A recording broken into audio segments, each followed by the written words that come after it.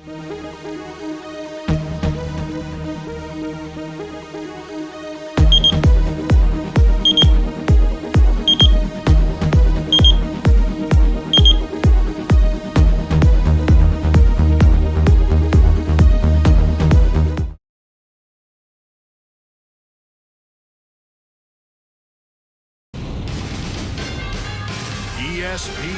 welcomes you to the following presentation of the National Football League.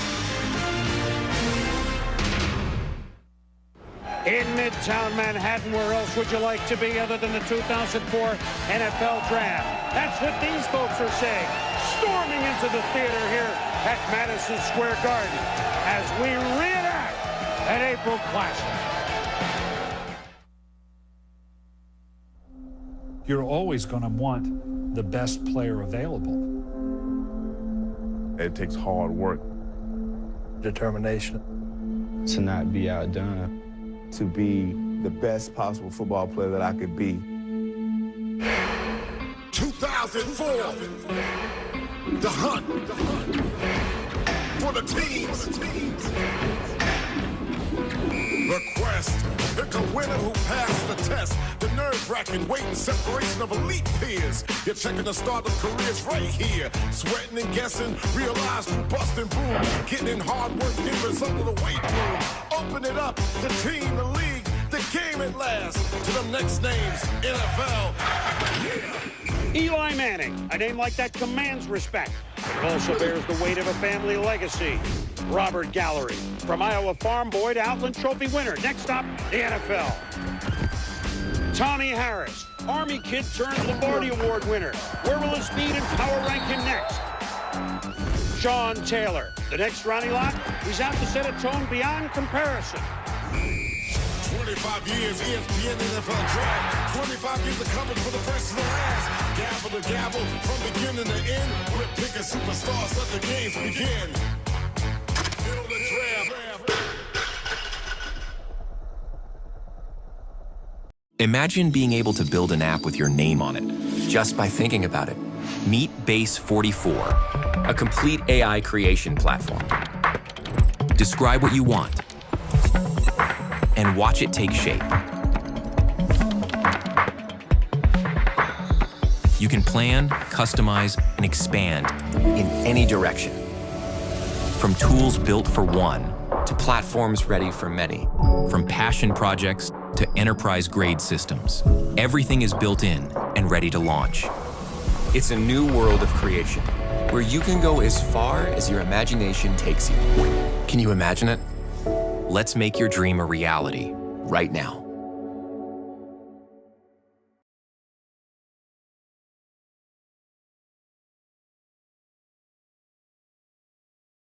This holiday, Verizon's got the craziest deal ever. 4 iPhone 17 Pros, all on them. But no getting it if you're naughty. You just ate. Don't worry, we know what list you're on. I'm always watching. Always watching. Not always. Boundaries. For a limited time, get 4 iPhone 17 Pros on us. No trade-in needed. Plus 4 lines for $25 a line.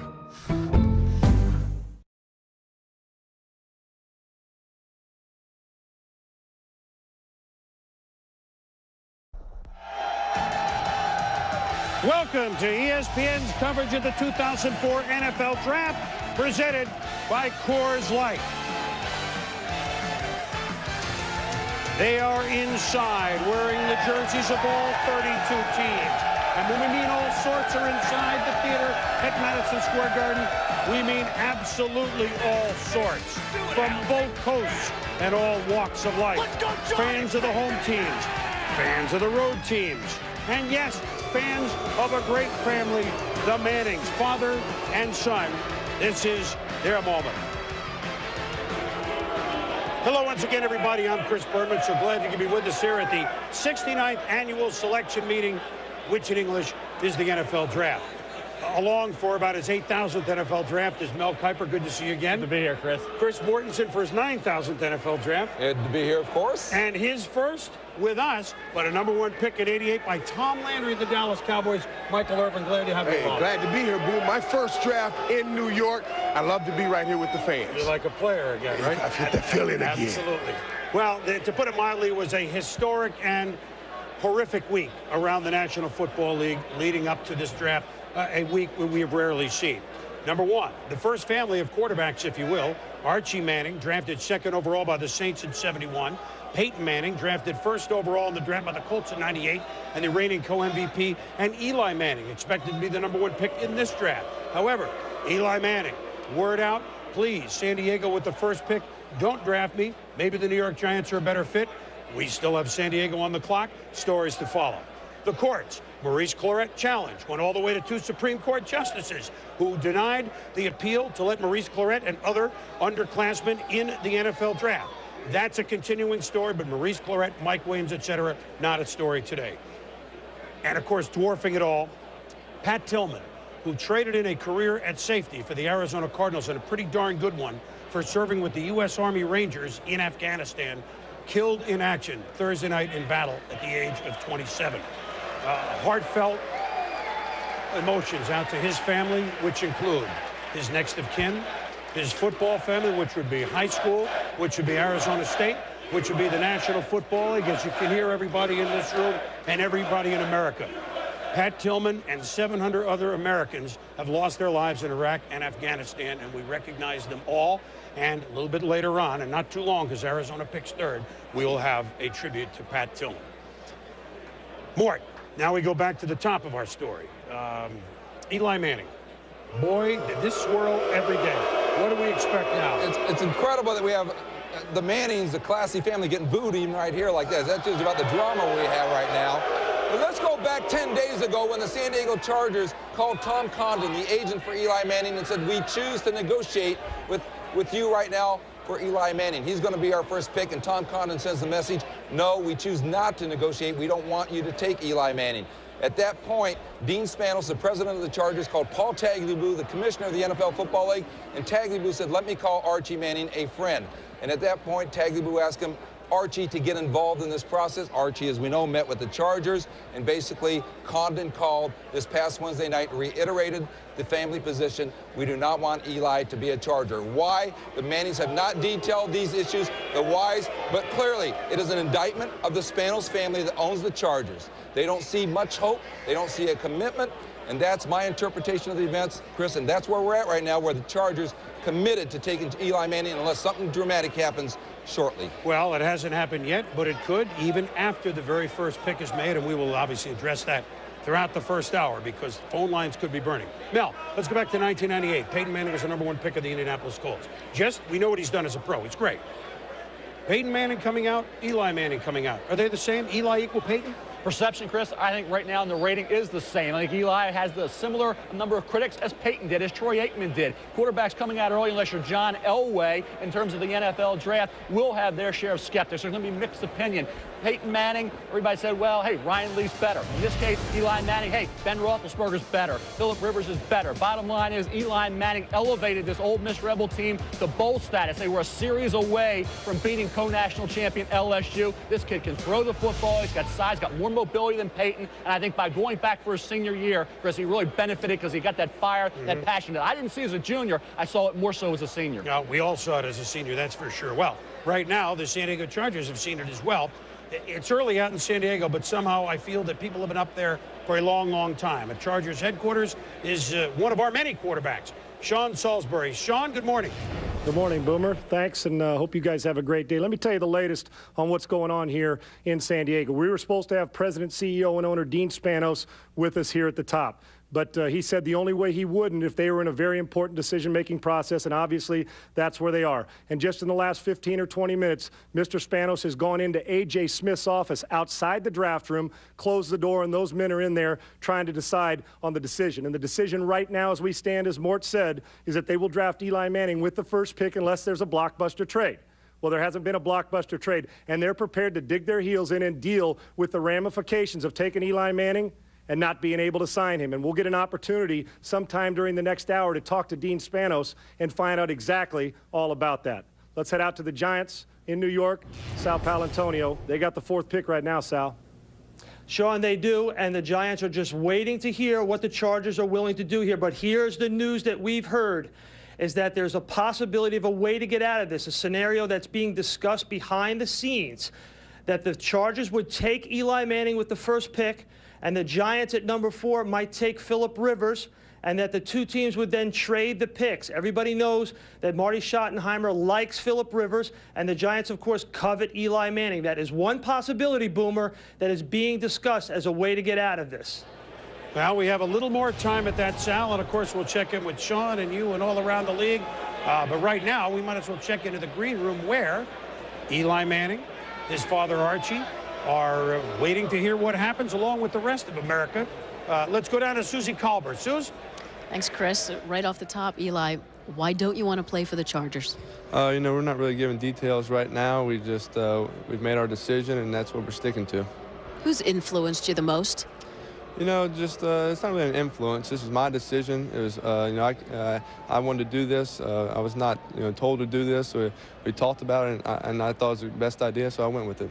Archie, 1998, Peyton, number 1 pick to the Colts. The year before, they were 3-13. Why is this different?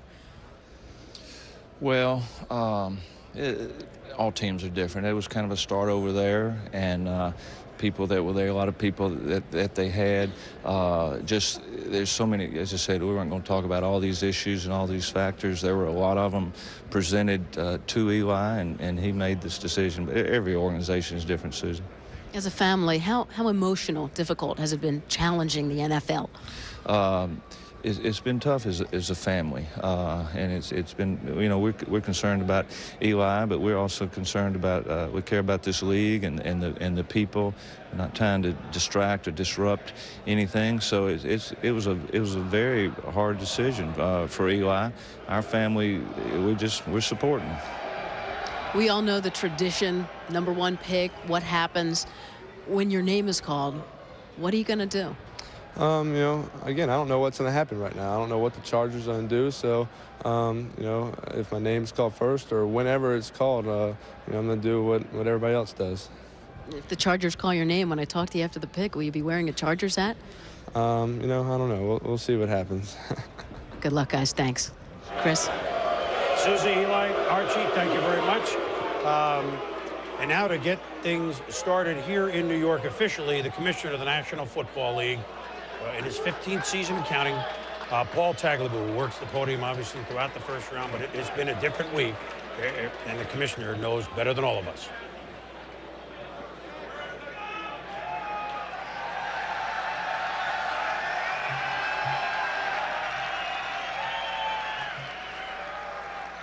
Good afternoon.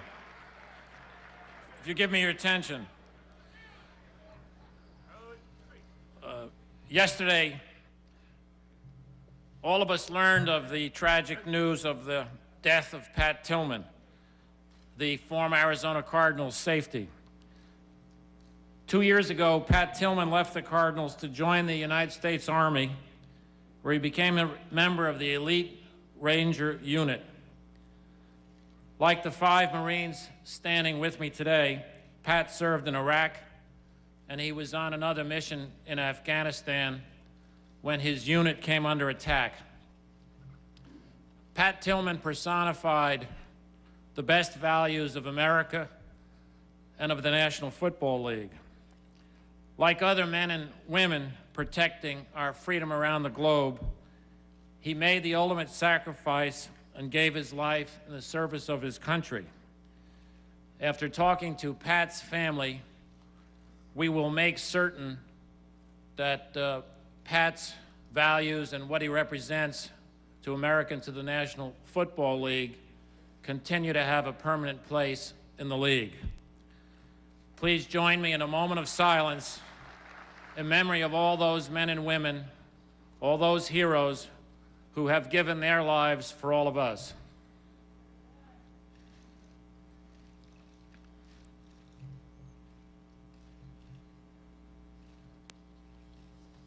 Thank you.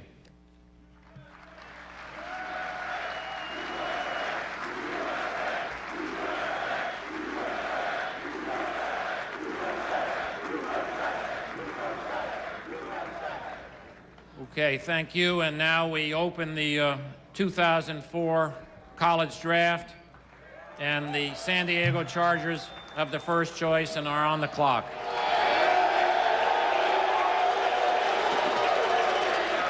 Well, let us hope that every man drafted this weekend can live up to the man that Pat Tillman was on the gridiron and for his country. We'll be back with the NFL Draft as the Mannings will find out soon whither, where, and maybe why.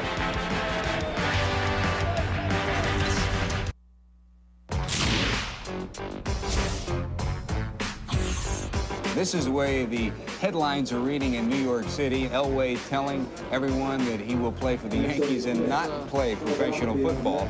You know, he might get up there and say, I'm choosing the Yankees. But until he has a signed contract, anything can change.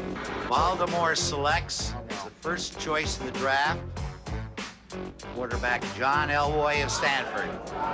I'd be surprised to see him play baseball, too. He could be the best in football.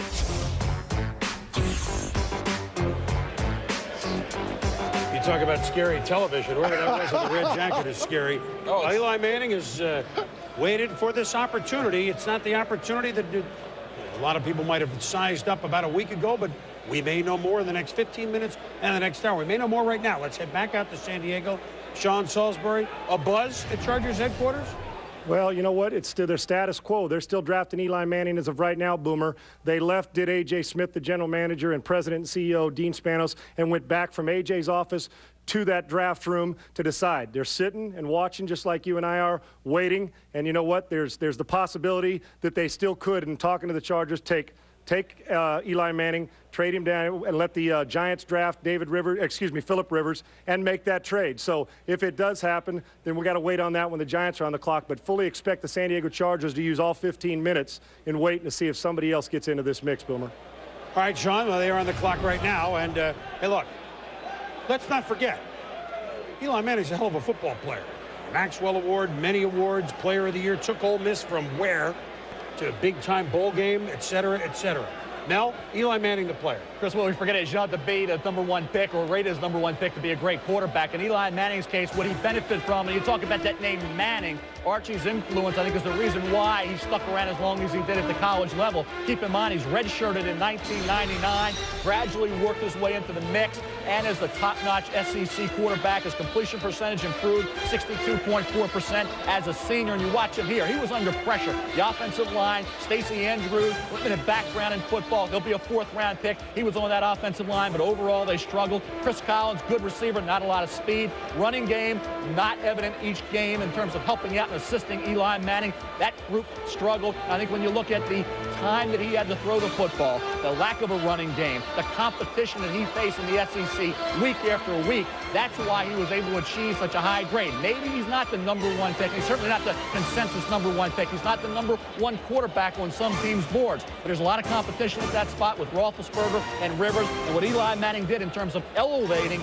this Ole Miss football team, you see the throws there, the timing, the precision, which is most important considering the fact he didn't have the great wide receiver core. It's amazing what he was able to do. And I think the fact of the matter is, without Eli Manning, where would Ole Miss have been? They were on the doorstep of upsetting the co-national champion, one series away from upsetting the co-national champion LSU Bayou Bengals. You look at what he did throughout his career against that top-level competition. He was an elevator, and I think that's the key entity in a quarterback at the college level. If you don't have the supporting cast, Michael, you better be able to take really the reins. He did it, and he became much more of a leader as a senior, and that's the influence of Archie keeping him around from redshirting in '99 all the way till his 5th-year senior campaign in 2003. How about pressure, though? Different than even playing quarterback at big-time football. It's the one thing that you cannot get a read on before the draft. But this situation, it may be different. Eli Manning, #1 pick overall. You want to know if a quarterback can go #1 and can handle the pressure of being the #1 pick.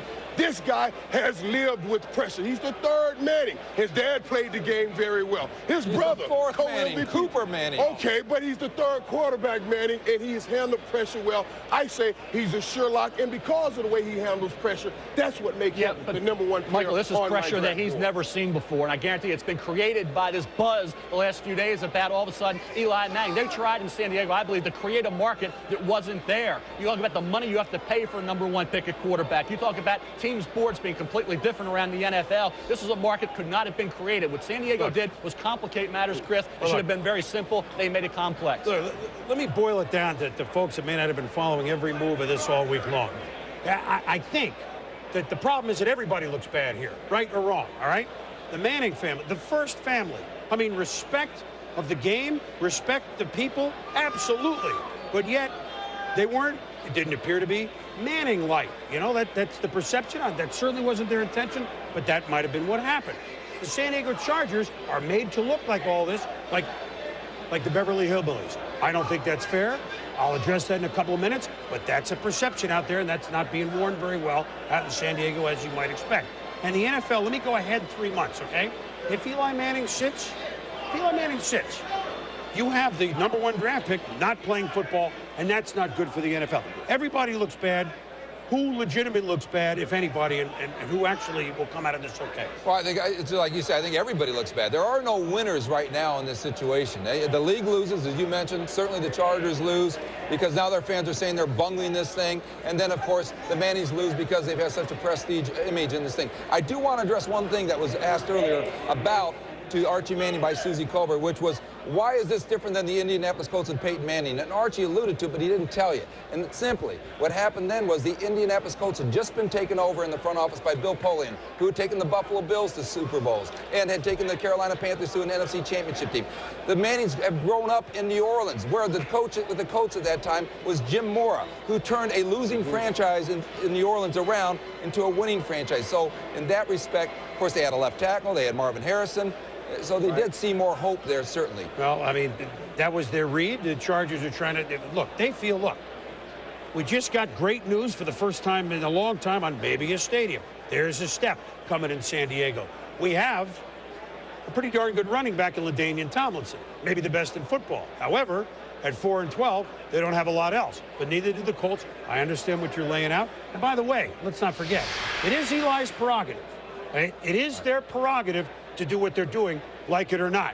Now, for example, a couple of years ago, the exact same situation. There are two things tying in here with San Diego. Then let me go up to the AA Sports Desk. 3 years ago, Michael Vick. Well, they traded out of the #1 spot with Atlanta, but the #1 they got instead was this great running back, Tomlinson, Tim Dwight, 2 other picks. So let's not forget the Chargers didn't bungle that. Now, 98. Peyton was picked first. They ended with Ryan Leaf, but that's what everybody remembers. This is the team that drafted Ryan Leaf at quarterback. Not fair, but it did happen. Let's go up to Bristol, where we'll be joined all day long with the EA Sports Desk. Trey Wingo and company. Guys, you're ready to roll up there, I know. More than ready, Boomer. Thanks very much. Welcome into the EA Sports NFL matchup set. Trey Wingo here with Merrill and Jaws. And there is not even unanimous decisions here on whether or not Eli Manning is not the best player, but the best quarterback. Is he, Jaws, the best quarterback available in this draft? He is the best quarterback available in this draft. In all due respect to Ben Roethlisberger and Rivers and Lossman, when you look at Eli Manning, I've studied him extensively. He projects very well to the National Football League. The strong arm, the accurate throws, the mobility, the experience, the ability to manipulate a defense, move secondary, throw the ball down the field. He projects the best out of this group for the NFL. Right, in your opinion. Now, we watched the tape, and I come away with Philip Rivers being the best quarterback coming out in the draft. When you look at San Diego, the reason they like Philip Rivers, he is most prepared to come out. When you look at his anticipation, his ability to get rid of the football, that's why they like Rivers. The difference here is Philip Rivers doesn't have a dad who played in the National Football League. He doesn't have a brother right now playing in the National Football League. Or Philip Rivers would be the first player picked right now. It wouldn't even be a discussion. What is wrong He does have that delivery issue, though. He does have that delivery issue that people are talking about. listen, there's nothing wrong with character because I think both these guys have tremendous character. I agree with but you. But now it's the Manning history that is pulling the weight here. It's not Eli Manning. He is not a consensus guy. He is not John Elway, not even close to John Elway. Rivers is the better quarterback. And feelings got hurt here when San Diego said, we like Philip Rivers. But Manning said, you know what? Hold on, guys. So Hold on. Here, then we're not going. Gotcha. One more issue we got to hit here. Is Eli Manning, does he have the right to buck the system the way he is? No, I don't believe he does.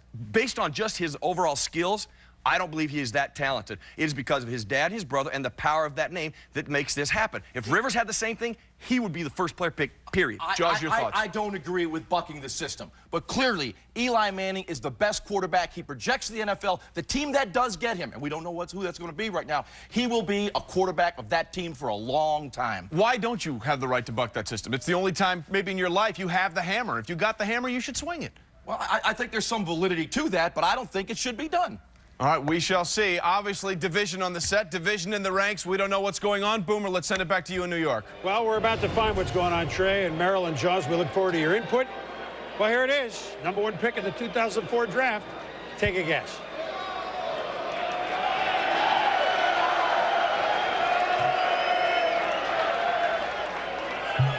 With the first choice in the 2004 NFL Draft, the San Diego Chargers select Eli Manning.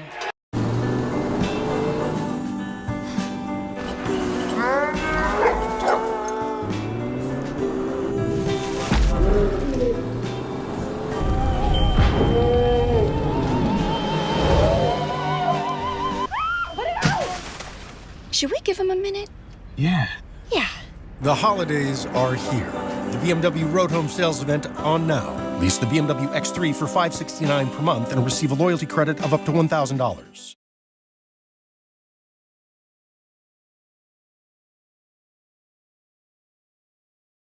My work is easy because I use ClickUp. Here's how I keep track of all my tasks.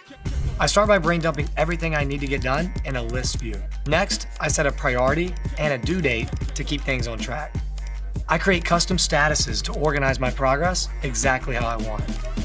I like to add the action items field so AI can show me the next steps. I add my teammates as watchers so they're in the loop. ClickUp makes work easy, from personal projects to running a multi-billion-dollar company. Click the link below to create your workspace for free.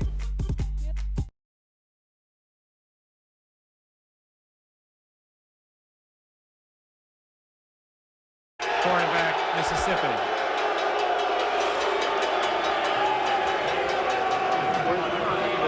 Well, a moment that he's dreamt about, that Peyton has lived, and Archie, as the #2 pick overall in 71, was as close to, is not quite at this moment what he might have thought. However, well, here's the thing about this, is in speaking with Archie this week. Wait a minute, hold on, Mort. Classy move. He's holding up a Charger jersey. Let's notice that. In visiting with Archie this week, he has expressed this. He hates this for Eli because he knows this is supposed to be the best weekend of his life right now, and he understands that what has come out publicly has spoiled this somewhat for Eli. And now they're trying to do the right thing by the NFL and certainly by Eli as well. And he's doing the right thing. But Mort, and I must get this here. I agree with what the Mannings are doing. It is hard with everything going perfectly for you in the NFL to make things work. And then you get a situation where you think a team is not overly crazy about a quarterback going the first pick in his last name, Manning.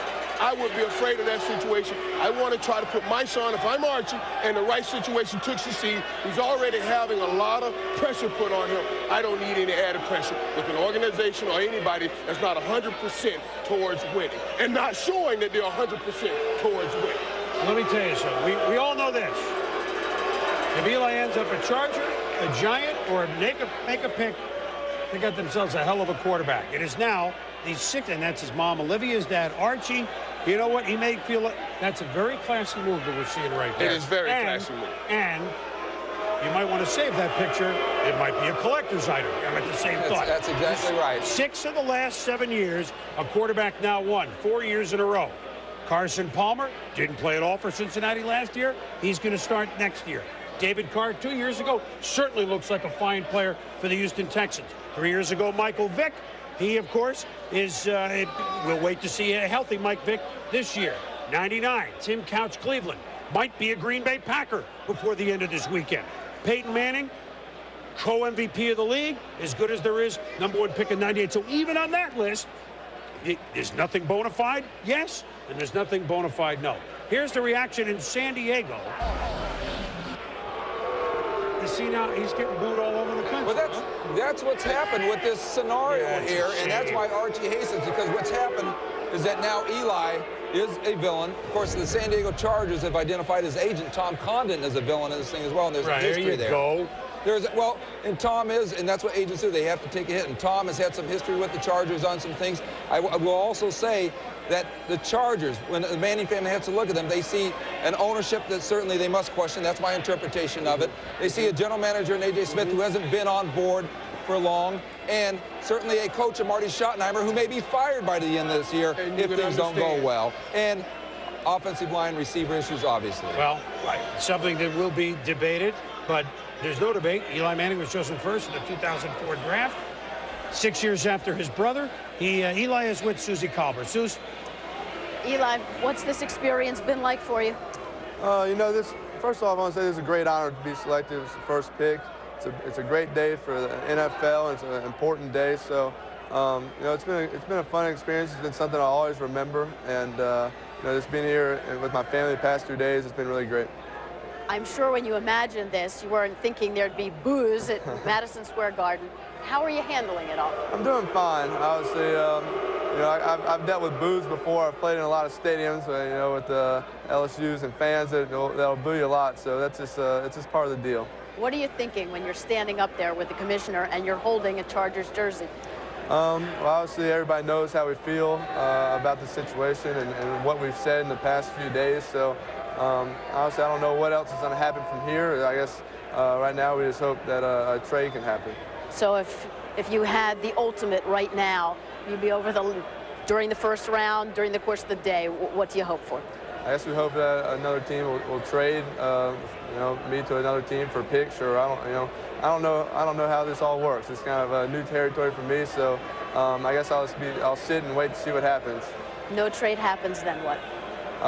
You know, obviously we've talked about this, and we've told, you know, the Chargers how we feel and what will happen if they draft me. Great day, a tough day. Thanks. Chris. Eli and Susie, thank you very much. Well, there is some precedent, and we don't mean to say that he would be sitting out 12 months. Bo Jackson, drafted #1 overall by the Tampa Bay Buccaneers in '86. Certainly a franchise at that time that you would have some concerns about. He elected to sit out the whole draft. Went as a 7th-round pick the next year with the Los Angeles Raiders. He was already playing for the Kansas City Royals. John Elway, 1983. You saw the horrifying picture of me 21 years ago. You also saw that Elway, for a few days, Baltimore Colt property, with the trade to Denver.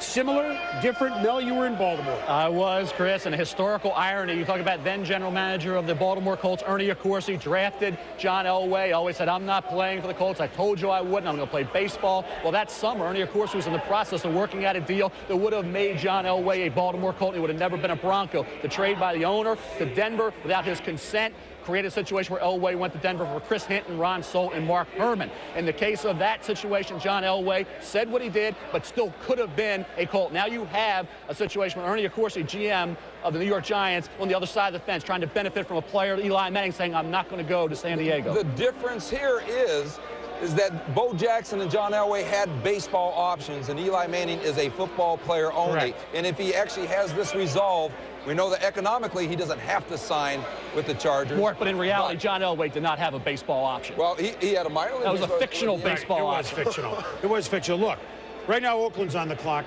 then Arizona, then the New York Giants. If that is the only team, no, anybody could call, but if that's the team that might make a trade for this spot. Look, Phillip Rivers, the next quarterback on many boards, although Ben Roethlisberger is here, and other boards, the next quarterback from NC State. He was scouted personally by A.J. Smith, the general manager, midway through the season. A GM going to a team, he's, going to visit. That's different than a scout. He was not originally on the Senior Bowl roster. Marty Schottenheimer was one of the coaches in the Senior Bowls. They lobbied to get him in the roster and on the team. Marty took a look. They came out and loved him afterwards. So that doesn't mean that the Giants trade any offer, change their offer, or make an offer to the Chargers. But we have a chance in the next 40 minutes that there still could be a trade which would bring Eli to the Giants territory, Philip Rivers to the Chargers territory. Come on back. Build a draft. 2004, Eli Manning request. Pick a winner who passed the test. The game at last to the next names. Yeah.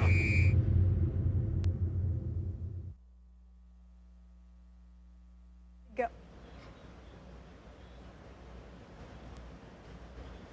Welcome back to the NFL Draft. As we look at Madison Square Garden, just a few minutes ago, boos for the #1 pick, Eli Manning. Controversy already. I am Andrea Kramer at the Players Roundtable, and I am joined by my roster of amateur general managers, Kyle Bowler from the Baltimore Ravens, Corey Chavis, Minnesota Vikings, Takeo Spikes, Buffalo Bills, and John Jansen from the Washington Redskins. Gentlemen, as you watched the image of Eli Manning, a very unhappy Eli Manning, what were your thoughts? Well, it's unfortunate that he put himself in this position just because it should be the biggest day of his life. He's going to sign a contract that is going to set him up for the rest of his life, his family. Obviously, they're doing well as it is with Peyton and everybody, but he's the #1 pick. He's the #1 option that everybody wanted in this draft. He should be happy as can be. All right, John, we will be back at the roundtable for much more opinion, but right now let's head back to New York where the pick is in for the Oakland Raiders. All right, Andrea, thank you very much. The Oakland Raiders are on the clock. This has been a hot spot. Cleveland in particular may be offering a 2 or 4 or something else to move up. We'll tell you why. There are 5 or 6 special players right here. Who do the Raiders like? With the second choice in the 2004 NFL Draft, the Oakland Raiders select Robert Gallery, offensive tackle, Iowa. Well, let me just put one thing in for a moment backwards. That might make the New York Giants San Diego trade a little more possible. It might. I'm just going to say that. Robert Gallery, we haven't even talked about him. He is one of the best tackles rated in a long time. Up there, Mel, with what? Tony Baselli, Jonathan Ogden, Orlando Pace. Do you agree? Yes, I do. And I think when you look at Robert Gallery, also they say safe pick. Well, safe pick for the reasons that the tacklers you mentioned, Chris, have had outstanding careers. Not to mention top guys like Trey Thomas out of Florida State with the Eagles, Walter Jones in Seattle. Keep in mind, Jordan Gross started all year in Carolina, Super Bowl team. So I think teams feel, hey, when we take an offensive tackle in the left tackle, we get an immediate return more on our investment. We can plug him right in, and he is a safe pick. And when you look at the highlight package of Robert Gallery, you see a destructive force. Kirk Ferentz, the head coach at Iowa, does a remarkable job. He's an offensive line guru, and I think when you look at Robert Gallery, a former tight end, becoming a great left tackle, a lot of that had to do with Kirk Ferentz and the way he was coached. How about from the farms of Iowa to the second pick in the NFL draft? But is he Tony Baselli? Is he Jonathan Ogden? I think when you look at Ogden, I think he's got a chance to be that good. Is he Ogden as a player? No, he's a different style of player. This is a rugged offensive tackle, rugged left tackle. As I said, a former tight end who grew into the position. Very strong, tremendously mobile, and very tough. I tell you, this is a kid who did a heck of a job on the defensive side of the ball in high school as well as the offensive side. You look about the experience that he gained at Iowa in that style of offense, and you watch him here, number 78, the feet, the balance that he has, the ability to not just get your guy, but move on and assist that running back, Fred Russell, as he did. And you saw Fred Russell here, number 2, have a number of big runs. A lot of it had to do with Robert Gallery and his dominance. You saw him against Will Smith from Ohio State. You saw him against some elite defensive ends get the job done. And this kid never really had an off game. He was All-American week in and week out. And I think Robert Gallery's dominance on a consistent basis is why he achieved such a high grade. As I said, on a par, no question about it. With Ogden, Pace, Baselli, and Samuels, Robert Gallery will be expected. And history has proven it will happen. A left tackle moves in right away and starts from day one. Raiders? I love the pick. I absolutely love the pick. The Raiders are so used to going after talented players, wide receivers, running back. But now they're getting back to the basics. They're saying, we're going to win with line play. Offense, defensive line. Of course, they signed Warren Sapp, Ted Washington, Big Sam Adams, and stop the run. And let's be able to run. North Turner, the new head coach, believe me, played with him. He loves to run. You know what's never been discussed about the Raiders, though, and I'm just wondering whether it should have been. Should they have taken a quarterback? You got to remember, Rich Gannon's coming off shoulder surgery, and he's up there in age. Tuiasosopo coming off a knee injury, and we don't know how he plays. North Turner is a big down-the-field type guy, and you've told me it starts with the quarterback. Why not? He's a big quarterback guy. So what does that say? He doesn't see a quarterback that he loves in here. He's going to wait, maybe find his quarterback later, but he sees offensive tackle that needs to protect that quarterback, and that's the guy I get. Mike identified some of the big changes literally for the Oakland Raiders, including the big guys on defense and the new coach. Raiders, a year removed from the Super Bowl, have the second-round pick. Which team are they? Arizona, when we come back. Yeah! So this is a great first date. Y'all look delicious. I mean, pretty. Sometimes they know me up in this joint. I pop a couple collars, you know. Hello. Can I take your order? Yeah, I'll have that. Yeah, you can take my order. Let me get 3 number 5s, 12, 8. You got an ear infection. 7. That's what Marvin wants. Yeah. Unleash the Rocky Mountain cold taste of Coors Light. The first choice in the National Football League college draft. Eli Manning. Kevin Jones. Sean Taylor. Kellen Winslow Jr. Giants? Chargers. Redskins make a blockbuster deal. What? The Redskins? Who, the Skins? Don't you mean the Cardinals? Or the Lions? Chargers? Giants. Chargers. Giants. Chargers. Giants. I thought the Redskins got the first pick. The Redskins? Man, I heard it was the Giants. What happened to the Chargers? The NFL Draft Day hat. Make it your #1 pick. In this competition, there's no room to lose, so facing the opposition is what I'ma do. I got 24 seconds to live, and 200% is what I'm gonna give, so I push through the pain and raise my game. A victory is the only thing to gain, so I take it to the hole, drive it up your lane. I do it for the love, do it for the game. Even though I'm playing the game, I ain't playing. The trophy is the reason why I can. Let's get it started in here. Let's get it started. Welcome back to New York with the Arizona Cardinals on the clock. And the Arizona Cardinals and their fans, and when you think about Arizona, think a lot more than just who they're going to pick in the first of the Denny Green era. In 2001, Pat Tillman was completing his 4th season as safety for the Arizona Cardinals. Here was a man that had a chance to sign a 5-year deal for $9+ million with the St. Louis Rams, decided, I'm loyal to Arizona. They're the team that drafted me. I'll play for less money. Then, after 9/11, here in New York and elsewhere around the country, he decided at the end of the season, football was not his calling.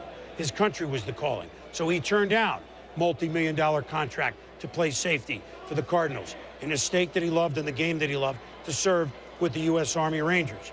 When he enlisted in the Army, along with his brother, he turned down all interview requests because he said, I am no more important than any other man or woman serving in the service, whether in peacetime or in wartime. I don't want to bring any attention to myself. That was the man that Pat Tillman was, and of course we heard the news on Thursday night, killed in action in Afghanistan. Chris Connolly remembers. What does a hero look like? From his earliest days in big-time football at Arizona State, Pat Tillman was an overachiever, admired for making the most of his physical skills, his smarts, and his aggressiveness.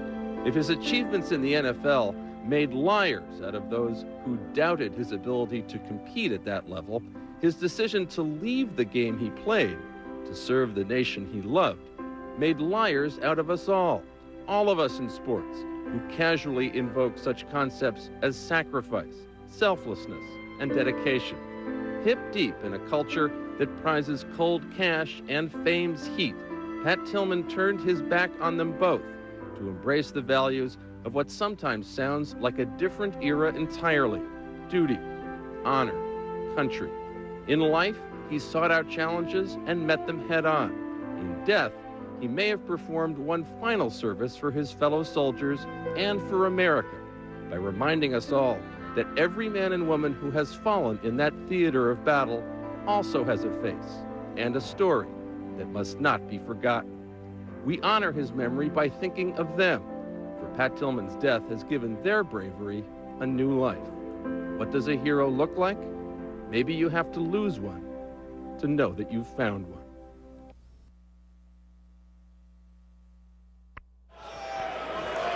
We are back here in New York as a poignant to say the very least. And Pat Tillman will be on our minds today, tomorrow, all year, and every year. The Arizona Cardinals, there'll be nobody wearing number 40 again at Arizona. There will be nobody wearing 40 at Arizona State. And as we say, everybody drafted today, we hope they can live up to the man that Pat Tillman was. Arizona and Denny Green's first pick. Third choice in the 2004 NFL Draft, the Arizona Cardinals select Larry Fitzgerald, wide receiver, University of Pittsburgh. Now let's go to Arizona and a wonderful story.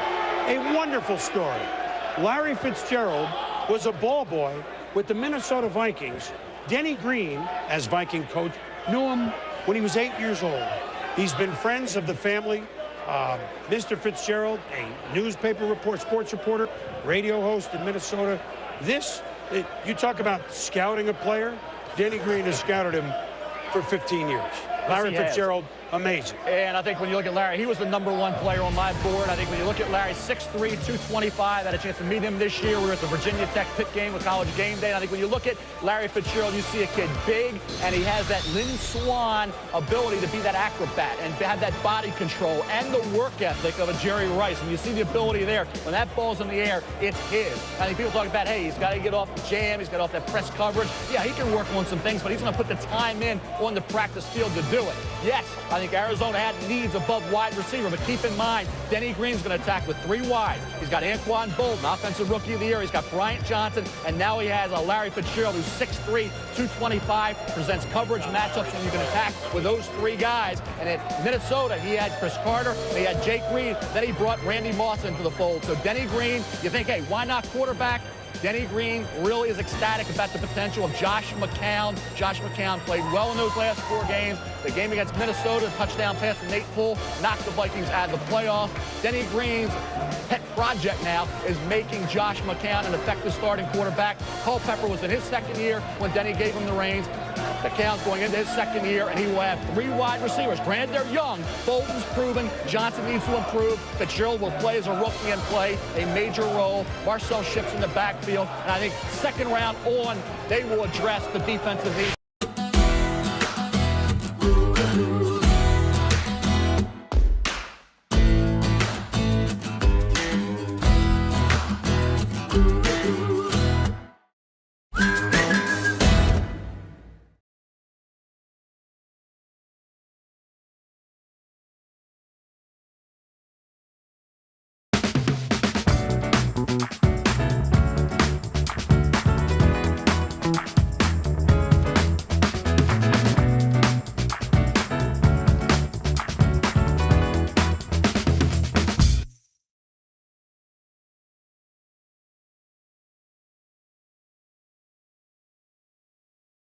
They have. Now listen, another storyline which is shoved aside, and we're going to get to these 6 special players, is that we will have maybe a dozen receivers picked in the first 2 rounds. Mike, Larry Fitzgerald, I mean, is he an acrobat up there catching the ball? Man, he's pulled, I'm telling you, he has the best hands I have seen since who? Chris Carter, another guy that played for Denny Green. No, Chris has better hands than I do. But and as long as Denny Green uses him like he used Chris Carter, look for Larry Fitzgerald to be a Hall of Famer. Now, also, you alluded to it, Mel. I say that 3rd pick, I say Larry Fitzgerald, a great pick. You set him out wide, you put the 3 wide sets, but Anquan Bolden, such a great wide receiver, I would have been careful. Michael, but just as Eli Manning was not the unanimous #1 quarterback on a lot of boards, neither is Larry Fitzgerald the #1 receiver, because Roy Williams, I believe, surpassed Fitzgerald on most boards. That's why this personal relationship between Dennis Green and the Fitzgerald is very pertinent at this point. It means a lot to Dennis Green. He knows exactly what he's getting with Larry Fitzgerald. Absolutely. Larry Fitzgerald, I know he knows, and I like Larry Fitzgerald as a wide receiver, but I also know the mentality of a wide receiver. And you have an Anquan Bolden who has played well for you, overly well. He caught over 100 receptions last year. You have Bryant Johnson right there, who you drafted in the first round last year also. So with that, I don't take Larry Fitzgerald because I don't want to mess with that. That's what I'm saying. Wouldn't Roy Williams have been a Randy Moss type to complement Bolden? Aren't Bolden and Fitzgerald similar guys? Right, but that's too much of a luxury for Arizona. They don't have that luxury. You go get you a defensive player like Sean Taylor, and you let Anquan Bolden do what he does both best. Special players. They are both best players. And after all, the Arizona Cardinals scored the fewest points in football. They allowed the most. One of the reasons that Denny Green is the new head coach. A year ago, he was sitting in Michael's seat. The head coach next year, obviously. Well, the New York Giants are now on the clock, and maybe, just maybe, there's some drama. Don't know. Maybe Sal Palantonio knows. Let's go across the river about 8 miles to Sal with the Giants. Sal? Boomer, while the Arizona Cardinals were on the clock, the Giants confirmed to us from their draft room that if Phillip Rivers, the quarterback from North Carolina State, was sitting at number 4, there would be discussions with the San Diego Chargers that the Giants would take Rivers and then swap quarterbacks with the Chargers, and that the Giants would eventually wind up with Eli Manning. We can only assume that those discussions are taking place right now, Boomer. Well, that's what we thank you, Sal. And we said as soon as Gallery was picked, because that was the player that the Giants were talking about all along also, that might help a trade in, I don't know, 10 minutes or... Well, this is a very interesting spot because the Giants have Ben Roethlisberger rated over Phillip Rivers. So they have to take their best shot right now with the Chargers in order to do this. But otherwise, with Roethlisberger there, I guarantee you, as Kellen Winslow and Sean Taylor of the University of Miami sit there, that the Cleveland Browns are also in this picture trying to get into the Giant spot and maybe another team or two because Winslow and Taylor are big-time players, and Roethlisberger probably could be had a couple of slots down. This is going to be interesting to see how this plays out. What else might... Look, I mean, those are enough scenarios, Mel. Gallery gone. Who would be the next just player? Let's forget everything else. Next player, because we really haven't gotten into... Maybe we can. Sean Taylor is one of the highest-rated safeties in a long time. Kellen Winslow, the second, one of the highest-rated tight ends in a long time. Larry Fitzgerald and Roy Williams, Mike and the guys just talked about. Gallery, one of the highest-rated tackles in a long time. You don't see this that often, all in one draft at the top, Mel. They're the big 6, and all these guys that you see are #1 on some teams' draft boards. And we've already had Manning and Gallery and Fitzgerald gone. We still have 3 remaining: Kellen Winslow, Roy Williams, and Sean Taylor. And that's why you have this jockeying for position, as Mort said, because some of these guys, all these guys, are #1 on somebody's draft board. And that's a rarity. When you get to that 6th spot, you can still get a guy that's #1 on our board. Right. That doesn't happen often, Chris. And so, Giants 4, Washington 5, Detroit 6, Cleveland is at 7, others a little bit below. Therefore, the top 6 are your premium spots. So, we're looking at the trade from San Diego to New York, maybe. There may be others. We didn't think this would be the fastest moving first hour because there are lots of phone lines buzzing. So, do you agree that these are the... I mean, look, I'm not saying that Roy Williams, the safety, who Dallas has, isn't equal. I'm not saying Sean Taylor is better or Kellen Winslow, but these grades are about as good as we've seen. Well, right? there are those 6 premium players that Mel has talked about. But the other thing that's happened that'll make a lot of players, teams happy is that we are seeing Eli Manning and Ben Roethlisberger probably go, or Rivers here, which slides those guys down another notch or two. So a lot of teams that were picking 7, 8, 9, 10, and on down, we're hoping the quarterbacks would go early, and we're going to see at least 2 go early, maybe 3. Well, and maybe 3. And another storyline, and there's Ben, Miami of Ohio, a guy that many say, just let him sit and watch for a little bit, and he may have the best side of all of them. So you do get the different opinions, and it's exciting, and you may see J.P. Lossman, I expect, quarterback in the first round, probably 4 first-round quarterbacks, probably 6, 7 wide receivers. Not a lot of offensive tackles. There are a couple of running backs, so it's heavy at the top, and then there's the next little group of 6 or 7 players, and then who knows? I tell you, those 2 Miami players, Winslow and Taylor, are coveted by a lot of teams. And I'm telling you, there is talk right now, as you mentioned, about those players. Kellen Winslow is the top-rated player on a lot of draft boards, period. Well, I think you've already seen what other tight ends that may not even have the ability that Kellen Winslow have done. Tony Gonzalez, certainly Jeremy Shockey, and Todd Heap. Todd Heap has been tremendously effective in that Raven offense. So they're much more than tight ends. Ernie, of course, he made that point when he drafted Jeremy Shockey. He said, hey, if he was a tight end, it wouldn't have been our pick. He's much more than a tight end. He can expand your offense. Kellen Winslow can do just that. Sean Taylor is a destructive force in that secondary. If he was just a safety who had ability, fine. Ed Reed had a lot of ability. He dropped to 24-25. This kid brings a Ray Lewis passion, and Ray Lewis has helped to make Ed Reed the great player he is in Baltimore. This is Sean Taylor, one of the men, and he is with friends and in Miami. You saw that at a gathering, and it will soon be a party. But right now, it's not yet a party. But let me just change for a little bit because we have 6 minutes left with the Giants. You draft early in the draft, therefore you had a bad season. Therefore, 7 new coaches in the NFL. Many are coming up right now.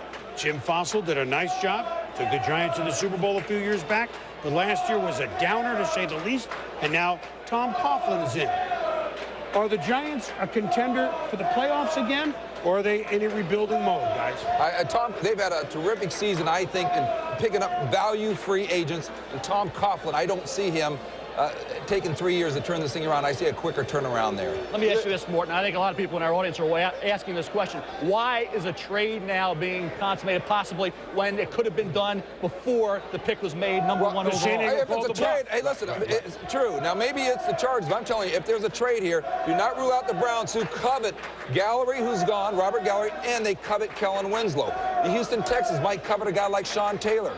So I say, you watch. If there's a trade here, it isn't necessarily the Chargers. Correct. It could be some of these other. Well, I don't know what it means. Sean Taylor's been on the phone with quite a few teams back in the green room in the last 5 minutes. Now, that could mean that he likes to use the phone.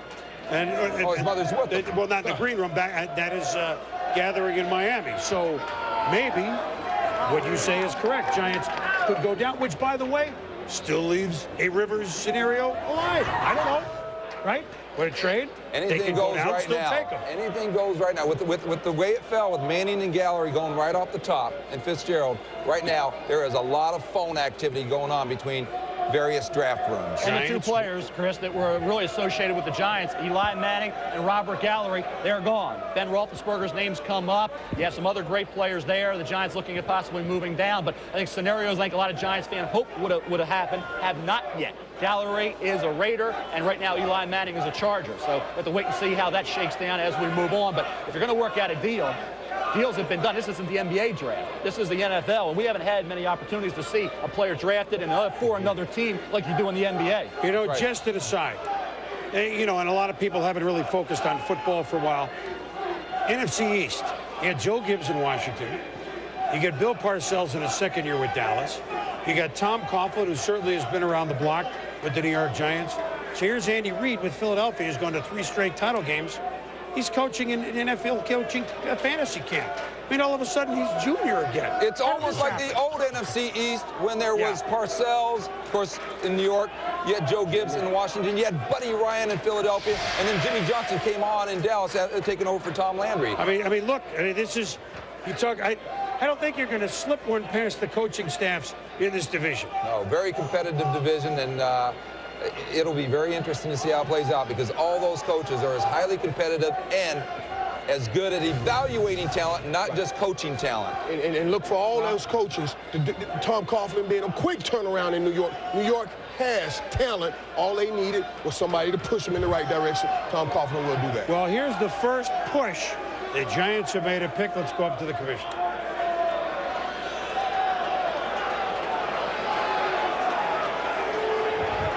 Cleveland.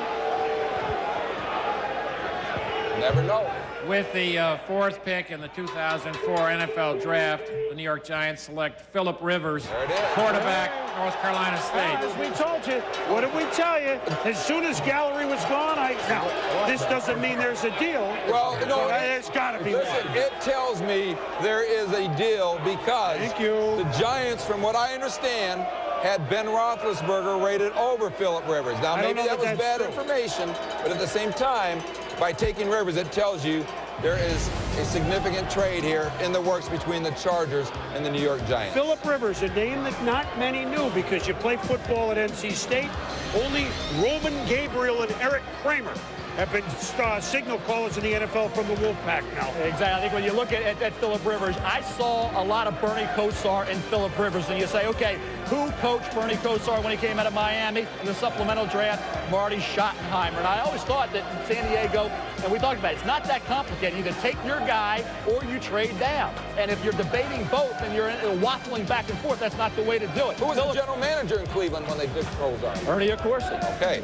Exactly. And I think when you look at Philip Rivers, you see that ability, that cerebral approach, and everybody said, well, it's unorthodox delivery. His arm strength is questionable. You're looking at passes here, and you tell me if his arm strength is suspect. This kid has that quick release, even though it's low. Not many passes batted down at the line of scrimmage. 4-0 in bowl games.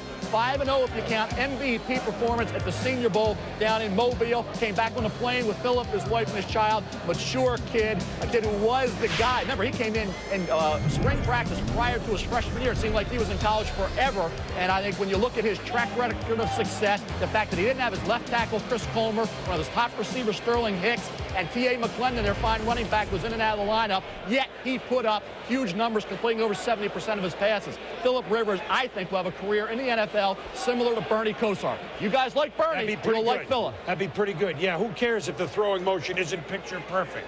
All right, now are we going? We have Philip Rivers here in the green room.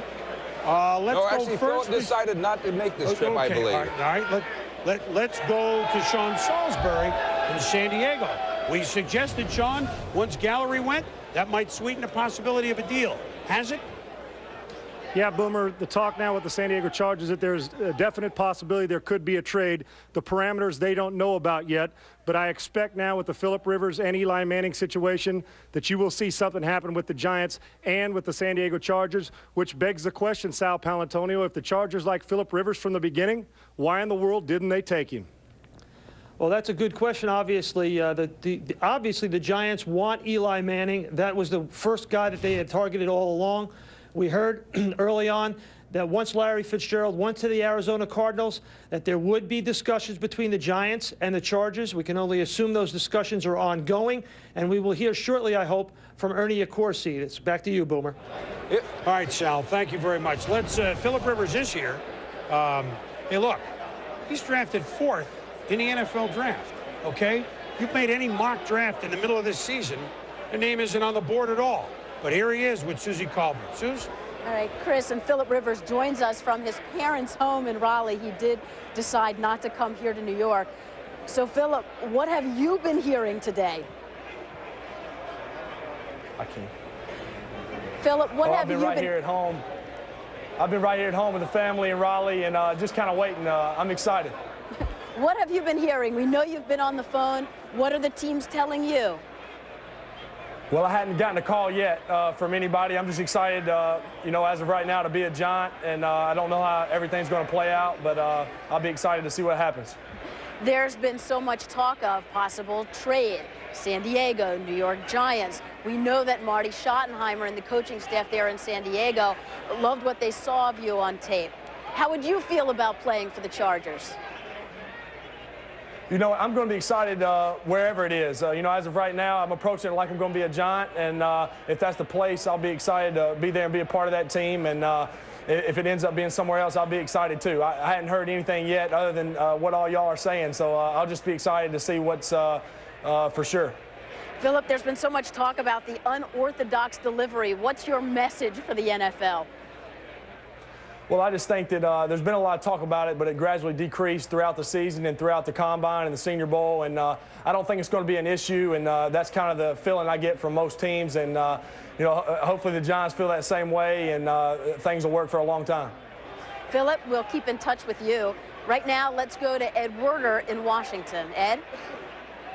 Thanks, Susie. You know, Joe Gibbs making his first draft choice in 12 years, and it may be the only one he makes all day because they have really tried to bolster their offense to the detriment of their drafts. They only have one pick today. It's this pick. It's because they traded for Clinton Portis, giving up a 2. They traded for quarterback Mark Brunell, and Joe Gibbs told me he feels like Kellen Winslow, the tight end, could really put this offense over the top. He says it's the kind of guy he's never had before at this H-back position, and that they consciously did not, in free agency, as active as they were, did not sign a safety or a tight end because they like the two Miami players, Sean Taylor, the safety, and Kellen Winslow, the tight end. The two players are rated so closely here, in fact, that Greg Williams, the defensive coordinator, told me he went to a meeting this morning still thinking he could convince Joe Gibbs to take the defensive player Taylor, but I am told they are leaning heavily toward Winslow at this point because he's told his coaches Winslow is just a unique player. And remember, he coached his father when he was at San Diego, changed his entire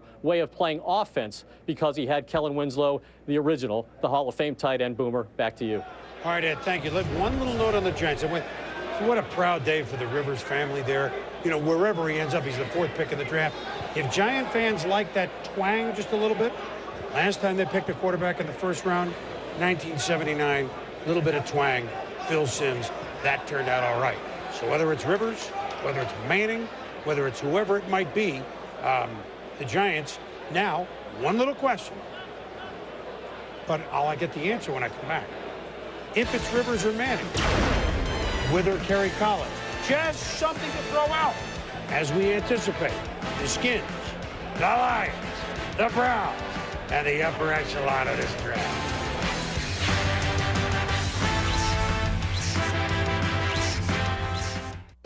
On an April weekend in New York City, 32 teams begin the quest for a championship. It's April, and we're ready for some football. You'd love to draft an All-American, but any selection could be a standout. An All-Pro, a Super Bowl MVP. What does your team need? The NFL Draft 2004, presented by Coors Light, continues tonight at 7 on ESPN2, and tomorrow on ESPN and ESPN2. For an elf, the holidays are stressful, but Verizon's got a bonkers deal on the new Samsung Galaxy S25. Gemini, when's our next train coming? Right now. Ah, nutcrackers. Gemini, where am I? You're in a blender. Okay. Time for elf care. Gemini, find me a massage, please. Oh, that was fast! Get Samsung Galaxy S25 with Gemini and Watch and Tap, all for $0. No trade-in needed on any plan.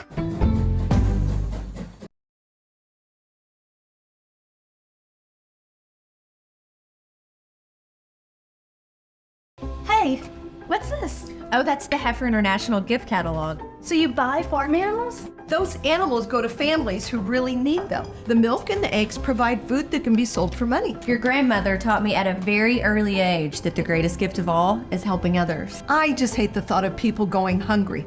Plus, a gift from Heifer can be shared with others in the community. That is so cool. It really is.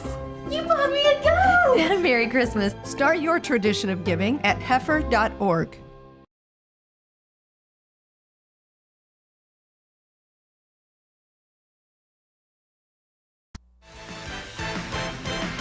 ESPN's exclusive coverage of the NFL Draft is presented by Rocky Mountain Cold Coors Light, the official beer sponsor of the NFL. And in part by Nissan, who invites you to ship the way you move through the world. And Lowe's, where you'll find all your home improvement needs. Lowe's, improving home improvement. Now, a beautiful day in New York, and certainly a wild early afternoon here in the Big Apple in the theater inside Madison Square Garden. Manning, Gallery, Fitzgerald, Rivers. Gone 1, 2, 3, 4. Where they end, we still don't know. Now, Washington, Detroit, Cleveland. Those players you heard Ed mention. What will be burning the phone lines now? Well, actually, let's go back to what was burning the phone line. Frame some of that drama while the Giants were on the clock. I am told that the Cleveland Browns thought they had a trade worked out with the Giants to go up to that number 4 spot and take Kellen Winslow when the Giants pulled out at the last second, clearly with something heating up there with the Chargers over Philip Rivers. And interesting that Rivers said, oh, by the way, nobody's called me, because if it were, you always get a call from the team you're going to be playing with. Very good point. Okay. But now we're on to Washington with Joe Gibbs' first round pick in 12 years.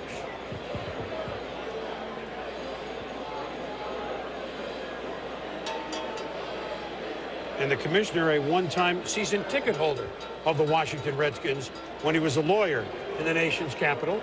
He's been the commissioner a long time, but you always have an extra eye open for what your team might do. With the 5th pick in the 2004 NFL Draft, the Washington Redskins select Sean Taylor, safety, University of Miami. Thought so. And hello, Detroit. Just a little background on this. When the Redskins held when Joe Gibbs ran a personnel meeting on Friday.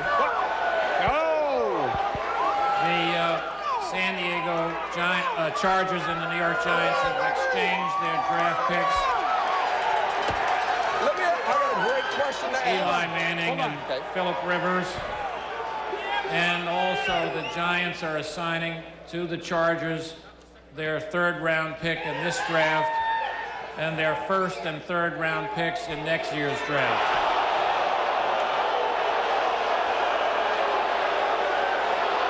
The Detroit Lions are on the clock.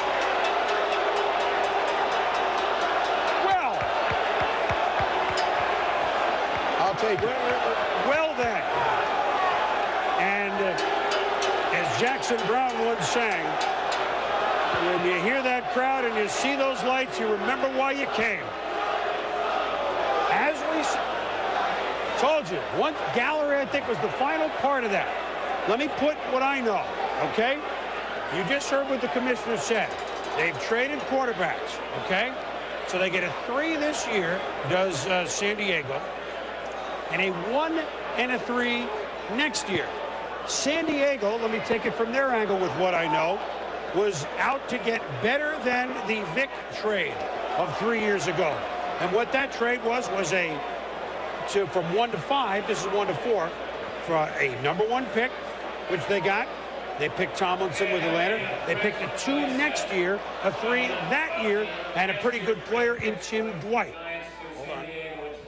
1st and 5th round picks, not the 3rd round pick. However, but the big number is here, Mel and Mort, a 1 next year, which the Giants don't expect to be this high, of course, but you don't know. Right.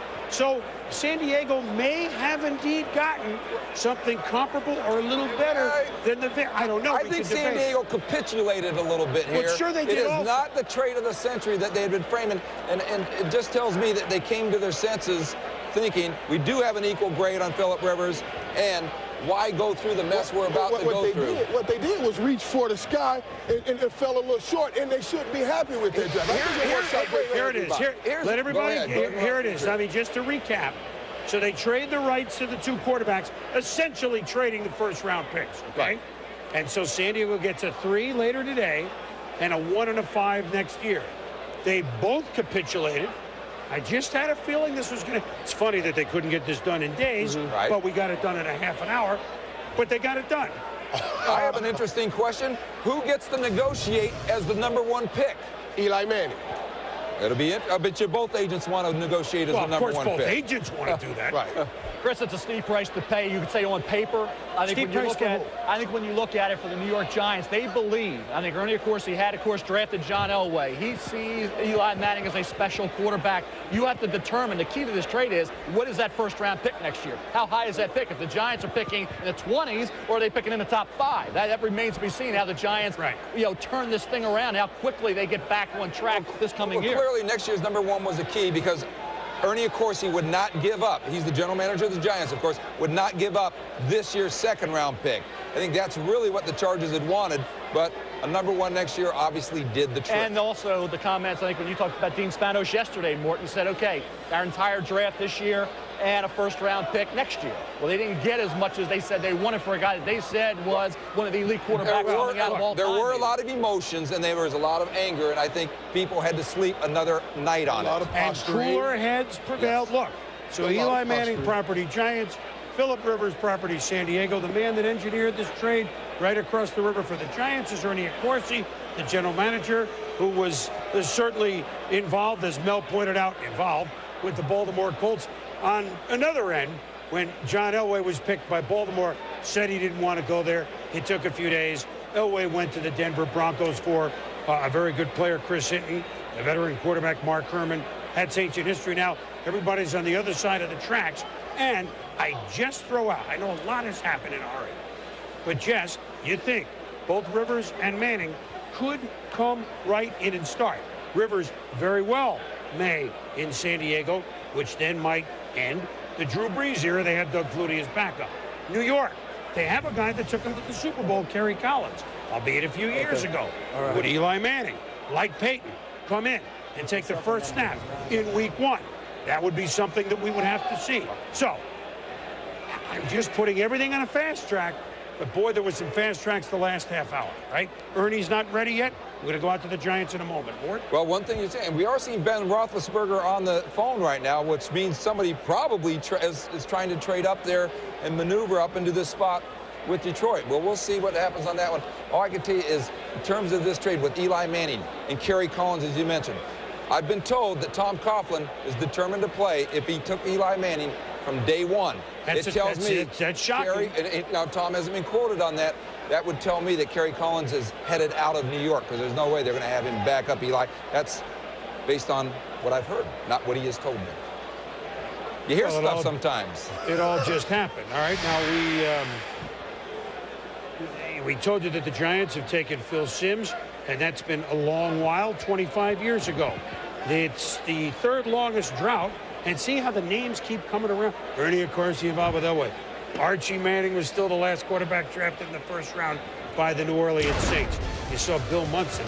Well, I mean, that's a long time ago.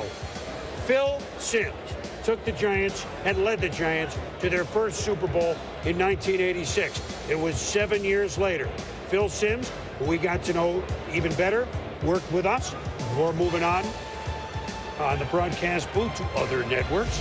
And Phil Simms was a great player in New York. And now look, the New York Giants have a man. Hello, Ernie Accorsi's with Sal Paolantonio. Sal? Boomer, thanks. Ernie was a nail-biter throughout the first 4 picks of the first round, but you got Eli Manning.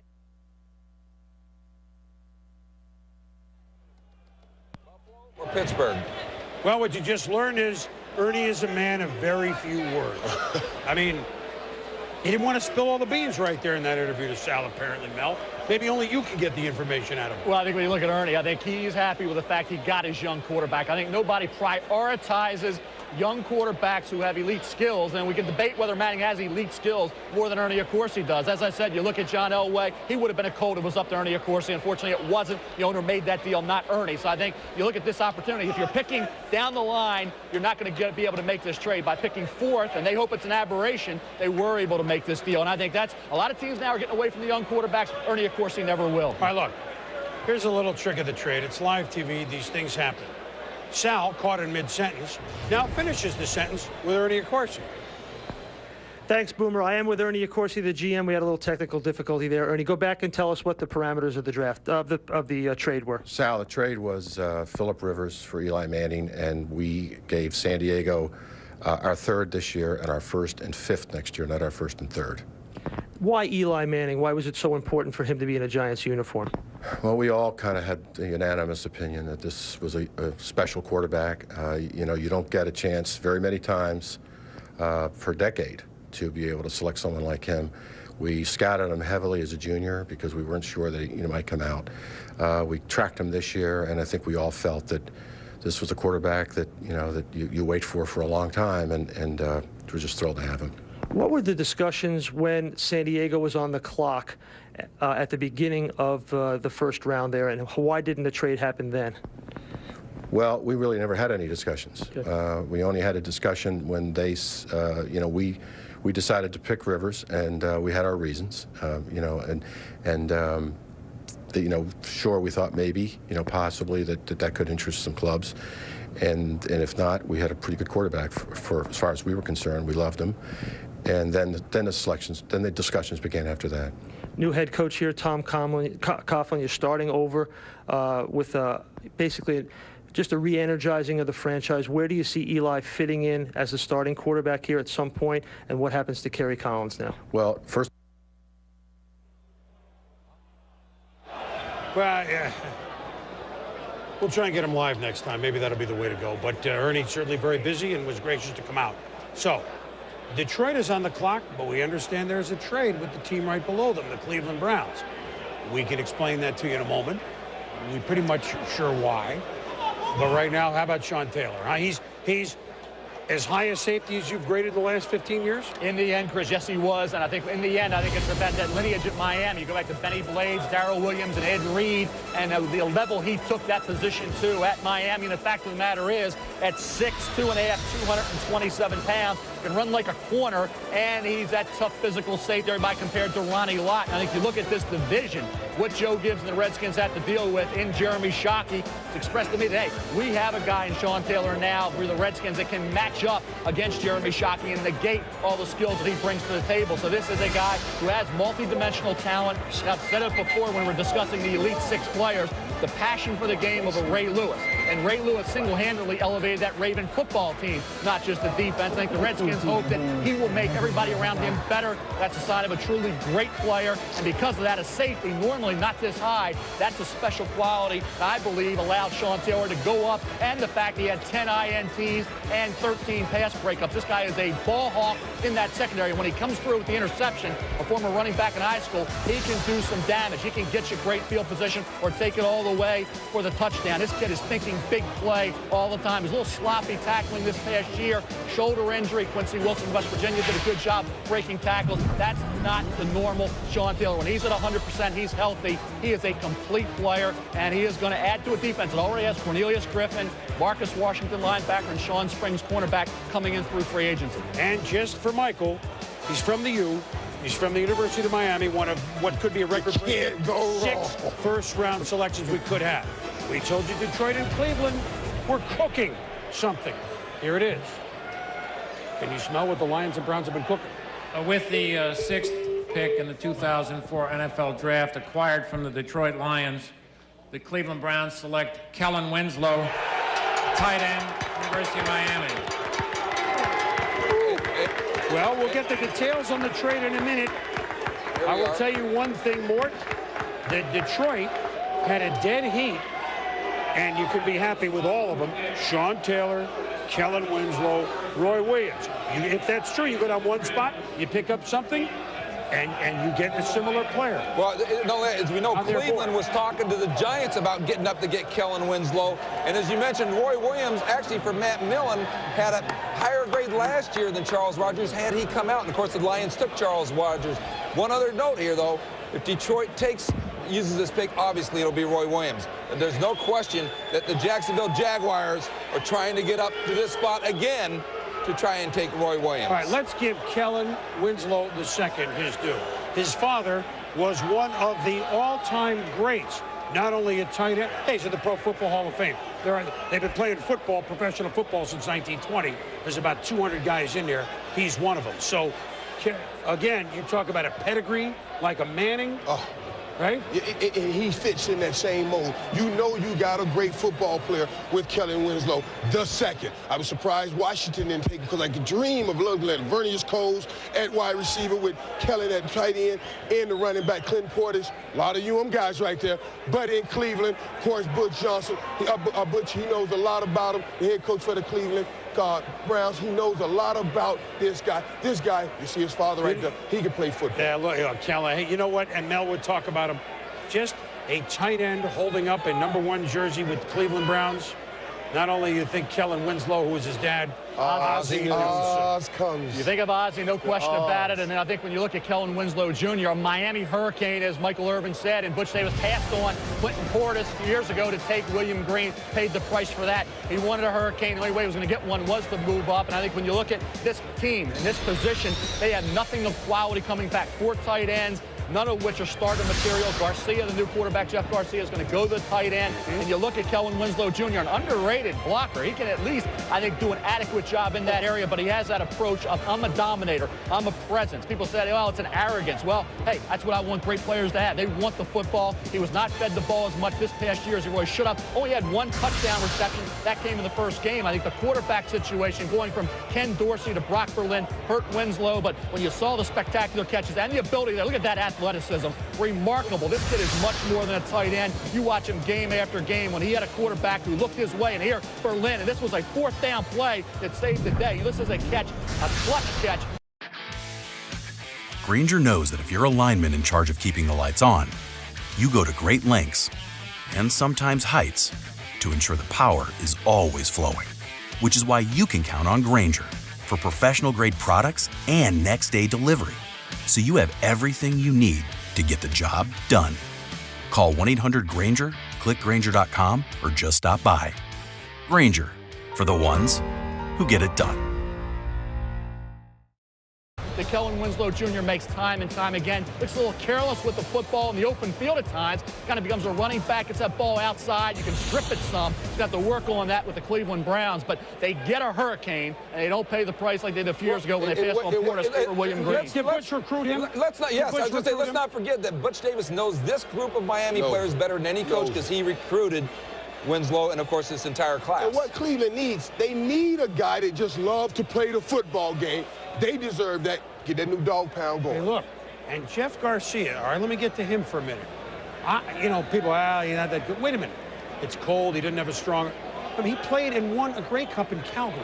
He played in San Francisco. I don't see those things happening necessarily with the 49ers in the next year. Just what I'm saying is, for a quarterback like Garcia, who admittedly is not, Randall Cunningham, 80-yard rainbows, what a perfect idea to have a tight end like Kellen Winslow. Well, we've heard Steve. Right? We have heard Steve Young even say. I want to put this on my. We've heard Steve Young say he would prefer a Pro Bowl tight end over a Pro Bowl receiver. But Steve was lying because he had Jerry Rice. He was just joking. But he had Jerry Rice. Steve said that. Peyton Manning will tell you how valuable a great tight end is. Of course, Troy Aikman will tell you how valuable a great tight end is, like he had with Jay Novacek. For most quarterbacks, when all else fails, I got a guy at the tight end position that I can just toss the ball to, and he's always in my view. So the tight end position is very important. And Michael, it's a tight end if you can get the ball to him. If you're not running around and trying to scramble for your life. That offensive line of Cleveland is still a problem. They had an interest in Robert Gallery. They were not going to be able to move up that high. Left tackle, that offensive line in general has got to allow Garcia to have the ability to do damage in the passing game through Winslow and company. This is a good move by Cleveland, all right? The Cleveland Browns are under the microscope a little bit.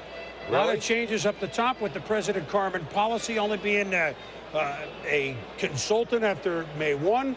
Butch Davis in control with the son of the old order, Al Lerner, Randy Lerner. There's some questions about Cleveland, but today they certainly look like they did a good job. Hey, all right.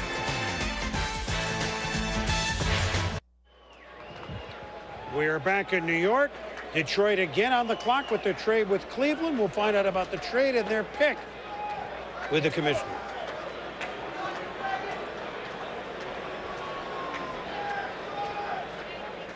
With the 7th pick in the 2004 NFL Draft, the Detroit Lions select Roy Williams, wide receiver, University of Texas. Well, and you got to like the outfit of Roy Williams, Mike. He obviously knew you were here. I love the outfit, and it's fitting because, like you said, they liked Roy Williams last year, so they finally get some this year. They get him, and they put him with Charles Rogers. And for a young quarterback in Joey Harrington, who has to step up and play well this year. All right, listen. Let's talk about Roy for a minute, because many thought equal or higher than Fitzgerald. Last year, Detroit, with the 2nd overall pick, took Charles Rogers, who was hurt. They're certainly giving Joey Harrington a heck of a chance to throw to people in his 3rd year as a starter. No question. As Mort pointed out, the fact that Rivers jumped up, he was not one of that elite group that was number 1 on teams' boards. Roy Williams was, and they get him at 7 for the Detroit Lions, put him opposite a big receiver like Charles Rogers. Now you get Roy at 6'2.5", 212. You're keeping in mind this kid was a high jump standout. He was an excellent overall player at Texas, considering the fact that his numbers would have been better had it not been that conservative offense, and the fact that the quarterbacking this past year was below average when you talk about passing skills, not the accuracy you're looking for, but a spectacular talent. As a sophomore at Texas, I did a top 30 for ESPN.com. Top 30 college players, any position, any year. I think I surprised a lot of people. I had Roy Williams as a sophomore number 1. Took a lot of flack for it, but I think when you look at Roy Williams, even as a sophomore, he was that good. He didn't necessarily take it to the level expected because of the offense and because of the quarterbacking this past year. If he was in more of a pro-style attack with a big-time quarterback, his numbers would have been off the charts. Let me speak quickly to Matt Millen, who's been vilified as a general manager. His drafts have actually been better than you realize, but when he took over the Lions, he was so disappointed with the speed of this team. That has been his number 1 goal, increase the speed on both sides of the football. Charles Rogers last year, a sub-4.3 40 guy. Well, Charles Rogers of Michigan State. Now here comes Roy Williams. I think Matt Millen is doing exactly what he set out to accomplish. And it's fine to have Roy Williams. I think he's equal to the #1 player. Obviously, they may have had him #1, but keep in mind, this team has to run the football for Joey Harrington. They'll get a running back. They need a running back. They have to obviously target that spot in the second round. Let Mike make his comment. I'm going to tell you where they're going to get. But look at Roy. You got another speed guy. I still need the guy that will move the chain. I need the guy that gets me 7, 8, 10 yards, go across the middle of the football field and make the big play. They got the third level taken care of on both sides of the ball. I like Roy. My only caution against Roy was, why did he take so long to come out? There's so many challenges, so much competition waiting on you in the NFL. Look, you're knocking a guy for staying in school? Yes, I am. Well, I do. Hey, it's great he stayed in school, but I say go to the NFL because this is what he does. I love it. Mike, he didn't have a Michael Irvin mentality as a junior. I think he was too humble. I think he laid back a little bit. I think the attitude, when I talked to him a couple weeks ago with Andy Poland on our radio show, he told me that, hey, I'm the guy, I'm going to do this, I'm going to do that. He didn't talk like that as a junior. He had a Michael Irvin mentality. Exactly my point. And I said, good. He went back to get that other year. I'm just telling you. You just said he should have come out. I want a guy that eats football for 12 months. I don't want a guy that plays it for 6. I want you eating it breakfast, lunch, and So dinner. you're saying Roy Williams does not eat football for 12 months? I said he doesn't eat the best football because if he did, 12 months ago, he would have came to the NFL. Back because he wanted to develop his talent. He didn't think he was a complete. He wanted to be the top guy. I understand he went back for those reasons. I understand that, and I love that. And now he knows he's ready because there's no other chance he has to be ready. And I applaud that. So you still question Roy Williams? I just question the love. Roy Williams, Charlie Rogers, Joey Harrington, all right? Here's the trade, which we didn't announce to you. They get a second. Wow. So in the second round, the Detroit Lions will pick back-to-back with the 4th and now the 5th pick. So if you're wondering where they're going to get a running back, it will be in one of those 2 spots, and they will get the 3rd or 4th-ish running back on people's boards. Right now, let's go to Cleveland, and on our first Coors Light video conference of the draft, which I don't know if that's a moniker that necessarily the head coach, Butch Davis, cares about. But, Butch, you made the trade for Kellen Winslow. You've known him since he was in high school. What do you know about him that maybe his play on the field even more than we can see ourselves? Well, Boomer, I don't know that there's necessarily anything that we know more.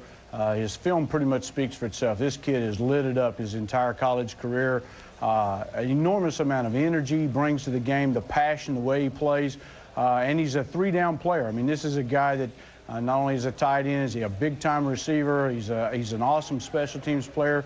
He's a lightning rod. He's a guy that's going to bring a lot of energy and can really help this offense. I mean, you know from Dallas days with Novacek and Michael sitting next to me what a tight end can do, especially with your new quarterback, Jeff Garcia, short intermediate passing. Do you see this as a click right away? I'm sure you do. Well, absolutely. I mean, we really believe that Kellen's going to bring a tremendous amount of versatility, that we felt good about our receiving core. We feel good about our good group of young running backs. We added a very talented fullback, and this kind of completes and helps with the existing tight ends that we've got. We think it's an excellent choice for us. Butch, this is Chris Mortensen here. I do have a question about this. Giving up a second-round pick to just go 1 spot up, was that tough to do? Can you tell us a little bit about your talks with the Giants? Well, you know, Chris, we had some discussions with several teams above us during the course of the day, and just trying to gauge whether or not we could move up, what it was going to take. Matt and I had spoken over the last week or so about the possibility of actually flipping 6s and 7s once they got on the clock.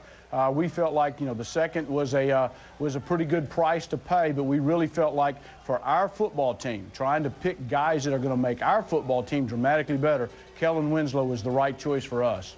You look at Robert Gallery as somebody that evidently Cleveland, and you can speak about that, had somewhat of an interest in the offensive line, but still a question mark on paper. You don't have that second-round pick right now. How do you plan on improving that offensive line going into training camp? Yeah, Mel, well, certainly, you know, we've added Calvin Garman as a guard.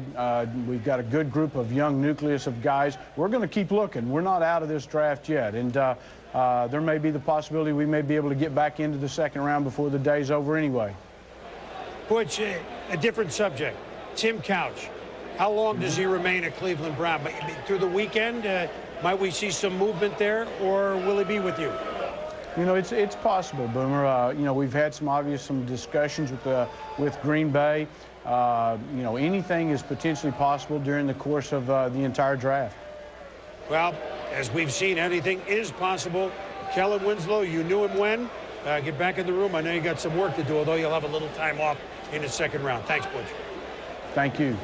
All right, Butch Davis, and let's face it, stuff is swirling a little bit in Cleveland. It's unsettling. It's unsettling from the outside. It is only April. That's all. I'll get into that. But the Browns need to make a move. Kellen Winslow, perhaps, is the first part of that puzzle. And here's a different shot of the Mannings. We'll be back.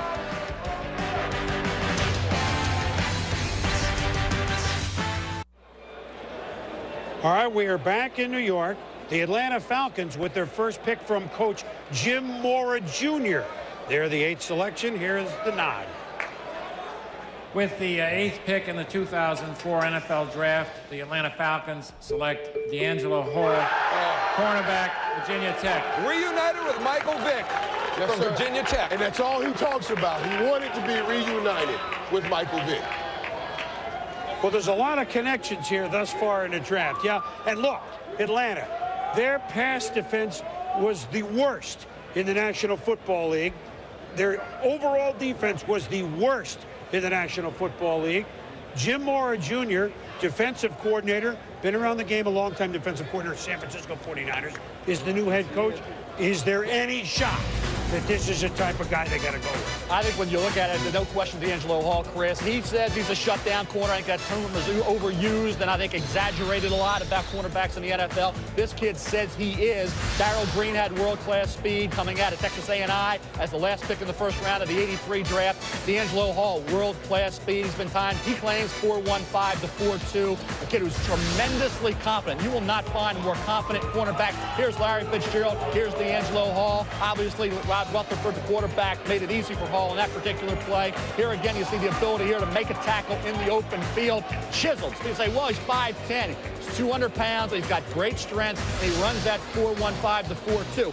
Former prep All-American running back. And you see his punt return skills, averaged 16 yards per return during his career, during that one season. Here, a game breaker in that particular role. Darrell Green could have been a phenomenal punt returner. He was used in certain situations when they felt the need to do that. Joe Gibbs did in Washington. I think D'Angelo Hall, as a punt returner, can be a game changer. And I think with Jim Mora Jr. bringing in Jason Webster from the 49ers, they had him out there more. Now with Hall, how much will he use him as a punt returner? Well, he will use him as a punt returner early in his career. And you have heard D'Angelo Hall refer to himself as another Deion Sanders. Interestingly enough, it was the Atlanta Falcons that took Deion Sanders to be a shutdown corner, to be a punt returner. D'Angelo Hall will play the left corner. They signed Jason Webster from the 49ers to play the right corner.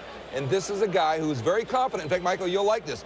Some of the nicknames that his teammates have given him behind his back is Me-Angelo Hall. And that's quite all right. When I talked to D'Angelo, we talked about exactly that. I said, there's a lot of pressure being put on a shutdown corner. He says, Michael, I don't care about that. I want to show you I can play. I said, what about the big wide receivers in this league today? He says, in practice, I get the biggest wide receivers, and I work bump and run against them. I like the guy. I like a guy with that attitude. I like a guy that wants to be the best. Wait a minute.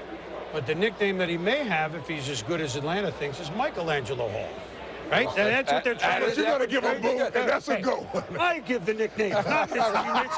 That's the way that game against Larry Fitzgerald made him a lot of money. That game he had against Larry Fitzgerald made him a lot of money. Well, look, so Atlanta, remember, just one little word on Atlanta.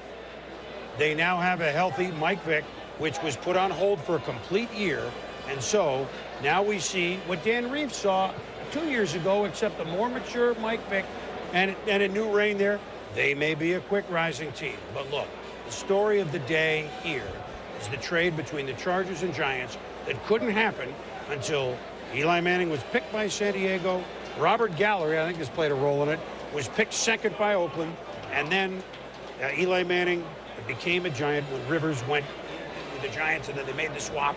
Why did the trade happen on the clock when it couldn't happen for days? A.J. Smith is the general manager of the Chargers. He's with Sean Salisbury. Sean. Thank you very much, Boomer. A.J., you said you needed a blockbuster trade for this to happen, to get out of that first slot. Why? Well, we're very happy with it. You know, we were going to stay with Eli Manning and see what was going to happen. And as it unfolded, obviously, in the draft, strange things happen, and you take it step by step. And when the New York Giants selected Philip Rivers, some dialogue took place, and we're real happy. What took the deal so long? Well, we had some dialogue, and it just didn't work out, and I'll just leave it at that. You know, there's give and take on both sides, and we were determined to get something that we wanted, and that's why we selected Eli. So what was the deal maker? Well, the deal maker was just when the New York Giants kind of surprised us and took Philip Rivers. Obviously, that's somebody that we love and have for a long time, and the league recognizes that. A little dialogue took place, and it came together. If Eli Manning, who stated that he did not want to come here, did you have any intention of keeping him if you couldn't work out a trade, really? Oh, absolutely. Eli was our choice, and he was going to be a San Diego Charger, and we were going to do what's right for the franchise. And as things developed, obviously it took a twist when the Giants selected Philip Rivers, and you sit down and entertain things, and we decided that that package was very, very good for the Chargers, and we executed it. Who was the highest rated quarterback on your board? Well, I've always told you there were 3 quarterbacks, and I won't break it down. Now, obviously, excuse me, with Eli going, that tells you something. If Eli said he wanted to be a Charger, would he be a Charger in 2004? Would the trade have happened? Oh, I can't answer that. You know, that's something that we'll talk about as an organization. We know there was a twist to this whole situation, and I'll just leave it at that. We took care of it. Now, you got Philip Rivers, who I know you've coveted for a long time. What's the situation now with, I guess, kind of incumbent Drew Brees? Is his days as a starter and a player in San Diego over? Oh, I wouldn't say that. We're just collecting talent at all levels and all positions, and Coach Schottenheimer in August will decide what's going to be. We'll probably add another quarterback. We're going to take a few people, 4 or 5, to training camp, line up the best football players. Competition brings out the best in everyone, and we'll see what happens there. AJ, thank you, and good luck with the rest of the rounds. Appreciate it. Susie Culver, back to you in New York. Okay, back here in the green room, Eli Manning, flanked by his brother Peyton. Describe the sense of relief when you put the Giants cap on. Well, obviously, we wanted something to happen to trade. We expressed our opinions of what what we wanted to happen in this draft, and we never said we wanted the Giants to do it, but we wanted a trade to happen, and obviously it did, so we're excited now. From the time you were chosen by the Chargers up until you found out you would be a Giant, what was that like for you? It was mixed emotions. Obviously, I was excited to be drafted the first pick in the draft. It's a great honor. Something I've worked hard to get to that point, but obviously we didn't want that situation to occur exactly. So you had to go through a lot of press, a lot of questions, and hopefully the questions get easier now. Peyton, you didn't have to go through drama like this. What were you feeling for Eli? Well, it's an exciting time, no question about it. For Eli to be the first pick of the draft after all the pressure he's faced in college with the comparisons to myself and my dad, and to him to get to this point. And I just kept believing something good was going to happen. And like I said, still didn't know what team was going to end up taking or where he was going to end up being traded to if it was going to happen. But now that the Giants have drafted him, he's going to be playing here. I'm just real proud of him and real excited for him. It's a tough way to go through the day. What have you advised him throughout this process? Well, this was his decision, and just to stay strong and believe it. And it's kind of like when I decided to stay in college for my senior year, and Eli did the same thing. You don't ever look back. You make the decision, and you stick with it 100%, and you just keep believing that something's going to happen. So we have a lot of respect for all the organizations out there, for the Chargers. It was not a knock against them. This was just something that Eli wanted to do, and I supported him 100% as his brother, and I'm just proud it's all worked out. Again, in terms of drama, there were no questions when you were drafted by the Colts. Kerry Collins is the quarterback of the Giants. What do you expect? I don't know what to expect. Obviously, Kerry Collins is a proven player. He's been in the league a long time and has had a great career. So, all I can do is worry about, I'm going to go in there, I'm going to work hard. Where I'm backup or starter, I'm going to pretend like I am the starter, prepare like I'm the starter, so it'll only make me better down the road. Congratulations. Thanks a lot. Sal, let's go to you in New York. Well, Susie, now that the Giants have Eli Manning, the question is what happens to veteran quarterback Kerry Collins, who took the Giants to the Super Bowl 4 years ago? I just had a discussion with Giants GM Ernie Accorsi, and he said, first of all, the Giants would like to keep Kerry Collins. They're going to have a private discussion with him to decide his future. It is a cap consideration, he said, and it may not involve discussions with Kerry Collins about him renegotiating his contract. He's got about a $7 million cap figure, and this is the last year of his contract with the Giants. So it's very much up in the air, but the Giants would like to accommodate Kerry. They would like to keep him. As Ernie said, you can always use a veteran quarterback around here. Let's go to Trey Wingo in Bristol. All right, Sal, thanks. Welcome back to the EA Sports matchup desk here, guys. Eli Manning, Jaws, maybe nobody, because of the city he's going to and the way this went down, comes into a locker room with more pressure on his shoulders now in the brightest stage in the NFL than Eli Manning. tell me he can handle it by what he does on the field. Well, that's what he's going to have to do. He's going to have to play well, because certainly he has created a lot of pressure on himself. And some of these wounds are self-inflicted by the fact that he did not want to go to San Diego. But clearly, as I study Eli Manning, he is a quarterback that can play in the NFL. When he was at Ole Miss, he had to make every throw. He can throw the short pass accurately. He can zip the medium-range pass into a tight window. He can make every throw in the NFL. Nationwide is so much more than a great insurance company. They're one of America's largest financial services companies. Like how I'm more than just Peyton Manning. I'm also motivating Manning.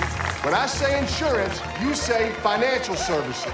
Insurance. Financial services. Insurance. Financial services. Now when I say Nationwide, you say is both. Nationwide. Is both. Nationwide. Is both. For your insurance and financial needs, Nationwide is on your side. Nationwide Investment Services Corporation, member FINRA, Columbus, Ohio. On this play against LSU, Eli will throw to his Z receiver on an intermediate in-breaking route. Two critical pocket quarterback attributes: his ability to recognize the coverage to quickly determine which defender he's throwing off of, and the timing and anticipation of the throw. This is when Eli made the decision to throw the football. His receiver has not yet made his break. This is the anticipation that's necessary to play at a high level from within the pocket. Another element I look at is a quarterback's ability to read the defense after he turns his back, executing a play-action fake. Here, Manning immediately locates the safety sitting down on the tight end. He properly throws the ball over the top to the Z on the post, and that's a great throw. Eli is very polished as a pocket quarterback. I believe he will not have a long learning curve. Last year at Ole Miss, Eli's completion percentage was very, very high. Also, his yards per completion was over 13 yards per completion. That means he can get the football down the field. And I also like the fact that Tom Coughlin, the new head coach, now has his quarterback. Whenever you have a new head coach come in, he always likes to have his guy. The guy is going to be Eli Manning. But regardless of what play we're talking about, there's always going to be some flaws. If we're trying to take him from college and put him to the National Football League, as I studied Eli Manning, the one area or the one flaw, which I think is going to be very huge when you get to the National Football League, is how does he perform when defensive pressure is around him, when people make him move his feet. He is a above-average quarterback in that circumstance. In the National Football League, you will constantly have pressure on you. He didn't perform very well in college under those circumstances. Going to the National Football League will be very difficult. I think he will struggle in that area. Well, he's going to have to step up. And one person that stepped up, Boomer, on draft day was A.J. Smith. Vilified this week, perhaps, by the way he handled this thing. He comes out smelling like a rose. A first, a third, and a fifth. A.J. Smith swung the hammer well, Boom. Yes, San Diego did a good job. I want to reiterate one thing before Jacksonville makes their pick, is that Eli Manning was classy enough to go out there and hold up a Charger jersey, all right? So I think everybody is doing their best today to come up smelling like roses. By the way, 3 Dog Night records on sale in New York. Greatest hits. Eli's coming. You can buy them now on CD. Now Jacksonville's made their pick. Here we go. Oh. With the 9th pick in the 2004 NFL Draft, the Jacksonville Jaguars select Reggie Williams, wide receiver, University of Washington. Not as big a surprise as you may think. Okay, well, not a curveball. This isn't David Klingler with the 7th pick, but this is a little early. All I can tell you is, as the draft is near, now I don't spend a year on the draft like Mel does, but as I spoke to teams, there were teams when Southern Cal's Mike Williams was supposed to be in this draft who had rated Reggie Williams, this guy right here, the University of Washington, ahead of Mike Williams. He's a tall, big guy who can run after the catch, and Mel can tell you more about him. But Byron Leftwich is the Jacksonville Jaguars quarterback taken by James Harris, their general manager. He wanted to make sure that Byron Leftwich is enhanced by the best possible receivers around him. Jimmy Smith, obviously, is a veteran on the other side. And you see Morton Eiley package right through the size, 6'3½", almost 230 pounds. Speed is average, but I think when you look at the ability he showed right away, first game ever at Michigan, going from high school to college, became the first Washington Husky freshman to start his first game, and he put up good numbers in that game against the Wolverines, who always have talent at the cornerback spot. If you look at Reggie Williams, what I would say here is, were there any offers to move down? Or were they locked into Reggie Williams? Because there were other wide receivers kind of bunched in that group with Reggie, like a Lee Evans, Michael Clayton, and the like. And I think if you were picking that early, and of course they have a defensive end need to move down, I wonder if that was a possibility, how many offers they got to do so. I like Reggie, and I like to tier the receivers. In that first tier, it was the top 3 receivers. Michael Williams no longer there. Reggie moves right in that top 3. Jimmy Smith getting up in years. Now, let me set a mini drama now, okay? 2 quarterbacks are done. Houston is on the clock. They have theirs in David Carr, followed by Pittsburgh.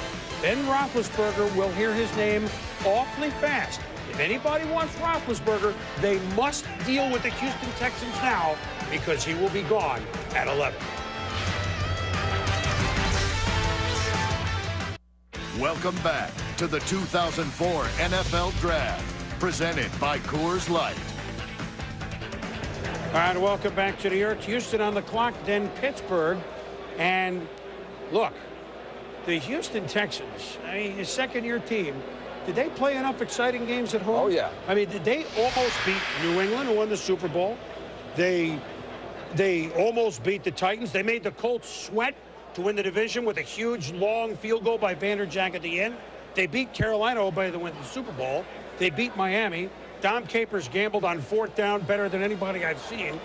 This is an interesting team from off the pace, but the Houston Texans need defense. And the Houston Texans, you win close games by getting impact players. They did have an interest in trading up to get Sean Taylor, the Miami safety. But right here, if either cornerback, D'Angelo Hall of Virginia Tech or Dante Robinson of South Carolina was available here, that's going to be their pick. So there's no way anybody can jump up into the number 10 spot and take them away from taking the corner, one of the corners that they wanted, that being Dante Robinson. I'll be shocked if Dante Robinson's not their pick. Let's go to Mel's board and explain Dante Robinson, a name people may not know. There are 2 corners, D'Angelo Hall and Dante Robinson, rated way ahead, and Mel will attest it in a minute, way ahead of the others. And so this is one of those slots that's what you want. The Houston pick. With the 10th pick in the 2004 NFL Draft, the Houston Texans select Dante Robinson, cornerback, South Carolina. There are 2 teams happy right now, I think. Pittsburgh we'll get to. Houston we got. Mel, Dante Robinson. You have him, where do you have him rated with Hall? Yes, and I think when you look at the 2, and you're right, Chris, I think you look at D'Angelo Hall, Dante Robinson, Chris Gamble, Ohio State, he figures to be a mid to late first rounder, mixed opinion. Will Poole, USC, has probably dropped into the 3rd round area. Matt Ware, cornerback safety, debate there, but look at Dante Robinson, no debate about this kid's cover skills or his toughness. See the size, 5'10½", 186, strong kid with 4.34 speed, and here's a guy that when you look at it, 4 INTs back early in his career, was team captain this past season, broke up 12 passes in that Gamecock secondary. You see him there, the ability he has in man coverage, the instincts to locate the ball and make the play in coverage. A kid who was a consistent, reliable corner. Now, what I liked about him was his toughness. You talk about run support corners. He's at or near the top in any year over the last 5 or 6 seasons in terms of his tackling ability and his toughness at 5'10½", 186. And you talk about level of competition for Eli Manning. You see him there, a vicious tackle on what was set up to be a wide receiver screen by Tennessee. You see him here, the ability to close and make the play. That's Fred Gibson, who goes about 6'4", 200 pounds against the 5'10½", Dante Robinson. This kid in my top 25 senior board all year and elevated, I think, once he ran that 4.34 Mort at the combine work. Mel, and in a draft that is full of wide receivers, in a league that is full of talented wide receivers, you must have people to cover them. And that's why you've seen D'Angelo Hall and Dante Robinson go in the top 10. And it's an otherwise shallow cornerback draft, but guys like Ahmad Carroll of Arkansas and Chris Gamble of Ohio State, other corners in this draft, now become first-round type talents when previously nobody thought they would be, because these guys are gone. The things that separate the two corners that you're talking about, D'Angelo Hall and Dante Robinson, these guys not only knock down passes, they can intercept them and take them the other way. I can deal with the quarterbacks that knock them down, but the guys that intercept it and take it the other way, those are the dangerous guys. This is why these two are ahead of everybody else. And plays, as you mentioned, you guys mentioned, bigger and stronger than his measurements. All right, now, the Pittsburgh Steelers are on the clock, all right? They have Tommy Maddox coming off an off year, which the year before he was coming off a great year. But obviously, Tommy Maddox is not there forever. The Steelers don't usually draft at this point. You know, a 6-10 season in the Bill Cowher era is not very often. So they, as Roethlisberger, might be in a position different than we'll see about Eli Manning. We think we know with Rivers to start pretty quick. Roethlisberger could sit, learn behind a Maddox, but maybe it's going to Pittsburgh. Remember, he's an Ohio young man. It wouldn't be a far commute, Sissy Culver. Well, and Chris, as you say that, the phone rings right here, and Ben's agent, Lee Steinberg, is on the phone, and it happens to be the Steelers.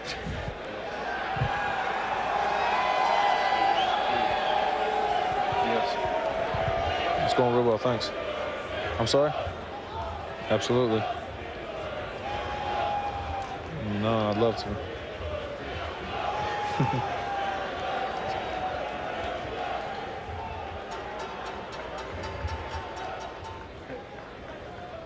Okay. Okay. Hey, Coach. Absolutely.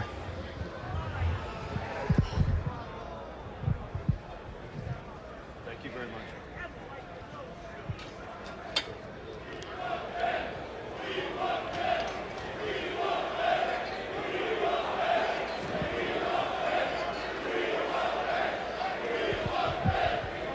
Well, guys, Ben Roethlisberger has never had it easy. In fact, in high school, his high school coach's son was the quarterback, and he had to wait to play to his senior year. So Ben Roethlisberger is used to waiting. Congratulations from his family. Obviously, good news. Ben, are you a Steeler? Absolutely. Absolutely. What was this experience like? It's unbelievable. You know, it's a great opportunity to be here and now to go to the great city of Pittsburgh. What did you anticipate this day would be like? I don't know. It's hard to put into words. I feel great, you know, relief right now, and it's everything and more than I thought it would be. Congratulations. Thank you very much. Woo! Well, we'll make it official with the commissioner, but so this, what I started to say was that Ben Roethlisberger from Miami of Ohio, by the way, it's not like that league doesn't have quarterbacks in the NFL. Chad Pennington, Jets, Byron Leftwich with Jacksonville, Dante Culpepper from Central Florida, and the last one's all. They're not bad. No, so there's going to be 5 in there, and he has a little luxury to sit and learn at the NFL level. However, and we'll wait till it's official. I think it's pretty official. All right. Yeah, we should. But now let's make it official, and then we'll move on.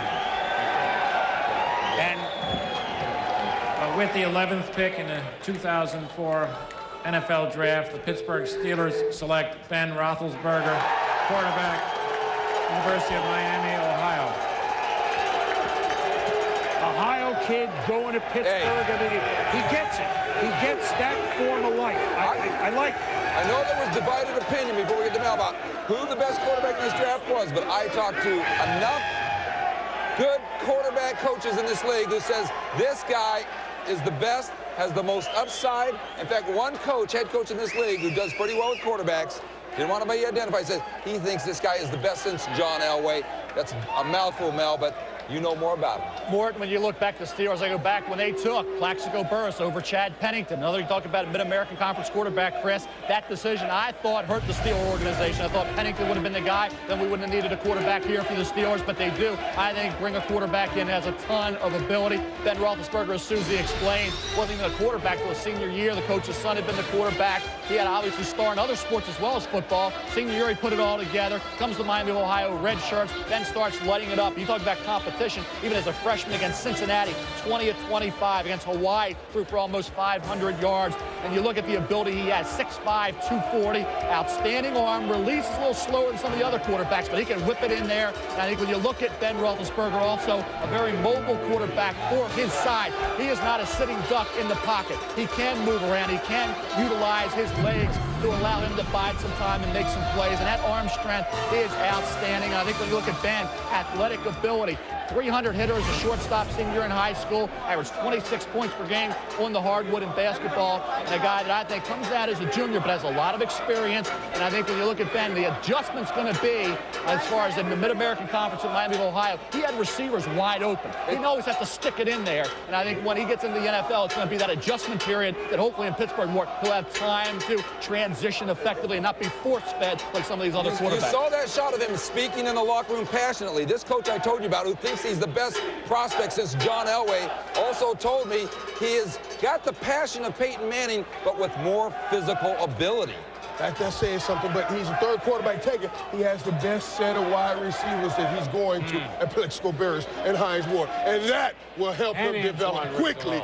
And Antoine Randall develop as far as quickly. him, Chris, I think that the separation for me was the Iowa game. You say, well, you put all that stock in one game. That Iowa game, 4 interceptions, no touchdowns. And Ben came on College Game Day with us on the radio and said, hey, I take full responsibility. Tried to do far too much. It was Iowa. It was early in the season. He got all geeked up for that game and really said, hey, I'm going to go out and show the world that I'm not just a product of the Mid-American Conference. That one game, you could say, hey, it's one game, but it was the separation. The Iowa game, not the best effort for Roethlisberger, but I tell you what, he steps up, he is accountable, he's responsible, he's a great kid, he loves to talk football, talk it all day, and I'd say we use that word passion.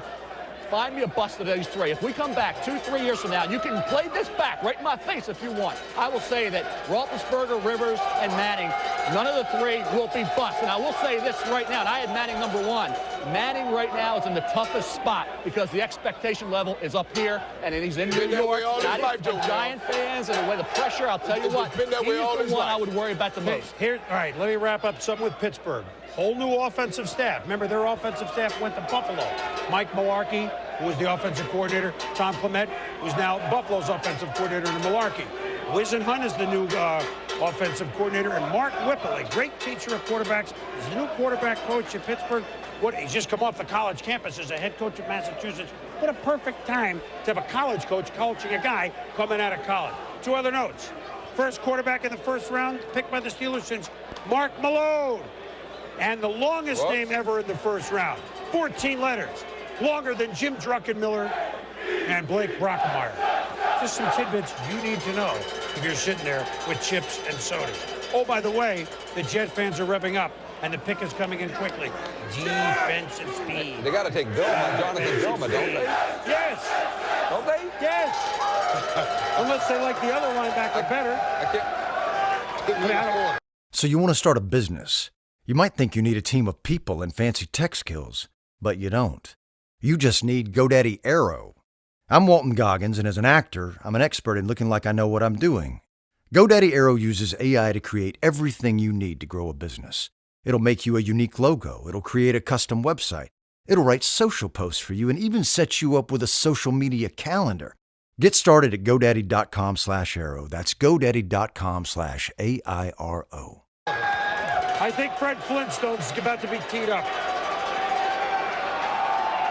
With the 12th pick in the 2004 NFL Draft, the New York Jets select Jonathan Vilma, linebacker, University of Miami. Too many Hurricanes going too early. Too many Hurricanes in this draft. They are can't-miss players. Look, the Jets have had at linebacker some players who have been really outstanding for a long time. Mo Lewis, Marvin Jones. Gone. Sam Coward, not with. This is prime need. Speed, linebacker, and as Fred Flintstone would say, Vilma! How is he, Mel? Chris, I tell you what, he's the most instinctive linebacker to come out in years, and I think the debate is, and Jets fans say, why not trade down and get Vilma Wells? 17's Denver, 18's New Orleans, 19's Minnesota, and 21's New England. All could look at linebacker as one of their top 2 need areas. Jonathan Vilma, you talk about tackles, 133 as a junior, 127 this past season, but this past season he was more of a force in the backfield, 12 stops behind the line of scrimmage. He sifts through traffic. Having Vince Wilfork and company up front certainly helped him. But here's a guy that has to be protected by the defensive lineman. Dwayne Robertson is a key guy. Needs to come through big time for the New York Jets. You look at 6 foot and a half, 225 to 230. Not real big, but I tell you what, if those defensive linemen do their job and he can float to the football, he's fast. Now, I questioned Victor Hobson last year, didn't have a lot of speed. He'll start. Now you get speed with Jonathan Vilma, something the Jets desperately need at the linebacker position. Yeah, they couldn't make the plays last year, right? They could not make the plays. To not get to the football. This kid gets to the football, and as I said, we talked about Dwayne Robertson. The Jets were bold last year. They traded up for Robertson, a little slow coming around. He needs to have a breakout year and create a disturbance and wreak havoc inside to allow Jonathan Vilma and the rest of those linebackers to do their job. But I'll tell you what, Vilma, you look at a guy that was on the rise because a lot of teams, even this morning, were saying, hey, some teams, like I say, 17 to 21 in that area, we're going to look at this kid. Well, as the Jets have picked their AFC East rivals, the Buffalo Bills are up next with pick number 13. Bill Cowher will be on the phone with us, or the video conferencing phone. The quest. Pick a winner who passes the test. The nerve-wracking waiting separation of elite peers. You're checking the start of careers right here. Yeah. Welcome back to the 2004 NFL Draft, presented by Coors Light. Well, the Buffalo Bills are on the clock. You have to think they may be looking offense, considering last season Drew Bledsoe and company finished 30th in the National Football League when it comes to offense. So far, we have had 3 quarterbacks taken. Eli Manning going #1 overall, but ending up with the New York Giants because of the trade that sends Phillip Rivers down to San Diego. And just moments ago, Pittsburgh Steelers selecting Ben Roethlisberger from Miami of Ohio. Welcome back to the EA Sports NFL matchup set. Trey Wingo here with Merrill Hodge and Ron Jaworski.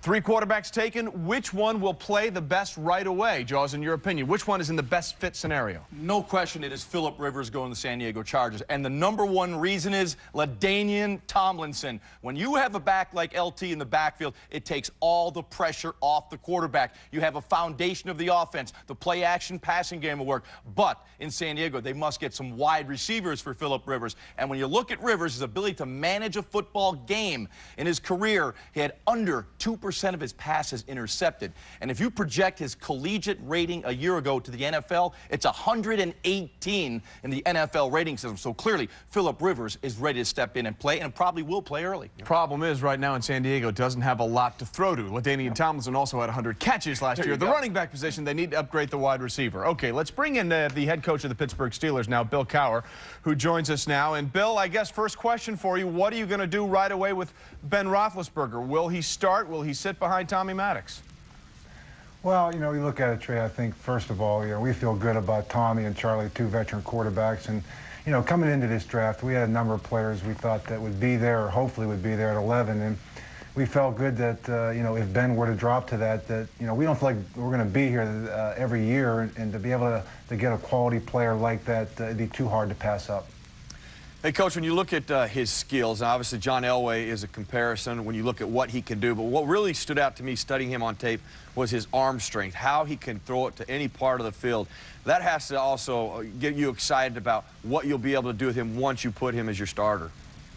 Well, Merle, I think when you look at his physical attributes, there's no question that he's up there with Phillip and Eli. I think the thing that separates him is his experience. He played 1 year of high school football. He's only played 3 years at college. And you know, I think that's the thing that both Phillip and Eli have been fortunate. You know, Eli having a lot of the quarterbacks in his family.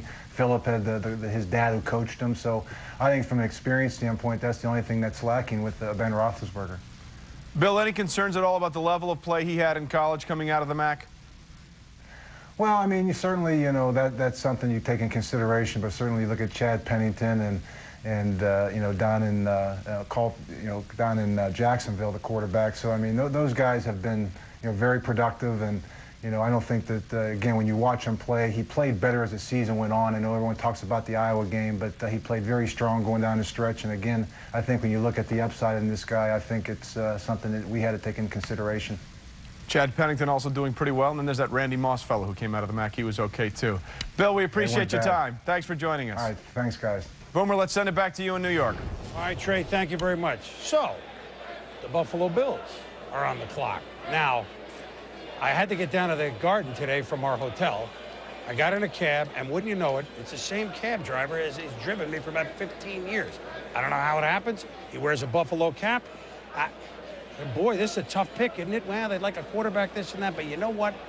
Maybe another wideout to really replace Peerless Price. Maybe that guy is Lee Evans. I don't know. That's what the cabbie told me. Let's go up to the commissioner.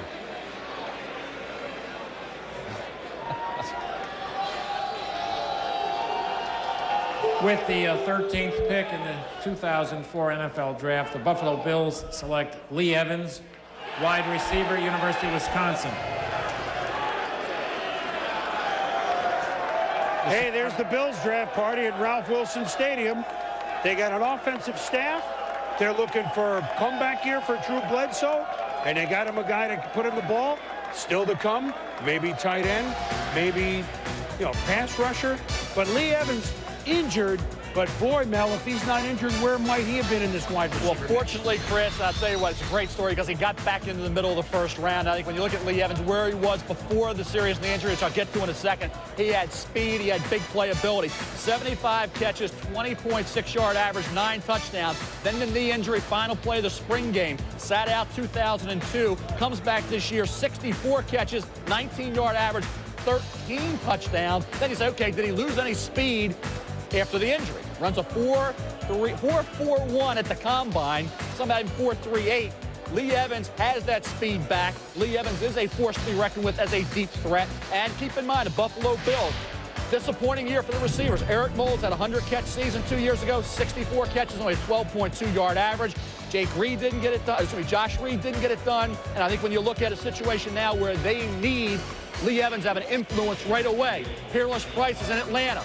Josh Reed did not make people forget about Peerless Price. And I think when you look at it, a need area to put pressure on Reed and to hope that Moulds can revert back to his old form. Take advantage of the big arm of Drew Bledsoe. Drew Bledsoe missed Peerless Price sorely. He wanted that guy to get the ball downfield, which, as you know, Michael, did make Eric Moulds a better receiver. This opens up this Pittsburgh offense, Buffalo offense. He gives you that. He can get deep and get deep quickly. Hey, look, the new confidence. I don't think Drew Bledsoe is going to be the Bledsoe of last year. Do you? I think I've talked to a lot of people who think he's got plenty left in that arm. Just put the right players around him. Well, they started by doing that. The Chicago Bears first pick for Lovie Smith when he returned.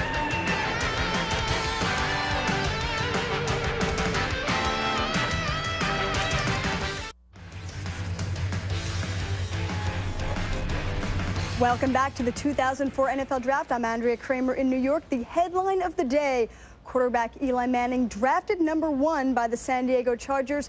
Subsequently, his rights were traded to the team he wanted to play for all along, the New York Giants. Now, joining us in the studio, the 2000 NFL Executive of the Year, Randy Mueller. Randy, how unprecedented is it for Eli Manning to have orchestrated the team he wanted to play for? Well, Andrew, we've obviously seen it done before in John Elway's case, but what makes this unique is that now we have a salary cap and a rookie pool to deal with.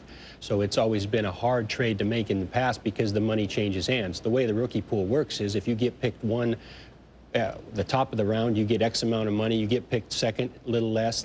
So obviously, in trading Eli Manning's rights from 1 back to 4, I think the way it'll work is he gets a little less money. Obviously, the guy who hits the jackpot here is Philip Rivers, who now goes up to the top spot and gets paid like he was the first pick in the draft. So it'll be up to Eli Manning and his representation and Tom Condon to find a way to make up the difference in that money. We know it's going to be a coach's decision, Tom Coughlin's decision, whether or not to play Manning right away. What would your input be if you were the general manager? Well, I think it's a new era of Giant football. Obviously, Tom Coughlin wants to put his stamp on it. I think, as we all know, New York, you don't get a long grace period. So the rope will never be longer for Tom Coughlin than to play the rookie right now. I think there's a chance that fans will be more forgiving, at least in this first year, and they can advance the learning curve. I think Kerry Collins is a good player, but we all know also that he's in the last year of his deal. So in looking down the road, I think it benefits them to start the learning curve right now for Eli Manning. All right, Randy, thank you. We'll be back to you now as we join our players here on the roundtable. Kyle Bowler, first-round pick a year ago, number 19. You played from day one, posted a 5-3 record until getting injured, which ended your season. Should Eli Manning get out there and play right away? Well, I think you have to look at it two ways. He's going to get great experience doing it. But at the same time, in my situation, my supporting cast, I had Todd Heap, I had Jamal Lewis, I had Jonathan Ogden. I had all these great players surrounding me, so people would think it was easy. I think he's a great quarterback. It's going to be up to him and to the team to decide what he does. I think success totally dictates, is determined by the supporting cast. Patrick came in 2 years ago. Patrick Ramsey for us, and really did well in his first game. He had to come in the second quarter of the Tennessee game and did real well. Teams started to game plan a little bit more against him rather than at the time we had Stephen Davis. But Stephen wasn't in our game plan. We didn't have Lavernius Coles that year to go to as a receiver. We just needed more of a supporting cast to help Patrick along. He did well, but could have done better if we had more to go with him. Corey Chavis, your Vikings play the Giants this upcoming season. Are you salivating at the prospect of facing a rookie quarterback? Well, I mean, anytime you get a chance to play against a rookie quarterback, you get a little bit excited. I certainly do. Anybody else would. But I think when you look at the offensive line for the Giants, the fact that Luke Pettigoat is probably their most effective starter right now, and he may be moved to the right side, I think you might be able to get some heat. We have a good defensive front, so if we can get some heat and get after him, I think the fact that the offensive line still has to be upgraded is what I'm excited about. And I have to agree with Corey, because whether or not if you play a young quarterback early in the season or later in the season, when I break the huddle and I turn around and see him walking up behind his offensive line, I see the fear in his eye. He's telling me a lot what's going on in his mind. He's worrying about the snap count. He's worrying about trying to set the front, making sure the line checks off as far as, okay, who's coming down the cornerback, seeing how many people's in the box. So that tells a lot right there. And right then, I'm okay, Takeo, let's go. Let's get in his mind. Let's talk to him a little bit before the play goes, and let's see what happens. He has to beat him. All right, we see what Peyton Manning has to look ahead to. Chris Berman, back to you. All right, Andrea and our crew there, Takeo looking pretty dapper as well. Takeo just as well. Well, you know what? They had the second best defense in football, and they had some offensive help. That Bills, nobody's that far away. I mean, that's what we've seen with Carolina from 2 years, 1 of 15 to almost winning the Super Bowl. Now, Chicago here in the middle of the draft at 14, with Lovie Smith, a defensive coach, making his first pick of the Bears. So you would think D-line, but this is about the spot here, somewhere around here, that Mike Williams, wide receiver USC, had the Claret case turned out, at least before this week, a little differently, that he might have gone. Sal, let's take through the last week, and then where do we go from here with guys like Mike Williams? Well, Boomer, I covered the case in the federal courts all week long here in New York, and as everybody knows, Mike Williams, wide receiver from USC, a sophomore, declared himself eligible for the draft after the U.S. District Court in February ruled that Maurice Claret could be part of the draft. That was overturned on Monday when the U.S. Court of Appeals issued a stay in that case. The Claret case went all the way to the U.S. Supreme Court, and on Thursday, 2 justices of the U.S. Supreme Court decided that Claret and Williams were out of this draft. So Mike Azzarelli, the agent for Mike Williams, decided that he didn't want his client even in the country hearing about today's draft. He has sent him out of the country to an undisclosed location to get away from the spotlight so that he wouldn't have to hear about how many receivers were going in the first round. And they've gone 4 so far, and everybody thought that Mike Williams' name would be picked somewhere in the top 15. But right now he's out of the country, and they'll regroup sometime during the summer after the U.S. Court of Appeals issues its final ruling and opinion. They will go perhaps to the Supreme Court to get Mike Williams and Maurice Claret in a supplemental draft this summer. But that all depends on what the U.S. Court of Appeals decides this summer, Boomer. And here was what we'd also like to see just from a football fan standpoint, Sal. That will go on, and the NFL has had supplemental drafts before. Bernie Kosar was taken in a supplemental draft. That worked. Brian Bosworth. I mean, there's names. Dave Brown, quarterback Giants. So we'll see. But I would like to see the NCAA, if that's overturned, say, you know what, Mike Williams and you other guys, this is a special year. You want to come back and play in the NCAA, but your eligibility is not done. They will do it. Well, let's hope that they do. And I'm sure the NCAA is paying attention to it. But here's from a football and these guys are just young men. Give him that chance, all right? He doesn't know what the Supreme Court's going to rule. I would say give him that chance. That's just looking ahead. When we return, the Bears will have their chance. Then Tampa Bay. In San Francisco, could we see some more receivers coming soon? Building up to the new breed, build a draft. The speed is what you need, build a draft. If finesse is what you want to possess, build a draft. The power again is here at last, the NFL draft. Yeah. We're back here in New York. There's about 2 minutes to go with the Chicago Bears on the clock, who finished nicely last year, but it was not enough to save Dick Geron's job. He's now the defensive coordinator at Detroit under Steve Mariucci. Lovie Smith, a defensive guru under Tony Dungy when they were at Tampa, the defensive coordinator of the St. Louis Rams. Much improved defense, gets the chance to be the head coach of the Chicago Bears. This is his first pick. You got to think that Tampa style, fast, quick defensive lineman is what the doctor ordered. Pick in the 2004 NFL Draft, the Chicago Bears select Tommy Harris, there he is, defensive tackle, Oklahoma. I didn't say the name, but he is Mel, right? He is. Oh yeah. He is quick. He is sap-like. I mean, well, I'd say if I said three technique, who's the perfect three technique defensive tackle? Warren Sapp. Right. Tommy Harris comes out in that similar mold. I think when you look at a three technique, fast, athletic, penetrate, and give you a pass rush, that's what Tommy Harris can do. He's been a player since his freshman year, a big-time defensive tackle since his true freshman season, comes as a junior. When you look at Tommy Harris, 6'2.5", 295, that weight was up. He played at about 280 a lot of his career, and you watch him throughout his stay. This was against Alabama early on at attacking Brody Croyle. You see the ability. Remember, three technique, the quickness, the explosiveness, get into that backfield and give them a pass rush up the gut. Lovie Smith wants to attack the line of scrimmage, and the line of those defensive ends up wide. Defensive tackles have to pursue, they have to penetrate, and they have to be quick, and this kid is as quick as it gets. You see that ability to get into the backfield, stuff the running back for a loss, and he can also give you that pass rush ability as well. Here he is against Texas, the inside running game, stuffed by Tommy Harris. So he's not just a guy who's one-dimensional. In this defense, poor Lovie Smith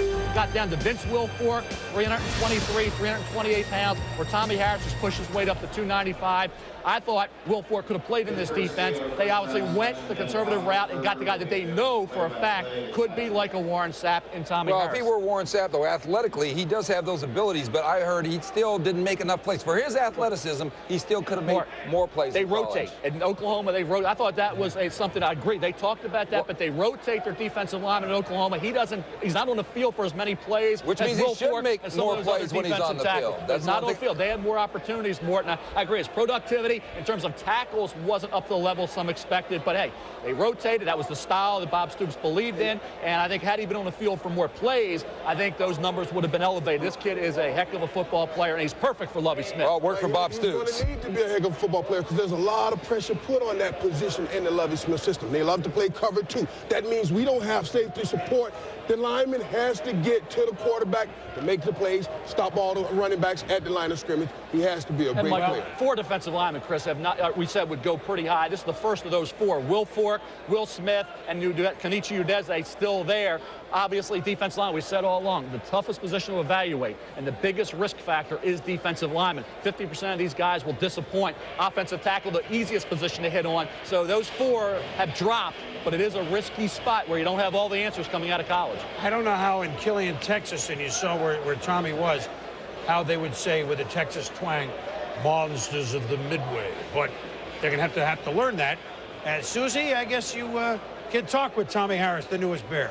Well, Chris, I think the biggest party going on in the country right now is the one going on in Killeen, Texas with Tommy Harris and a cast of thousands there. And as you said, the Oklahoma defensive tackle is now the Chicago Bears defensive tackle. Tommy, how does that sound? It feels great. You know, the funny thing is that me and Levy, Coach Levy, we prayed about this thing when I was on my recruiting trip. And, you know, I didn't go as high as I go, but it's not how you start, it's how you finish. So I believe I'm going to do well in the NFL. Compare for me your expectations for this day and what the reality is like. It feels great, you know, this is the third one for our family. First Stocker win, then Jerome went, so I'm right behind him. But as long as we keep this ball rolling, and good things going to happen, hopefully. What advice do you get from your family members about what it's like making this transition from college to the pros? Just knowing that it's a business, and you got to be ready to play every Sunday, and I'm looking forward to this, and I'm just getting ready to play. Now, Tommy, I know that you can sing, but we also saw when you were chosen that you also have some pretty good moves dancing, too. How does this feel? How do you express yourself through all of this?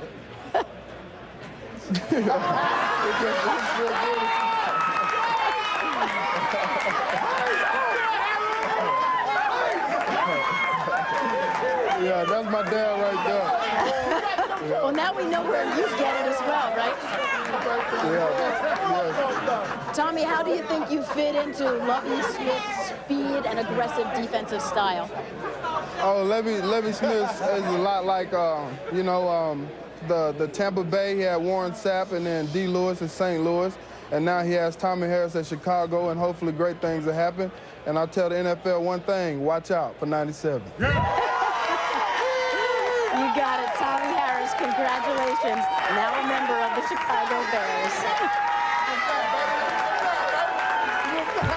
Well, the 2004 draft has lived up to the hype, perhaps the most dramatic series of events in its 69-year history, and it has been the story of three quarterbacks. Eli Manning, chosen #1 by the San Diego Chargers. He maintained his refusal to play, but made the classy but uncomfortable move of holding up the Chargers jersey. At #4, the Giants chose NC State quarterback Philip Rivers, and then traded Rivers to San Diego along with draft picks. Rivers, the top-rated quarterback in the country. Meantime, Miami of Ohio quarterback Ben Roethlisberger had to wait. Perhaps the most talented physically, chosen by the Pittsburgh Steelers at #11, the first quarterback the Steelers have taken in the first round since Mark Malone in 1980. So a whole lot of offense so far in the draft. 4 wide receivers taken in the first 13, and 3 Miami Hurricanes taken in the top 12. And Tampa Bay is on the clock. And we'll be right back from the theater in Madison Square Garden as the 2004 draft rolls on.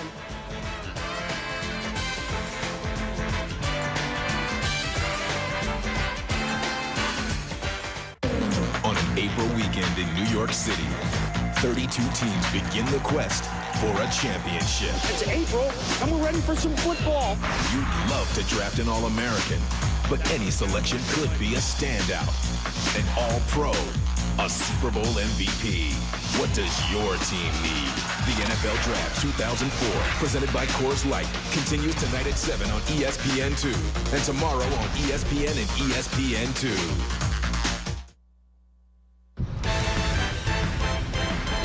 ESPN's exclusive coverage of the NFL Draft is presented by Rocky Mountain Cold Coors Light, the official beer sponsor of the NFL, and in part by Southwest Airlines, friendly nonstop service all across the country. Southwest Airlines, a symbol of freedom, and Motorola, official wireless sponsor of the NFL. Well, the Tampa Bay Buccaneers are on the clock, but you could make the case they've been on the clock all season long. This is some of the key departures from the Tampa Bay Bucs. They have 15 players that have left this team since the offseason began. They've brought in 18 players. They have basically taken a roster that 2 years ago went to the Super Bowl and have torn it apart and are rebuilding from scratch. Welcome back to the EA Sports NFL matchup set for the draft. Trey Wingo here with Merrill Hodge and Ron Jaworski. Guys, Tampa Bay, 24th in the running game last year. They're totally reworking this team. Yes, they brought in Charlie Garner, but you think they have to look at a running back, and there's one name out there, Merrill, that has been called the most complete back in the draft. Right. Please fill us in on what we're talking about there. Well, and the guy's name is Steven Jackson from Oregon State. When you look at him, what makes him a complete back, yes, he is a big, strong, physical guy that can run the football, but it's in the passing game which makes him complete, and is why people love him in the National Football League and know that he can come in and immediately play because he understands blitz pickup. Here's Steven Jackson offset to the left side of the formation. First thing, his head's on a swivel. He's scanning the defense, and you'll see he does a great job of recognizing and reacting to the blitz. Jackson is able to do this because of his understanding of the called protection. Second thing I like, once he reads blitz, he aborts the play fake. Why? Because protection always comes first when you have a blitz pickup responsibility. With his tackle blocking the first linebacker, Jackson, by staying patient, has put himself in position to clean up the garbage, the second linebacker attacking from that side. This is why Jackson will be able to stay on the field. He can execute multiple protection schemes in any down and distance situation. Here's another one. In this turn back protection, with the tackle stepping down to the inside, Jackson is responsible for the first defender who shows up outside the tackle. But Jackson's path is dependent on how hard the tackle is forced to step down to block the defensive front. And he must read this before the snap and adjust his path after the snap. It's about understanding angles so that you're in position to pick up the first threat that shows. There's 20 to 30 different ways to protect, depending on the defensive fronts. Jackson can handle them. He's ready to play now. Now, when you study a running back and you look at the transition to the National Football League, the one thing that I look at Steven Jackson, I study him on tape, he is a stretch runner or a downhill runner. Why is that important? How will he be used? If he goes to the Tampa Bay Buccaneers, which would be a great fit for him, that is how you got to use him. He is not a misdirection guy. He doesn't have quick feet. He's a power guy, so he's got to be used in that fashion. And I think John Gruden, if we remember when he was back at the Raiders, remember he was a 2 tight end, power style running guy, so he will adapt to this guy if it's a guy he goes and gets. And Merrill, in your playbook, you talked about protection, and that's really when you look at the Tampa Bay Buccaneers, that is what they have addressed in the offseason. They basically got rid of the old offensive line, bring in a whole new offensive line, and the other problem they have is lack of speed. And the one thing John Gruden wants to integrate on the offense is speed. It may not be in the first round, but it'll come later in round 2, 3, or 4. He's got to pick up the overall team speed on the offensive side of the ball. And you know, Steven Jackson has great speed. He's a big guy, but he's got great speed. Jones are not completely bereft of speed because they did get up Joey Galloway in the offseason to finally give him that wide receiver burner that they haven't had forever. But I'll tell you right now, Boomer, some team that's probably very nervous right now with Tampa on the clock and still seeing Steven Jackson is Denver, who traded up to try and get Steven Jackson. Well, we'll see, Trey. And, fellas, thank you very much. Look, Mike Allstott and Derek Brooks are like the last of the Mohegans. They showed you all the difference in Buccaneers, and from last year to this year, it was a team that admittedly fell out of the Super Bowl championship to a below 500 record, 7-9.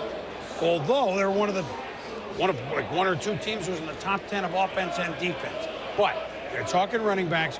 Now let's look at our running back board. This is not a draft predominantly filled with running backs, although by the end of the second round, I think you'll see your normal complement going. How do you have the board? I think Steven Jackson is the guy. Kevin Jones, Virginia Tech. And I think then you get a debate. Chris Perry, he's certainly a guy who can run, catch, and block, but he's not flashy, not dynamic. Tatum Bell's going to be, I think, the most explosive back in this draft when we look back maybe 3-4 years from now. But overall, Steven Jackson, head and shoulders above. See the ranking there. Kevin Jones, a lot of people have higher than that. I don't. Tatum Bell, I have a lot further up the draft board than some people do. Probably will think 3rd round because he had the fumbling problem. Chris Perry, I'm not as high on as some other people. And I think Greg Jones goes in the 2nd round and not in the 1st, only because of the questionable pass receiving skills. If he caught the ball a little better, Greg Jones would have been a solid lock 1st-round draft choice, in my opinion. And we are in a spot here, as they've been talking about, with Tampa Bay, who, by the way, Michael Pittman was sentenced yesterday, had another domestic dispute problem. He was sentenced to 30 days in jail. He is now facing a suspension by the NFL. It would be his 2nd. We know that they lost Thomas Jones to free agency to the Chicago Bears. They do have Charlie Garner, but they need a running back. Could be Steven Jackson. Next, San Francisco 49ers pick. They don't need a running back, but the Eagles might be talking to them about going up there for a running back. Of course, Denver falls behind there, need a running back. No question, this is where Steven Jackson, I think, goes somewhere in this area. How about Dallas? They need a running back as much as anybody. Well, Dallas needs a running back. However, you have for value, well, you might. Usual, who's got value? As usual, Bruce Allen took the full 15 minutes. Here we go. Receivers have value. With the 15th pick in the 2004 NFL Draft, the Tampa Bay Buccaneers select Michael Clayton, wide receiver, LSU. I can tell you he is one of the names on my list of guys that Bucks were looking at. John Gruden likes big, bad receivers. Go ahead, Mel. You look at him, you look at that big, he is 6'2.5", he's 210, and I think when you look at the ability that he has, now he doesn't have the incredible vertical jump, he doesn't have the 4.35, the 4.45 speed, but you see the ability there to adjust to the poorly thrown ball. I tell you, you look at the ability after the catch for Michael Clayton not having the great speed. He is quick, and he is an excellent route runner. Precision and timing. You see the ability to extend to play taller than 6'2.5". You see the cornerback there cannot keep up. Quickness out of his break, the feet, the ability there to separate. He has, and the toughness. Nick Saban thought had he played safety on the defensive side, he could have been an All-American at that spot. Michael Clayton is a talent. Michael Clayton's only weakness, when I went through every category of playing wide receiver, people in the NFL, yes to everything except for the 4.45 speed. He runs in the 4.6 area. Michael Irvin didn't have 4.4 speed. Jerry Rice didn't. A lot of receivers, Terrell Owens didn't.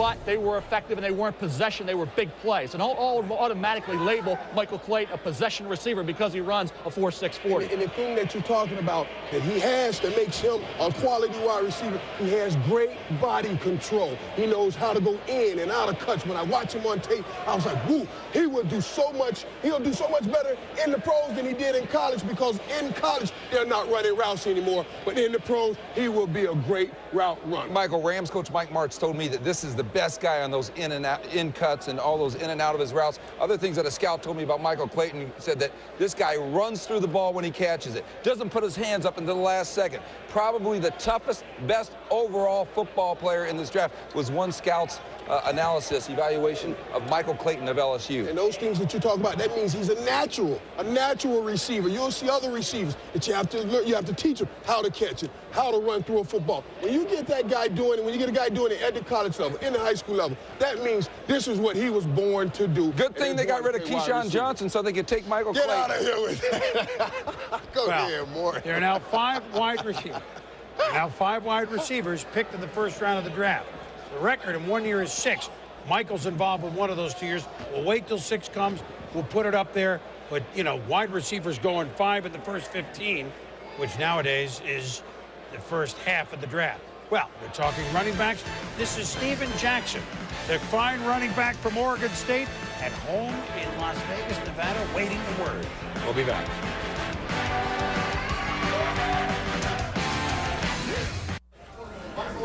Philadelphia trying to trade to San Francisco.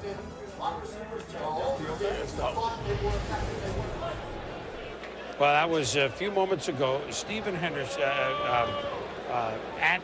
right outside of Las Vegas. Steven Jackson wondering, well, is there going to be a trade? It's been talked about for a week that Philly, maybe there's others, moving up in that San Francisco spot, because Philly, remember, Deuce Staley is now a member of the Pittsburgh Steelers. So although Buckhalter, healthy. His contract's up after this next year. And young Brian Westbrook, different type of runner, was tremendous until he got hurt.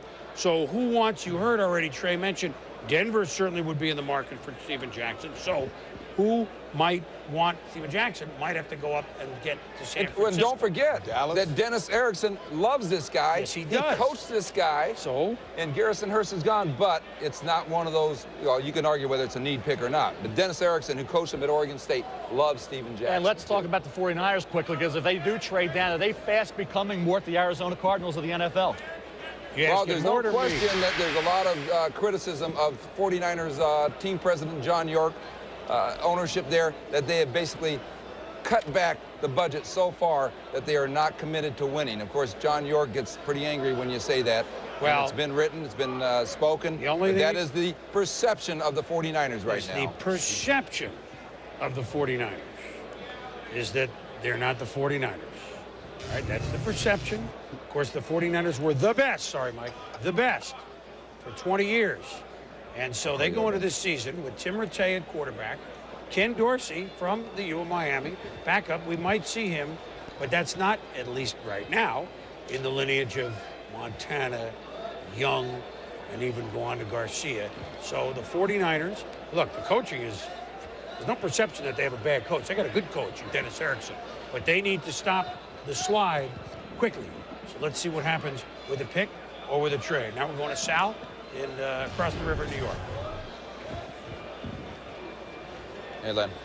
Heavy between the San Francisco 49ers and the Philadelphia Eagles. The Eagles want to get from 28 to 16, perhaps targeting Steven Jackson because they lost Deuce Staley in free agency. They only have Correll Buckhalter, and don't forget Brian Westbrook was lost at the end of the season due to an injury. They could be interested in getting depth at linebacker, maybe DJ Williams of the University of Miami, but I was just on the phone with Joel Siegel, the agent for Will Smith, the defensive end from Ohio State. And Joel Siegel told me that Will Smith is on the phone with the 49ers right now, and the 49ers may be prepared to take him, Boomer. Well, why not? I mean, that's one of those, that'd be a smart pick for San Francisco.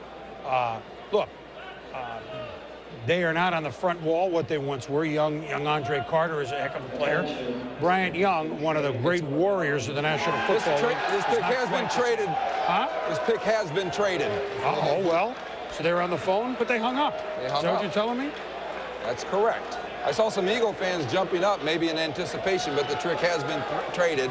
And so it is going to be the Steven Jackson pick for somebody I would expect, especially with Denver sitting behind this slot, knowing that Denver is looking at running back as one of the positions they are trying to improve. This is a spot. If you want Steven Jackson, you probably had to go get him. Well, there's a trade as they work it out down there.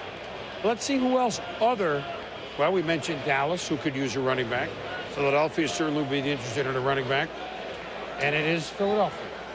Well, who do we think it's going to be? I had that. You do have that. Oh, you know, we talked about Correll Buckhalter. This is a guy who has gone through a major injury. He has got a contract that he's up with. Here it is. Here's a trade. It's got to be. Here's a trade.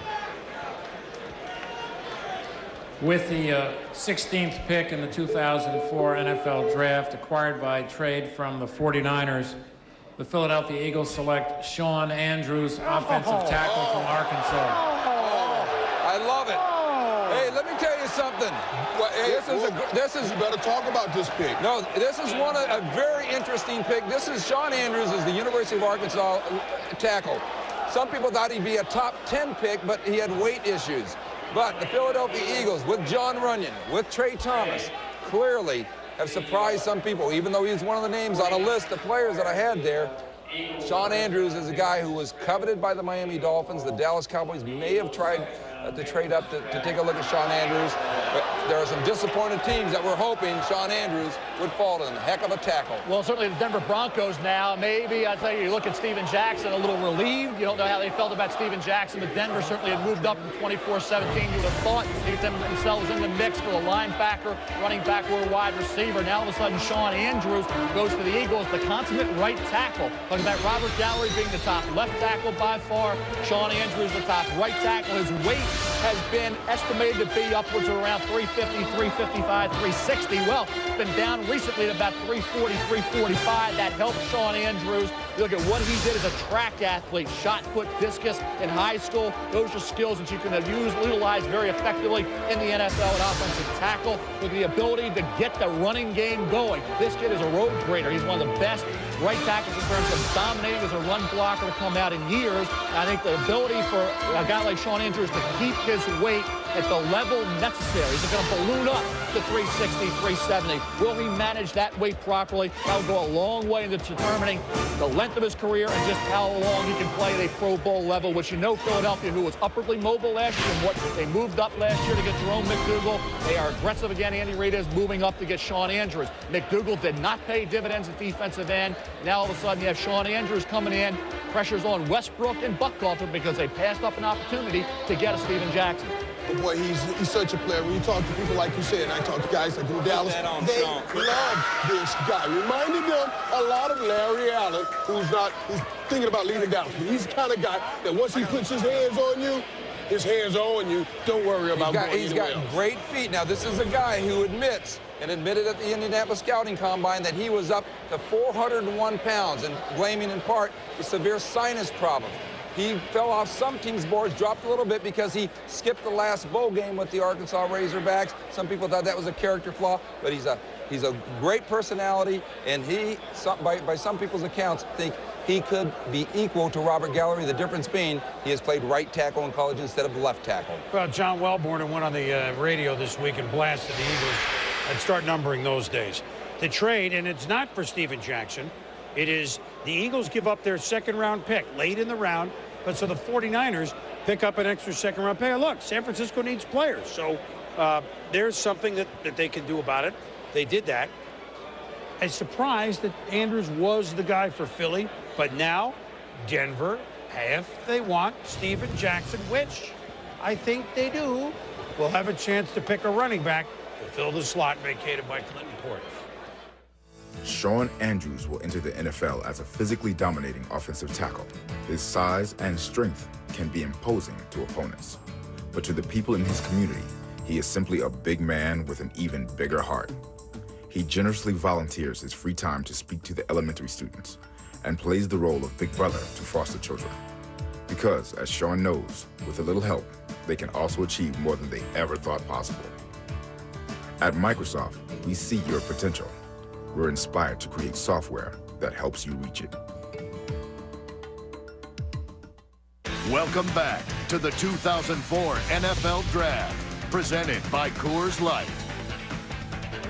Well, there's Steven Jackson at home outside of Las Vegas. We saw him for a minute.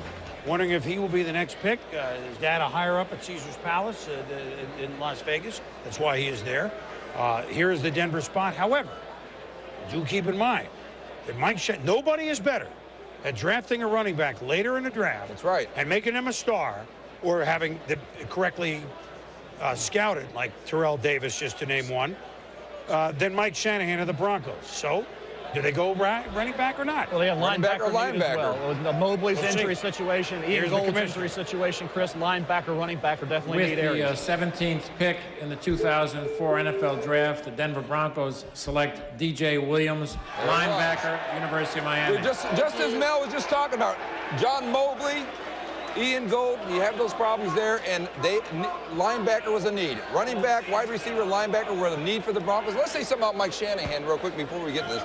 Mike Shanahan has been a masterful offensive coach in this league for a long time. Since they've won the 2 Super Bowls, when John Elway left and Terrell Davis got hurt, he has seen the New England Patriots and defense in this league dominate.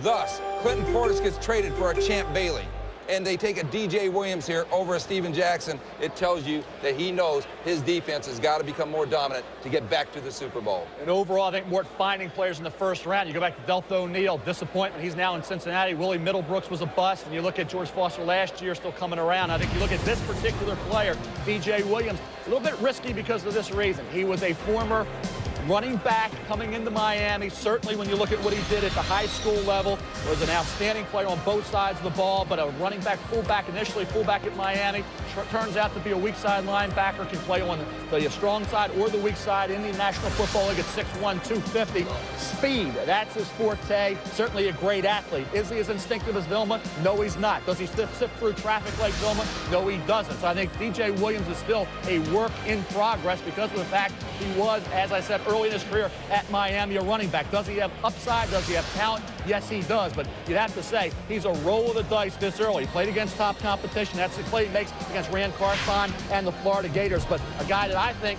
when you compare, and everybody tried to compare and contrast Vilma, DJ Williams. DJ Williams bigger at 6'1", 250. Vilma 6'1.5", 225. But instinctively, Vilma got to the football, I thought, a lot better than DJ, and that's why Vilma went a little higher. They need him with Gold's situation injury-wise and Mobley more. But this is a pick that I think when we look back, we'll have to see how he develops in the NFL if he's coached up at the linebacker position. And we have speculated hard about Steven Jackson being the guy here, the Oregon State running back being the guy right here, certainly no later than here.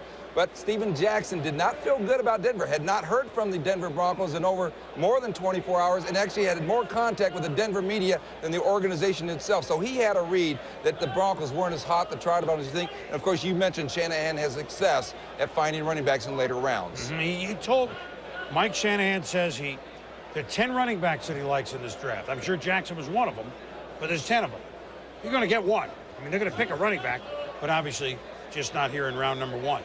The Denver Broncos, we're going to get back to Philly, by the way, shortly because they came up quickly. We're going to hear from Coach Andy Reid shortly, and then we'll debate Philadelphia on whether they have put the final pieces to the Super Bowl puzzle. The Denver Broncos. Obviously, the last time, the Colts just scored again, if I go back to the playoff game. So it's apparent that defense with the linebacker and with Champ Bailey, they're going at least somewhere that they know that they're not stellar.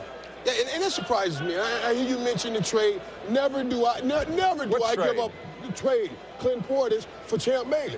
Never do I make that trade. I don't give up a possible 25 touchdowns for a cornerback that may give me one, especially in the AFC West where there are no big-time wide receivers that you have to set down. But DJ Williams is a great pick. He's a great pick-up because he just has such speed, and he has an attitude. He brings an attitude, a winning attitude from the University of Miami. Mike Shanahan has had success, as we keep hammering here, at finding running backs in later rounds. He has not had success at finding a shutdown corner, and he has tried, and Champ Bailey is proven, and that trade to me made sense, even though it's been criticized by plenty of folks. And you mentioned running backs and Mike Shanahan's confidence he can find one. You go back, and we're up at the pick number 18 right now in New Orleans. They have Deuce, and some of these other teams now have running backs. Dallas probably keeping their fingers crossed. They could have an opportunity to have their pick. 2003, Willis McGahee went 23rd. 2002, William Green went 16th. We're beyond that now. And in 1984, Greg Bell went 26th to Buffalo after they had traded down with Miami. Doesn't happen that often in the NFL draft where a running back, the first running back, is not off the board until this point in the first round. This will be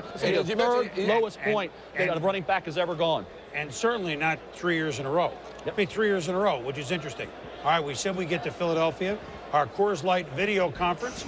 We bring in the head coach of the Philadelphia Eagles, and that would be Andy Reid. And Andy, you made the trade with San Francisco. You just like those big guys, don't you, Sean Andrews? You just can't stay away from them.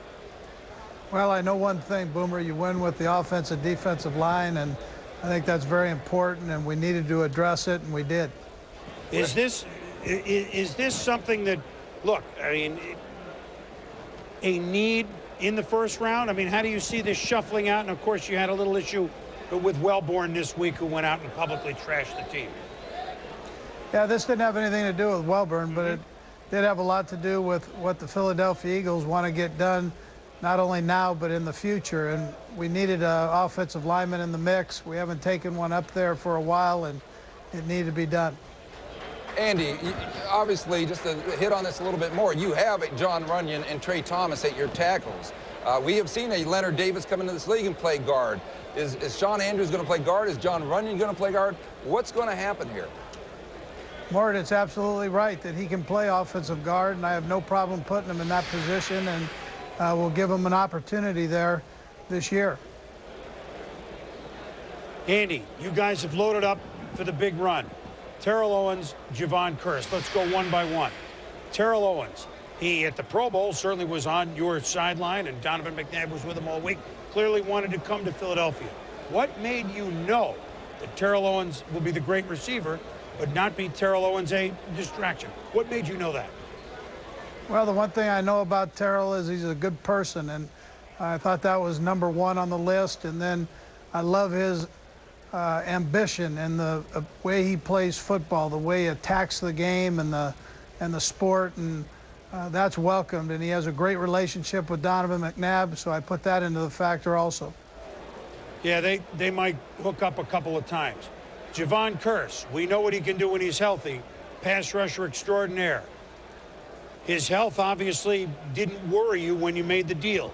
But his durability's got to be some concern. What made you know that he'll have a healthy year? Well, I'll tell you what, our team docs and Rick Burkholder, our trainer, did a great job of analyzing his situation. We're a little bit familiar with it with Derek Burgess's foot. We felt great about Javon, what an energy he'll bring to that defense. Well, you have energy with Javon Curse. You got an energy with Terrell Owens. You got a big guy like you and me who you just drafted in the first round. We'll talk with you later. Thank you. All right, Boomer. All right, so 8, the Eagles are loading up. I mean, there's no mistake about that, as they should in their position. New Orleans is on the clock. We can talk more Philly in a moment. The New Orleans Saints. They got to get a corner here. Another Ohio State guy, Chris Gamble. It's about time. Ahmad Carroll of Arkansas. They need a corner. With the 18th pick in the 2004 NFL Draft, the New Orleans Saints select Will Smith, defensive end, Ohio State. Ohio State is what they need. Right. Well, they got the fresh Prince of Bel-Air. Chris, I'll tell you what, he dropped a lot further. I didn't bet 8th, 9th on the board. He drops all the way down to the New Orleans Saints at 18. They, again, for the second straight year, passed up a cornerback. They passed up Marcus Trufant last year to take Jonathan Sullivan. Now they pass up Chris Gamble to take Will Smith. You talk about value, it's best value I've seen so far in round 1. As I said, 8th on the board. You look at Will Smith, consistent throughout his career. People say, well, he's not dominant. Well, I'll tell you what, game in and game out, he showed up, ready to play, consistent football player week after week, has that mean streak you look for. I'll tell you what, from a quickness standpoint, you line him wide off that edge in the right defensive structure, this kid can be a guy who gets you maybe 12, 15 sacks a year. He was a force to be reckoned with in the Big Ten. Well, up against the elite offensive tackles, both in practice and in games, and more than held his own. People say, hey, Gallery gave him trouble. Well, Robert Gallery's going to give a lot of people trouble, but I think you look at Will Smith at this stage of round 1, and really yesterday when I did the final first-round projection board, I think going 19 to Minnesota just looked like, because of needs and things that were happening, that he could drop. But surprisingly, goes to New Orleans again. As I said, second straight year, cornerback available, and they pass on the corner to take a defensive line. Well, one way to compensate for a weak secondary is get a pass rush going. They are loading up on that defensive line, no question about it. I think they just did not want to make you right, Mel. That's all. They didn't want to make Mel right. I think they took what's no, it's a good Let me say this, Mike. Jim Haslett called me out last year when they took Sullivan over, and he said, hey, I feel a lot better than our corners than you do. And I think he was referring to me because I came out strongly about Trufant. So again, like you said, pass rush over secondary. Here is the most important part of this pick. Will Smith goes to the Saints. The Saints wear black. Will Smith is truly Men in Black. I think it's perfect. Minnesota's next. Miami's after that. All right, Boomer. Then the Super Bowl champion Patriots. And we'll be back. Hi, I'm Eli Manning. You're watching the 2004 NFL Draft on ESPN. Yeah!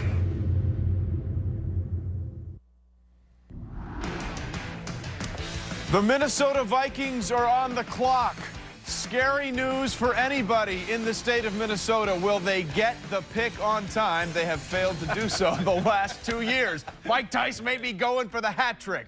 Welcome back to the EA NFL matchup. Trey Wingo here with Merrill Hodge and Ron Jaworski. Again, here's what we've got set up so far as we wait for Minnesota to make their pick. We've had 3 quarterbacks taken. We've had 5 wide receivers taken, 1 shy of the record for a first round. But we have had the donut when it comes to running back, 0. And look at the next 4 picks, guys, and the starting running backs on these squads. Minnesota looks like they're set with Michael Bennett.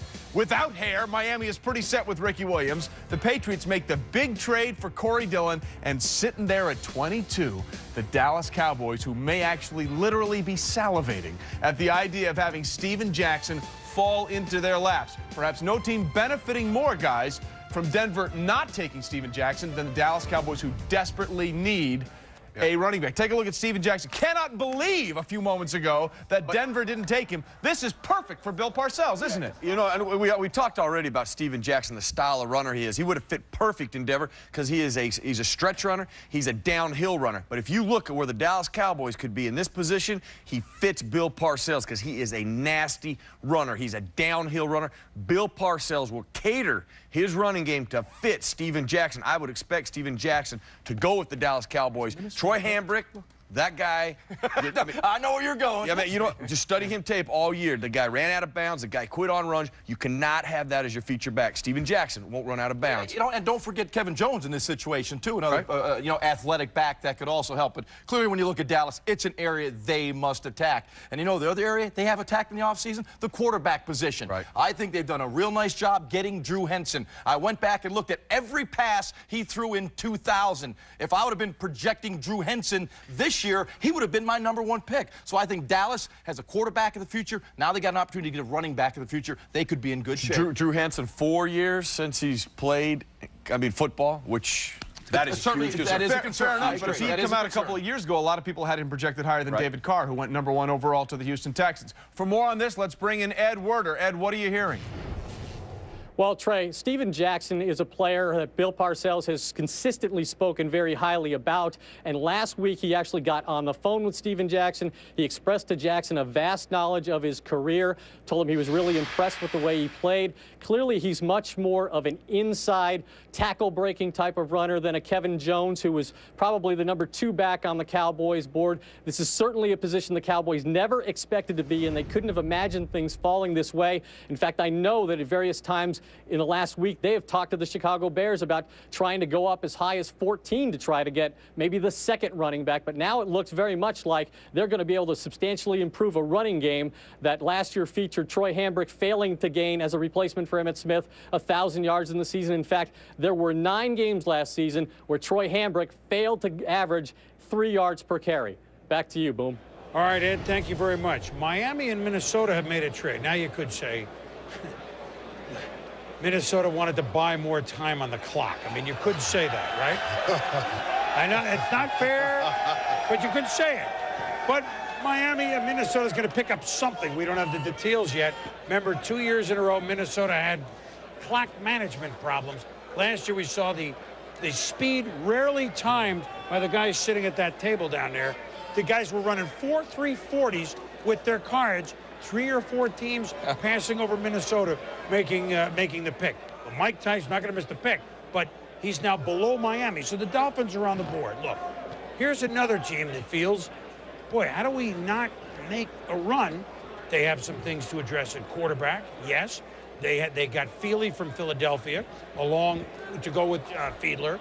They changed a majority of their offensive line. Clearly, other than Ricky Williams and Chambers, a couple of receivers, some offensive changes. What do we see? With the 19th pick in the 2004 NFL Draft, acquired from the Minnesota Vikings, the Miami Dolphins select Vernon Carey, guard from the University of Miami. All right, first question.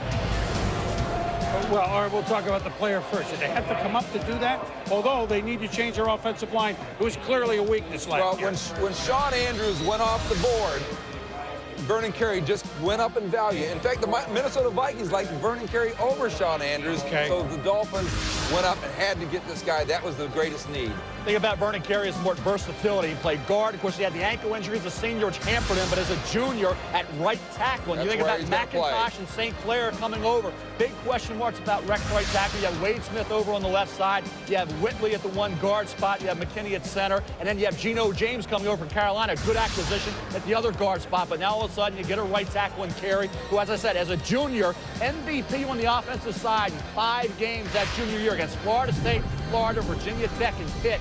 Battle-tested against top competition. As I said, had that ankle injury. He even played left tackle, filled in for Bryant McKinney against Virginia Tech when McKinney got hurt in that game. He's played all 4 spots on the offensive line except for center. As Mort mentioned, at Miami, he'll be in that mix with McIntosh, St. Clair for that starting right tackle job in a completely restructured offensive line. Let's look at the Dolphins and all the pressure on Dave Wanstead. That's an offense that has been under fire. We know they have A.J. Feely in a trade with the Philadelphia Eagles. They did this in the offseason. Jay Fiedler still in the competition there. But they added David Boston to the mix at wide receiver along with Chris Chambers. Now you got Ricky Williams. Now you fix this offensive line. All of a sudden, they might talk offense about the Dolphins if A.J. Fiedler or Jay Fiedler step up.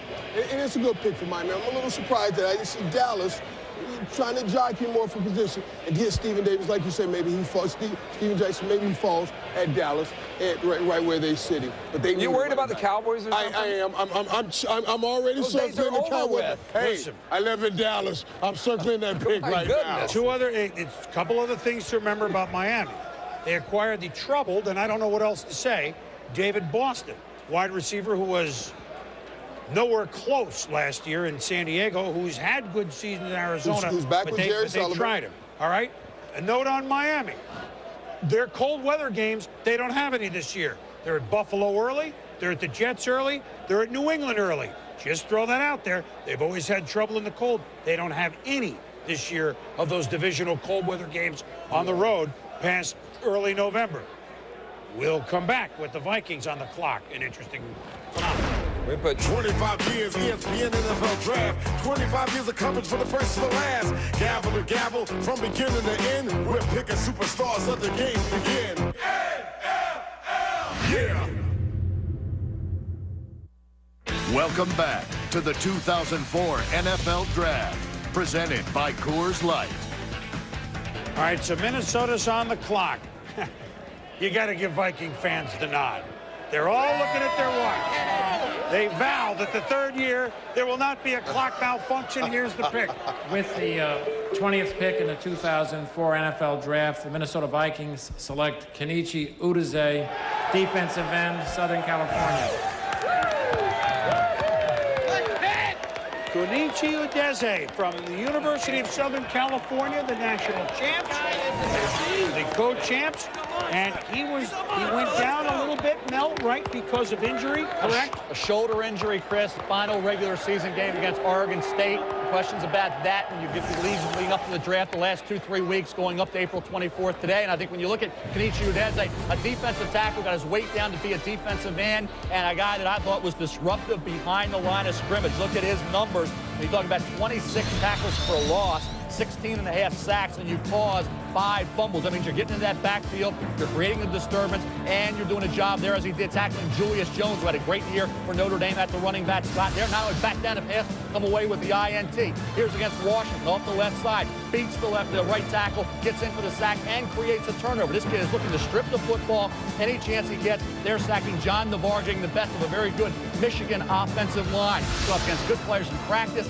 and in games. When you look at Kenichi Udeze, I thought he could go as early as Jacksonville at 9.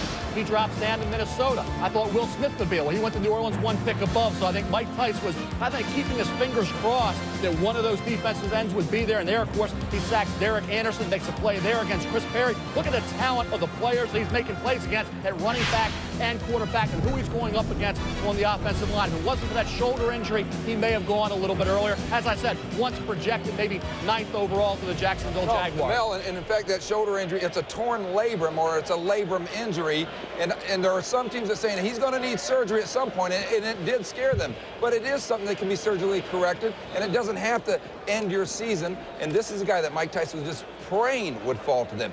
In the Metrodome, with that noise, on AstroTurf, they have become even more of a dominant whole team with this guy rushing the passer. And you know what their problem was on D? They were one of the slower teams in the league. Now, I don't imply that ESPN's Corey Chavis, who also is a Pro Bowl safety for the Minnesota Vikings, who's with Andrea right now, I don't imply that he's one of those guys, but I'd like to get his thoughts on a new quick teammate up front. Andrea?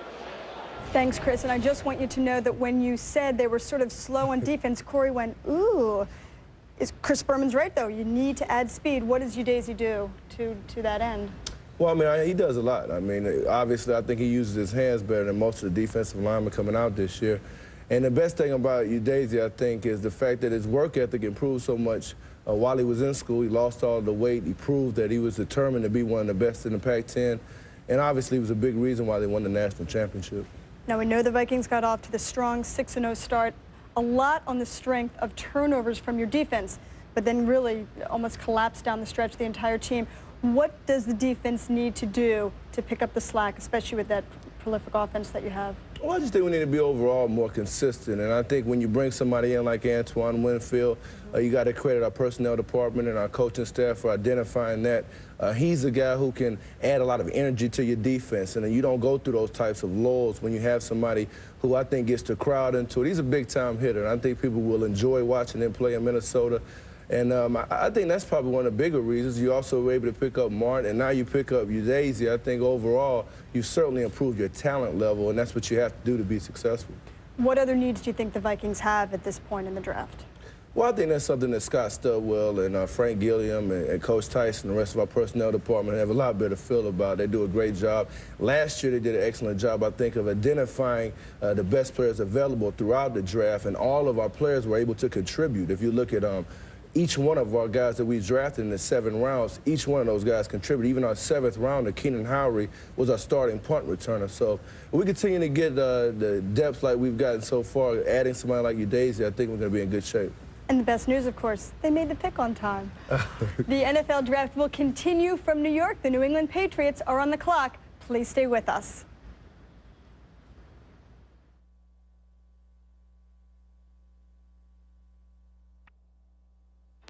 A short time ago, Robert Gallery was picked number 2 overall by the Raiders. He's making a call on a phone provided by Motorola. Motorola will provide a voice to the fans on ESPN.com. Log on to ask Mel a question, and it might even get on in our You've Got Mel segment. All right, welcome back to New York. Just let me clean up one thing. By Minnesota dropping down 1 and allowing Miami to pick ahead of them, they got a 4th-round pick. Now, the only team with 2 first-round picks happen to be the Super Bowl champion New England Patriots. This involved with the Kyle Bowler orchestrations last year. So this is the pick that was originally owned by the Baltimore Ravens. The New England Patriots, what do they do lately? Well, they won 15 games in a row to win the Super Bowl. They have 6 picks in the first 4 rounds. And oh, by the way, this past week, the 2nd-round pick, they acquired Corey Dillon, one time the single-game record holder for yards rushed in a game. So a New England Patriots team, which you say, boy, how could you win 2 Super Bowls in the last 3 years without a big-time running back? Corey Dillon certainly could be that. So Here's a team that's won 15 straight. They got 2 first-round picks, although I'm not sure that the phone lines aren't burning right now. As a matter of fact, I'm sure they are. But there are a couple. They don't need anything, but there's a player or two that's kind of popped down. Well, let's go to New England first. Well, when I look at a need, and you're right. I mean, Corey Dillon. If Corey Dillon comes through for them, then it's a wonderful thing. But they did lose Ted Washington. Yes. Big run. And we are looking at Vince Wilfork, the University of Miami defensive tackle, who's a 340-pound type guy. He would seem to fit beautifully here. But you also, we talked about running backs have fallen. Dallas is sitting right behind New England. Anybody who wants a running back probably has to go through New England right now, or else Dallas gets the pick of guys like Steven Jackson of Oregon State and Kevin Jones of Virginia Tech. That's the scenario right now. And we were debating all along, the Patriots were, what running back could slide to 21? Will Steven Jackson be there? Will Kevin Jones be there? Well, they're both there. And I think that's probably surprising to Bill Belichick and Scott Pioli that those running backs are still there. But you mentioned the defense.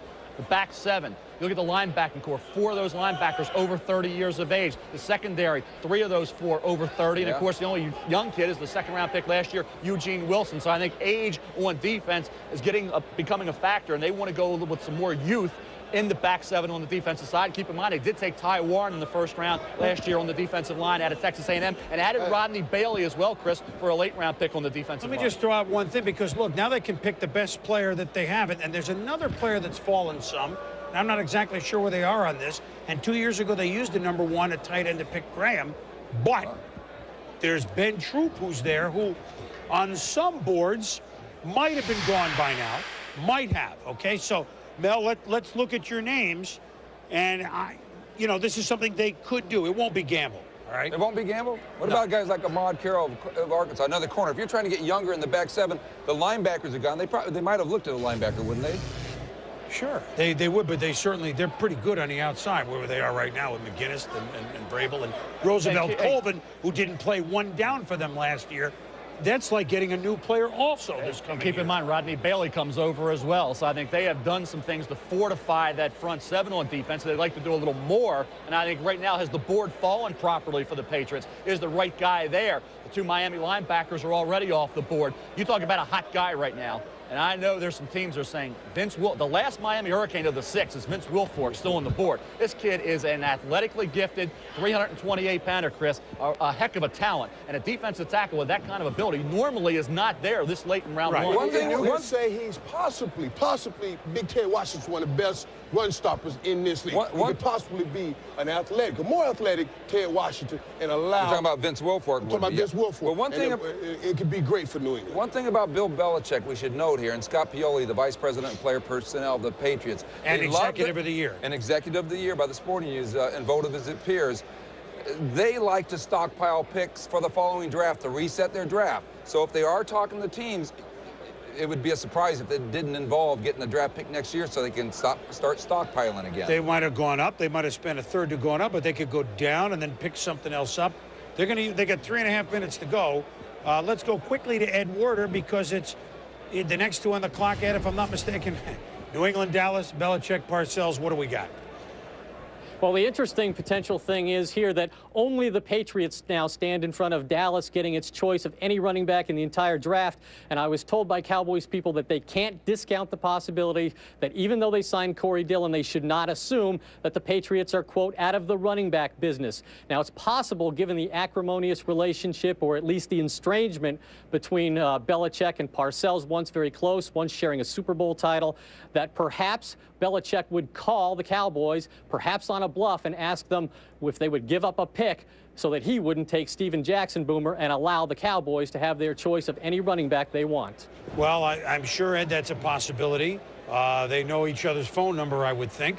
But, I mean, look, and Michael tipped on it, and we all did, there were a couple of names that might have fallen for a variety of reasons. But Ted Washington was such a huge part of that run defense last year. Okay, let me just tell you something about, if you look at the statistics in the Super Bowl, Ted Washington, no tackles, no assists. Then put on the film of that Super Bowl, and you watch, he had like 45 assists, but not in the true sense of the word. Now, he's a member of the Raiders. They really would like that, and so, as you guys have all talked about, with Vince Wilfork sitting there, I think they're a little surprised, but I think, and in terms of 10 minutes worth of calls, But let's make the move. Let's go. Let's go with the Wolf Fork. That's what I think in they'll terms do. of the Cowboys worrying about the running back and Steven Jackson, it's just going to depend how much higher is their grade on Steven Jackson over Kevin Jones of Virginia Tech. I think that would determine what the Cowboys' attitude right now. Let me say this, Mort. I have Steven Jackson ahead of Kevin Jones, but there are some teams out there that do feel that Kevin Jones is the best running back in this draft. He's an athletically gifted kid, plays faster than he times, and a guy that hit a lot of home runs at Virginia Tech. And I think from a completeness standpoint, Steven Jackson may be a little bit better at this stage, but there are teams in the National Football League that do like Kevin Jones over Steven Jackson. How about this size? If Will Fork becomes a good player, if they pick him, they might. And if Ty Warren, last year's #1, big guy up front, and Richard Seymour, Pro Bowl, boy, isn't that pretty formidable up front on defense? By the way, he's a good defensive coach. With Teddy Bruschi roaming around there, you better believe it's formidable. Let's go to the commissioner and see what the Super Bowl champion Patriots will do. With the 21st pick in the 2004 NFL Draft, the New England Patriots select Vince Wilfork, defensive lineman, University of Miami. Good. That's good. Really? Is The rich get richer. That's what it is.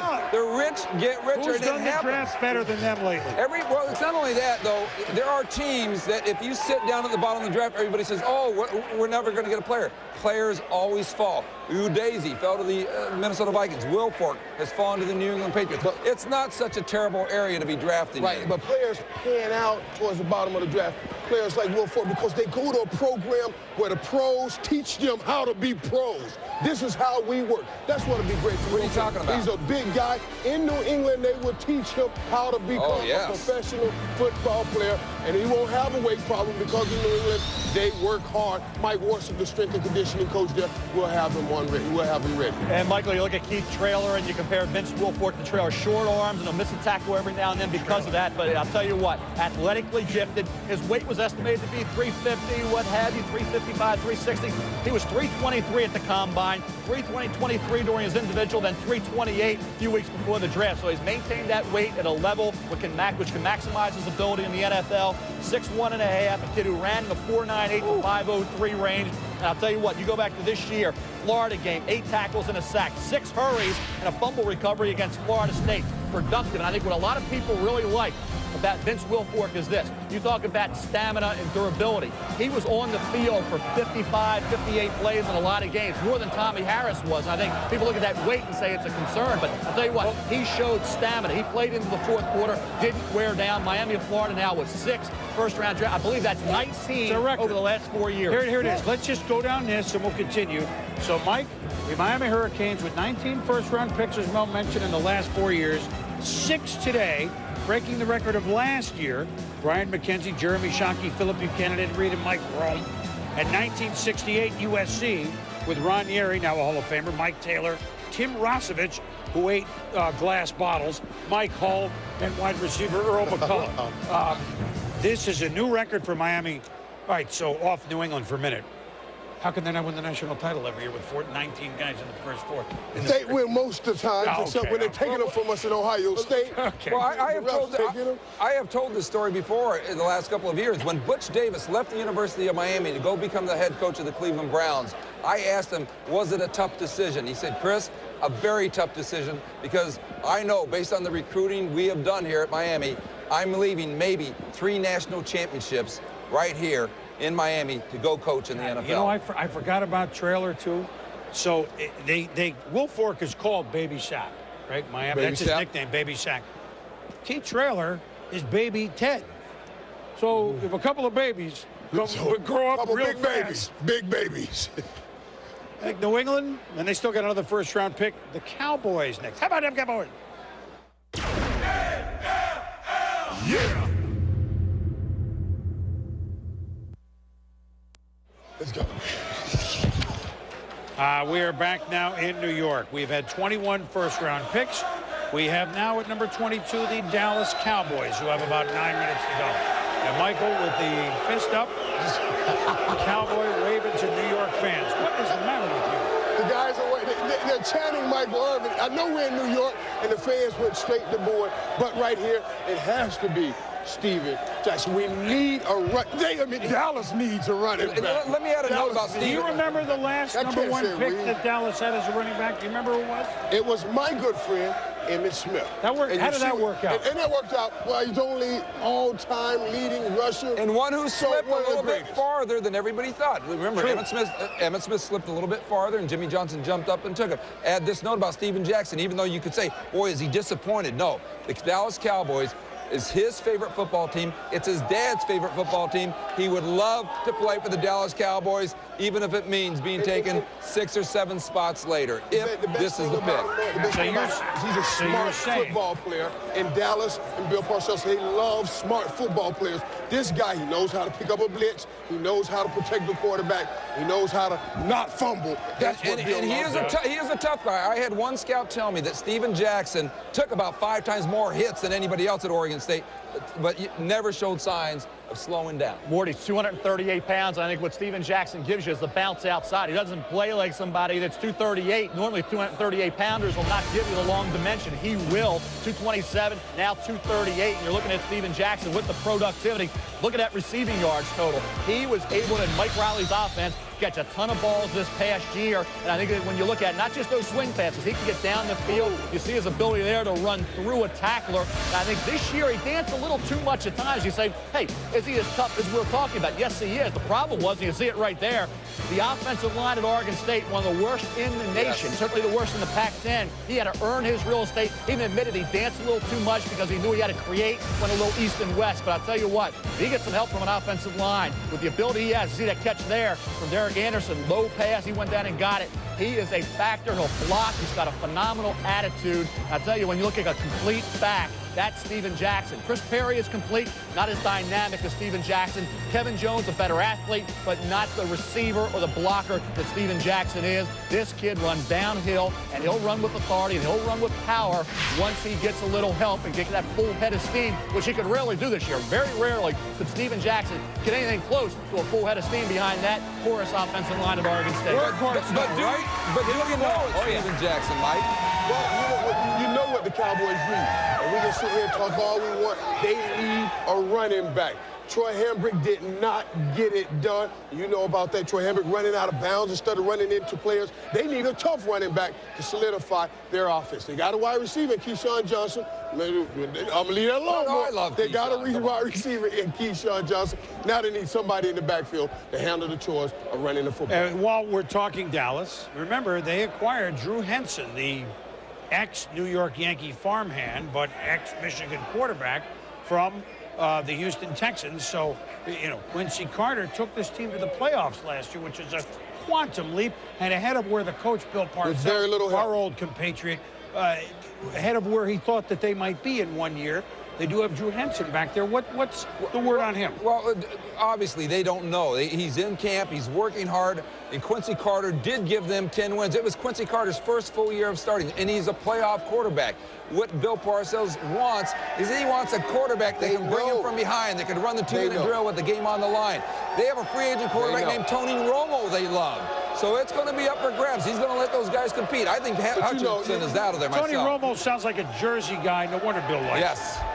Let's head up to our EA matchup set with Trey and Merrill and Jaws. Fellas? All right, Boomer, thanks. You know, you talk about the quarterbacks for the Cowboys. All 3 of them on the roster right now, besides Tony Romo, former baseball players, Chad Hutchinson, Drew Henson, and Quincy Carter was in the Cubs organization as well. Real interesting here, though. Bill Parcells, the things he's done in the offseason. He gets Keyshawn Johnson. Maybe the most underrated offseason maneuver, picking up Marcellus Wiley from the Chargers for a team that was the #1 ranked defense last year. Well, that stays with their style defensively because they're going to attack. But if we look at where the Cowboys sit as far as a position, if they take Steven Jackson, how this helps Quincy Carter. The one thing that really stood out last year is Quincy Carter had to carry this team. Quincy Carter's not in a position to do that. And the one game that really stands out, when they went to Tampa and they had to play there, he had big eyes. He didn't perform very well there. So he needs somebody to take the pressure off him. Steven Jackson would be that guy. They'd be able to run the ball. Then Manny's first, Manny's second down. Manny's the game better, and that will help Quincy Carter. And also a rock-solid acquisition in Keyshawn Johnson. When you look at Keyshawn Johnson, he's not a #1 guy that's going to go down the field and make those big big explosive plays, but you have a Terry Glenn and Antonio Bryant. What you're going to get out of Keyshawn Johnson is a workman-like effort. He's going to do the dirty work blocking. He's going to catch the short passes in the short to intermediate area and get the yards after the catch. He's going to do the little things that help you win football games. A good acquisition in the offseason, a solid football player in Keyshawn. He's going to make those slants to keep third downs alive and keep drives alive, much like some guy named Michael Irvin used to make for the Dallas Cowboys. And a big target. A quarterback likes that big target, that position his body, block the defender, make the catch in the crowd. I mean, it still comes back to Quincy Carter, helping Quincy Carter out because, I mentioned the Tampa Bay game where he really struggled because of the big game, the big atmosphere. He didn't perform well. But keep in mind, he had really no help. You look at the passing game, I don't think they had all the dimensions that they have now. And then the running game will help every team and every quarterback manage the game. It helps your defense as well. This is an attacking defense that struggled, wore down towards the end because they had no running game. Merrill, you and I watched that second game against Philadelphia in Philadelphia late in the season, and there was a play in that game where Troy Hambrick had a chance to lower a shoulder and get maybe a touchdown or inside the 5-yard line, and he ran right out of bounds. I think what Steven Jackson brings as a running back is that same work ethic, pounded up the middle effort that you're talking about Keyshawn Johnson. He looks like he will do the little things to keep that drive alive. The one thing that always stands out when I watch tape on a running back, are you nasty? Are you nasty? That means, are you going to make somebody pay every time you run the football? Steven Jackson will do that. Troy Hambrick did not. He proved that. Now, the one thing you don't know about Steven Jackson, he hasn't played in the NFL. But what I have seen in college, he will come to the National Football League. He will flick pain on defenders, and he will really get better in the fourth quarter. And you also have a Richie Anderson, a very versatile guy at the fullback That's a Bill guy as well. That's right. You come out the backfield, catch the ball, he'll block. Again, we're talking about a lot of guys that'll do the dirty work for the Dallas Cowboys. Well, one thing's for sure, Bill Parcells did something with the Cowboys he's never done before. His first year as a head coach on a team, he took them to the playoffs. He always seems to do very well in his second year, which would just continue the success he's had for the Dallas Cowboys. In fact, 3 of the last 4 teams I believe he's been a head coach on. As you take a look here, as he gets into that second season, you see a marked improvement. Can he do it for Dallas? Well, keep in mind, again, he's coming off a playoff season right away, which has never happened in Bill Parcells' career. We'll see what happens. About 1:30 left on the clock. Boomer, Steven Jackson is sitting there. We'll see what happens. All right, guys, thank you. We're sitting here. And look, Bill, I imagine he's just seeing if anybody is calling, right? Mort, there's a reason. Well, he does do due diligence, and Jerry Jones does the same thing. They both are friends of Al Davis, and Al Davis has always used almost the entire amount of time on the clock to make sure nobody's calling to give you a deal you can't. The Cowboys only have 5 picks in this draft. They've got to get at least 4 players out of this draft, and Parcells will tell you they're not so good that they have to say, we got to have a running back. If there's a better player on the board, they'll take him. But to me, the best player on the board. Well, so we do have a trade, and that's the thing. They only have 5 picks in this draft, and they have to get more players, and certainly you can't get a running back. And let me just make this comment here about Buffalo being on the thing. Buffalo wants to come out of this draft with a quarterback. Tulane quarterback J.P. Lossman is a guy the Bills really like. And with Green Bay and St. Louis coming up, J.P. Lossman, the Tulane quarterback, probably is the Buffalo target here. And how about Buffalo and Dallas making a trade? Mike, you inflicted pain on a lot of people in Western New York. Yes, we have, and they just inflicted pain on the Cowboys. Well, payback is the winner. Did you see the fans, the Cowboy fans? They were like, oh, what do you mean we're trading out of this spot? We need a running back, somebody that can make a difference right now. And Buffalo, you thought of getting the first-round pick. New England and Baltimore. Baltimore got bowlered by giving up the first this year. Well, here we go. Here's the deal. Let's go to the podium. With the 22nd pick in the 2004 draft acquired from the Dallas Cowboys, the Buffalo Bills picked J.P. Lossman, quarterback from Tulane. Just a note here in terms of Lossman. The Bills they went to a workout at the Saints facility the same day that Eli Manning worked out. Lossman worked out after him. Some of the people there will tell you Lossman had a better workout than Manning. That's just a workout. He certainly didn't play around a great team at Tulane, and some people think that's a plus. Physically, has all the tools. Some people think he's a little bit too cocky, a little bit too full of himself, however.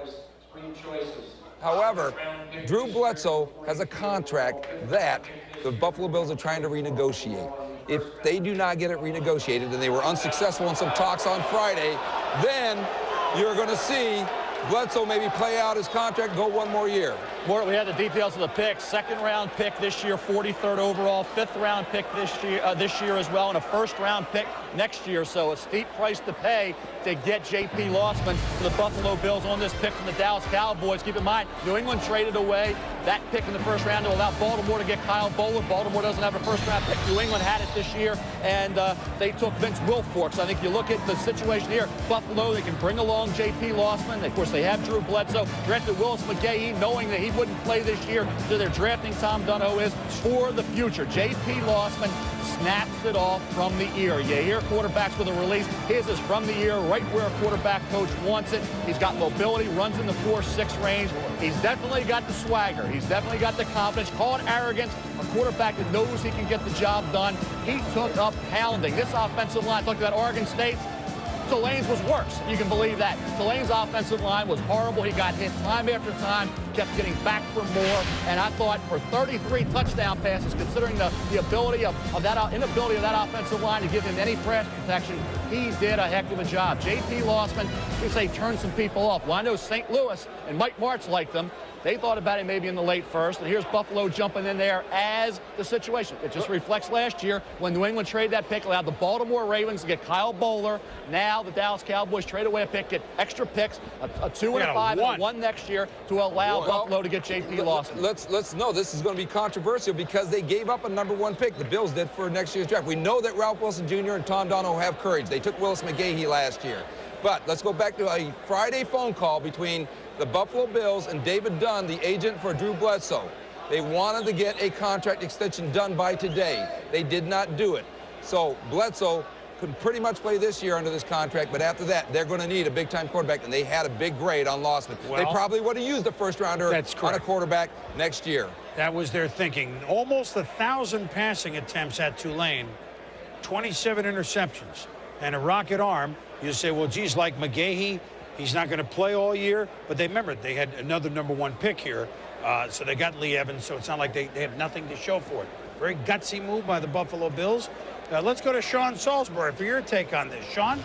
You know, Boomer, I don't think it's that gutsy, to be honest with you. Of all the quarterbacks in this draft, I think he's the most talented. He's got the best feet. He's got the strongest arm. And now he's going to a position where he can learn behind Bledsoe at least early on. And I don't understand where all this cocky talk comes from. Don't you want a Brett Favre or a guy with an attitude at the quarterback position? We always say confidence is the most important thing at that position, and he's got it. And Mort talked about the workout with Eli Manning. Well, I was there the day before in New Orleans working with J.P. Lossman, and I sat down with him in the film room, and he walked me through his team and watched tape for 2 hours. So any knock on him about that he doesn't know much about football is completely wrong. I think this is a great pick, and I think you're looking at a future Pro Bowler with Brett Favre type of skills. The one negative that I see that he's got to learn not to hold on to the ball too long like he did at Tulane, but what can you blame him for? Nobody blocked for him. Plus, he's got the toughness you need. And Jaws, I think this guy, I don't think this is too early. I think this is a great pick for the Buffalo Bills.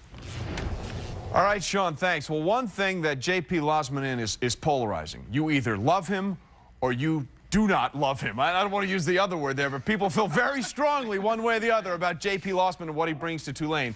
Jaws, you love him. I love him. In fact, I had him rated above Phillip Rivers, who now is the You number got one. everybody rated above Phillip Rivers. No, I did not. I had Phillip you. Rivers #4, and he's going to be an outstanding pro. But I'll tell you, when you look at a young quarterback like J.P. Lossman, you see a very live arm. That's the one thing you can't teach someone, how to get the RPMs on the football. And when I broke him down, I saw a quarterback that projected very well into the NFL.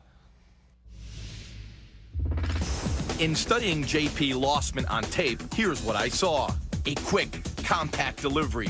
His ball position is a little high, but that will be corrected in the NFL. He snaps his wrist, which allows for more RPMs, more rotations on the football.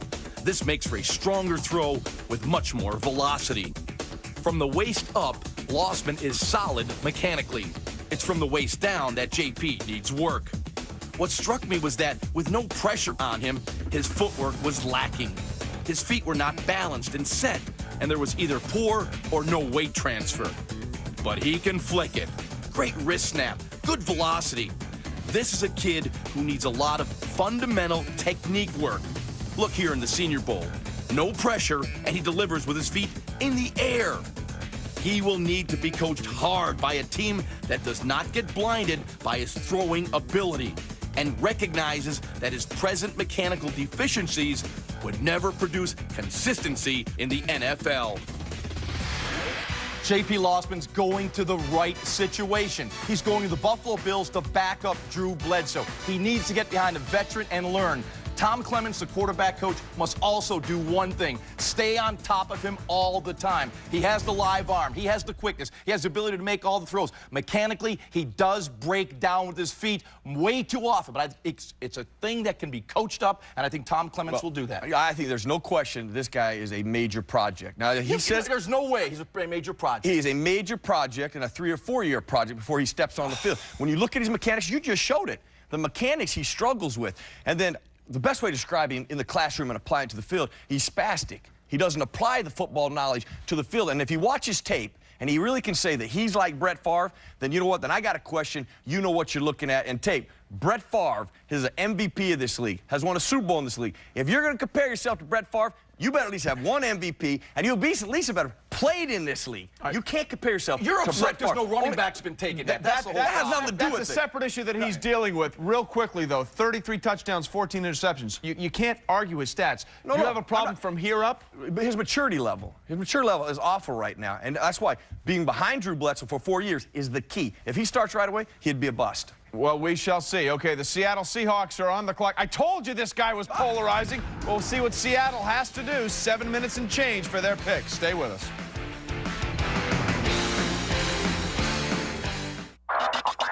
And DeLone is racing his team back down the field. Throwing Mario Manning. Touchdown, Frankfurt. Watch NFL Europe. Boxing stars Shannon Briggs and Francois Botha make their K1 USA debut against martial arts premier fighters.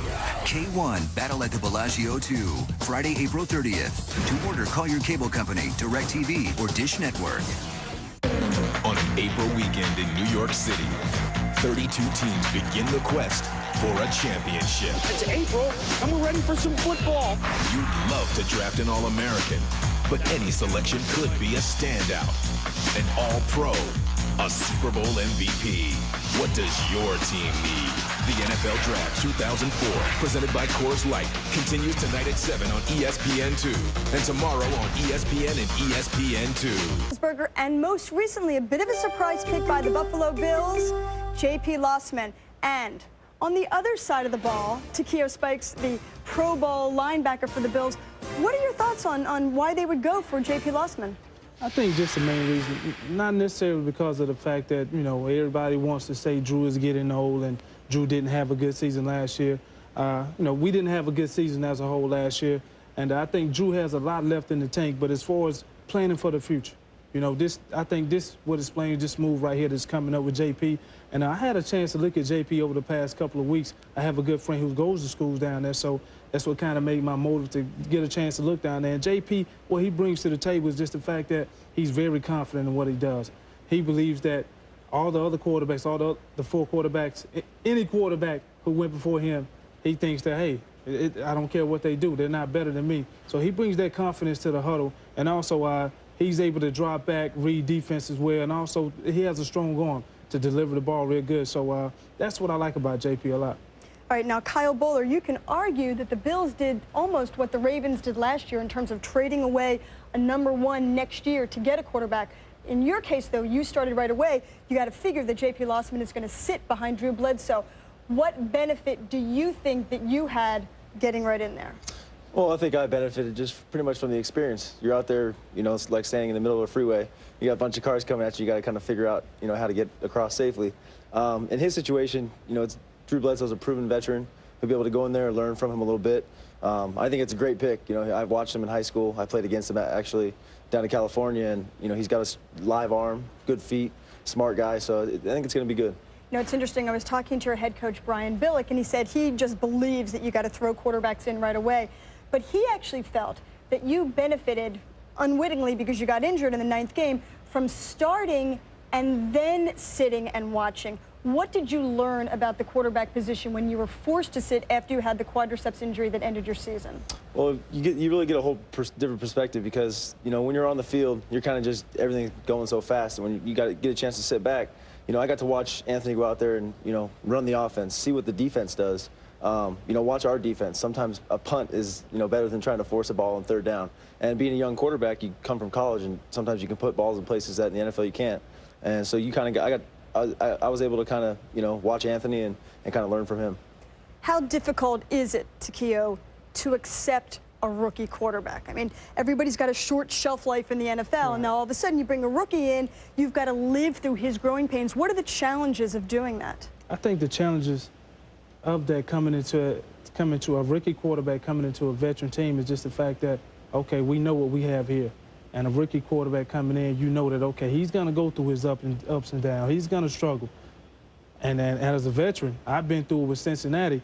You hate to see a rookie quarterback come in because you know that you're going to struggle bad. You're going to go through the times where you're going to lose games 16-17, 10-7, regardless of how well you play defense. So that's the most struggling part about it is trying to accept that. But the good thing about it, I think that JP, he brings to the table all the athletic qualities that a quarterback needs to be successful in this league. And just by coming in up under Drew, you know, and just watching and learning, that's going to be unbelievable for him. And certainly for Kyle Bowler, Chris Berman, Peyton Manning was 3-13 his rookie year, and Troy Aikman was 0-11. At least this guy was 5-3 with a positive record. Let's head back to you. I think the Seahawks are on the clock. All right, Andrew, thank you very much. We only got a minute left here on the Seahawks clock. A team clearly on the rise, a team that finally went on the road late, a team that was 10-6 and had a great finish, a team that lost a heartbreaking game at Green Bay, that great overtime game on the pass interception for the touchdown, a team that signed Grant Western for big money to play defensive end, a team that signed Bobby Taylor, admittedly not the great Bobby Taylor that he was with the Eagles, but a pretty darn good player, a team that drafted two very good defensive backs last year with Trufant and Hamlin, a team clearly on the move. Defense up the middle.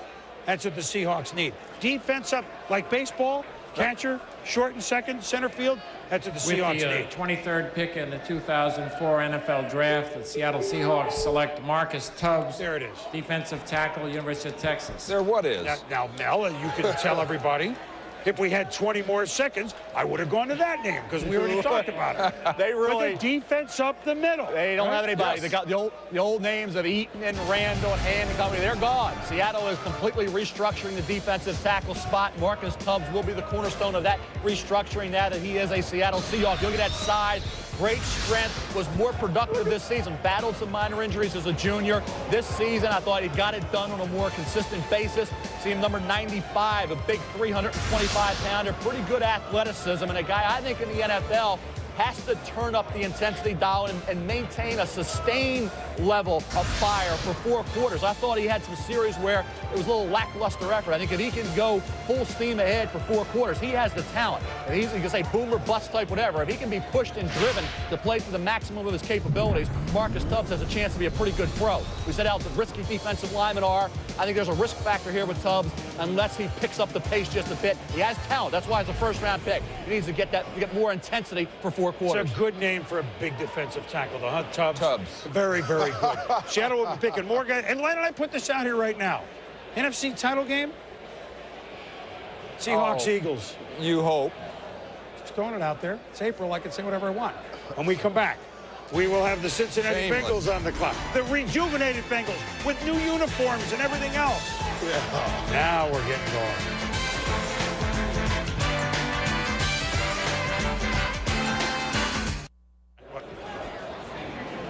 New York, it's a nice day in New York, and it's been a wild day inside here in New York. We are 4 hours into the NFL draft. Eli Manning was picked by San Diego. They had him for an hour. Then there was the trade with the New York Football Giants. Eli Manning there. Phillip Rivers will be quarterback of San Diego, or at least I don't think he's going to start necessarily, but he could. And if you tune in late, you missed a very intriguing first hour of the draft. The reason I point out that we're already 4 hours into the draft, we have not talked about the Cincinnati Bengals for the first 4 hours of the draft. Now, if you think at the rich history of the Cincinnati Bengals in the 90s and the early part of this decade, they were within the first hour. Not anymore. Marvin Lewis, 8-8, had him thinking playoffs. He's done what very few can. He's made the Bengals respectable. He's given them a lot of hope. He's given them organization.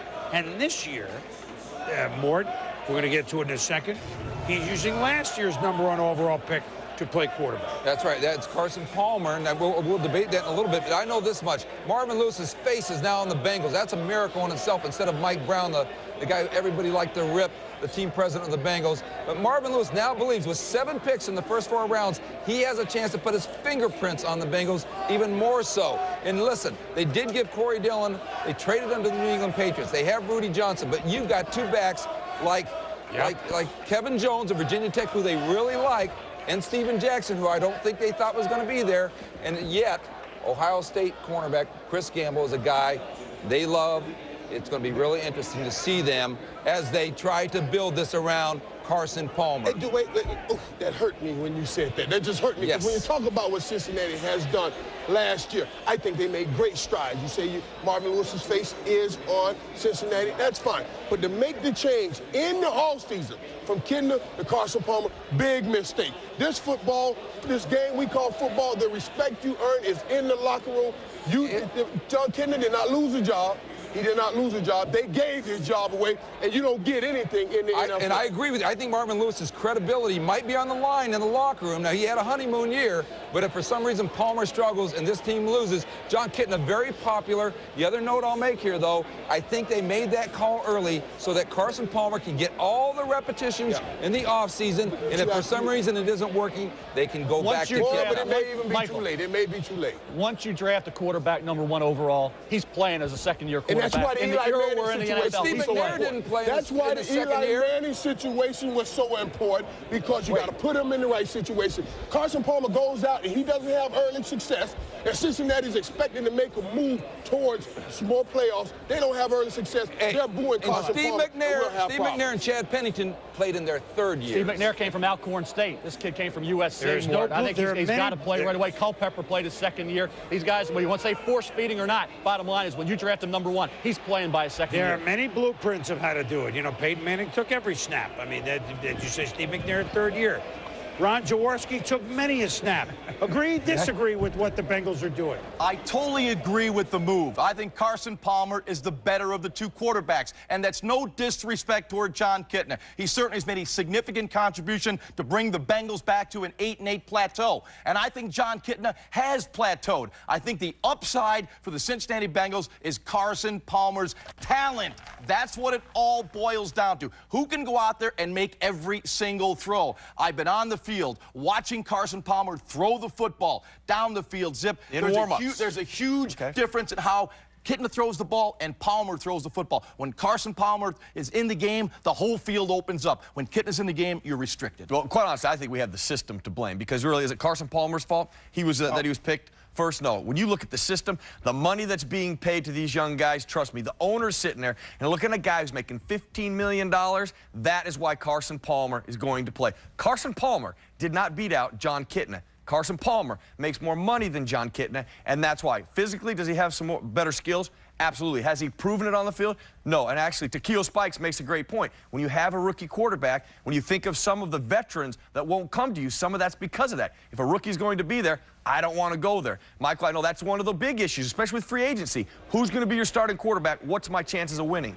Well, you know what Charles is saying. Charles said, I watch Carson Palmer throw. You watch him throw on the sidelines. Have you ever watched him throw the ball with those boys barreling down his neck? That's the way he'll have to throw during the regular season. John Kitna, I did see him throw the football at Southern Cal in the preseason, and the upside is with Carson Palmer. There's no question he brings everyone in the game. And I hate to sound like I'm dissing John Kitna, because I do have respect for him. But if you want to become a championship team, I'm not talking about going 8-8, 9-7. You want to win the Super Bowl, the guy you win with is Carson Palmer. Winning championship, Charles. That's right. The best player on the football and that's Carson Palmer. Hey, I'm not talking about the best talent. I'm talking about the best player. And the difference is, a guy with talent has potential. A player gets out and play. 8-8 is good. With the Bengals, 8-8's like 14-2. 8-8 is great coming from 2-14 for 100 years. You lead John Kitna, you get those receivers, they build on it, they're building something, they have something to build on. You let them play football. If he wins the job, he wins. wins it in training camp. Like a man, like an NFL player. You've got a 31-year-old quarterback who's plateaued. You got a younger quarterback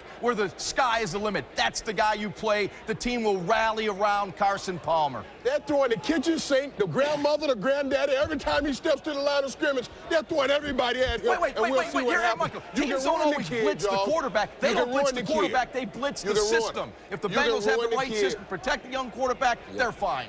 You'll get ruined the kid, Jaws. They have to be careful. He's in his second year. He's ready.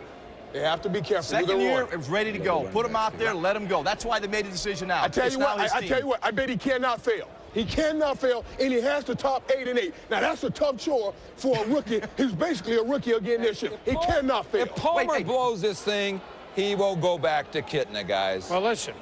By the way, for our fans out there, and you can go back to Kitna. Will Palmer be the same? For our fans out there, Ron Jaworski, Michael Irvin, available on TV 90 minutes every Monday night on Monday Night Countdown.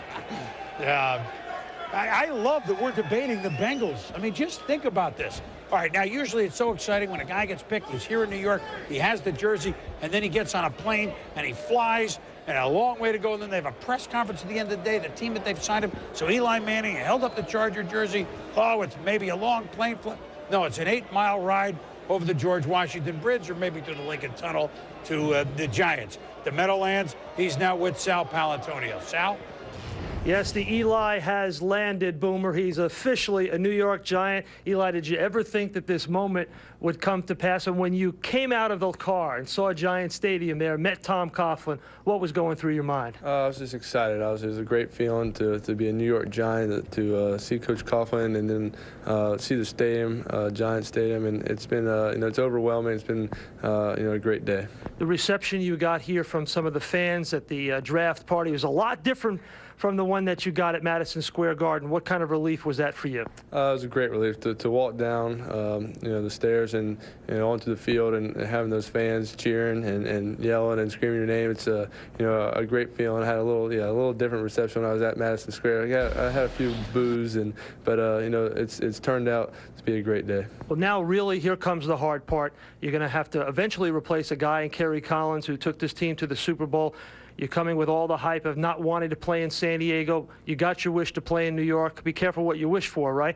What do you do right now to get yourself prepared for this upcoming season? Well, I think the first thing I do is just get that offensive playbook as soon as possible. Start, learning the system, learning the plays, and obviously Kerry Collins has proven himself to be an outstanding quarterback. He's been in the league a long time, and he's got the job right now. But I'm just gonna come in and do whatever the coaches want me to do. I'm gonna work hard. I'm gonna prepare myself to play, and whether I do or don't, it's just gonna make me better for the future. Ready for New York? I'm ready for it. All right, Boomer, back to you. There's Eli Manning. All right, and a smile on Eli Manning's face, which is very good to see. Thank you very much, Sal. All right, so now the Bengals, this was a move down from Denver, but now here's the commissioner because the Bengals have traded the spot to St. Louis to move down a couple more. Since he's moving down twice already in this first round, one was done a couple of weeks ago.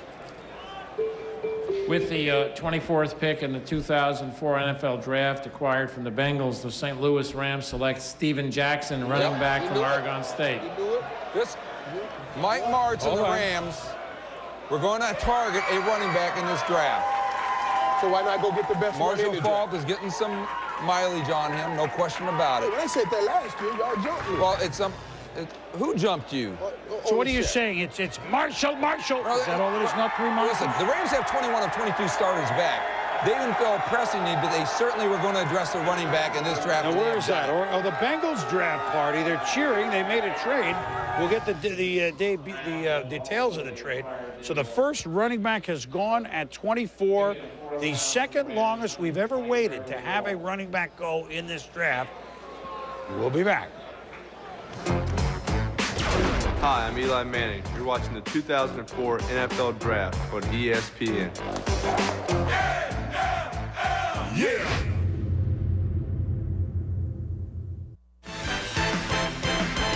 ESPN's exclusive coverage of the NFL Draft, presented by Coors Light, is brought to you by Lincoln. There are those who travel and those who travel well. And Tractor Supply Company, the stuff you need out here. Welcome back to New York, where Steven Jackson, the Oregon State running back, just selected at number 24 by the St. Louis Rams. Steven, we know in physical time it was 4 hours. How long did it seem to you mentally? Excuse me? How long did it seem to you mentally waiting all this time to be picked? Well, it was a long time. We know we were going to go in the first round, but we had no idea where.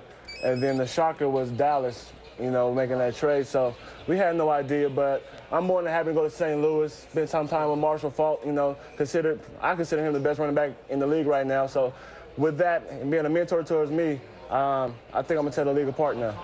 Marshall Faulk is such a tremendous student of the game. What do you think you can learn from him? How to read the defense. That's what's most important in the NFL. Teams want to be able to spread out the defense and make reads in the coverage.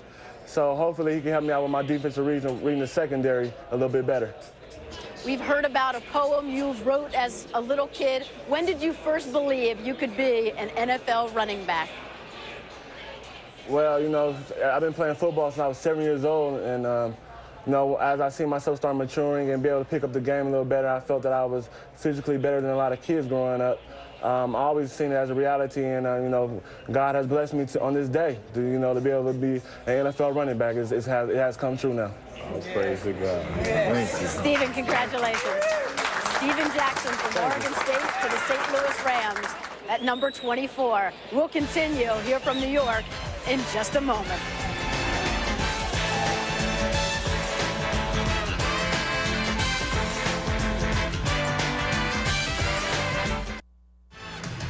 Keeping with its long-standing commitment to America's communities, Campbell's Chunky Soup will donate 10,000 cans of soup on behalf of Eli Manning to a local food bank in his new team city. Campbell's Chunky Soup has donated millions of cans of soup as part of the NFL Tackling Hunger program, an effort to fight hunger all across the country.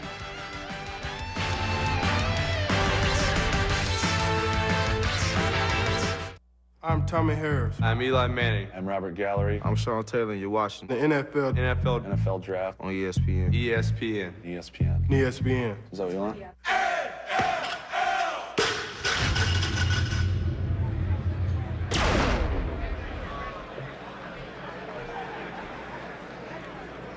With the 25th pick in the 2004 NFL Draft, the Green Bay Packers select Ahmad Carroll, defensive back, Arkansas. A hog. I like it. Second Arkansas. There have been 2 Texas, 6 Miami. They call him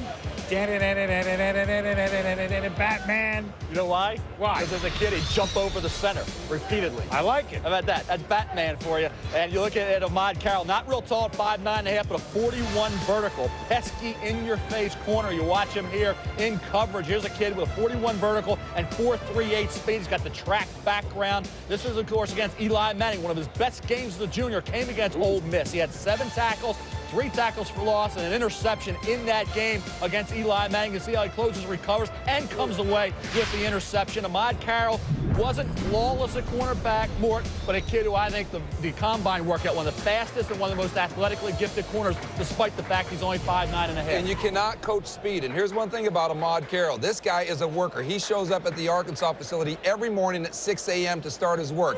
And don't forget, at the NFL owners meetings last month, we heard that the NFL is going to crack down on all that hands-on, those corners on the receivers, that illegal contact. So you better be able to run with these receivers. If you can't grab and hold them, Michael, you know that Ahmad Carroll can do that. I think he cost himself money by not staying in school. He would have been a top 10 pick next year, but he's confident enough to come out right now. And you're right, Mort. The quicker guys, they become more of an asset for your football team, because now, since we can't grab, I want the guys that can sit back and drive on the football real good, and Ahmad Carroll can do that. He will help the Green Bay Packers. If he'd stayed at Arkansas, he could have been a teammate of Alex Morton's. And he'd probably be better off just being around Alex Morton. Well, here's one thing. Right. His hair is shorter than most of the defensive backs for the Packers. Here's one. Shorter than Harrison McKenzie. Well, I mean, we should talk about Mike McKenzie, because Mike McKenzie is a guy who has been making a lot of noise. He's unhappy with his contract. We hear from behind the scenes he wasn't happy with the shuffling of the coaching staff. So there is some concern. McKenzie saying he wants to be traded. Ahmad Carroll certainly gives him some insurance. All right, but wait a minute. We're talking about the Green Bay Packers, who won an overtime game in the playoffs, which is unbelievable. They lost a game they could have won at Philly. In other words, they could have been maybe a Super Bowl team. Brett Favre has a couple of years left. But see, we're going to have to ponder that. Brett Favre, Green Bay Packers, do they load up one more time? Something we'll discuss when we come back. And the Bengals are on the clock again. Yeah!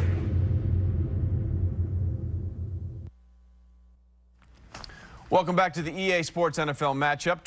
Trey Wingo here with Merrill Hodge and Ron Jaworski. So the Packers go defense. Well, does not make too much of a guess there because it was a 4th and 28 play that got him into the playoffs.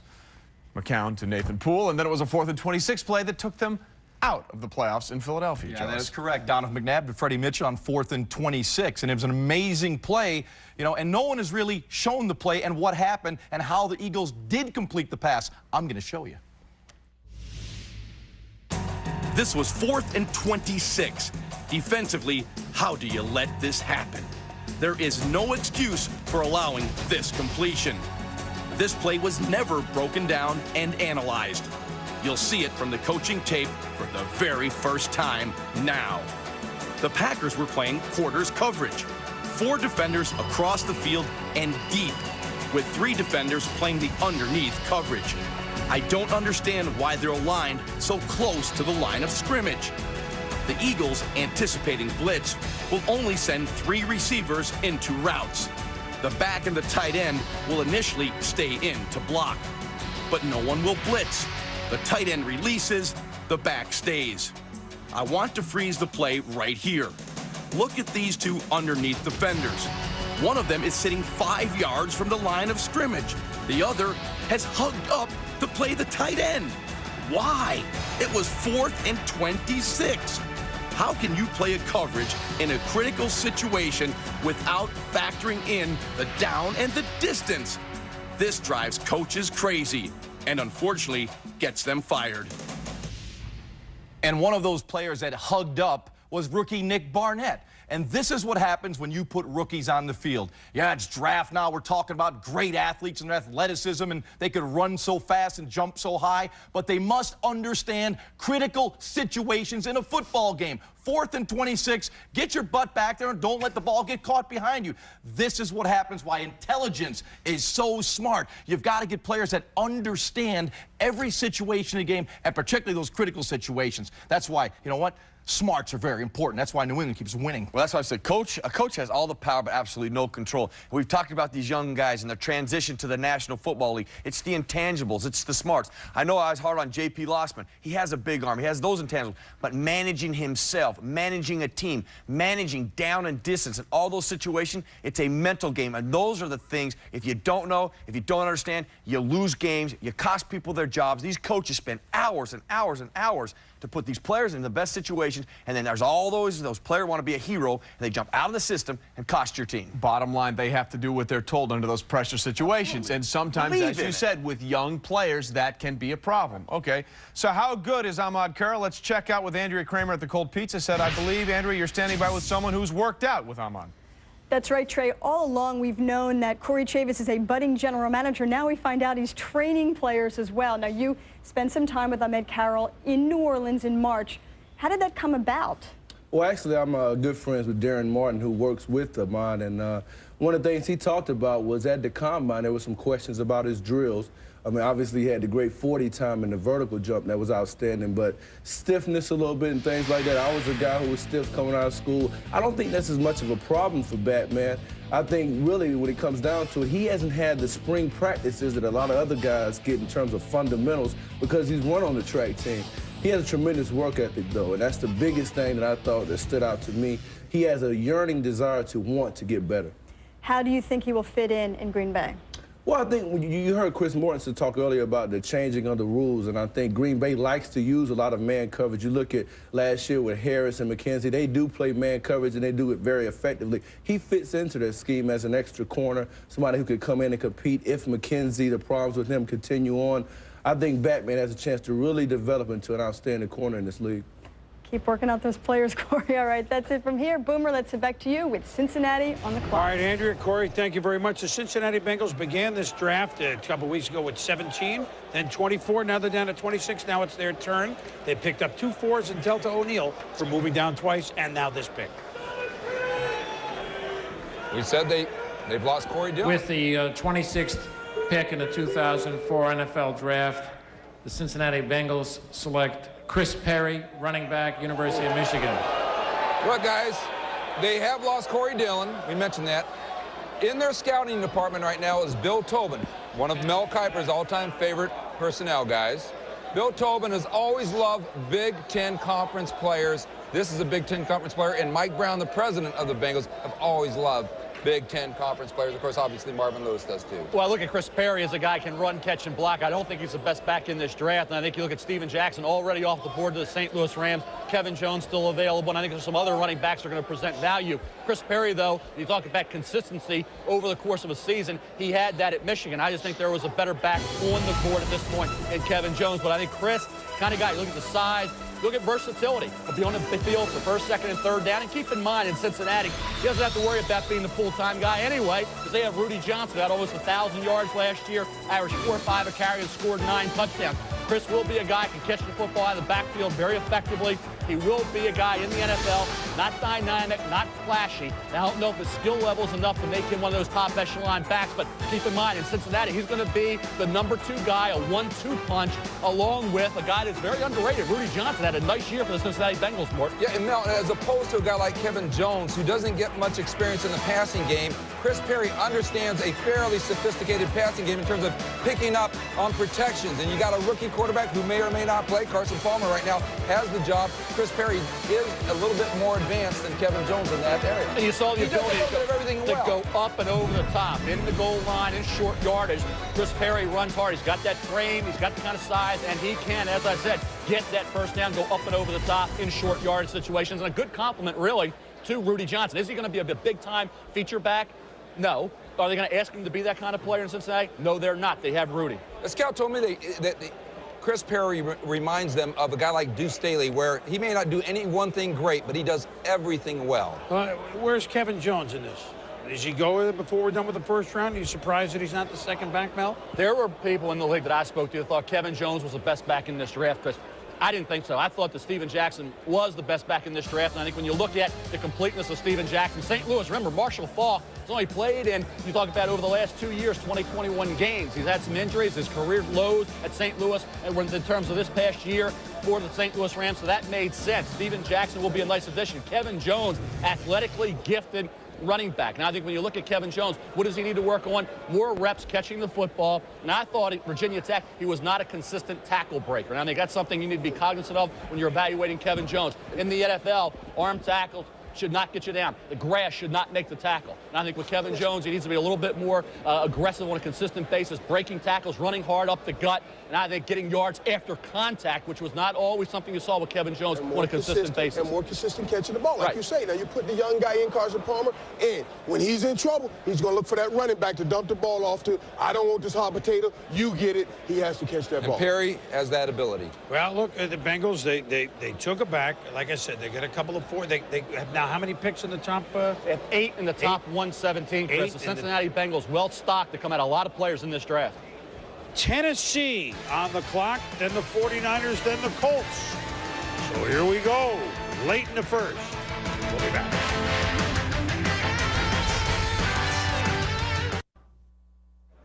Welcome back to the 2004 NFL Draft, presented by Coors Light. And welcome back to the theater at Madison Square Garden. Now, we knew we were in for a lot of intrigue in the first round of the 2004 draft, but maybe we got even more than we bargained for. 6 trades in all, and let's begin with the biggest. The San Diego Chargers traded the rights to Eli Manning to the New York Giants for Phillip Rivers, plus New York's 3rd-round pick this year, number 65 overall, plus a 1st and a 5th-round pick next year. Then a big move up by Philadelphia for the 2nd straight year to select Shawn Andrews, the big offensive tackle from Arkansas, taking San Francisco's spot at number 16. San Francisco gets the Eagles' 1st-round spot coming up at 28, plus the Eagles' 2nd-round pick at number 58 overall. Dallas traded with the Bills. Buffalo moves in with their 2nd first-round pick. They took quarterback J.T. Lossman of Tulane. Dallas got the Bills' 2nd-round pick, number 43 overall, a 5th-round pick, and the 1st-round pick next year. There were also swaps between the Lions and Browns, the Vikings and Dolphins, and the Rams and the Bengals. And maybe most surprising is that the Patriots stood pat. We know that they love to stockpile, and they also have a pick at number 32. On the clock right now, Tennessee. So we have to wonder now, will Tennessee stand pat or will they make a trade? And right now, let's go to Ed Werder in Washington. Ed? Well, Susie, their phones definitely started ringing as soon as their pick came up and Chris Perry was off the board. Now, Jeff Fisher, I know because he lost Javon Curse and Robert Smith on his defensive line, really was hoping a big defensive player would fall to them. If that didn't happen, I think he knew with the retirement of Frank Wycheck at tight end that 2 tight ends might possibly be there, and they are in Ben Troop and Ben Watson. I think those are players he'll consider. And then he told me, hey, we could consider a running back. Now, the guy we talked about was Chris Perry, who just went. And he was really conflicted about this, and it'll be interesting if they had Kevin Jones ahead of Chris Perry. His dilemma was, hey, Eddie George, he thinks that he can finish his career in Tennessee, that he'll take a pay cut, and they'll work this thing out, and he could play here. Fisher says he really wants to be a 1,000-yard back again, thinks if he gets one more 1,000-yard season, he could make the Hall of Fame. And he said he doesn't want to go out like Emmitt Smith, having to finish it out with a foreign franchise. And so it'll be interesting to see, he said, that if we take a running back with the first pick, that might be the end of Eddie George in Tennessee. Well, the Titans are on the clock. We're going to break, and we'll be right back with their pick.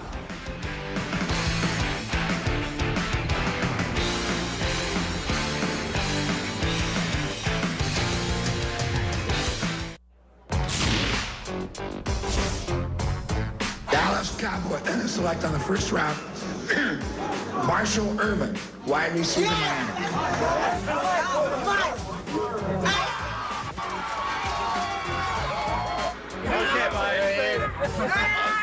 Dallas Cowboys, Super Bowl bound next year. Super Bowl bound. What's going down? Huh? Who going to Super Bowl next year? Hey, Dallas, I see y'all in Miami. Dallas Cowboys go to Super Bowl next year. You got to be kidding me. Marshall. He's got Marshall Irvin, and he's with us here today. Oh, man. Super Bowl bound. You know what? We did. He was the Schwab, right? We did. We did. 3 times we did. Oh, Quiet. man, I can't believe. Don't rub that in. Hey, okay, I'm sorry. For all the Buffalo fans and you, Boom, I'm sorry. Oh, you did. So you remember that day? Listen, look at it. What do you remember now from Tom Landry's final #1 pick was Michael Irvin. What do you remember? I mean, we saw it. What still sticks in your head 16 years later? But you know how excited I was about that day. And that's why, and Boom, as I sat up here on the podium, and when they called up Eli, I felt for him. You immediately grabbed me when everybody started booing. I was like, this is the happiest day of his life. I remember that happiness, right. And I want everybody that's being drafted today to feel that. It's truly a blessing. Well, you were a blessing to the Cowboys, that's for sure. There's been a trade. Houston made a trade with Tennessee. We'll get the trade in a moment.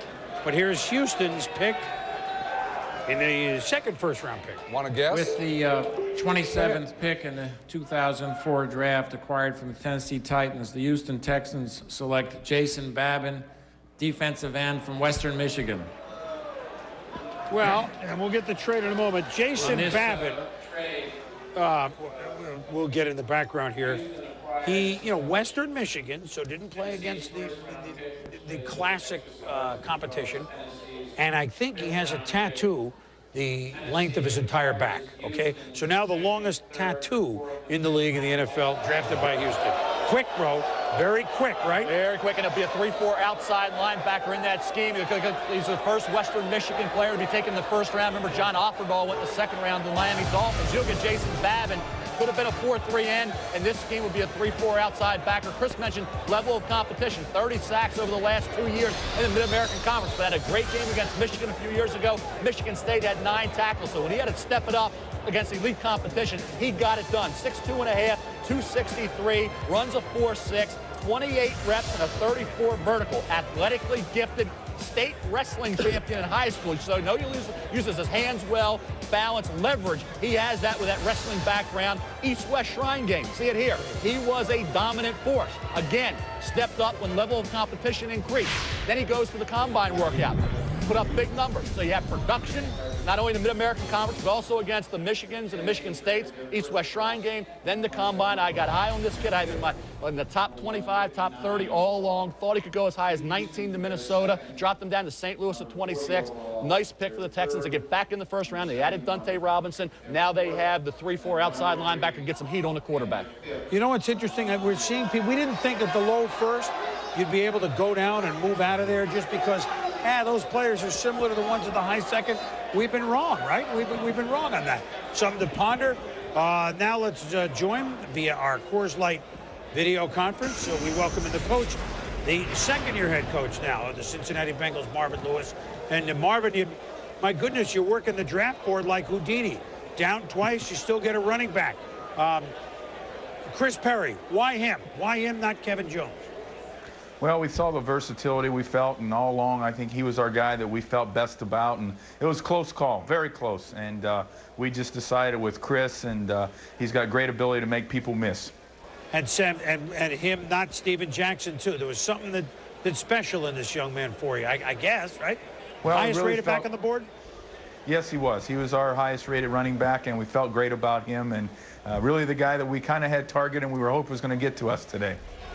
New uniforms, new hope, exciting season last year, and you go with Carson Palmer. Why'd you make the call so early, before even the draft? Well, I really felt, Chris, it was important for free agency, for our football team, for everybody to understand what direction we were headed in, so we hadn't have all those questions. John could get on, Carson could get on, and we could move forward as a football team. What has to happen now for the Bengals, Marvin, to take the next step? I mean, the next couple of steps. You were there in the run toward the end, but realistically, what kind of team do you have at 8-8? Well, we got to find things that make special plays. We got to find some more playmakers, and that's what we're hoping that we've gained in free agency. A young group of guys that are in their 25 to 29-year-old. We're really excited about those guys. And now with this draft class, we have, I guess, 11 picks now. So we're excited to really have a new influx of talent and energy to go with what we already have here. Marvin, go ahead, Mort. Marvin, do you run a risk of losing that locker room if Carson Palmer falls flat on his face, or do you go immediately back to Kitten if that happens? Well, if Carson's not getting it done, I told both guys, no, we don't want to lose football games based on one position. And but we've got a lot of confidence in Carson. Obviously, the confidence we have in John has not changed one bit. Marvin, talk a little bit about the excitement. You've just been in the city a year. But you felt that, in the 80s, the Bengals were in Super Bowls, but it's been dormant. Talk about the excitement that you felt in town just going about your drives to and from the store. It's really been fantastic. Football is big. Everybody's talking about football now year-round and want to know what we're doing, who's going where, what are we doing. And I think everybody's excited for football. They've got a great draft party here today at the stadium. They're just excited about football. Well, you better get back to work with all those picks, We're keeping you too long already. Yeah, it's are. Ohio. They're excited about football, that's for sure. Keep up the good work. That's right. Thank you. Marvin Lewis, he came in and did not the impossible, but the improbable. And keep in mind, also in Baltimore, he was there when they had Jamal Lewis and Priest Holmes. Now you have Rudy Johnson and Chris Perry. So he's been around a team that had two excellent running backs and was able to benefit from that. Let's revisit how badly Houston wanted Jason Babin. Unique that they traded with Tennessee, by the way, the old Oilers and everything. You're right. That is, they have traded the Texans traded their second, third, fourth, and fifth round picks to get Jason Babin. Now, they get a fifth-round pick back from Tennessee, but that tells me that Babin was a huge piece of their draft day puzzle. Well, he's one of the fastest in that sort of mode.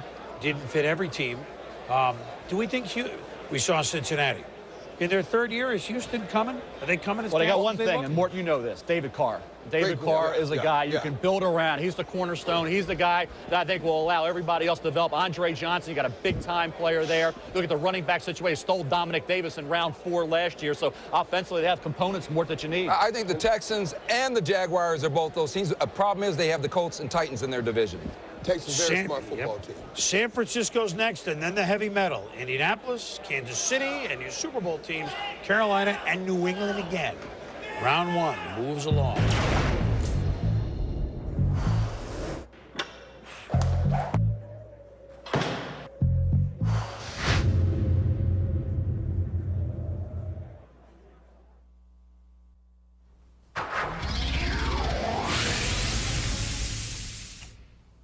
Hi there, Dave Revson, Brian Kenny with you in the ESPN newsroom. Those of you on ESPN, we'll get you back to the draft coverage in just a few minutes. Yeah, quick update on what's going on outside of the draft for those of you watching on ESPN. Start with the NBA playoffs. Game 3, Hornets down 2-zip, getting home court against Miami. Here, Baron Davis up and in, hobbled by the sprained ankle, but playing inspired basketball today. Hornets up by 6. Had a 12-point lead at the half, but the Heat coming back.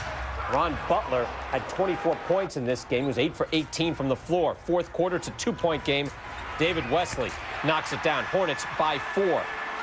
Final seconds, last gasp for the Heat, down by 4. Still have enough time, kicked it back out for the 3. Eddie Jones, feet underneath him, wouldn't go.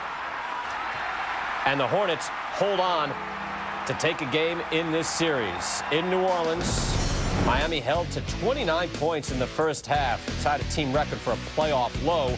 And Eddie Jones just 5 points in this game. Again, down 41-29 at the half. Hornets get home and get a win. Miami's still up, but it's 2-1. Pistons and Bucks tied a game apiece coming in. First quarter, Bucks up by 6. Alley-oop, Desmond Mason throws it down. Bucks up 16-8. And it's Damon Jones, the very long 3, 23-11 in favor of Milwaukee. Still first quarter, they're up 23-17. Joe Smith off the nice feed from Michael Redd. Bucks up by 8. And as we check it out right now, you see the Bucks up by 7 at the break. And they grabbed home court advantage by stealing one in Detroit on Wednesday. Redd with 11 points, coming off a career playoff high 26. Rasheed Wallace, double-doubles in both games so far in this series, 5 points and 6 rebounds in the first half. Western semis in the NHL. Flames took game 1 on the Red Wings. A bit of a surprise there. Game 2 this afternoon in Detroit. Here, Steve Yzerman in front, buries. Red Wings take a 2-0 lead. Second period, still 2-zip. Yzerman coming in front. Mika Kiprasov in net. And he's down. God. Buries on Kiprasov. Set NHL record this year for goals against average. Red Wings now 3-1 as they get ready for the third period. Again, Red Wings down 1-zip, but up 3-1 in this game. Sharks looking to go up 2-0 on Colorado. Milan Hajduk gets the early goal, 1-0 in favor of the Avs. Second period, Sharks on the power play. They take advantage. Vincent Damphousse ties it up at 1. Now final seconds of the second period, same score. It is Marleau in front with his 7th goal of the playoffs for Patrick Marleau. Sharks on top 2-1 in this one. They are in the second intermission. Well, for Dave Revson, I'm Brian Kenny. We're going to send you back to New York after a short break. Chris Berman will get you back up to date on the NFL draft. We're back right after this. Welcome back to the 2004 NFL Draft, presented by Coors Light. With the 28th pick in the 2004 draft, acquired by trade, the Carolina Panthers select Chris Gamble, defensive back, Ohio State. So we'll get you there. Well, here is the trade. The Panthers moving up with the 49ers. San Francisco now has moved down twice and has got a 2 from earlier from Philly. And now they get a 4 here from Carolina to move down 3 spots and almost out of the first round. Look, Carolina, Super Bowl, they had Ricky Manning Jr., who had the big playoff game, huge game against the St. Louis Rams, which everybody remembers. But defensive back Chris Gamble, to many, Mel, that is an accurate word. Is he a gamble? He isn't to a certain extent, Chris, because he lacks experience. Only a year and a half, really, where he worked the corner, didn't practice a lot at that spot. Former wide receiver, return man, did it all on special teams. And a guy that you could argue is one of their most valuable players because of both sides of the ball, what he accomplished. At times, he'll lose sight of the football. And I think when you look at him in run support, he needs to upgrade his ability there. So as a pure corner, he needs work. He's not a quick fix. He's not going to come in as a rookie and be a starting corner. He's a work in progress. He needs coaching. He needs some time. But there are skills to be developed there. Chris Gamble has talent. The Kansas State game, which you see footage of here, he was outstanding. That was his last game in a Buckeye uniform. And I think when you look at the lack of experience and the way he played there against Reggie Williams, he does make the tackle there, but he's not the most physical, aggressive player that you'll ever find. So I think people look at him as a guy who needs to develop. In the NFL now, you're looking for the guys that can come right in and be starters. With Chris Gamble, Carolina has to be patient, work him in, coach him up, and in 2 or 3 years, you may have something that's a little bit better than average. You may have a special player. The risk, though, is He doesn't react to the coaching. He doesn't develop into a corner. So it is a roll of the dice pick, Chris, to a certain extent. I thought Cincinnati may go that route. They went instead running back. This late in the first round, I think the gamble is limited. But you know what? You talk about coaching up. Was there been a better coaching job than John Fox? He took over. The team was 1-15 plus. They had stuff off the field that was much worse. Much worse than a 1-15 football team. And what does he do in 2 years? He gets them to the Super Bowl, and all of a sudden this division, which going into last year we thought was a walk for Tampa Bay, it obviously turned out not at all when Vic got hurt and everything else. And it was Carolina. You got Carolina, rejuvenated Tampa Bay, Atlanta back with Mike Vick. This could be a real hotbed division this season, no question about that. Let's go up to the EA Sports Desk, and Trey and Merrill and John. All right, Boomer, thanks. No question about it. The story of this draft is the Manning family, not only their influence on how to get the son where they wanted him to go, Eli, but just look at the lineage. Archie, what did he do wrong? He was only the second pick overall in 1971. 11th time we've had two brothers go in the first round. The first time both of those brothers have essentially been number one. Eli Manning going number one, then trading to the Giants as the Giants pick up Phillip Rivers. So what to make of Peyton Manning now with the Colts are on the clock? They had a great run. They finally got those 2 playoff wins, Jaws. Peyton Manning did, but that defense still let him down in the AFC Championship game. Peyton Manning, can he be better than he was last year when he was the co-MVP with Steve McNair? Yeah, I believe so. The one thing you see about Peyton Manning is a guy that still commits himself to get better every single week. And one thing about Peyton Manning as well, he lines up every single week. He has started every game since he came into the National Football League. And when I go down Tuesday at NFL Films and plug in those tapes, you know, one of the first tapes I grab is Tom Moore's Indianapolis Colts offense, because no one understands the quarterback position better than Peyton Manning. Peyton Manning is the best in the NFL. No quarterback takes what he learns in the classroom during the week and executes it on the field Sunday better than Manning. He's like a computer, processing information quicker than any other quarterback. Here's a great example. This is the Colts' staple play action. Peyton's initial read is Marvin Harrison deep, but the safety, who did not bite on the play fake, is sitting over the top. His second read is Dallas Clark on the intermediate dig, but the middle linebacker takes that away. Manning's ability to throw deep to the other side of the field to his third read, Reggie Wayne, is what sets him apart. This is very hard to do, and it shows his intuitive feel for the position. Peyton instinctively knew that the backside safety would drift to the initial progression side.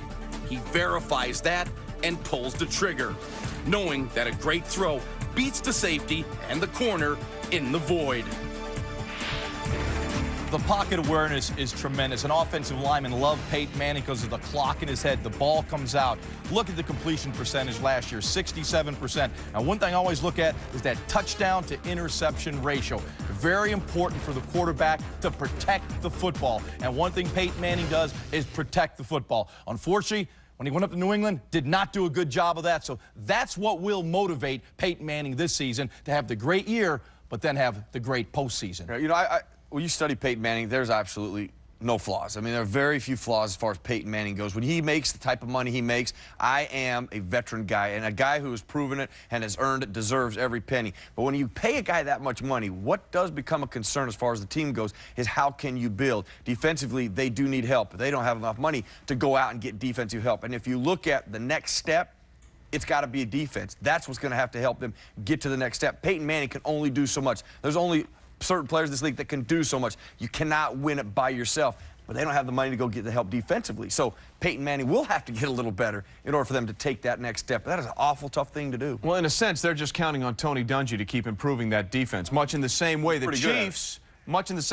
are hoping Gunther Cunningham just coming back will hope the Chiefs defense, which I believe the Colts just scored on the Chiefs defense again. Colts are on the clock. We'll see what they do. Stay with us.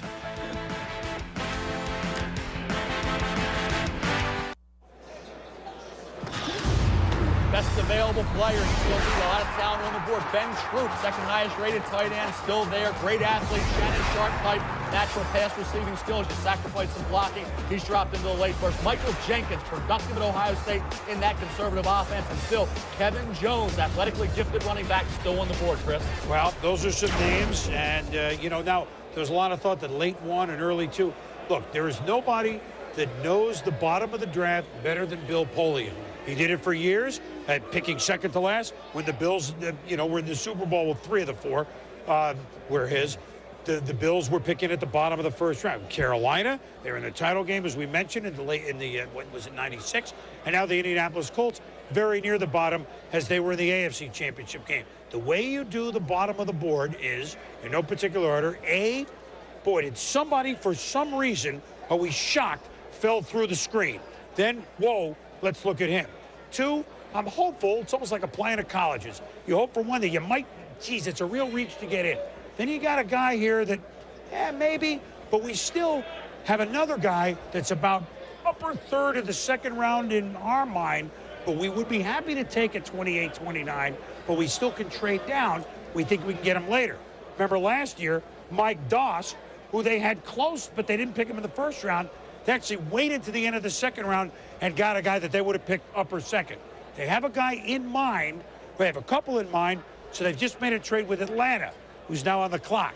So Atlanta, and we'll give you the whole trade, is picking 1, 2, 3, 4, 5, 6 in the second round. So Atlanta's now on the clock with their second first-round pick. Indy will pick early second. If it sounds confusing, I don't mean it to be, but that's the proper way to work the bottom of the draft. He's done it many times. Exactly. Save money as well, Chris. I think you get players. If you're guaranteed a player by moving down, you make the move. And I think a lot of teams, are reluctant because they're afraid they're going to lose somebody. But normally, if you have 2 or 3 bunched together, Chris, you got to project it. You got to try to have an idea where these players are going to go. So now we have Atlanta, who much earlier in the day, Jim Moore Jr.'s first pick, D'Angelo Hall, cornerback, Virginia Tech, Atlanta's second first-round pick. They need to help Mike Vick. The 29th pick in the 2004 draft, acquired from Indianapolis, the Atlanta Falcons select Mike Jenkins, wide receiver, Ohio State.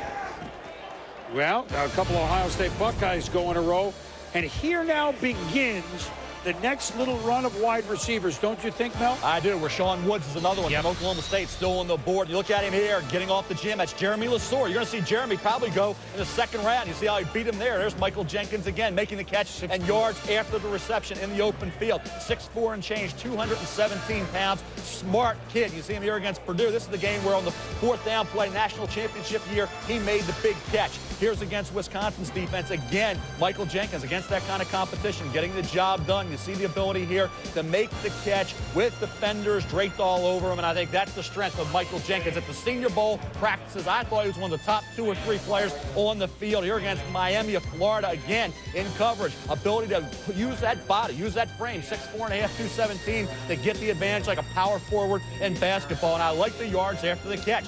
Again, he is not a medium-range receiver. He's a guy that has the ability to stretch it. He runs in the 4.48 to 4.53 range. Not sprinter speed, but fast enough. I think Michael Jenkins at Ohio State, conservative offense. When he got the ball, though, he made the most of it. And I think at this stage, I didn't going late first round, so it's talking about a value pick. Here you go. But he's most well-coached receiver in this draft. We saw some shots of him and man-to-man bump and run coverages. All the wide receivers I watched, none got off the jam better than Michael Jenkins. That's why he is a good pick right here at the bottom of the first round. One of the goals of Rich McKay, the general manager of the Falcons, formerly of Tampa Bay, was to get more players around Mike Vick. They have done a lot of addressing to that defensive side of the football, and they needed to. And they got the corner, and D'Angelo Hall in the first round. Michael Jenkins gives them a big receiver. There's a lot of big receivers in this draft. Peerless Price. Well, Peerless Price is now on the other side. They believe T.J. Duckett is poised to have a big year with Alex Gibbs, the offensive line coach, now in Atlanta, and putting together their running game. So they do believe Mike Vick put good players around him and watch him flourish. Michael Jenkins gives them a #1 receiver. I said time and time again, I think Peerless Price is a #2 receiver. Put with Michael Jenkins, Peerless Price will start playing. And he is a big receiver. You know, you put a short quarterback like Vick with a big receiver. He's the tallest Jenkins. Remember, Alfred Jenkins was a great little receiver for Atlanta back with Steve Bartkowski, but we digress. Here's what it was real simple. Mike Vick got hurt in August last year in the preseason, and you can see what happened without. We know that the year before, he led the Atlanta Falcons to the only ever playoff loss the Green Bay Packers have ever had at Lambeau Field. So obviously, we're going to, okay, I thought I heard another thing. You see, this is what happens. You get a little batty. And what I'm predicting may be the longest first round in the history of the National Football League, but we'll get back to that. So that's what Atlanta now has a chance. I mean, they can move, but we've already established it's a pretty tough division. Let's go quickly up to Trey at the EA matchup desk. All right, Boomer, thanks. You mentioned a lot of addressing that the Atlanta Falcons have done on the defensive side. They were dead last defensively. They pick up Keon Carpenter and Aaron Beasley to try and shore up that secondary. But there's no question in this draft with D'Angelo Hall now on the defensive side, they went after another weapon for Michael Vick and Michael Jenkins, and they're trying to build around the franchise. Right, and I think also the other question is, how does Mike fit into the West Coast system? Because Greg Knapp will come in and he'll apply that. And one thing I love about Greg Knapp, he is great as an offensive coordinator and building a quarterback. When you look at Mike Vick, first of all, we want to think must-see TV, most exciting quarterback in the National Football League. But he also has tremendous skills, and he will fit perfectly in the West Coast. We all know Mike Vick is special. He takes mobility to a level we've never seen before and may never see again. Must-see TV will be back in full force this season, but he will be asked to master the West Coast offense. That means being a playmaker with his arm first, and I've seen him do it. When he hits his back foot, the coaches will demand that the ball come out. I saw him do this at times last season. From the sideline camera, here's the breakdown. The route by Peerless Price has to beat the corner playing him, and the throw by Vick has to beat the safety, sitting down in the middle in lurk coverage. And this is where Vick's unparalleled arm strength comes in. I believe no other quarterback gets this ball in. It's only a matter of time before he becomes a complete quarterback. Look at this play. Off a 7-step drop, Vick initially reads to his left. Nothing there. He stays patient and calmly works backside to the dig. Vick has the passing foundation that's needed to effectively execute the West Coast offense. The new head coach for the Atlanta Falcons, Jim Mora, is so excited. Why? Because he's got a guy like Mike Vick. But when you look at this West Coast, what makes the West Coast really pure, if you want to use pure West Coast, the movement of the quarterback by design. That's what Mike Vick will bring to this West Coast.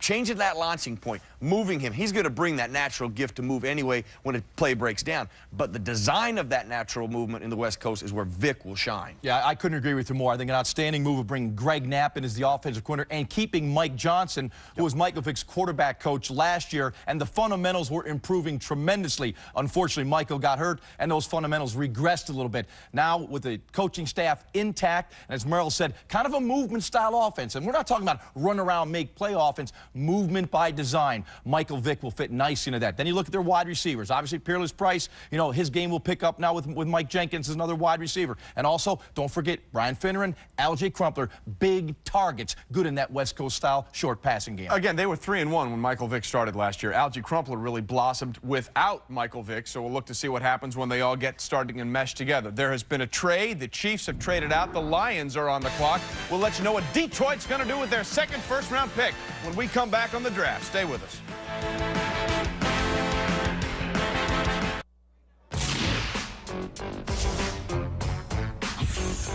I'm George Grand here at the ESPN Anchor headquarters for what will be a history-making day, not only for television, but for the National Football League as well.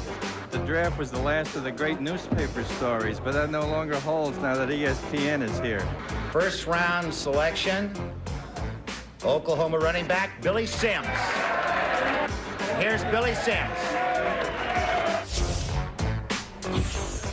So in our one-time that was great to see George Grand video there, our first anchor for these drafts and a great friend.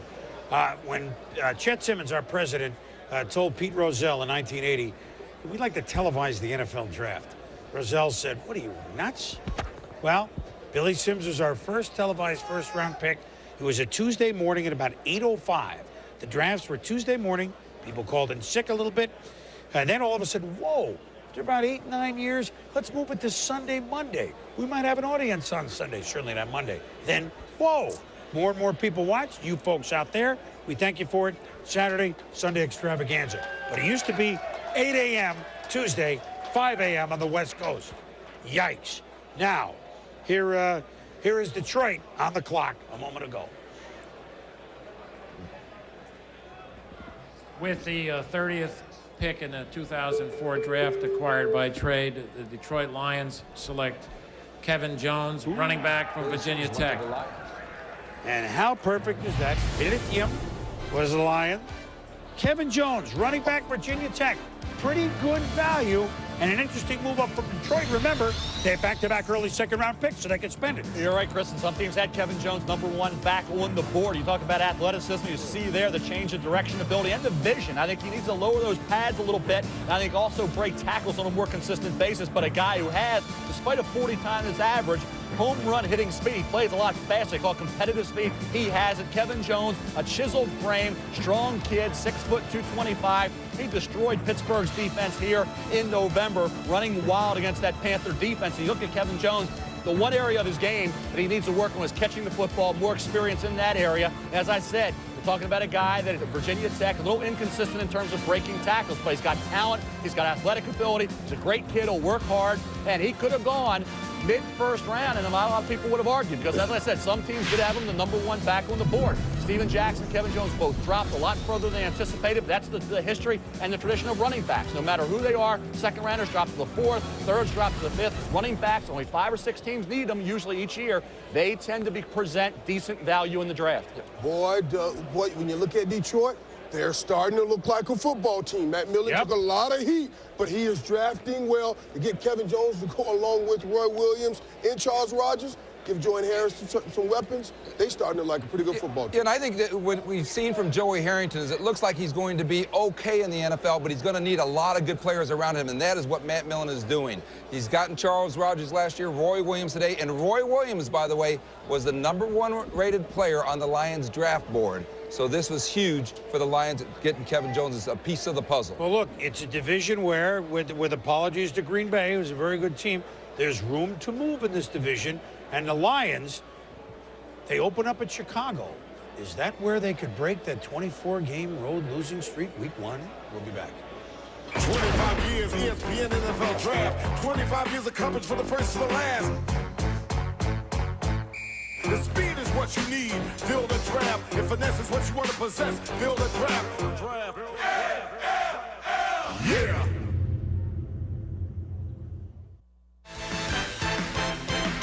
ESPN's exclusive coverage of the NFL Draft is presented by Rocky Mountain Cold Coors Light, the official beer sponsor of the NFL, and in part by Sensodyne Toothpaste. Sensodyne helps stop the pain of sensitive teeth.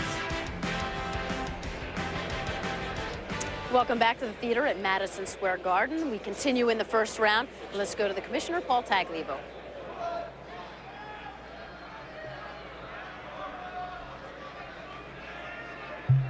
With the 31st pick in the 2004 draft, the San Francisco 49ers select Rashawn Woods, wide receiver from Oklahoma State. Mel, the San Francisco, they move down twice, and they get a receiver to replace T.O.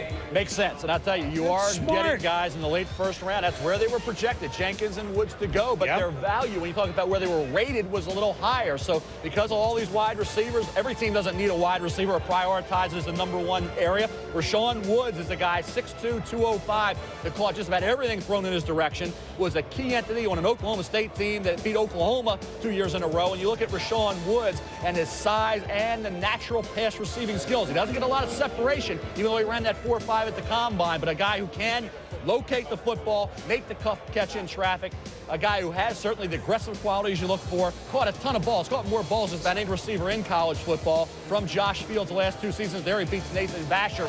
Yeah, you look at the Oklahoma game, people say, well, against Oklahoma, Derek Strait did a pretty good job, and Rashawn Woods really didn't show up big in that game. Well, keep in mind, Oklahoma's defensive front was getting after Josh Fields, negating everything he could do, making him run for his life. So don't criticize Rashawn Woods for that one game. I tell you what, when he got help from the quarterback, the offensive line did their job. Rashawn Woods did a heck of a job. And I tell you, late first round for a team that right now has Cedric Wilson and Brandon Lloyd, and not much else at wide receiver. This was a definite need area, and they got a good one, Rashawn Woods, who should be able to start and be a major contributor as a rookie.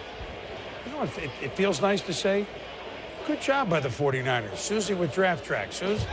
All right, Chris, let's clean things up a bit. Just one more pick to go here in the first round. There have been so many twists and turns, perhaps the most dramatic in the 69-year history of the draft. And, of course, the story was the quarterback. The San Diego Chargers selected Eli Manning. He refused to go to the Chargers. At number 4, the Giants chose NC State quarterback Phillip Rivers, and they swapped QBs. We knew the wide receiver talent was deep. 7 receivers in the first round so far. And then the Miami Hurricanes' march toward history was on. 6 Hurricanes taken in the first round, the most ever from one team. As Chris alluded to earlier, could be the longest first round in the history of the draft, contributing to that. 10 trades, and let's get you caught up on a couple of the most recent. Atlanta jumped into Indy's first round spot at number 29, took wide receiver Michael Jenkins and the 3rd rounder. Indy get Falcons' 2nd, 3rd, and 4th round picks. Detroit moving to KC spot at number 30. They took running back Kevin Jones. KC gets a 2nd, 4th, and a 5th next year. Detroit, of course, dead last in rushing last year. In 5 seasons since Barry Sanders retired, they've averaged 90 yards a game. Steve Mariucci's team on the move. The Patriots on the clock.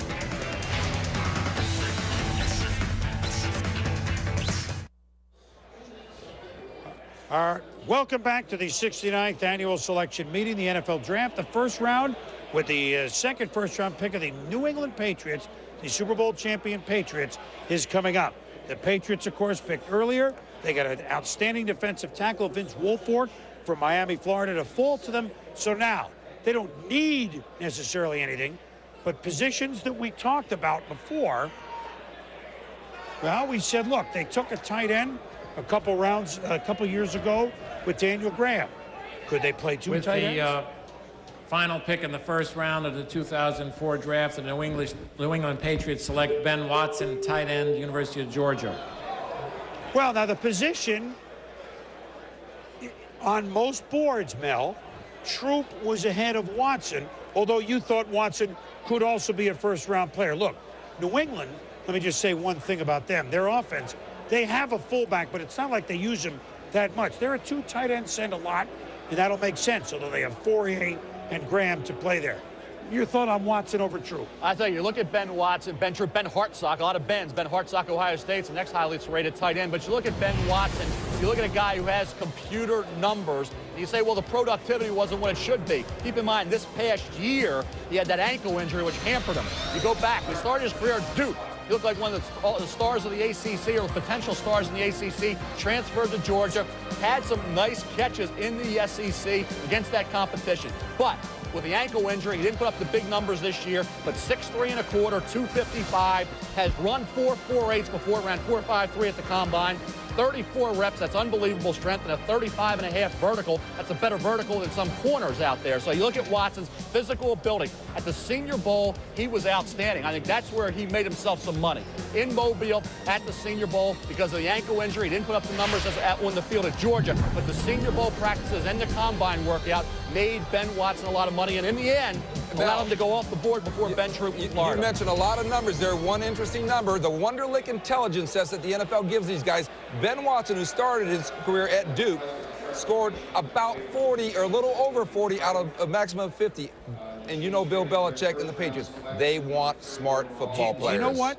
I believe I'm correct on this. And I don't, college graduation rates. It's not something you often talk about with college programs, right, but not with pro football teams. Like, who graduates?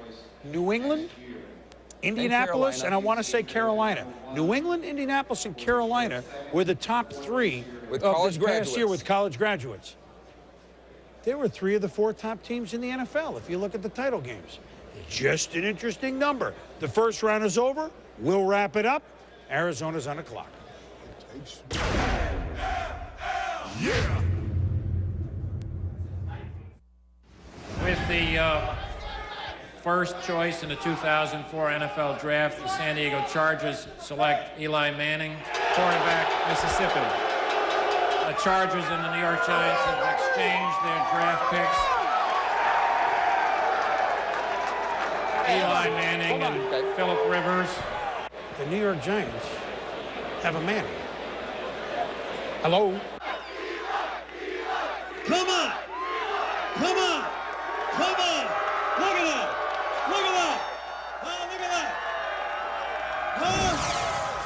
Welcome back to the 2004 NFL Draft here at the Cold Pizza Roundtable. It's been a memorable day for Eli Manning and his family, but also a controversial one.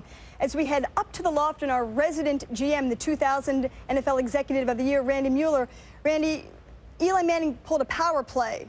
How did that work out, do you think, ultimately? Well, I think it was a gamble on his part, without a doubt, Andrew, but I think it worked out for everybody. San Diego obviously got the player they coveted in Phillip Rivers. They also, on a throw-in on the deal, get a first-round pick next year, which is outstanding. The Giants got the guy they were looking for in Eli Manning, and Eli Manning and his family, who have taken some shots over the last couple days. It's been tough on them. Actually, in the end, get what they want. And the thing I like most about it from their standpoint is that they're willing to put their money where their mouth was. They may end up with a little less money here, but they're willing to do it. They thought it was a better fit being somewhere besides San Diego. So, you know, like I say, so much of this world and this business of football now is about money. Here's a guy that's willing to take a little less money, if that's what ends up happening. Maybe the Giants make it right, but at this time, I think he stands a chance to take a little less money, and he's willing to do that. All right, Randy, thank you. Now, guys, that's management's perspective. Let's get the perspective of the current players, you guys. In what ways are we seeing the power pendulum, if you will, swing towards the player? Well, traditionally on the first day and throughout the first 4 years of a player's career, the team holds all the cards. They have all the power, they have all the leverage. Now, all of a sudden, a player throws out and says, hey, I want a little bit of leverage in this deal. I want to pick where, not necessarily the exact team where I want to go, but I want to pick the exact team I don't want to go to. What turned out to be his leverage? Well, his leverage was the fact that he had a great support group in his family. He has the talent to know that if he sits out a whole year, he probably comes back and is still a very top, you know, high pick next year. And he may take less money in his contract, but he's going to a much larger market in the city of New York. Yeah, but yeah, I understand what you're saying. Totally understand what you're saying about that. But at the same time, if you feel like you're a confident quarterback coming into this league, not only coming in, but you're ranked #1. Pick #1 quarterback in this league, and you know that, okay, I have the ability to come in and take this team into where I want to go. I have a lot of personal goals, and I want to take this team, okay, to the playoffs and win a Super Bowl. At the same time, you got to think that, well, I don't need to go anywhere else. If I'm that confident in my ability, I'll stay right here with this team. I mean, that's true, but I mean, we're in an age now where all of a sudden people are challenging everything. Look no further than the Maurice Clarett case. And then also when you look at T.O., what he did in free agency along with Dennis Northcutt, why not use your leverage? I kind of agree with you, John. He's in a position that, hey, I want to go play with Ike Hilliard, Amani Toomer, Tiki Barber, established guys so I can look good. And if he has that chance, why not try it? But at the same time, you can't. It's a draft. You get picked by the team. You don't go in and say where you want to go. It's like going in and getting a regular job and telling your boss, all right, I'm going to do this and this and this. Well, they're not going to hire you. You know, it's not right for a player to do it. You got to be drafted. That's why it's an NFL draft. Rookie quarterbacks already have a tough time coming in as it is to win over their team. How do you think it'll be for him when he steps into the Giants locker room? I don't think that his teammates will care at all. I think that'll all be taken care of in minicamp and in training camp. When he's in camp, you know, the veteran players will say, hey, you know, you may have had your day on draft day, but this year is ours, and we're going to put you in your spot. We're going to do what we need to do to make sure that you fit into our team. The NFL Draft continues from New York and Points Beyond. Second round coverage. Please stay with us. Yeah! On an April weekend in New York City, 32 teams begin the quest for a championship. It's April, and we're ready for some football. You'd love to draft an All-American, but any selection could be a standout. An All-Pro, a Super Bowl MVP. What does your team need? The NFL Draft 2004, presented by Coors Light, continues tonight at 7 on ESPN2 and tomorrow on ESPN and ESPN2. Welcome back to the 2004 NFL Draft, presented by Coors Light.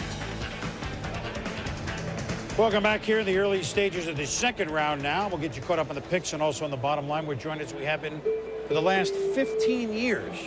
Let that sink in. By the commissioner of the National Football League, Paul Tagliabue. Good to have you with us again. Nice to be back.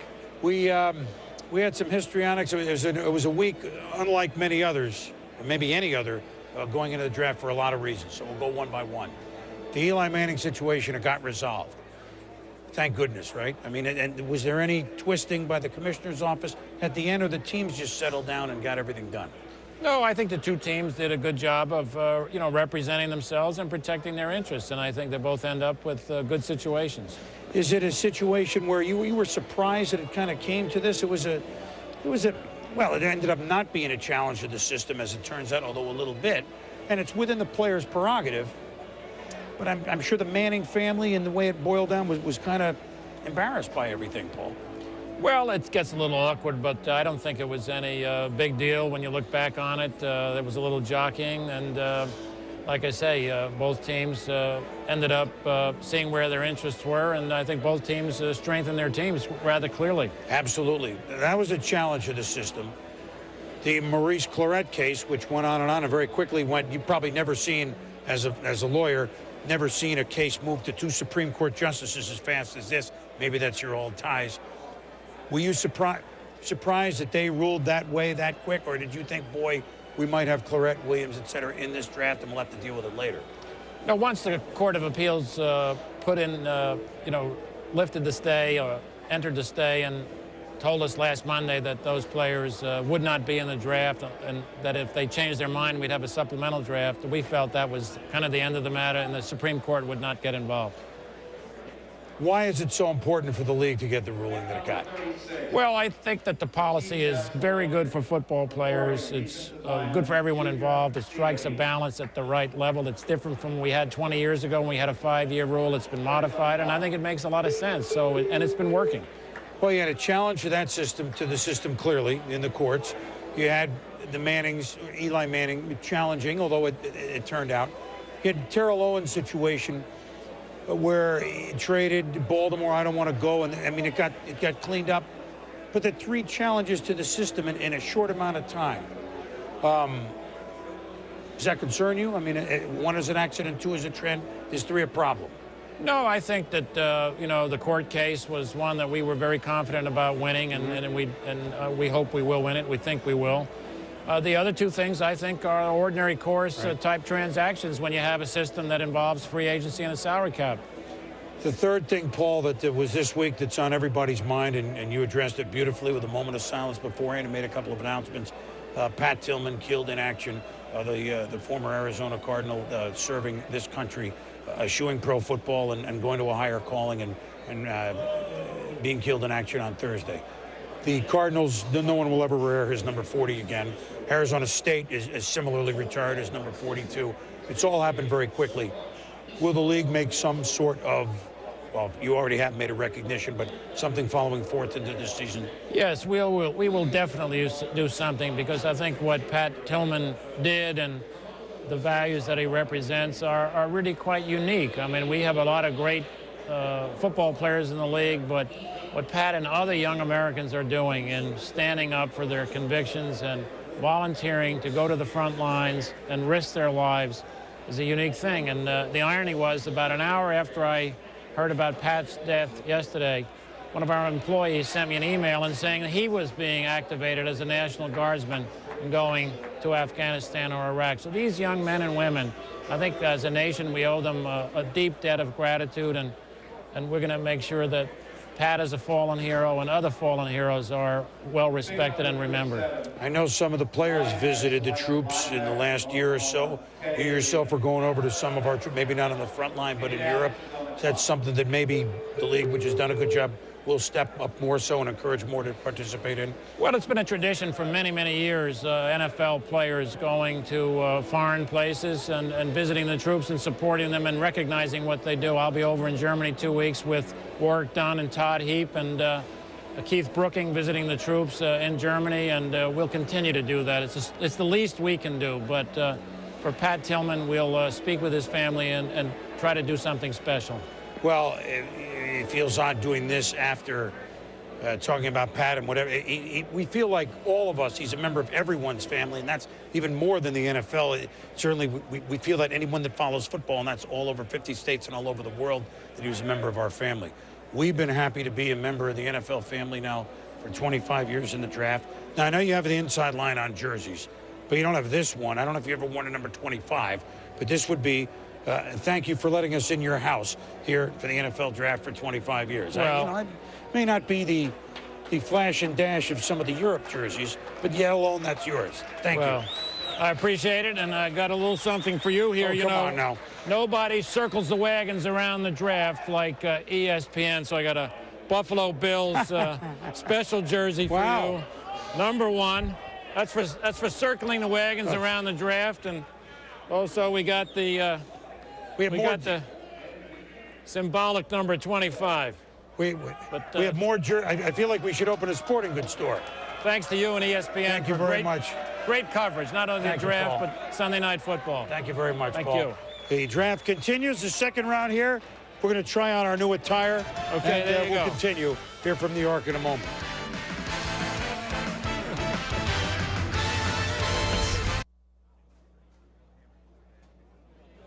And welcome back to the theater at Madison Square Garden. We're moving through the second round of the 2004 draft. Teddy Lehman, one of the fastest linebackers in the country out of Oklahoma, continues to thrill people with his speed. And Carlos Dansby, another linebacker out of Auburn, instincts and a love of the game. 2 of the last 5 chosen. We'll talk about those guys when we come back here from New York.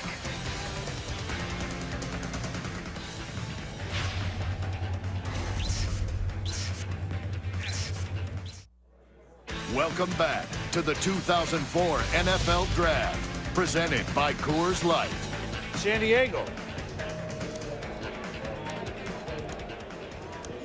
Oh, All right, we're back on the air now. Boomer. Junior. Oh, hold on. Up. Are we here? We're here, baby. Oh, this is TV and it's live. This is live TV. I've had the jerseys. And I'm just trying them all on. I just wasn't here for a minute. I know. These things happen more. You look a little lighter, by the way. Thank you. I'm working on it. Did you see the Queen Mary 2 here in New York this week? I saw it. Did you see it was down 2 deck chairs already? Know. That's right. me. Me losing weight. Down 2 deck chairs. All right, we got a lot to catch up here on the second round. All right, we put the picks up. Let's, well, here's Carlos Dansby, and he's at 6'3", 251 for Arizona. He is not tiny Dansby. No, he is not. 6'3 and a half, 247 pounds, Chris. And for Denny Green, you look at the Arizona Cardinals in an outside linebacker position that needed strengthening. Dansby is a guy who added about 10 or 15 pounds to his frame over the last year or so. Wasn't quite the dominant presence, but here is a key entity off the edge in terms of his pass rushing ability. You see him here getting after the quarterback. That's his forte. I actually thought he'd be ideal for a 3-4 team coming off the edge like the Houston Texans. But in this scheme, he's got to work on his coverage responsibilities and playing within the framework of the box. But I think when you look at Dansby, a guy that is a big play outside linebacker, potentially, once he rounds off his game, could be a factor in that scheme. You know he can get heat on the quarterback. I think you look at teams right now that are looking, I think at this point, Carlos Dansby, I thought, could be at one point in time a mid-first round pick. Dontarius Thomas, the other linebacker at Auburn, should come off the board in round 2 as well. So the Auburn Tigers had 2 guys, both of which dropped a little bit down the draft board, but Dansby early in round 2, if you can get him to be a more complete linebacker, has potential. All right, well, we will go further down the second round here. But let's go out to San Diego, where certainly the end result was what was needed. Although let's call it some anxious moments, Sean Salisbury, for the last 2, 3, 4 days, maybe even longer as far as the Chargers are concerned. You're with Coach Marty Schottenheimer. Yes, I am, Boomer, and I think there's a sense of excitement around here. Coach, first of all, talking about the Eli Manning-Phillip Rivers situation, I've never seen you more relaxed before either a game or a draft yesterday and today. I mean, the exact person you wanted in that spot? It was a terrific opportunity for us. You've seen me more nervous than that when I was getting ready to do ESPN stuff. But no, we really were delighted about the way things unfolded. And, we think both players are obviously outstanding. We had the benefit of spending considerable time, with Phillip down at the Senior Bowl, which I think was really a benefit for us. What does Phillip have that Eli didn't have, aside from wanting to play here? Well, I don't know that from a physical standpoint that they're much different. The only thing I would say, of course, is that Phillip has played a little bit more. He was a 4-year starter with the 51 starts.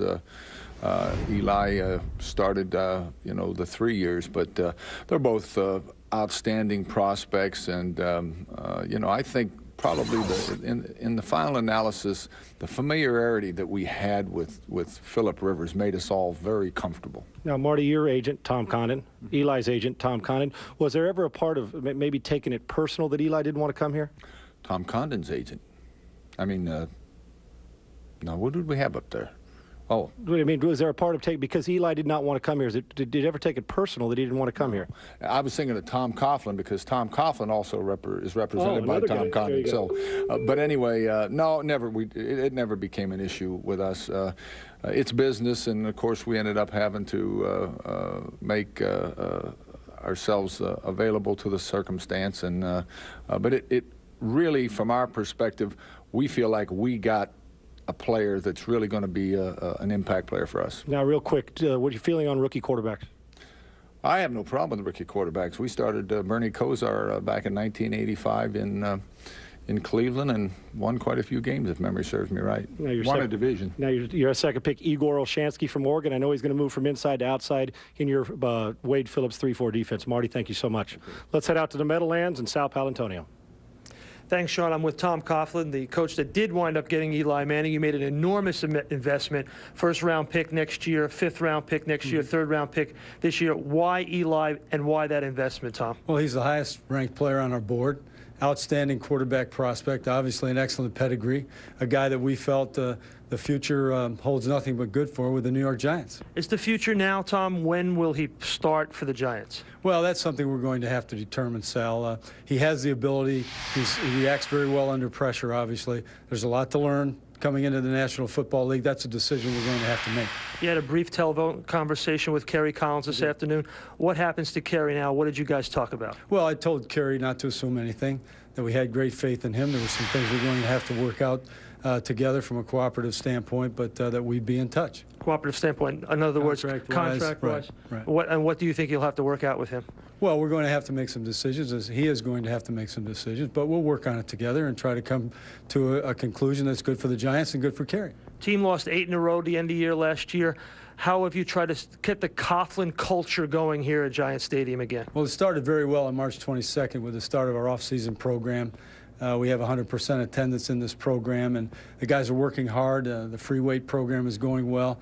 I like the attitude that I see. We've got a lot of things to correct, Sal. You know, special teams problems in turnovers, problems controlling the line of scrimmage on both sides of the ball. So we have a lot of work to do, but I look forward to that challenge. Thanks a lot, Tom. And Susie, he couldn't go throughout this whole day without drafting somebody from Boston College, his old school, Chris Snee, a guard he picked up in the second round. Suze? Yeah, well, speaking of personal connections, we go from one new head coach with a lot of experience to another new head coach with a lot of experience. With our Coors Light video conferencing, we bring in Denny Green from Arizona. Denny, clearly the Cardinals need your help. One playoff appearance in 56 years. You call yourself a salesman. What are you selling?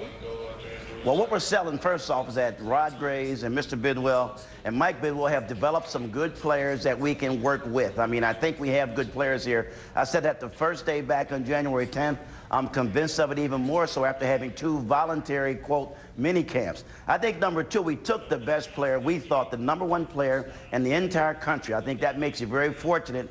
That's what we got in Larry Fitzgerald. I think then our next step for us is to continue getting players who know how to work hard, play smart, play physical, and have a great passion for the game of football. And that's what we think we got in Carlos Dansby. You watch him play, he loves the game, he's a physical player. So I think we're well on our way to establishing the fact that we set was our goal, which is going to the playoffs in the 2004 season. Let's go back to Larry Fitzgerald, 20-year-old sophomore out of Pittsburgh. How much about that pick was a comfort level for you? Well, it was all about the best player. I mean, I think that most people understand that Larry Fitzgerald was a phenomenal player.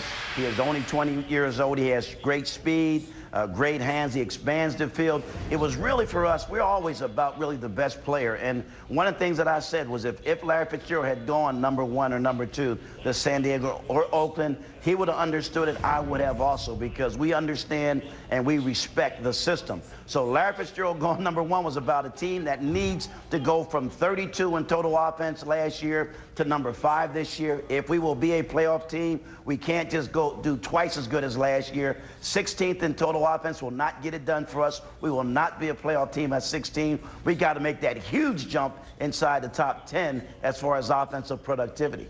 You're going to make that huge jump with Josh McCown. Why? I think he's a tremendous athlete. If you look at Josh McCown coming out of the combine, 6'4", 220 pounds, runs a 4.6 in the 40, has a 39 vertical jump. He is a gunslinger. The type of plays that he had last year when he started against Carolina, when he started against the Minnesota Vikings and played so well, I think he's the right guy. Having been in the division in the NFC, in the conference, and knowing what players have inside of them, recognizing the Tom Bradys and the Mark Bolgers and you know, Jeff Garcia's, guys that are tremendous players who bring a passion and hunger and a determination, a little bit of chip on their shoulder. Those are the kind of guys I think I respond the best with. I think we also have a running start with Josh McCown because he has had 2 months in our system, and I think he's going to be a very good, not just a good quarterback, I think he wants to be a very good quarterback, and I agree with him. Denny, best of luck in Arizona. Do you miss me at ESPN or not? I mean, you didn't say anything about me not being there last year. I had to pry it out of you. I had to pry it out of you. Want to come up here for day 2? I could still use your help. No, I love my job, and my wife, Maria, and I, we love Phoenix. We love the Arizona area. We love the Valley of the Sun. Thanks, and we do miss you, Denny. Take care. And the Arizona Cardinals get their man, Larry Fitzgerald, 6 years as a ball boy for the Minnesota Vikings when Denny was at the helm. Round 2 continues.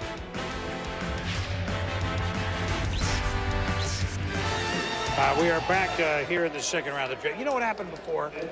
I was just trying to be the latest phase in rock and roll. I was unplugged. I was Eric Clapton, Rod Stewart, unplugged. We're on TV, And Chris. We're on TV. It's live TV. Steamrolling now through the second round. We've shown you the picks. We're going to do some evaluation of some of the last 3. The latest pick, Jacksonville. We're going to go backwards. Second round pick, Jacksonville. I love this kid, Mel.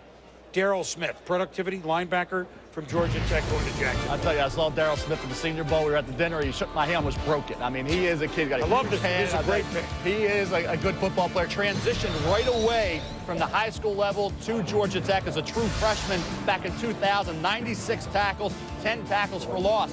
Fast forward to this past season, second leading tackler on the Georgia Tech defense, 129 tackles. So you see a freshman through senior year, a kid's been out there doing it for 4 years, and you look at it this past year, Florida State, 12 tackles, 2 for loss. Top competition, Auburn, 10 tackles, 2 tackles for loss and a sack. He got it done in the big games on the big stage. And you look at this kid, 6'2", 235, excellent strength, can run. And as I said, when you look at Jack Del Rio, he knows something about linebackers. He was a good one himself. Certainly Dwayne Pickett and Del Rio at USC during those years. At Baltimore with all those linebackers with the Ravens. And now Darryl Smith comes in, a kid who has the mentality that I know Jack Del Rio had to like. And anytime a kid transitions from high school to college that quickly and that effectively, you have to like the ability that he shows now to go into the NFL and have an impact as a rookie right away for the Jaguars. Ricardo Coakley could be a different story. Ricardo Coakley comes out of Tusculum in Tennessee, a Division II school. You look at Coakley, the Senior Bowl certainly helped him, but certainly a kid who I think when you look at needs a time to develop and is not a guy that you can say, oh, he's right away, he's a hole filler immediately in the National Football League. He was a Kilgore Junior College,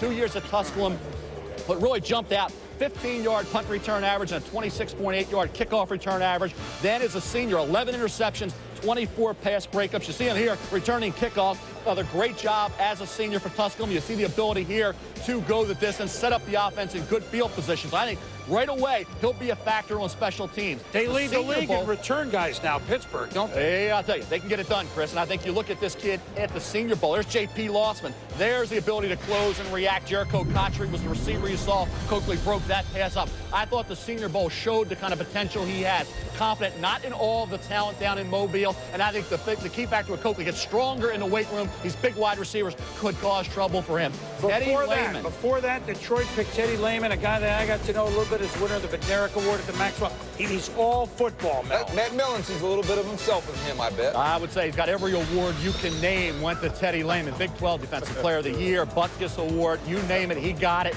A kid who's about 240 but runs a 4.5 40, so he's got the size, he's got the speed. He obviously has the mentality and the toughness. The key, though, is at Oklahoma, he was protected by Tommy Harris. Dan Cody's going to be a first-round pick next year, the defensive end. They rotated those defensive tackles. Jonathan Jackson on the other side.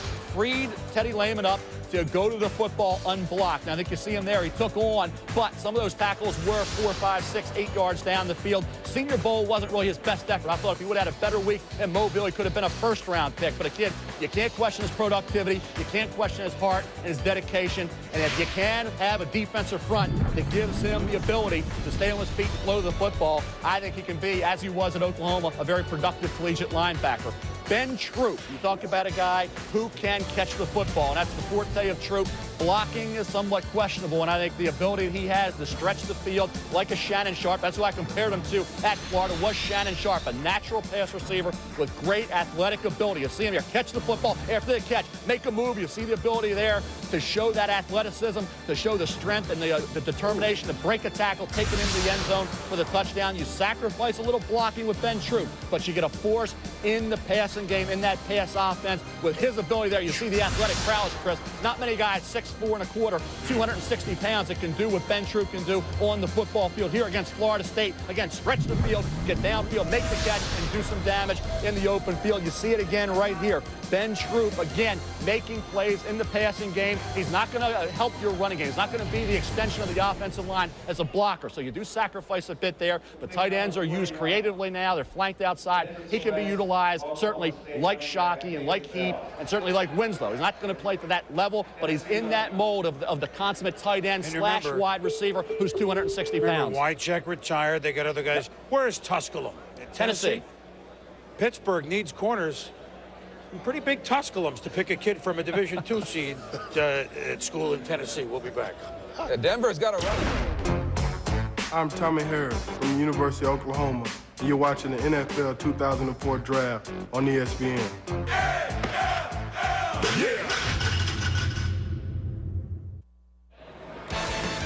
NFL Draft. Have you had enough? Of course not. So at 7 o'clock, we move over to ESPN2. We'll take you gavel to gavel all the way through round 3.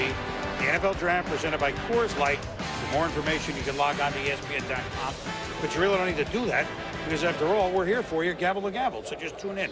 All right, so we've just had a running back. What did we say? Denver was going to pick a running back sooner rather than later. Mike Shanahan liked 10 of them. He does well later on. Tatum Bell, running back, Oklahoma State. Oh, yeah, Barry Sanders. Oh, yeah, Thurman Thomas. Might be a pretty good pedigree. Ed Warner to you in Washington for more on that. Well, Boomer, the interesting thing when it comes to running backs is the Cowboys, who desperately need one, had a chance to take either Steven Jackson or Kevin Jones with the 22nd overall pick. And then shockingly, and no doubt a move that will be criticized in Dallas, and certainly one that probably was not a consensus opinion even in the Cowboys draft room, they traded out of the first round, picking up Buffalo's first round pick, plus a 2 and a 5 this year.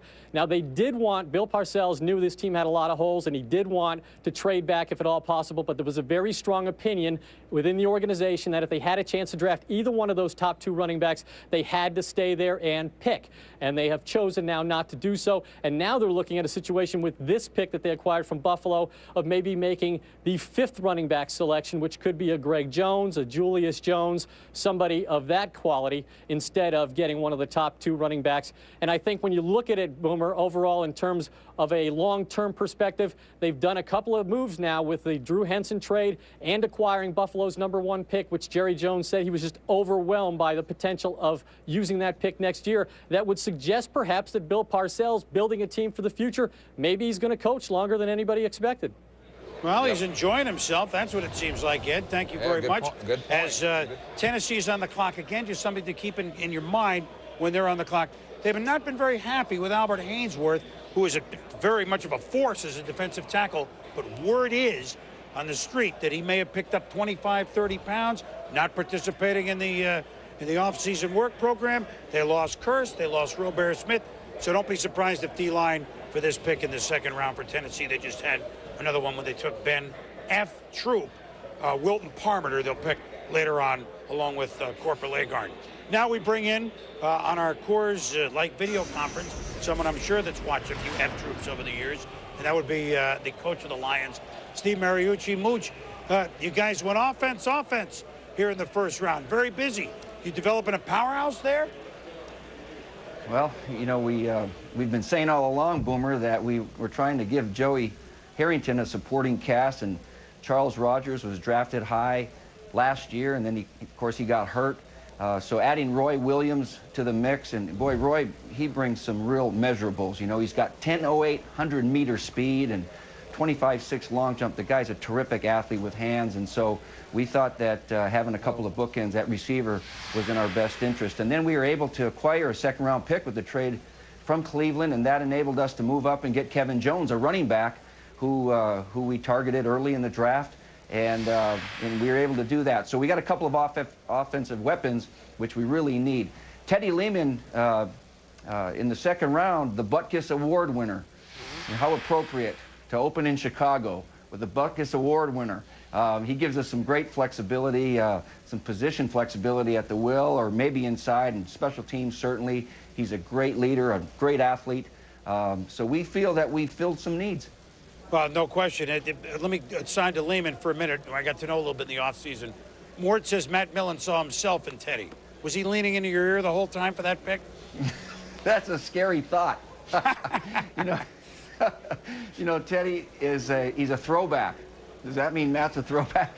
You know, but he's a linebacker with linebacker mentality. He's a football fanatic, and he's the kind of guy that you need on your defensive side of the ball. There's no question. What do you need? Joey Harrington, year 3. Can he make a huge step? You're giving him material to work with. What kind of step must he make this year for you guys? Well, see, we've done some things to help him out. We signed Damian Woody, David Laverne, a couple of guards in the offseason up front to help him out. We added a receiver and a tailback in the draft, as you know. We also added a corner, and Brock Marion at safety and Fernando Bryant at corner to help us play defense. So we needed to upgrade a lot of spots in our football team, and all of those upgrades are going to help our quarterback.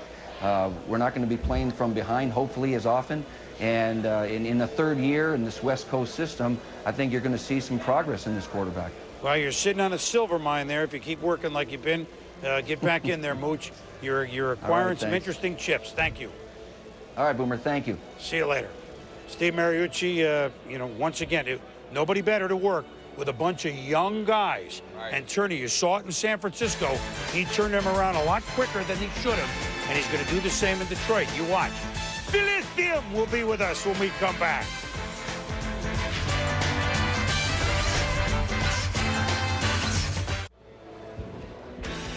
All right, we're back here in the second round, and we showed you Coakley. We talked about Darryl Smith. We talked about Ben Troop. We talked about Tatum Bell, the running back, going to Denver. And, well, defensive line. From Hawaii. From Hawaii. June Jones of the Rainbows sent Travis LeBoy, defensive end. And he goes to the Tennessee Titans, as we thought he might. All right, Tatum Bell. Goes to the Denver Broncos. Mike Shanahan, we said, hey, second round, he got Clinton Portis. A little earlier now in round 2, Tatum Bell, who I've said all along, every preview I did in the last month and a half, had Tatum Bell, I believe, is the most explosive back in this draft. He can go the distance anytime.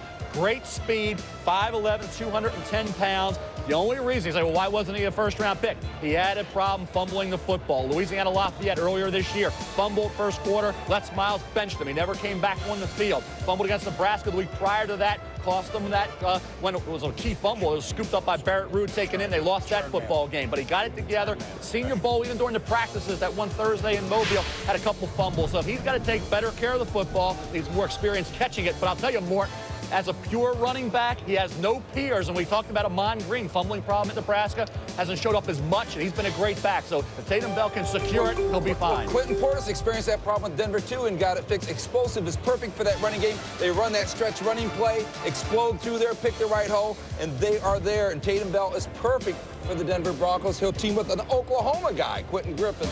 Exactly. And speaking of running backs, Dallas just got their back.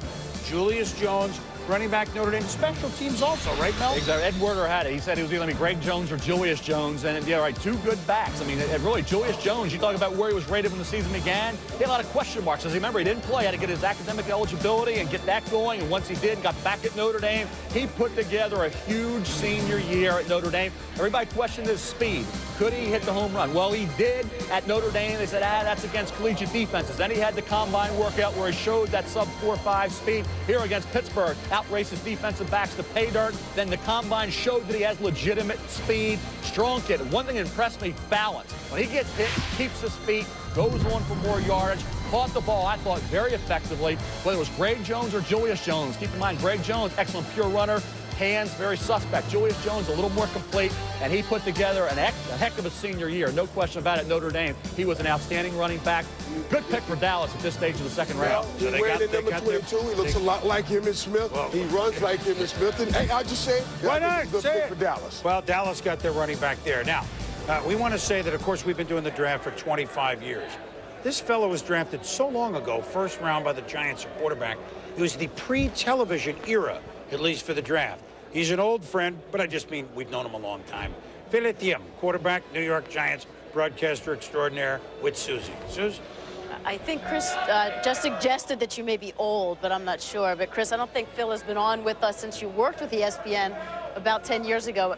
Why is that? Why haven't I been back on? I don't understand that. Phil's here working radio here in the Garden. Yes, I was. We were just talking about, you won a Super Bowl with the New York Giants, but if you were in the draft today, the guys who went in the first round, where would you have been drafted? Oh, you know, I don't know. I wouldn't have been in the first round, that's for sure. The fact that I played at Morehead State would have driven me down to probably the third round. And by the time Chris Mortensen got done talking about me, might be the fourth round. But, you know, it's a different day and age, and players don't slip through the draft at all. There's nothing that goes unnoticed. And I don't know, if ESPN was doing the draft back in 1979, maybe they might have built me up into something special that I wasn't, and maybe I still could have gone high. Certainly, you understand the pressure of being a quarterback in New York. What will Eli Manning face now? Well, you know, I was watching him walk around today, and there was 50 reporters running around trying to get around to hear what he was saying. And I just go, well, I don't miss that part of it. And the pressure, the draft, you know, the Giants have a pretty good quarterback in Kerry Collins. They make this trade. They bring him in here. He's a big name. And this is a market that loves to make a star or whatever, to talk about players. So, yeah, there's a lot of pressure, but Eli Manning's been dealing with that pressure his whole life. Since grade school, he's heard it. Archie, your dad, Peyton, your brother. So he knows how to deal with it, and I'm sure he's going to do a pretty good job with it. I'm sure you could relate to how Archie was feeling. He played his son. You have a son in the NFL. Chris is with the Tampa Bay Bucks. How did you feel in terms of that, of how Archie handled all of this as a dad? Well, you know, a lot of people have asked me about it, what Archie Manning did, and I said, look, it's his children, that's his son, and regardless, whatever you believe, you got to go out and do. And if you take tremendous hits publicly and people say bad things about you, big deal. You're doing it for your son, so all of us know we'll do just about anything for our children. So he did what he thought was right. I commend him for the courage, because that's what it takes to do this in this day and age. Because once he does it, Susie, what happens? The following night, he's standing there in front of microphones going, well, I didn't know it was going to come out this quick or whatever. So it worked out well for Eli Manning. And as I talked to Eli Manning not long ago in an interview, I said, well, I guess you couldn't even get nervous, because I know Archie was nervous enough for everybody. And he said, yeah, that's about the truth. That's the way it was.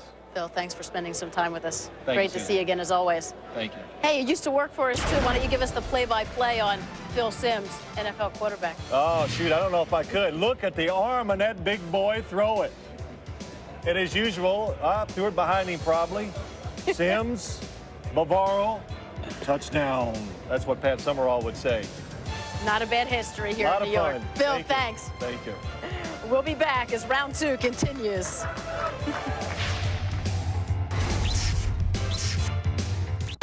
On an April weekend in New York City, 32 teams begin the quest for a championship. It's April, and we're ready for some football. You'd love to draft an All-American, but any selection could be a standout. An All-Pro, a Super Bowl MVP. What does your team need? The NFL Draft 2004, presented by Coors Light, continues tonight at 7 on ESPN2, and tomorrow on ESPN and ESPN2. ESPN's exclusive coverage of the NFL Draft is presented by Rocky Mountain Cold Coors Light, the official beer sponsor of the NFL, and in part by TGI Fridays, who reminds you to try their 9 delicious Atkins-approved menu items, and Nissan, who invites you to shift the way you move through the world.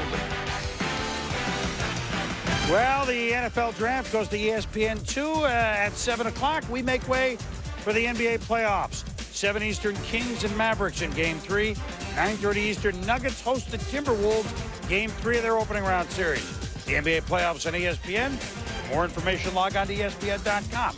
But I just gave you the 2 games. Now you don't need to log on. We'll be back.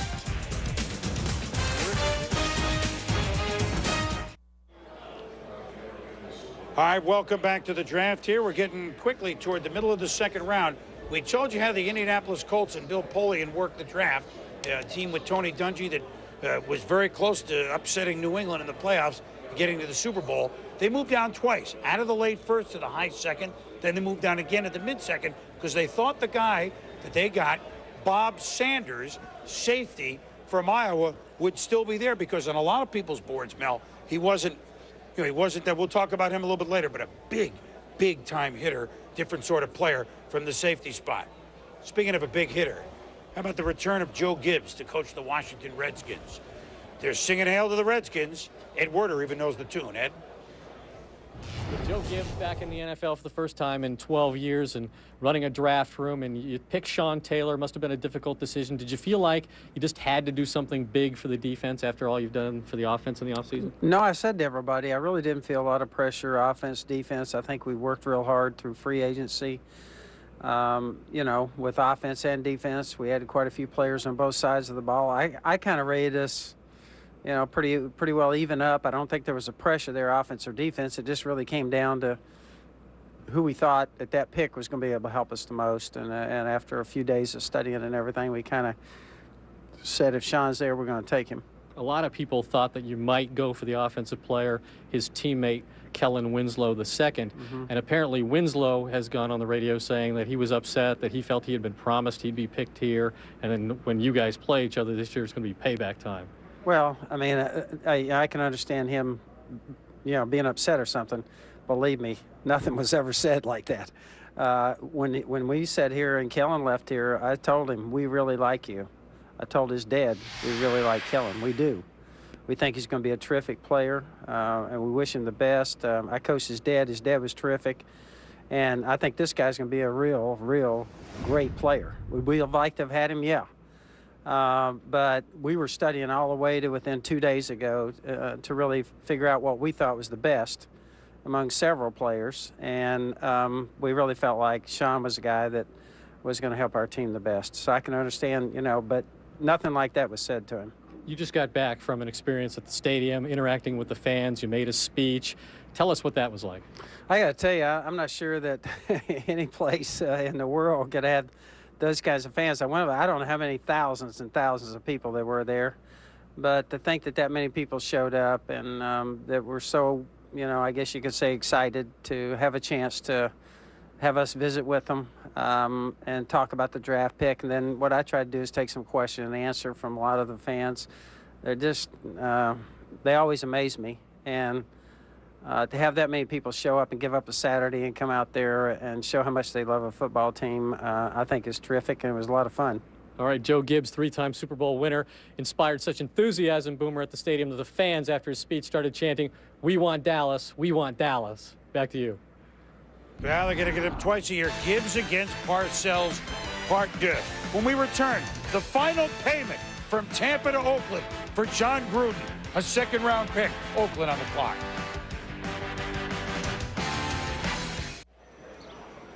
All right, we are back here. Gavel to Gavel coverage, rounds 1 through 3 here on ESPN at the 69th annual NFL selection meeting. All right, we told you with the 44th overall pick, Bob Sanders. A little injury question to some, maybe why he was mid-second round. The Colts love him.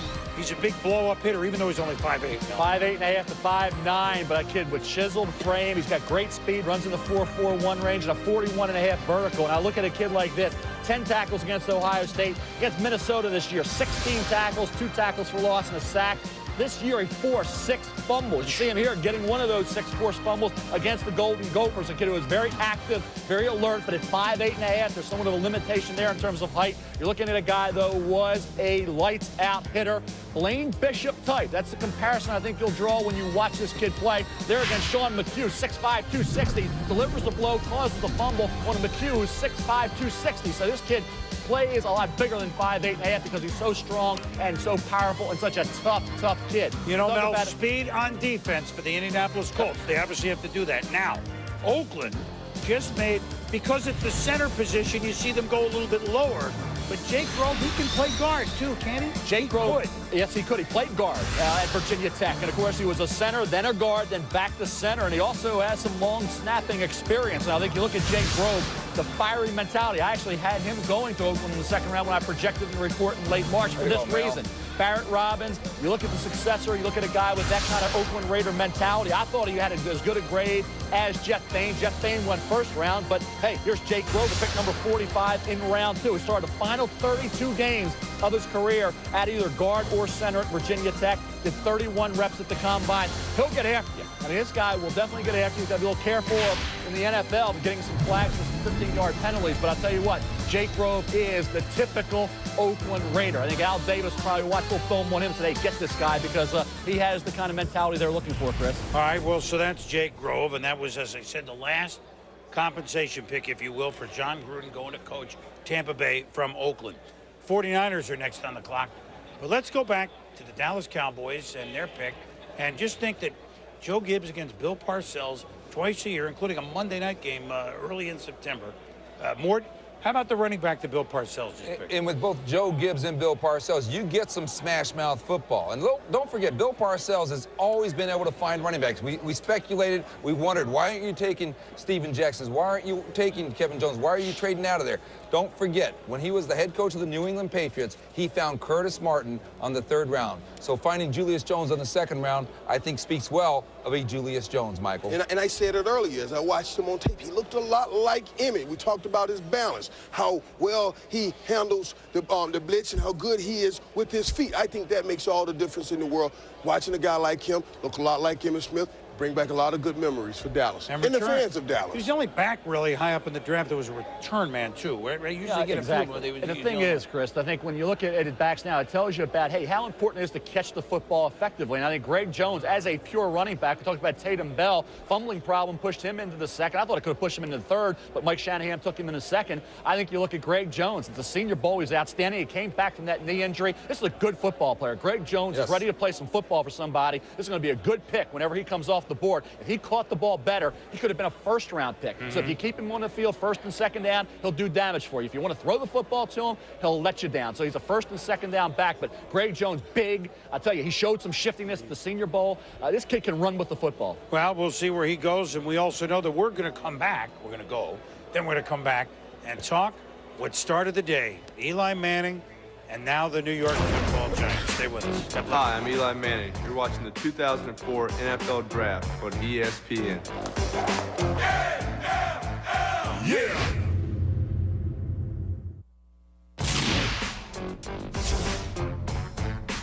With the first pick of the draft, the Indianapolis Colts select quarterback, University of Tennessee, Peyton Manning.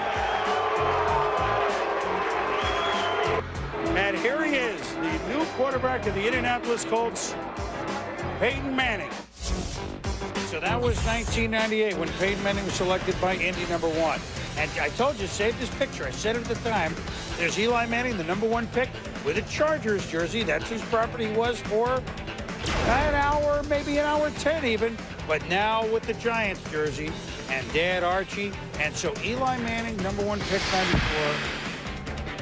Peyton Manning, #1 pick 98. Archie, what's the matter with him? #2 overall pick in 1971.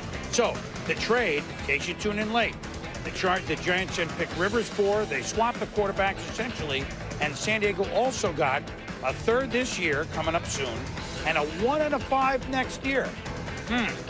So now our You've Got Mel, which is scary because we put a picture up of him, presented by Motorola. Mel, did the Giants give up too much in the trade for Eli Manning?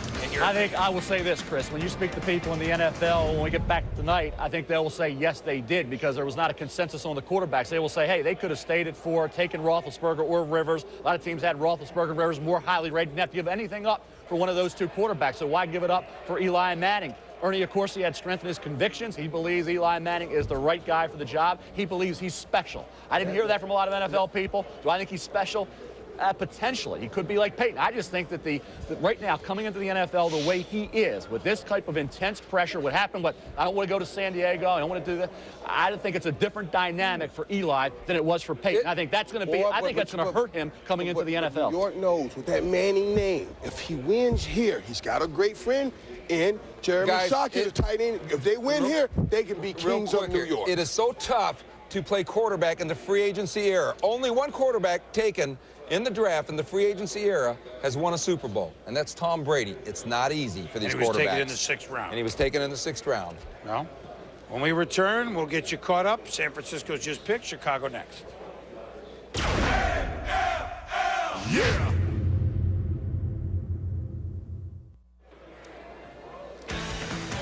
All right, we are back here in the NFL Draft, and we have some first-round records today.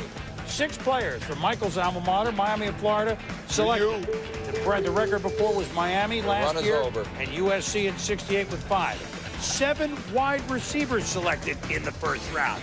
The record before was 6.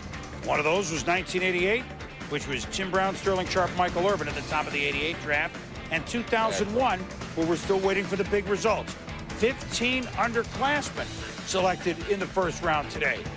So that also is a record. A first round that was not quite a record in length, but had a chance to become a record in length. I mean, we've seen some, we actually, and we'll get to it as we do our coverage on ESPN2. We're going to move over here, and the NBA is going to come here, so just shift one channel. But we've seen now in the middle of the second round a lot of names that we thought could be first-round guys going, and we'll talk about it when we get back. Just had one. Terry Tank Johnson from Washington going to the Chicago Bears. Lovie Smith getting 2 defensive linemen. Tommy Harris and Tank Johnson, both ideally suited for his scheme. On defense, quick and athletic. They'll be ideal in that rotation system. And before that, Justin Smiley guard San Francisco. Some had him late 1. And Jake Grove, we talked about Oakland as center, if you like the center. So what did we hear? Late 1 to about lower 2, a lot of very similar grades coming. But we're only midway through the second round. It's 7 o'clock. How you doing on your first I'm doing well. Michael also had Jake Grove going to Oakland in his mock draft, too. I love his attitude. So, Mel, you weren't the only one to get Jake Grove. I had Bob Sanders. But after Bob Sanders with the Colts, I may be about done, okay? Hey, when we come back, I want to talk about these quarterbacks. There's some stuff about these quarterbacks we need to talk about. And we also need to talk about the end of an era, but at any rate. But we're going to be back on ESPN2 shortly. NBA playoffs next, Kings-Mavs Game 3. ESPN2, the NFL Draft, just join us there. ESPN presentation of the worldwide leader in sports. You can log on if you know how.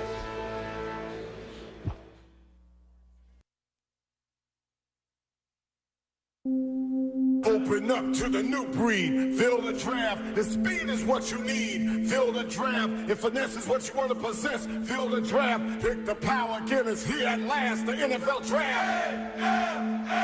Yeah. First choice in Eli Manning. The Chargers and the New York Giants have exchanged their draft picks. The New York Giants have a Manning. Hello? Feel the draft.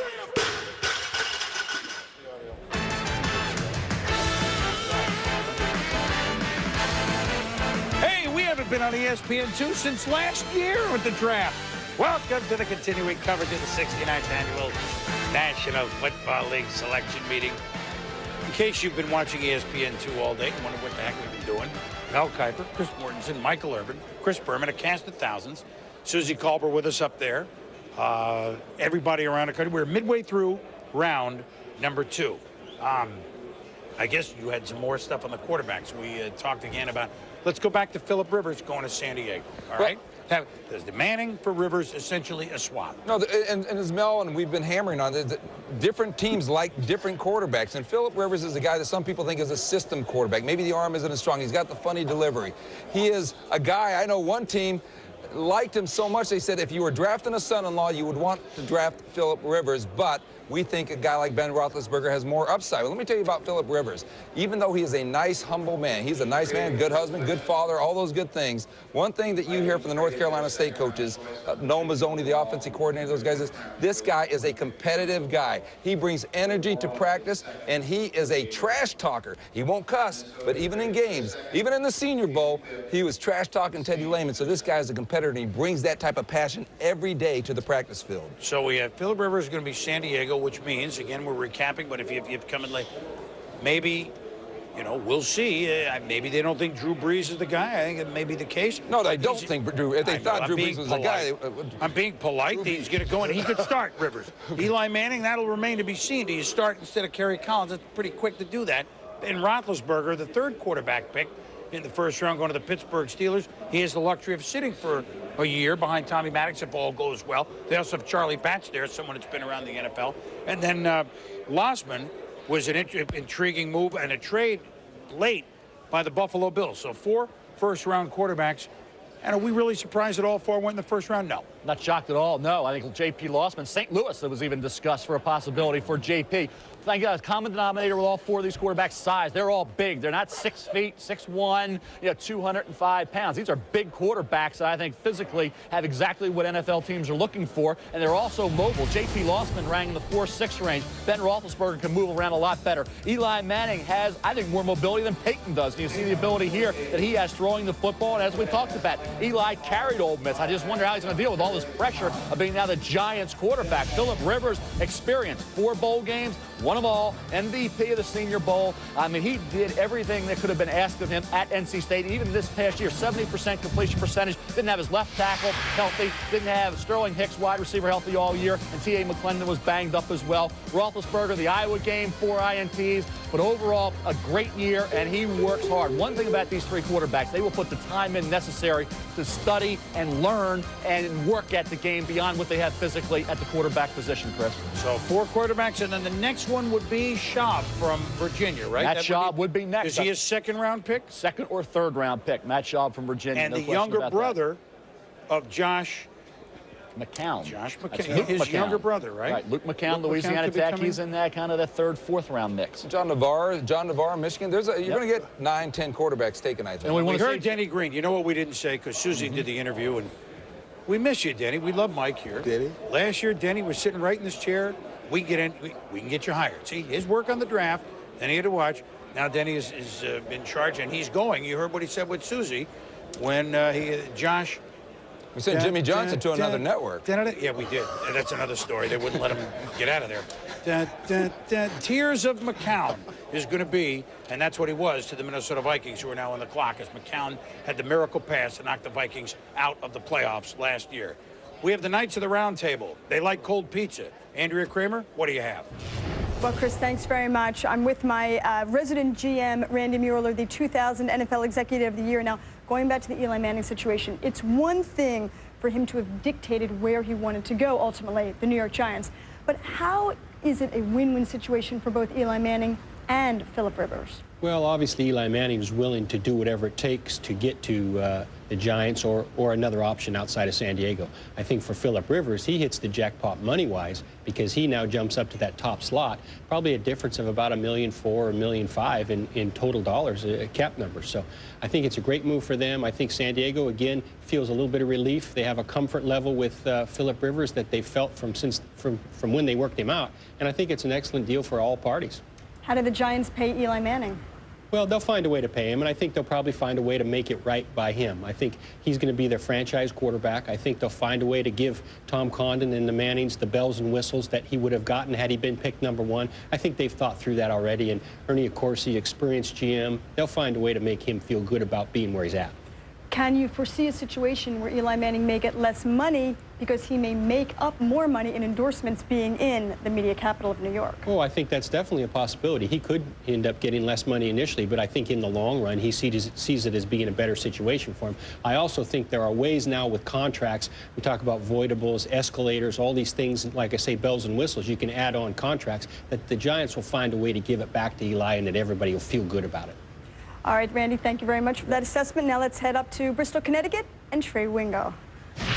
All right, Andrea, thanks. Welcome into the EA Sports NFL matchup set. Trey Wingo here with Merrill Hodge and the MVP of the 1980 National Football League season. Good player. Ron Jaworski, ladies and gentlemen. And the reason I bring this up is because Jaws brings certain credentials to our conversation he wanted here. you to say it. And yes, he did pay me to say that. Talking about Philip Rivers. A lot of questions about his mechanics and whether or not he can get the job done. But hey, nobody's more prepared than Philip Rivers to step in with an NCAA record, 51 starts under his belt. Yeah, you're absolutely right. And when you talk to people around the league, the key word from Philip Rivers is production. Everything he has done in North Carolina State has been terrific. He has produced. And when you look at his career, you look at less than 2% of his passes were intercepted. Last year, a completion percentage of 72%. Over his career, 67% complete. So when I look at a quarterback, he does throw the ball accurately. But as I studied him, I still think there's some mechanical flaws that need to be corrected when he gets in the NFL. Here's what concerns me about Philip Rivers, and it's clearly evident in this shot. Look closely at his throwing mechanics. He drops the ball below his belt buckle, and he does not drive off his back foot. Keep in mind, there's no pressure on him either. Rivers pushes the ball. He doesn't snap and flick his wrist. That costs you velocity. And in the NFL, you have to make a lot of throws with defenders around your feet and your body where you can't step into the throw. He could even lose more velocity. Look at this downfield throw. He loses his mechanics and throws it with all arm. You can't be consistent like that. There's no question Rivers has a great feel and instinct for the position, but like David Carr 2 years ago, he will need to have his delivery reworked. I like this throw from the Senior Bowl. Good plant, good hitch step, much better weight shift. Notice the velocity is there. The accuracy is there. That's an NFL throw. You know, the first throw that we saw for the touchdown there, you know, I'm breaking down his mechanics saying they're poor. Yes, it was a touchdown throw, an accurate throw. But in the NFL, you must make those throws on a consistent basis. And clearly, when I look at a Philip Rivers, when he gets to camp, the coaches will work with him. They will force him to become a more consistent quarterback. He certainly has the ability to be one, but I think the consistency is going to be the key in his game, Merrill. Well, listen, I believe in the end result, too, and you mentioned that. The one thing is I studied the tape, and you've mentioned this all the time. If there's one key to being a great quarterback in the National Football League is anticipation. In college, guys are open. You see that the guy is open. In the National Football League, you must anticipate that window, that wide receiver coming in there. That's where I thought Philip Rivers really stood out. I thought that's why he is the best quarterback at this point in time and most prepared to come play in the National Football League come September. The anticipation, seeing guys open, anticipating breaks, he was the best from all the guys I studied. There's also one other thing that concerned me a little bit, the style of offense they were in. I didn't see enough throws down the field, the deep comebacks, the square-ins, the skinny posts, the throws that project you to the NFL. I didn't see enough of those where I could elevate him up to saying, hey, this guy's a surefire NFL starter. Now, it's funny. What I saw there is because it is a spread offense, the decisions have to be quick, and that's what he did. On a bubble screen? Everything was quick. Well, listen, if it's got to go to the back, then it's got to go there quick, and you got to know that, and that's what he did. It's a one-receiver route. You get the ball, throw it to one receiver. And then when there were opportunities, when those opportunities present down the field, they were there. Let me ask you a question about his delivery. Obviously, it's funky. It's a little low. It looks like it's a sidearm.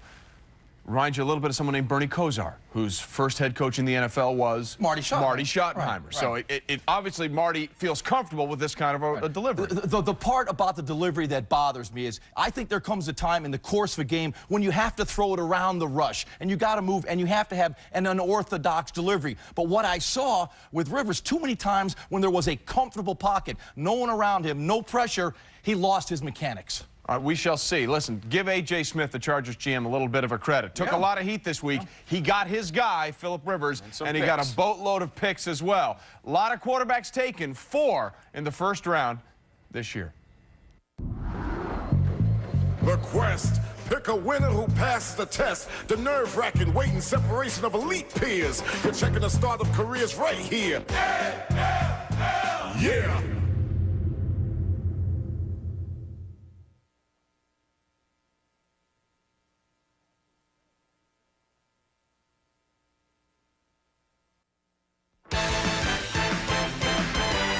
ESPN2's exclusive coverage of the NFL Draft is presented by Rocky Mountain Cold Coors Light, the official beer sponsor of the NFL. And in part by John Deere. Nothing runs like a deer. And Tractor Supply. Think Verizon's best 5G network is expensive? Think again. This season, bring in your AT&T or T-Mobile bill to a Verizon store for a better deal. Then use those unwanted bills to wrap up goodbye gifts to AT&T. Or cut them into snowflakes to celebrate your switch from T-Mobile.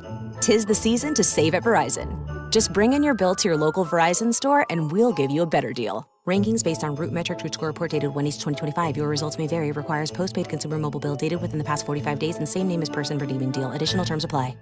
Supply Company, the stuff you need out here.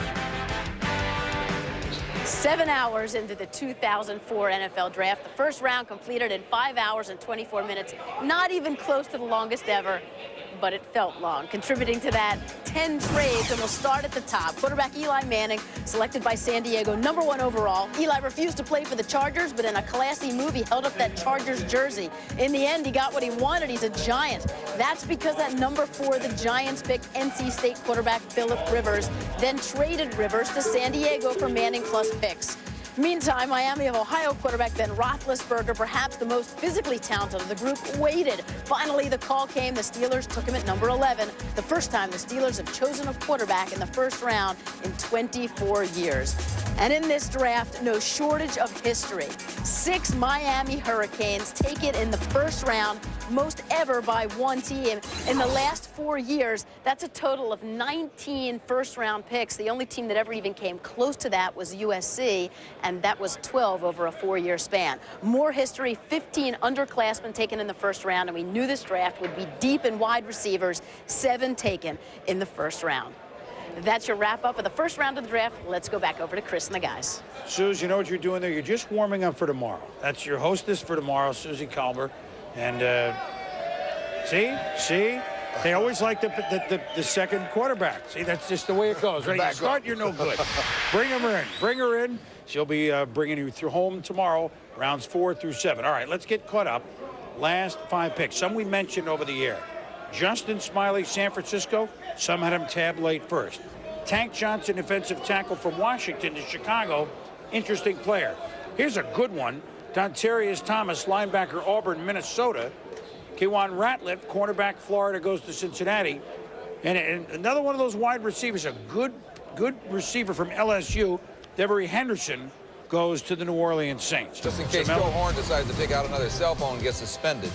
Exactly. They are going to put some pressure on those starters in New Orleans with Henderson coming in. I think you look at him as a running back in his history, and you see a kid after the catch. You get the ball in the short route and get it in his hands. Also, he has the speed to beat cornerbacks down the field. He was inconsistent throughout much of his career. As a senior, I thought put it all together. Didn't drop quite as many passes. Was more of a factor on a consistent basis, working opposite Michael Clayton. You see Matt Malk here, obviously getting the ball down the field to Henderson. Made the big catch as a junior to beat Kentucky with no time left on the clock. And here again, getting deep. Look at all that separation between Henderson and the cornerback, how he beat him. He can run. He's got good size. And here's the play against Kentucky. With no time left on the clock.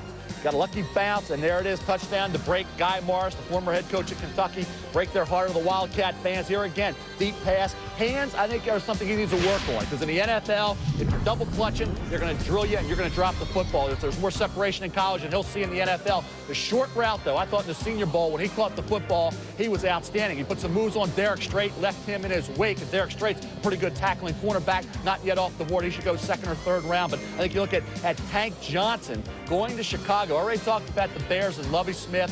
You know the system. You know what they're looking for. Quick, athletic guys who get upfield, get the pass rush. Lovie Smith wants to attack the quarterback. He got Tommy Harris in the 1st round out of Oklahoma. Now Tank Johnson, a similar mold for Tank Johnson to Tommy Harris. 6'2.5" at 295 to 300 pounds. When you watch this kid as a senior, you saw a big difference. As a senior, he had career highs in tackles for loss with 18.5, and sacks with 10. And remember, here against USC, Pac-10, he's going up against quality linemen. There, he drills the quarterback liner. He also, in practice, went up against some pretty good players. So this is a kid I thought, as a senior, took it to another level. 4.74 speed, perfect for Lovie Smith. 31 reps, great strength, and a 34 vertical, the athleticism that Lovie Smith wants. So you say, hey, 2 defensive linemen. They have some other young kids like Scott and LeFevre.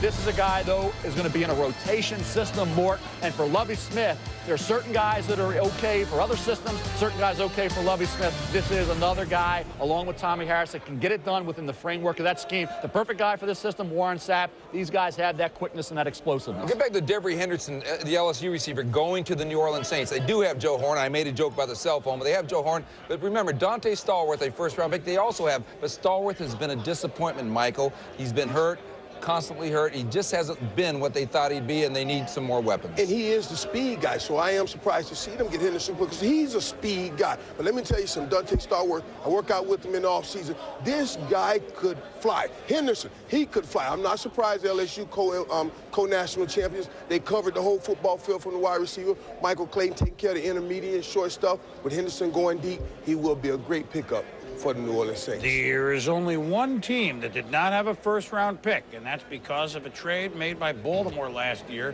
that enabled them to move up to take Kyle Bowler. New England ended up with their pick. So now the Baltimore Ravens are on the clock, and through the magic of television, we have, as Baltimore picks, the reason they didn't have a first, but a guy who's anxiously awaiting this pick, Kyle Bowler with us, with Andrea Kramer. Andrea? Thanks a lot, Chris. And no team may have a more clear-cut need than the Baltimore Ravens needing a wide receiver, basically only having Travis Taylor out there. When I talked to Brian Billick this morning, he said they're pretty much resigned at 51, not being able to get one of the key guys. He said their goal is they're hoping that of the 7 wide receivers that were drafted in the first round, maybe that would free up a veteran that would later come available to them, say after June 1st. And I just throw out a name, for example, Jimmy Smith from Jacksonville. Maybe someone like that would be available for them. Now, to return to Kyle Bowler, how frustrating is it for you trying to upgrade the worst passing attack in the NFL that you don't have any weapons? It's tough. It's it's going to be a challenge, and we need to definitely bring somebody in. I mean, Travis Taylor's really the only guy that we have right now. A lot of guys last year got hurt, and we lost Marcus Robinson to the Vikings. So hopefully, Ozzie and Brian and the whole organization will be able to figure something out here. Woulda, coulda, shoulda, could have been Terrell Owens. How do you view the fact that he came so close to being a Raven and yet spurned the team? Well, I mean, that was a weird situation, but, Terrell wanted to be a Philadelphia Eagle. He didn't want to be a Raven, and it's just something that we're going to have to, move on with, and, we're going to have to find another Terrell Owens. For you personally, you almost now have 4 quarterback coaches, the most recent being the ex-New York Giants head coach Jim Fussell, brought in as a consultant. What are all these coaches doing for you in terms of helping your development in your second year? Well, basically, I have 4 guys looking over me now, so I better be pretty good next year. But Coach Fossil's come in and, once again, kind of worked on my fundamentals. Being a rookie quarterback, you're thinking about so many different things. You're trying to learn the offense. And I got, just my footwork to my throwing motion, just the little details. He's come in and helped me with that. And, hopefully here in the near future, we'll be able to even talk a little bit more football. All right, and Kyle Bowler just had some shoulder surgery in his non-throwing shoulder in March, but says he's ready to go. That's it from here in New York. We will continue with the NFL draft. Stay with us.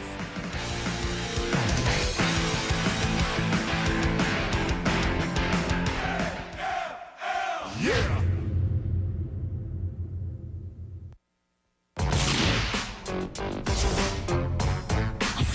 I don't think this selection makes any sense whatsoever. The Colts have a storied history of draft day ineptitude, and it continues here today. Only one can answer this is obviously Mike Ditka. I totally disagree with the pick. To me, this is a stretch for a Seattle Seahawks team. That's why the Colts are picking second every year in the draft, not battling for the Super Bowl like other clubs in the National Football League. Who in the hell is Mel Kiper? I have a right to my opinion. He has a right to his. I'll tell you what, Bob, it's obvious to me right now that the Jets just don't understand what the draft's all about. Way to mince words, Mel. If some of it, you're still all right, Mel. The years of Mel Kiper, if I was standing in front of that draft board now, nobody would have seen it. I'm working on it. Take a stand, Mel. I'm taking a stand. I've taken enough stands over there. He saw me hold that microphone on with Bill Tobin, but I do like this. Yeah, you got it going. I knew it was going to happen. I did stir it up some. Mel, why do they get on you like that, Mel? Mort keeps jabbing. I do. He keeps jabbing. He was the instigator. You know, I knew when Mort was at Indy, it was a big trouble. I grew up that way, baby. Who would have guessed, huh? Right? Well, let's talk about Baltimore's pick, your hometown. Another name that could have gone in the first round, huh? Baltimore D tackle, although I don't think Kyle Bowler's going to throw to him much. Maybe a tackle eligible. That's the problem. Devery Henderson could have been a possibility. He went one pick earlier in New Orleans. I thought maybe Kerry Colbert from USC. They went with Dwan Edwards because they do have a need at defensive tackle in that 3-4 scheme, and that's what Dwan Edwards is suited for. I mean, 6'2.5", 310, got his weight up really as a junior, up to around 300 pounds. The stamina and the durability, I think, is what really impressed people. This kid never took a down off, never went to the sidelines, was after on the field, play after play. And who's going to be working with Dwan Edwards? One of the best defensive line coaches in all of the National Football League. Rex Ryan, the son of Buddy Ryan, does a great job. Took Kelly Gregg, who nobody thought could play out of Oklahoma, made him a quality player on the nose. And here's Dwan Edwards coming in. Anthony Weaver was solid, steady, reliable, and that's what you see out of a guy like Dwan Edwards from Oregon State. Dallas has just picked tackle from the champion USC Trojans, Jacob Rogers. Jacob Rogers can play if he can stay healthy. He's had durability concerns throughout his career at USC. You see a 3-year starter. You see a guy who banged heads against some top players throughout his career.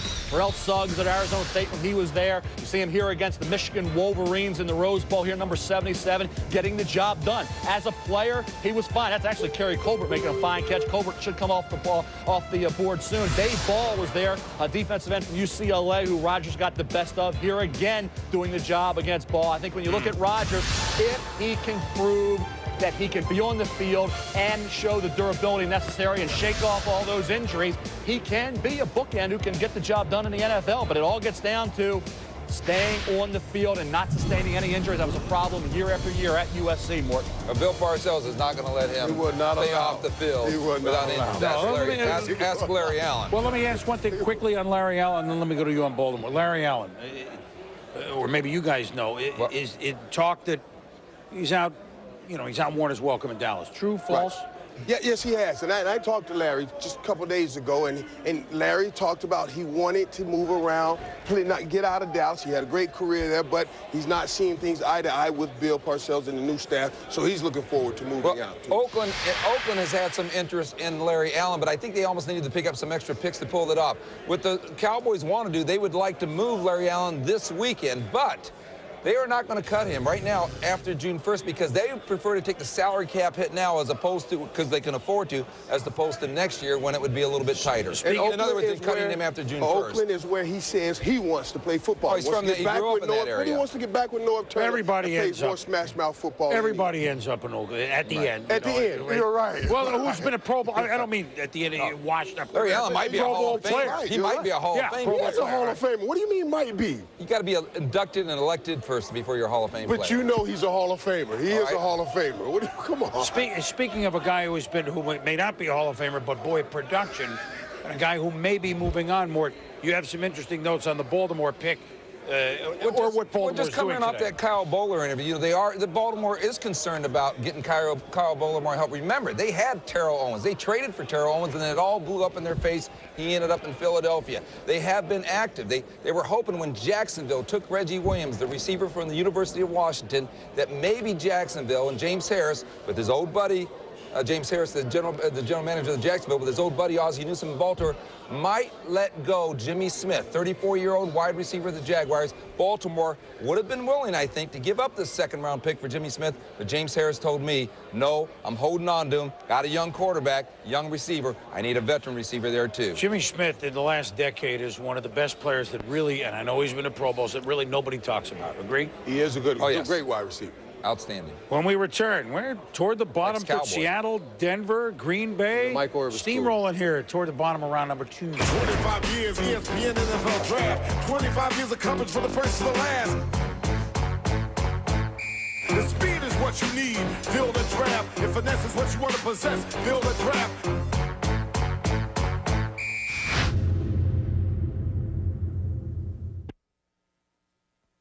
Welcome back to the 2004 NFL Draft, presented by Coors Light. All right, we're on TV here on the second round, and Michael Boulware, brother of Peter Boulware, who's been an outstanding defensive player for the Baltimore Ravens. Cousin of? Michael Booyah. he goes on to the Seattle Seahawks. Not inside defensive help, but defensive help for that team. Well, on the weak side, you look at Michael Bower, not real big at about 6'2", about 225 to 228 in that area, but you see a kid who's very athletic with a lot of speed. He can chase you down. There he makes a play on T.A. McClendon, fine running back for NC State. You see him in space, the way he plays in special teams, obviously will be his forte. There, Jared Tate tracks him down. You see a lot of these tackles 10, 15 yards down the field. More of a finesse linebacker with a guy, I think, on the weak side because of his great coverage skills. That's what's going to help him, the ability and coverage to be able to do the job in that area with that 4.55 speed. That's what I think is going to allow him to have a career in the NFL as well as a special teams play. But he's not the physical presence that some teams are looking for. What he is an athletically gifted, smart, fundamentally sound player who I think, when you really look at it, Michael Bower in the right system could be okay. But I think everybody in the NFL, all those defensive coordinators are going to be saying, hey, this is a guy I have to have. It's a select group that I thought in the second round would jump at Michael Bower. But good in pass coverage, right? Good in pass coverage, you still have to beat the St. Louis Rams. They are the defending division champions. They do throw the ball a little bit. Always use a little speed on defense. All right, well, we move on in Denver, and now we're going to go up to Eugene Washington, has been the voice of the second round. A great receiver in his day for the San Francisco 49ers. With pick number 54, Denver has selected from Marshall wide receiver Darius Watts. Green Bay's on the clock. They needed a wide receiver. Well, interesting, right? Denver is a team we talk about as, boy, you know, they're kind of the uncrowned, always in the Super Bowl team in the AFC. They haven't really sniffed at it anywhere close lately, but here they've gone running back, right? They got their running back here in the second round earlier, and now in this young man, Ashley Lele, they're still waiting for him to move along. And remember, Ed McCaffrey retired. Exactly. And you look at Byron Leftwich. When I talked to Byron over the last couple of years, he raved about Darius Watts. Darius Watts is a kid, 6'2", about 177 to 180. Lean frame, needs to get stronger and need to become a more physical wide receiver at the pro level. Get off the jam, and obviously the defensive backs in the NFL could give him a little trouble initially until he gets that weight room strength up. A little inconsistent at times, drops some catchable balls, but he's an athlete with a 44 vertical. So this kid, 6'2", plays taller. He's a talent. What he needs to have is a wide receiver coach who can mold him and develop him in 2 or 3 years. So a guy that I thought jumped up because of the athleticism, the consistency, and the knowledge of the position. He has the knowledge. I think the consistency is something he's developed, and I think in time, if he can add maybe 10 pounds to that frame, retain his speed, he's certainly a gifted athlete, he could be a factor. You see a guy 6'2", 188 pounds, Mel. Back in the day, that was a big wide receiver. They're coming in now at 234 pounds. He needs to put on some weight. Well, another wide receiver goes, and there'll be a couple more here before this second round is over. We have Green Bay, Cincinnati, Tennessee, and then we move toward the bottom. So, plenty more action coming here. Second round picks. Big contributors to ball clubs. Stay with us here as our gavel-to-gavel coverage continues from New York.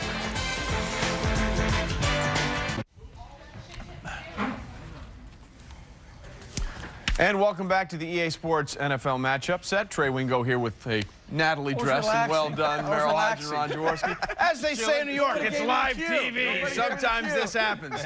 The draft continues here on ESPN2. And one of the big movers and shakers, guys, without question so far on day one of the draft, has been the Buffalo Bills. They get a speed wide receiver with their first pick in the first round in Lee Evans. And then they make the big move to jump up and give Dallas a first next year, a second, and a fifth to get quarterback J.P. Lossman out of Tulane.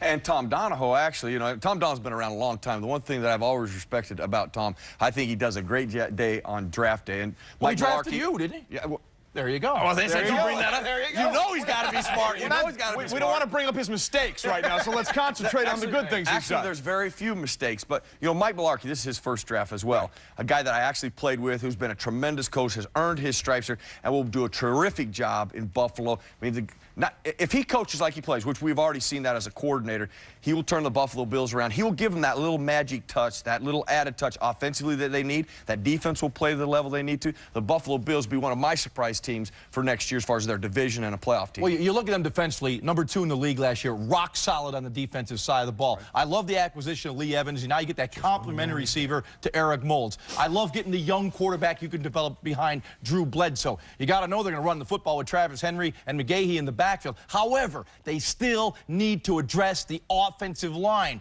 Drew Bledsoe is a plant, step, and throw quarterback. He needs that comfort level in the pocket. He needs a cushion to be able to do that. They need to address address the offensive line, then I would say they're going to be a team to watch. And this, I think you also have to watch out for Buffalo Bill fans. And the Bills fans are already mad at me, and the organization's mad at me. This will really make them mad. But they could potentially have 2 1,000-yard rushers. I really believe that this could be a team that gets 1,000 yards. Well, we'll get to that. We'll get to that. Yeah. Tom Donahoe. The issue is Willis McGahee. He essentially brings them an extra draft pick right now because of what happened. All right, let's bring in now with the Coors Light video conference phone, Tom Donahoe, the former ESPN.com insider, who, of course, drafted Merrill Hodge way back in the day and is now sitting up in Buffalo. And Tom, first question for you. You gave up a lot to get J.P. Lossman. You guys must have to think he's really special. Well, we did. We really liked 4 quarterbacks in this draft, and we thought that 4 quarterbacks had first-round value. And with our first pick in the first round, we wanted to get a player who could come in and contribute right away. And then our plan was to see if we could get back into the first round and get Lossman. So we feel very fortunate that we were able to do that. Tom, any concerns that for the second year in a row, you're probably drafting a guy who will not play this year?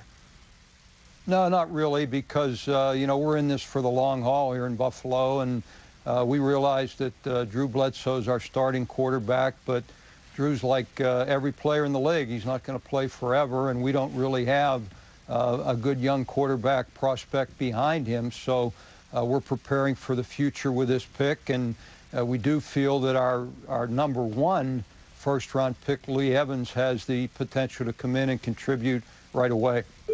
You know, Tom, you go get Mike Mularkey. One of the areas that you felt like you had to work on is the offensive side of it. You got Drew Bledsoe.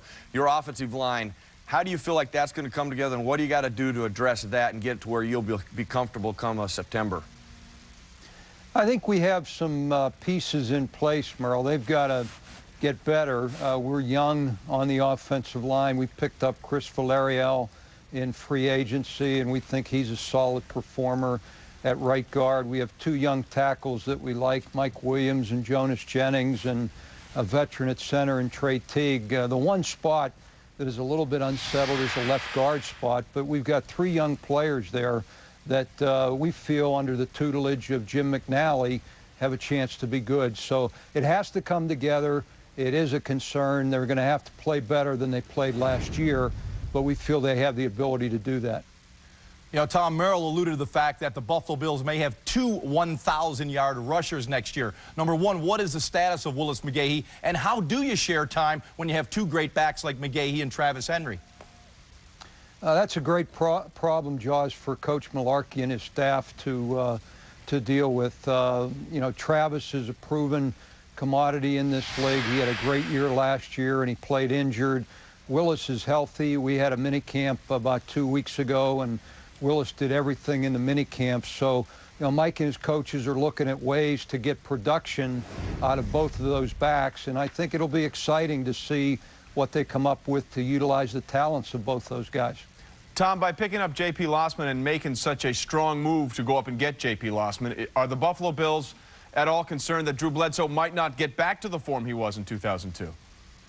No, not at all. I don't think the moves are related. I think we've said since the end of the season that we were going to take a quarterback in this draft and to begin to develop somebody for the future. And, Drew's had an excellent offseason, a very good mini camp. He likes what we're doing offensively. He really has a lot of respect for Coach Mularkey and Coach Clements and Coach Weich. And I think people will see Drew Bledsoe bounce back in a big way next year. Tom, we appreciate the time. Good luck with the rest of the draft. Thanks very much. All right, stay with us. The Cincinnati Bengals are on the clock, ladies and gentlemen, and with all the picks they have, that's going to be a phrase you'll be hearing quite a bit over the rest of this day and the next. Stay with the draft. Visit NFL.com/dreamticket, and you could win tickets to Super Bowl 39 in Jacksonville. Enter today at NFL.com/dreamticket. On an April weekend in New York City, 32 teams begin the quest for a championship. It's April, and we're ready for some football. You'd love to draft an All-American, but any selection could be a standout. An All-Pro, a Super Bowl MVP. What does your team need? The NFL Draft 2004, presented by Coors Light, continues tomorrow at 11 a.m. on ESPN and 1 p.m. on ESPN2. In this battle that never ends, there is no peace. The battle. Atlanta Falcons first-round choice, Deion Sanders, cornerback, Florida State. When Detroit took the other Sanders, I saw a big grin come across your face. I was so happy but I was kind of scared. I thought Detroit was going to take me. I would ask for so much money that I had to put me on layaway. On layaway, Hey, you know what? I will say, I mean, Deion was unbelievable, right? Andrea, and she's with us on the show. Andrea, probably won't be the host of the Tonight Show. But Andrea Kramer, the funniest line that she had was with Deion Sanders. She goes, look, you get the Mr. T starter kit on. I mean, that was unbelievable. That was a good line. That was a good line. And I used to hear it all the time. Deion and I, of course, real close friends, my best friend. We kind of did a lot of things together in college, including We don't want to know too many details on we're that. We're talking about football things, man. Okay. Football. Well, fun. It was football. Why don't we segue from all the glitter into another Florida State selection, which we just made. Jacksonville made a trade with Green Bay. Here is Greg Jones, the running back from Florida State, falling a lot lower than a lot of people thought. Why, Mel? Well, a couple reasons, Chris. First of all, he had a knee injury, which he came back from, but his average per carry was down, and, of course, catching the football. We said all along that's been a problem. I did say second round, he would be a great pick for somebody if you're looking for a pure running back first and second down. Look at him run. 6'1.5", about 245 to 250 pounds, and a guy who averaged 5.3 a carry in 2001, almost 6 yards per carry before he had the season-ending knee injury in 2002. Came back this season. His average per carry was 4.6 yards, but at the Senior Bowl, I thought that's where he showed he was all the way back.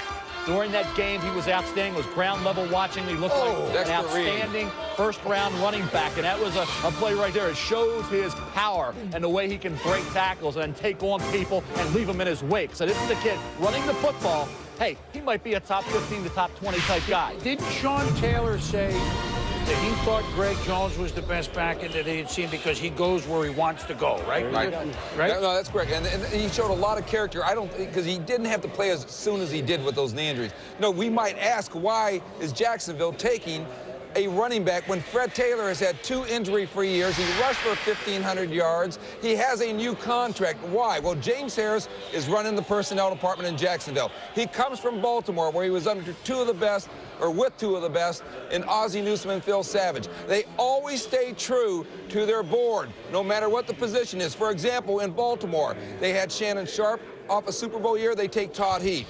They knew they had something special on Priest Holmes. They took Jamal Lewis. They had 2 tackles with Tony Jones and Orlando Brown. They still took Jonathan Ogden. They had taken Dwayne Starks, a cornerback, in a first round. They took Chris McAllister the next year. You stay true to your board. That's the philosophy that has worked beautifully for Baltimore, and James Harris has taken that to Jacksonville, even though we may wonder why Greg Jones when you have Fred Taylor. Yeah, but Mort, nowadays in this NFL, you need 2 solid running backs. I don't care whether he's coming off not getting hurt all year long. You need solid running backs if you're planning on running the ball. And trust me, in Jacksonville, they plan on running the ball. It really is. It's stay true to your grades. That's why last year they took Terrell Suggs at 10 because he had a higher grade than Kyle Bowler, and everybody said, we need a quarterback. Well, they traded up to get Kyle Bowler at 19, but they stay true to their board. All right. Well, we now welcome in on our Coors Light video conference from Dallas, the owner of the Cowboys, Jerry Jones. And Jerry, good to see you again. You guys went out of the first round when it looked like, well, gee, here's the chance for the running back of your choice, and you dropped out of the first round, then picked Julius Jones from Notre Dame. What did you see in him that told you he was equal to, maybe better than anybody you could have picked up top, Jerry? Well, we think he had a great senior year, and he's got the ability, we think, to be a back out of the backfield, which is big to Bill Parcells and Mo Cawthorn and Sean Payton. So those are the kinds of things that we liked in Julius Jones. He's got outstanding character, and we think he'll be a great addition to us. But I'll tell you, it was just too tempting. They baited that trap with the cheese that got us when we wanted to get that next year first pick from Buffalo. Hey, do you recognize this guy here, Jerry? Boss, how are you, boss? Hey, boss, man, listen, and I call Jerry boss. I always call him boss. That's just what I do. Boss, you guys got a running back. But what good is having a running back if the line is not solidified? You're letting Larry Allen go. Can you tell us what's going on with the Larry Allen situation? well, we're not letting him go as we sit. And I've met with Larry. We've met and been talking over his situation the last 2 or 3 days. And I can tell you, if something didn't happen as during this draft or before this draft, then that really narrows any window about Larry Allen not being here. We know that he can be an outstanding player for us. We just drafted Jacob Rogers. We think that's going a long way, and certainly Larry, if he's here, and we expect him to be here at this point, we'd be solid in the offensive line, potentially. Jerry, this is your second draft with Bill Parcells. We all anticipated how this, or wondered how this relationship was going to work. Is there anything about working with Bill that has surprised you as you've gone through 2 drafts now? Well, it's all positive, Chris, and it's just such a pleasure to work with somebody that is passionate, as knowledgeable, as well as does his homework and as committed he is. You've worked with him there at ESPN, and you know some of those same things. But it's beyond anything I could have expected, and here we are drafting. We've been going through our process of evaluating players, and it's just been great to work with him, and I respect him so much, and so it's pretty easy for me to listen when you have that kind of individual with that kind of passion talking to you. Ask him if he misses us here as we go into the dark, but don't worry about us, Jerry. Keyshawn Johnson is a Cowboy. Drew Henson's a Cowboy. Separate questions. Keyshawn Johnson, can he be the Pro Bowl receiver? Can he be a 100-catch guy for the Dallas Cowboys? You obviously think that he can. Well, I know this. It's too big an opportunity for our organization to have him come in here with Bill Parcells as coach. They've worked together. They know each other well. And Michael, we enjoyed such great success with the leadership that you provided for our team and the enthusiasm and the work ethic you brought to the table. I think Keyshawn has some of that. Now, I know Michael Irvin, and he may not be Michael Irvin, but still, he's got some of that. You bring that to the table, and we all know how physically he's out there. I really think that we've really helped the Dallas Cowboys. Jerry, Quincy Carter was someone that you really were in his corner even before this year, and he took you to the playoffs. However, you made a bold move with Drew Henson. Is that a let's take a look, or has he got a chance to beat out Quincy Carter here this summer? Well, I think Drew is coming in here at a time when I would expect him to be learning and observing. We don't know and haven't seen enough in the initial workouts we've had to answer that question. I will say this, though. Quincy Carter is looking outstanding in a lot of the work we're doing. This is the first time in 6 years that he will be in the same offensive system. He's outstanding. He was out here throwing this morning before our draft. So we really are positive about what Quincy Carter can be this year in the second year under Bill Parcells. Well, you're going to be part of the reunion tour as you watch Bill Parcells coach against Joe Gibbs this year, which is something you saw a long while ago there when Michael was still a young pup. That'll be fun for everybody. Thanks for joining us, Jerry. Great to be on with you, Chris. All right. Jerry Jones, boss, right? You're boss. Yeah, boss. Hey. What kind of an owner really? What kind of an owner really was he? Any man that pulled my family the way he pulled my family, I'm gonna call him boss forever. Why were Cowboy players affectionate, your team, about Jerry Jones? Jerry's a good owner, and everybody talks about Jerry Jones being on the sideline and is he a problem? I like the owner on the sideline. I like him in the practices. If you're gonna play hard, you don't mind him right there watching. We all enjoy Jerry being at every practice. All right. Well, speaking of Dallas against Washington coming up, John Jansen is one of our guests at our Cold Pizza Roundtable. Andrea, did that bring back flashbacks when you saw Dion with the Mr. T starter kit? Well, I hate to correct you, Chris. First of all, I can be funny, but secondly, what I actually said to Dion was, it looks like you're wearing your signing bonus already, but that's okay. It was still funny. I thought it was funny. It was. Thank you very much. But you talk about John Jansen. Not only are we talking about a renewed rivalry with the Cowboys and the Redskins, but John Jansen played for 2 years at Michigan with Drew Henson. What caliber of quarterback are we talking about with the Drew Henson that you knew? Well, the Drew Henson I knew, if he had stayed for his senior year at Michigan and come out as a football player, I believe that Houston would have taken him with their #1 selection instead of Jason Carr. David Carr. David Carr. And what happens at that point is now you see that they still had the belief that he had talent, he had the value to go ahead and trade and make some moves with Dallas.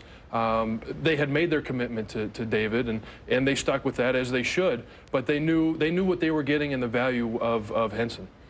What do you think the layoff may do for Drew Henson coming back now? Well, I think it'll set him back a little bit, but he's a good enough athlete, and he's young enough still. He's still only 24, 25 years old, where he can come back and still make an impact in a couple of years. He's going to have to, bring his skills back to where they were and then bring them to the NFL level.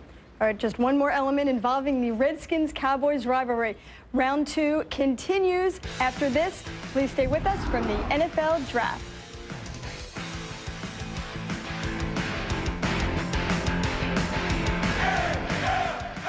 Yeah!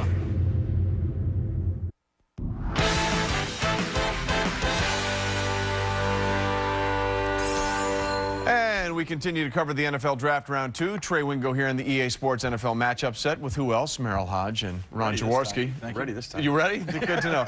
The pure definition of a cover corner. He's a fluid athlete with great hip turn and change of direction. You can line him up on the opposition's top receiver and feel confident that that receiver will be neutralized. Bailey's shutdown corner skills allows a defense to play the old Dion coverage. Champ man-to-man with no help. The rest of the coverage rotating to the other side of the field. As you see, Bailey's on an island against Amani Toomer. Kerry Collins reads the man-to-man, which is the best you can get in the NFL, and goes to Toomer. You see, there's no separation. Bailey is in perfect position and makes the play. The fade is a tough route to defend for a corner. Watch Bailey here. He's patient, staying in his back pedal until the fade is declared. He makes an easy transition from backpedaling to running while staying on top of David Givens. This forces Givens to widen, putting Bailey in better position to play the ball than Givens. That is textbook. When you can take your corner and put him on your opponent's best wide receiver and take him out of the game, it gives you tremendous flexibility in what you can do from a defensive scheme. When your corners can play man-to-man and take people out of the game, you can pick up your blitz tempo, you can come with more stunts because you don't have to worry. But I also believe, as much as Champ Bailey is a terrific player, so is Clinton Portis. Well, see, Clinton Portis is special, and Champ Bailey is all the things that you just mentioned.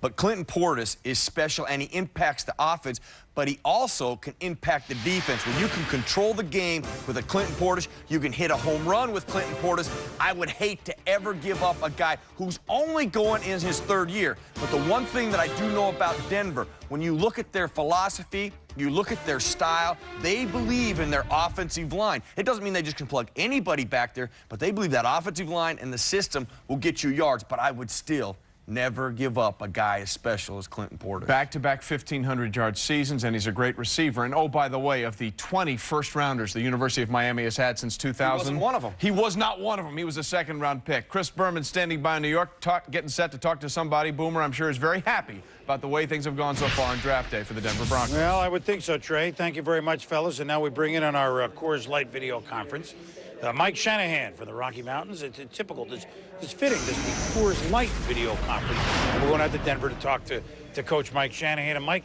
you went defense first. Everyone said, oh, there's a back. You went defense first, but I guess, well, we'll do DJ Williams. He was too good to pass up, huh? Yeah, we really thought he was. We just liked the way he moved. Brings great speed, great size, and anytime you lose a guy like Ian Gold in our defense, our nucleus of our defense was our linebacking core, we thought he could come in and really help us. Well, and of course, you already went defense big time in the offseason, so I'm going to segue right into Champ Bailey at a corner for you with the Clinton Portis trade. Obviously, there's a big thought, big-time players on both sides of the ball. Champ Bailey, what do you see out of him? Is he the shutdown corner that you need to advance? You know, you saw enough of Peyton Manning in the playoffs. Well, I think everybody needs a shutdown corner, and we feel Champ is that type of guy.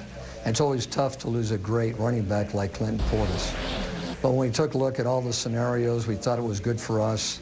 Not only did we get Champ, but we were able to fulfill our need at running back with a guy like Tatum Bell. And hopefully in the long run, this will work out for us. But we got a lot of confidence in Champ. We can play some 8-man fronts we weren't able to play before. And hopefully in the long run, it'll be a win-win situation for us and the Redskins. Kind of try to win inside your division and then go outside. In your division, I don't see any big-time wide receivers that you need a shutdown corner for. Do you see any big-time wide receivers that you need to Champ Bailey for? Well, just not within the division. Once you get to the playoffs, you have to do something. We played Indy the first time we played them with a healthy secondary, and we won that football game. We played quite well. We lost 2 of our defensive backs the second time we played them, and it looked like we didn't even belong in the same football field. I always believe you win first on defense. If you can have a good defense, it gives you a chance to win championships. When you take a look at what we've done in the Super Bowls, you can take a look at our defense playing extremely well. I always believe we're going to be in the top 5 offensively. Well, so does most of the rest of the league, Mike. Tatum Bell, you've had a great knack, and this is second round, so this is higher than some of your finds that you've had, you know, Terrell Davis and others. What I'm sure there's many things, but what do you see in Tatum Bell that's similar to these picks that are not first-round running back picks for you in the Broncos, but a little intangible that might say, there's a guy that I want? Well, Chris, the first thing we look at in running back is a guy that's not afraid to pass protect. Obviously, in the passing game or he's not afraid to block if it's pass protection. He's got that type of mindset, both in the running game and the passing game. And he's got the great speed. He's under 4.4. He averaged over 6 yards a carry over his junior and senior year, and we think that could bring something special with big play capabilities to our offensive system. You've got, a couple years ago, you drafted Ashley Lele from Hawaii. Now you picked another wide receiver, but of course, Ed McCaffrey retired. Is this a step-up year for Ashley here, now a couple years in the league? Is that a big part of where you might be able to go offensively? We're hoping it is, Chris. We thought Ashley played exceptionally well in the first 4 or 5 games and played exceptionally well in the last 4 or 5 games. He had some downtime right in the middle of the season where he lost a little of his confidence. But the way he ended the season, I'm hoping is the way he starts it this year. And, you know, he's a big play receiver. With him, along with Watts, we think we got something special, and hopefully we can stay healthy. Well, you'll get a chance to play inside your division, the opening Sunday nighter. You play the Kansas City Chiefs, who won the division. You also made a playoffs wild card. So thanks for helping us open up Sunday Night Football. You're a good man. Okay, Chris, take care. All right, Mike Shanahan, the head coach of the Denver Broncos. His voice sounds like mine, huh? Raspy day. He had that knack, boy, of picking those running backs not first round. Tatum Bell had second round pick high, but they've had the Midas touch. They hope they hit again. We'll be back.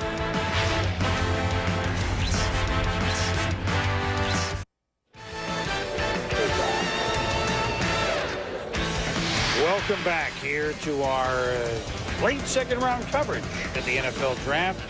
And the American flag, a very poignant sight.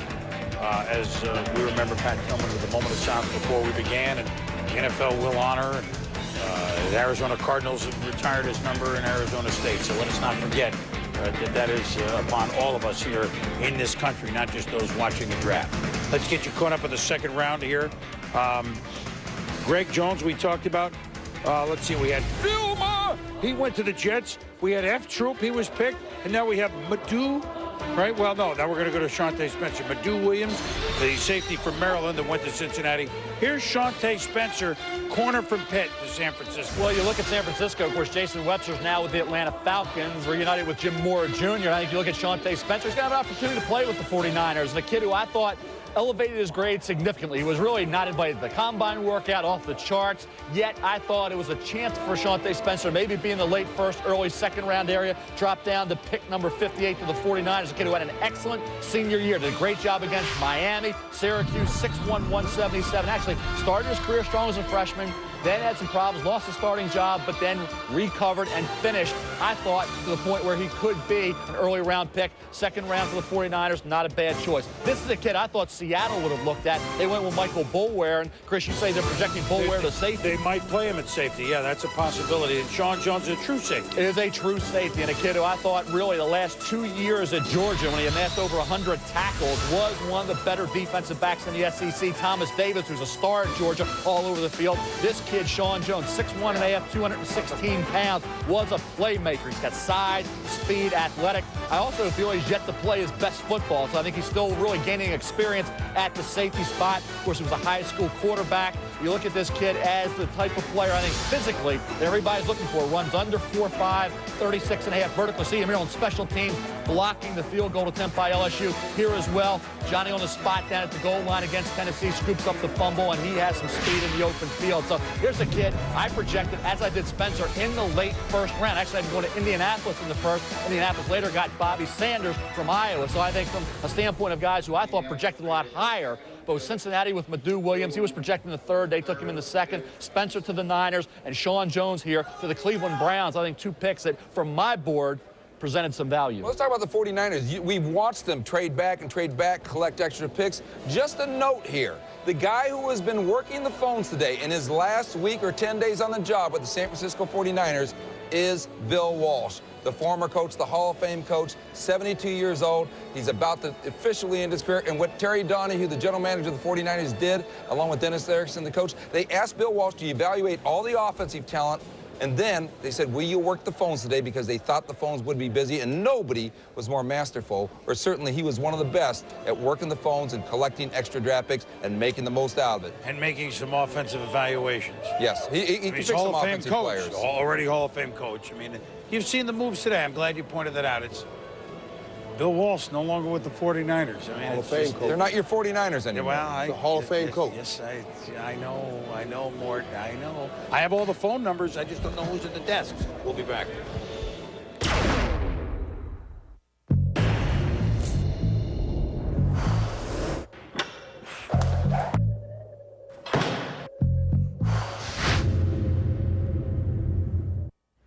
Welcome back to the 2004 NFL Draft here at Cold Pizza, the Players Roundtable. All right, it's time to generate a little debate here. Clinton Portis, and as well as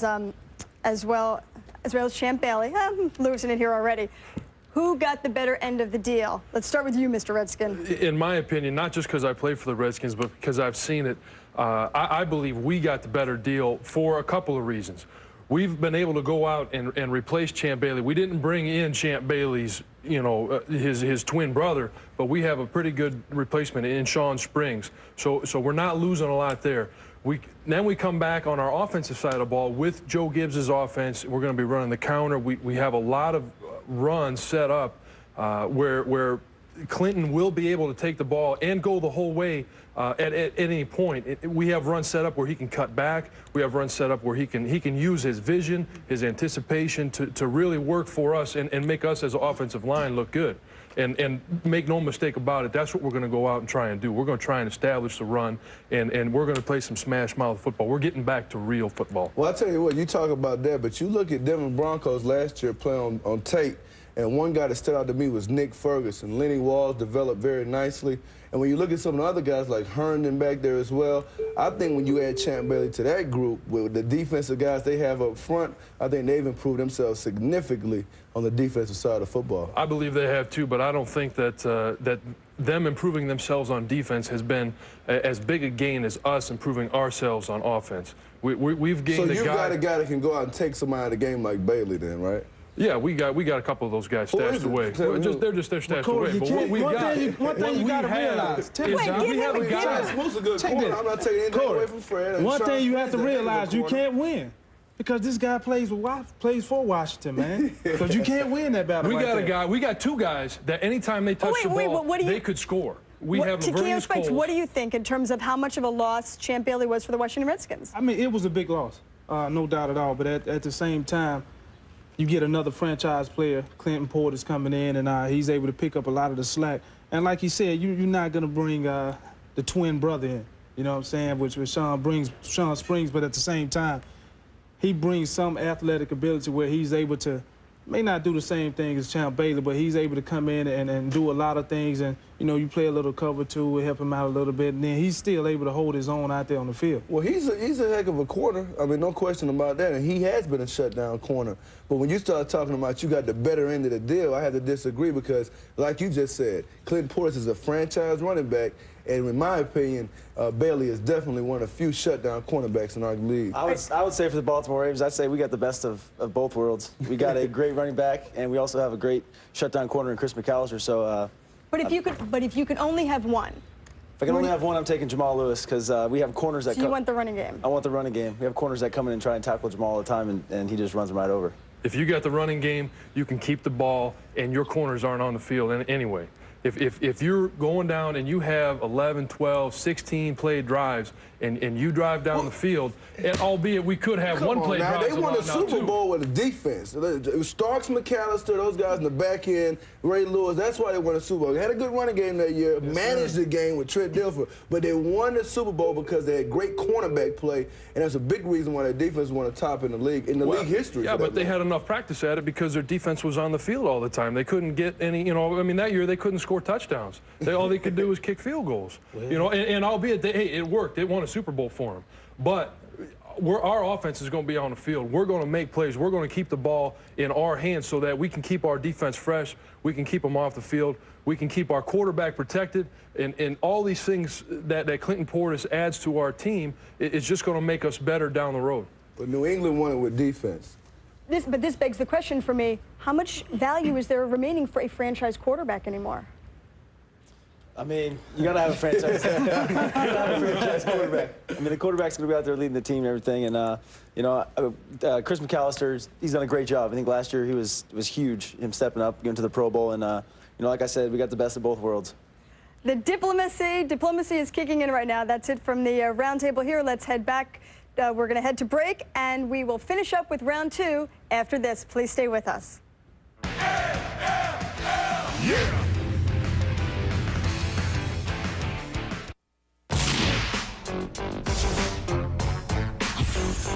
There has been a trade involving this 5th pick in the draft.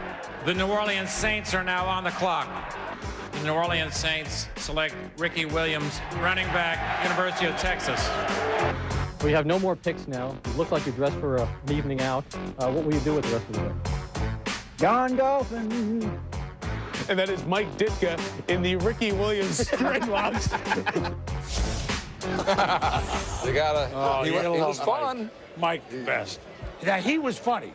Yeah, he could be funny. He could be funny, Mike did. Ricky cut his hair, huh? Yes. And he looks they were grabbing his hair. Yeah, they were. But he looks better. He looks better with his hair cut anyway, like mine. He looks better. He looks much better. Yeah, they were grabbing his hair to make the tackle, I'm afraid to throw to Andrea anymore. I mean, I've been dissed like that since my parents said, son, you're out a little late. You missed curfew. No car this weekend. I mean, Andrea appearing with Wanda Sykes soon on Comedy Central. She clobbered me. Let Mel clobber you now. But that's all right. I know better. I might forget to throw on one of our NFL countdown shows. We have I can't get out there. No, Andrea, keep up the great work. We love you. Gee, see, now people are going to write that we're not buddies anymore. Well, you're not. Oh, stop. Can you tell that it's almost 8:30 and we're still in the second round and we're punch drunk? We're like Mike with the dreadlocks. Courtney Watson, linebacker Notre Dame, inside. The best, as you rated in your book, Mel, an inside backer pure goes to the Saints. He played both, outside and inside for Notre Dame. A kid who, when you talk about smart and productive, he was. He was not a fit for every system. I think that's why there's some teams would be high on him, some teams would not. 6'1.5", 240, fast, ran 4.54 at the combine. Athletic ability is excellent. Season high 14 tackles against USC, the eventual co-national champion. So in some big games, he stepped forward, and he was their best defensive player. They have a young junior defensive end, Justin Tuck. Watch out for him next year as well. He could be a high pick, but when you watch number 33, 14.5 tackles for loss, 107 total stops on the year. The production was there, but he is more finesse than a guy that, as I said, could be a good fit for every system. Chris Wilson goes to the Kansas City Chiefs, a kid who caught the football very effectively when he was thrown to as a junior, averaged actually 21.8 yards per catch. This past season, they had, of course, Rod Rutherford. They had Larry Fitzgerald, who was the marquee guy.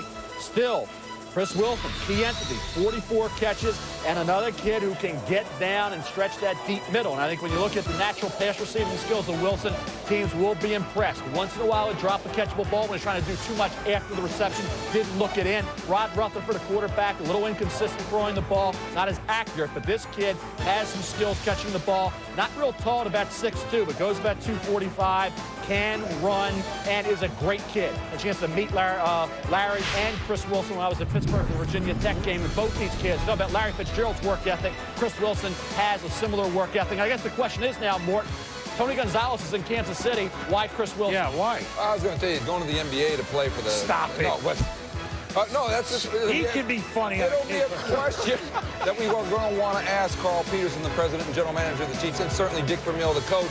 I want to go to this New Orleans pick because they need some defensive backs, and a lot of people thought Will Poole of USC, a cornerback, would go either at the bottom of the first round or the second round. If you want to know why he has slid, what I've been told, he was taken off some draft boards because of some character issues that date back to when he was at Boston College, even though Southern Cal says he was okay at our place. Keep in mind, I had Carolina looking at a wide receiver at the end of the first. They traded that pick. San Francisco took Rashawn Woods, and now Carolina, the Panthers, who need a wide receiver, take Kerry Colbert. I thought Baltimore would look maybe at Colbert as well. They took instead Dwan Edwards, but here's Kerry Colbert. A lot of people think is one of the fastest risers up the draft board. Actually, after all said and done, he went about where he was projected. Was the third, moved up to the late second, didn't get into the early second, but a kid who catches the football very well. You see the hands. You see a kid with good size. Really a kid who is extremely confident. Talk about Mike Williams. He was more low-key. This kid, Kerry Colbert, will talk the game, and I'll tell you, he'll get after you in game day with the pads on. Doesn't necessarily have great speed,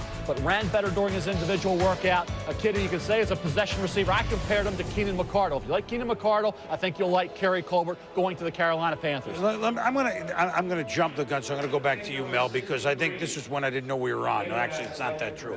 During the interview to the commissioner, because you mentioned Chiefs. They didn't have a first-round pick. They traded out. The first guy they picked, we didn't discuss. It's proving that football has truly become international, if you will. Junior Saivy, right, the defensive tackle from Oregon. And then I got another guy to ask you about in San Diego. He's huge, this fellow. He is. I mean, COVE is a powerful kid. Tremendous strength, no question. I think you look at the lower body strength that he has, and a kid who can really, when you talk about controlling the middle of the line and taking on the double team and actually holding his own against the run, stuffing the run, freeing up your linebackers, he can do that. So I think you're right, like we talked about, it depends on the defensive system. Junior COVE actually went higher than Igor Olshansky. So went right back to back. That was the next guy. You're right. Igor Olshansky went right before COVE, but COVE actually was projected as a third, fourth-round pick. He goes early second. Olshansky was projected to be a mid-2. He went in the second. So COVE, I know, elevated his draft stock, Chris, but I think a little higher than maybe I thought, and I know some teams may have thought. So those are the two Kansas City picks at tight end when they already have, they already have Tony Gonzalez. One of the best. And they picked Larry Johnson last year, the running back, but they had no idea at the time how healthy Priest Holmes would be. And then Olshansky, let me go back to this. San Diego, with everything else that's going on with the quarterback, Igor Olshansky, a young man that was born in the Ukraine. Here he is, the third pick in the second round, defensive tackle for Oregon, the Chargers. Limited football background, but did 41 reps, great strength. The thing about Olshansky, he played defensive end and defensive tackle at Auburn, so he gives you a versatility. Certainly the San Diego Chargers have a lot of holes to fill, and this was about where he was projected early to mid-second round. I think COVE is a need area pick for the Kansas City Chiefs, Chris. They need help there. Indianapolis exploited them in the playoffs, and Ryan Simmons needs to pick up the pace, their former first-round pick, so COVE will put some pressure on the incumbents who need to play better for Kansas City to take that next step. All right, when we return, we'll visit with the coach of the Seattle Seahawks, Mike Holmgren. They've gone defense early on here in the draft. Yeah, gavel to gavel, from beginning to end, we're picking superstars, let the games begin.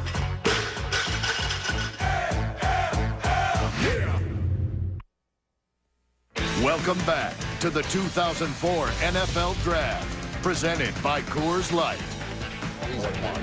Welcome back to New York as we have reached the end of the second round. Marquise Hill picked by New England. Boy, another strong player. But we'll get to that. And joining us now in the Coors Light video conference, let's go out now to the Pacific Northwest and join the coach of the Seattle Seahawks, Mike Holmgren. Mike, are you getting soft on us now later in your years? You're going defense. What? No, I'm getting killed in that room up there. You know what, Chris? We came in with the idea of a defensive emphasis in this draft. I think our offense over the years has progressed to the point now where we can compete pretty well, and then we really felt we needed to shore up our defense in a couple of areas, and that's where it's gone. We still were going to take the best player available, but it just worked out. It's worked out very well for us. I couldn't be happier. Well, Marcus Tubbs, a big guy in the middle, and you need, what, defensive help up the middle in particular? Well, I think I think you said it earlier today on the broadcast that, you know, you got to be strong down the middle, and those are areas we had to address. So Marcus Tubbs is a big, strong, athletic defensive tackle that we really liked very much, and so he does that for us. And then with Michael Bulwer, of course, we're going to try him at strong safety. We're going to move him from linebacker to strong safety and give him a shot there. And I really think he can do that. And I have the utmost confidence in Ray Rhodes being able to get that done with both those kids. How do you project a linebacker? Obviously, I mean, the linebacker certainly could have the big size to play strong safety. But how do you project that sort of move? Well, I think people were looking at him because of his size and speed as being able to do this. And then he goes through the drills, he works out. As a linebacker, he did a great job of covering tight ends anyway. And it's not unprecedented in the league. You know, there are some great stories about guys who are college linebackers who were really good, strong safeties. And I think he wants to do this. So that's another big thing. If the player's willing to give it everything he's got, he should be able to do this because he's athletic enough. You know, the last memory that football fans will have of Matt Hasselbeck last year was the unfortunate pass, at least from your point of view, in the overtime at Green Bay. But let's not forget, you're now back as a playoff team for the first time in a few years. Matt Hasselbeck made a quantum leap, I think. Can he be upper echelon, Pro Bowl level quarterback from what you saw last year? I really think so, Chris. Now, I'm partial, you know, I'll be honest, but I think Matt went through some stuff here in his first couple years, and then when he got a chance again to play, he has played very well for us and took us to the playoffs. He went to the Pro Bowl. He was an alternate, you know, because Favre didn't go, but yeah. Matt went to the Pro Bowl. I really think if he continues to dedicate himself the way he has so far, he should be good for a long time. I think he's the real thing. You have that taste again, right? Playoffs. And yeah. Once you get back in it, you don't want to leave it. Well, no, I sure don't, and that's why we went defense, Chris, because we moved from 30th in the league, which wasn't very good, up to 20th, which still isn't good enough. But my hope is now with the addition, we had a couple of off-season additions, and then these two young kids right now, I hope to get up into the top 10, and if we can do that and maintain our offensive consistency, we got a chance. Yes, you do. Appreciate the visit. The Swami's already on record. Seahawks-Eagles championship game, we'll see. Sorry to put pressure on you. Good seeing you. Okay, Mike, thank you very much. So now we go from the coach of the Seahawks to who's been the coach in the National Football League since 1992, when he started with the Green Bay Packers and won a Super Bowl, to a man getting his first chance at head coach in the National Football League, and certainly his pedigree as an assistant with Tampa Bay and St. Louis is well noted. Lovie Smith for the Chicago Bears. Lovie, first of all, head coach, Chicago, tradition. How quickly did you get into the history and the feel of what this city has for the Chicago Bears and the excitement that a new staff and new hope brings? Well, really, Chris, right away. You walk down Hallis Hall here, and you know, we have a lot of Hall of Famers up on the walls, and of course our fans let you know right away how important Chicago Bear football is. So I got baptized in it right away and just excited about being here. It's okay. It's a great place to be, as you say, for the history of the game. You'd like to make some new history there, and at least off your first two picks, defensive, Tommy Harris, who is a Warren Sapp type, will tell us about it. But to us, he appears Warren Sapp-like, and Tank Johnson is Booger McFarland-like. Can we read that into that a little bit? Well, I think it's a little early to compare them to those two great players, but we really like the potential of both of them. We would like to get 11 guys on the field that can run to the football and make plays. Both of the guys have a lot of athletic ability. They both have great speed, and it's going to be fun to watch them grow up together. although this is, you know, you've just been on the job a little bit, Rex Grossman, the youngster that picked a year ago, I guess he is the future at offense, at quarterback. What do you see in him that stands him out? Obviously, he's fiery. Do you think he's ready to step in and take charge? Well, we definitely think so. You mentioned him being fiery. Yes, he is that. He's a tough guy. His teammates have a lot of faith in him. He'll make a believe out of you that he can get the job done. It's what Chicago football is all about, you know, tough guys making plays, and we think Rex will be that way for us. Lovey, we like him being our quarterback. Yep. If you were to characterize, I don't mean one-loss record. I mean, you want to win every game. I understand that. What kind of team will the Chicago Bears be under Lovie Smith, the head coach? Well, I'd like to think that we're going to be a tough, hard-nosed team that'll pound the football and have a great running game when we need it. We would like to become a exciting offensive team. And on the defensive side of the football, we want to get turnovers, cause havoc. We like the fans to talk about how hard our team plays when they leave the stadium each week. That's what we like to see. Well, that's what people expect, and I'm sure that's what you'll bring. Good luck. I'm sure this is a whirlwind day for you as head coach. Enjoy it. Thank you. Thank you, Chris. You know, Lovie Smith, the new head coach, it just occurs to me that people like the young men are going from college that we're seeing today into the National Football League. What an exciting day. In some ways, what an exciting day for a first-time head coach presiding over his first draft like Lovie Smith or Jim Mora Jr. We'll be back.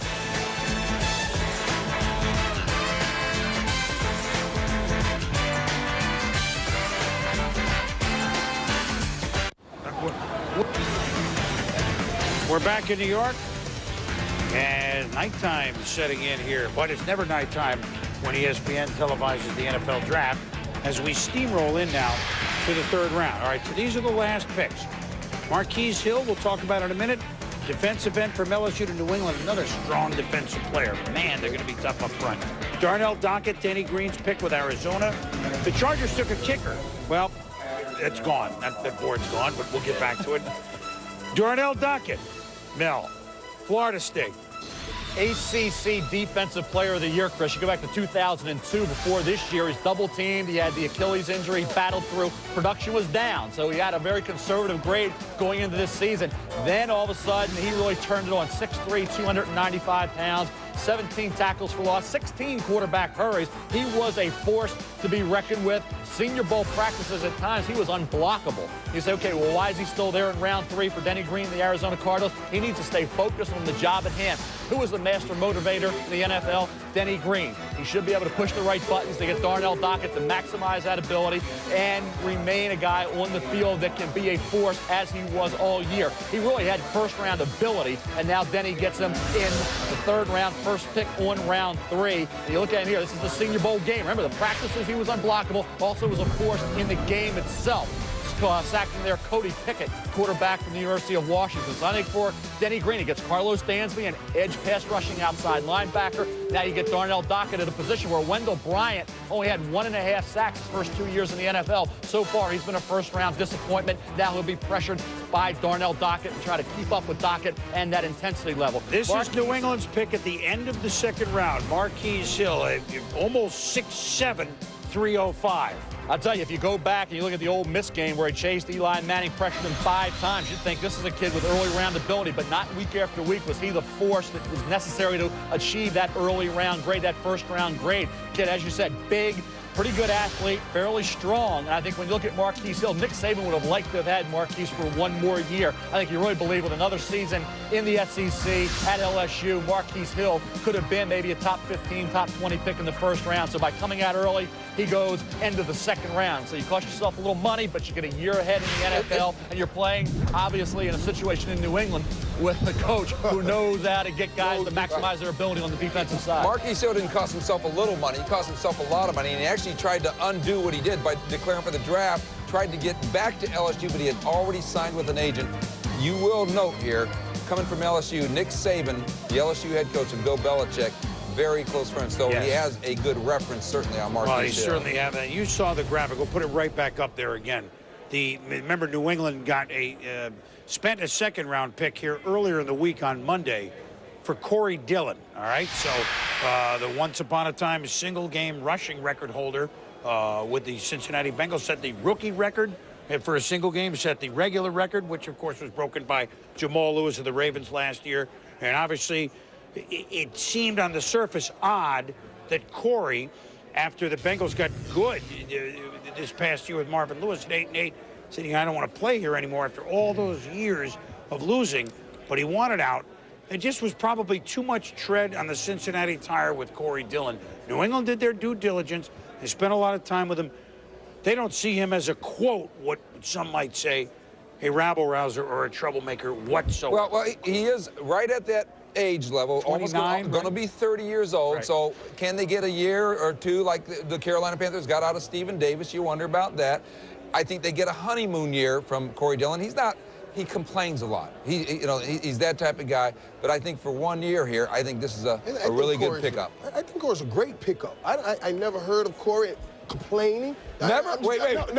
Never. I tell you what I heard. Stop. I heard him sticking it out in Cincinnati when he could have gone somewhere else, and he says to me, and when I interviewed him, I just want to make sure I be on a winning team in Cincinnati. That was great to me. Now, I was surprised that Cincinnati... He wanted out of Cincinnati, which you could not blame, but don't say you had never heard him complain. I never heard him complain. You weren't paying attention. I never heard him complain until this came along. Until this came along, when he stopped playing him, and the new regime come in. You know how that happens. You got an old player that's played well. Marvin Lewis got to put his stamp on the team. He's not taking it from any old player. Well, outside of that, he never complained before. I'm surprised, though, Cincinnati gives New England this kind of help. They were only the champions. Why would you give them this kind of help? The only piece they were missing. They got a second-round pick. Nobody thought the Bengals would get a second-round pick for Corey Dillon.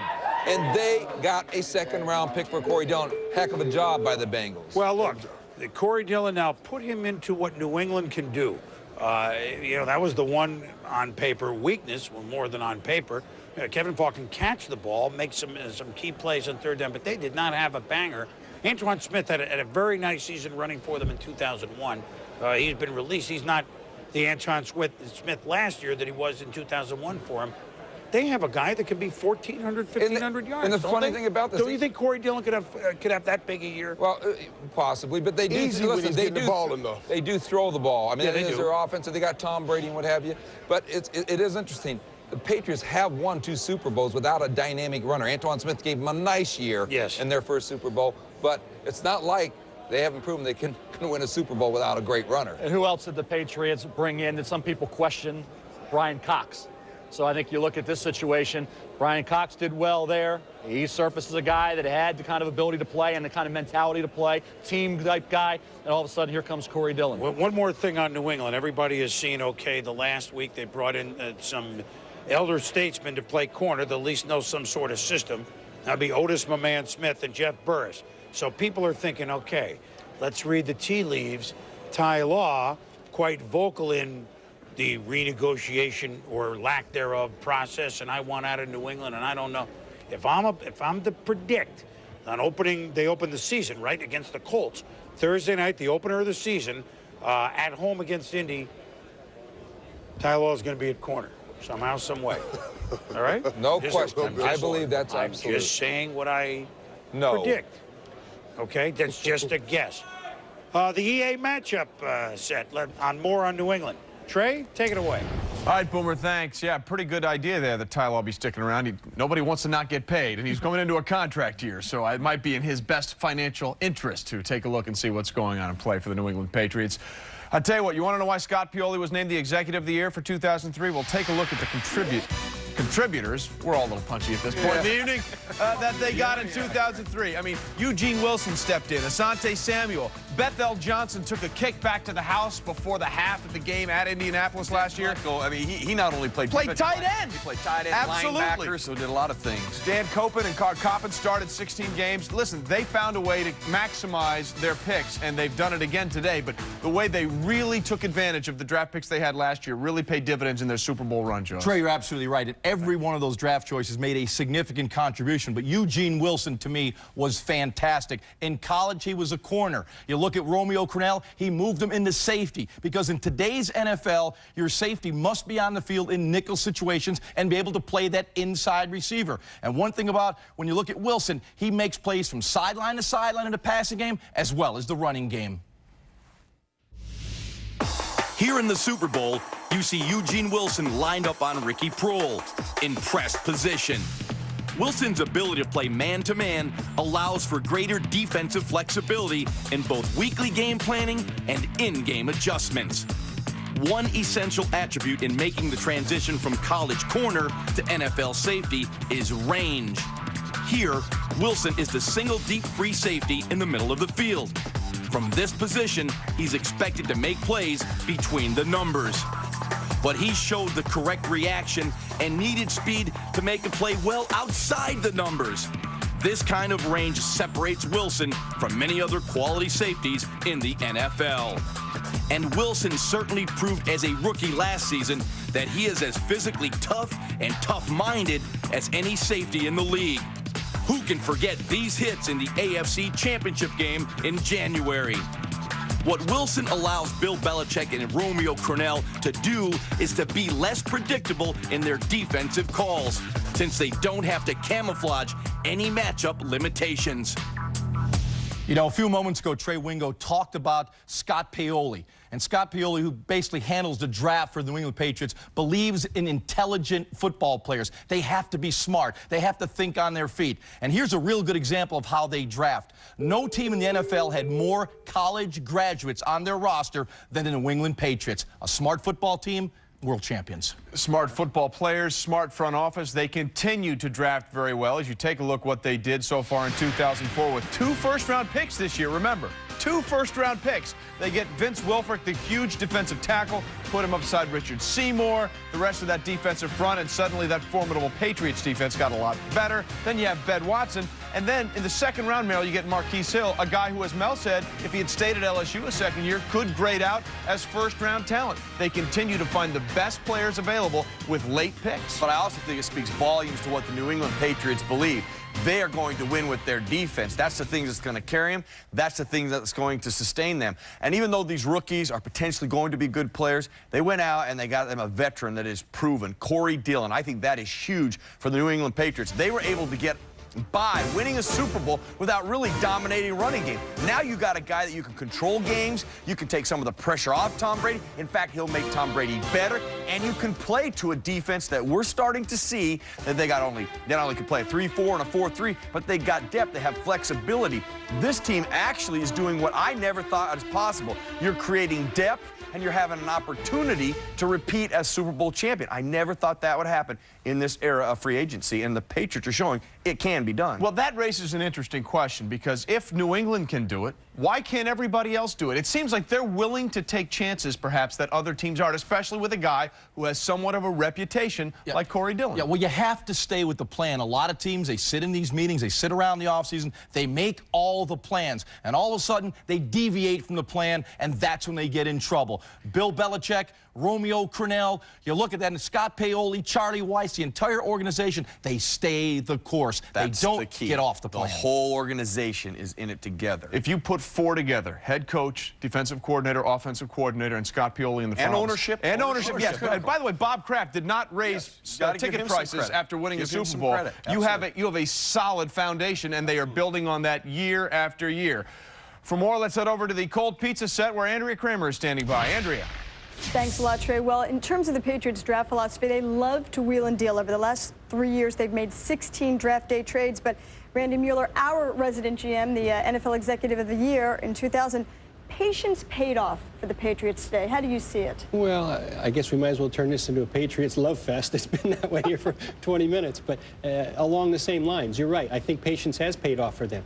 As Boomer and his guys mentioned, as Trey and the guys talked about, Corey Dillon got it started by getting him for a second-round pick. Now, I think with all these picks they had accumulated, I think we thought they were going to be wheeling and dealing today and moving up and down. They haven't. They haven't made a move. But they get Vince Wilfork dumped in their lap. They get Ben Watson, who really is maybe the best player on their board, not necessarily a big need for them. They get him. So they've showed patience today. They haven't forced moves. They haven't forced making all these mad chemistry type decisions with moving picks around. And I think it's paid off for them so far. When I've talked to other GMs and scouts throughout the league, and I say, what's the blueprint for the Patriots' success? They say that Scott Pioli has the ability to identify the traits of the players that will best work in Bill Belichick's system. It doesn't sound like it should be that hard, but why is it so difficult for other teams to espouse that philosophy? Well, I think the fact that they've been together obviously does it. I think Patriots are willing to take guys with weaknesses and fit them into their system, knowing that those weaknesses won't get exposed, regardless of what the player, whatever position he plays. Well, no question the Patriots, the rich have just gotten richer. The NFL draft continues. Please stay with us. We'll fill you in on all that's going on in the third round.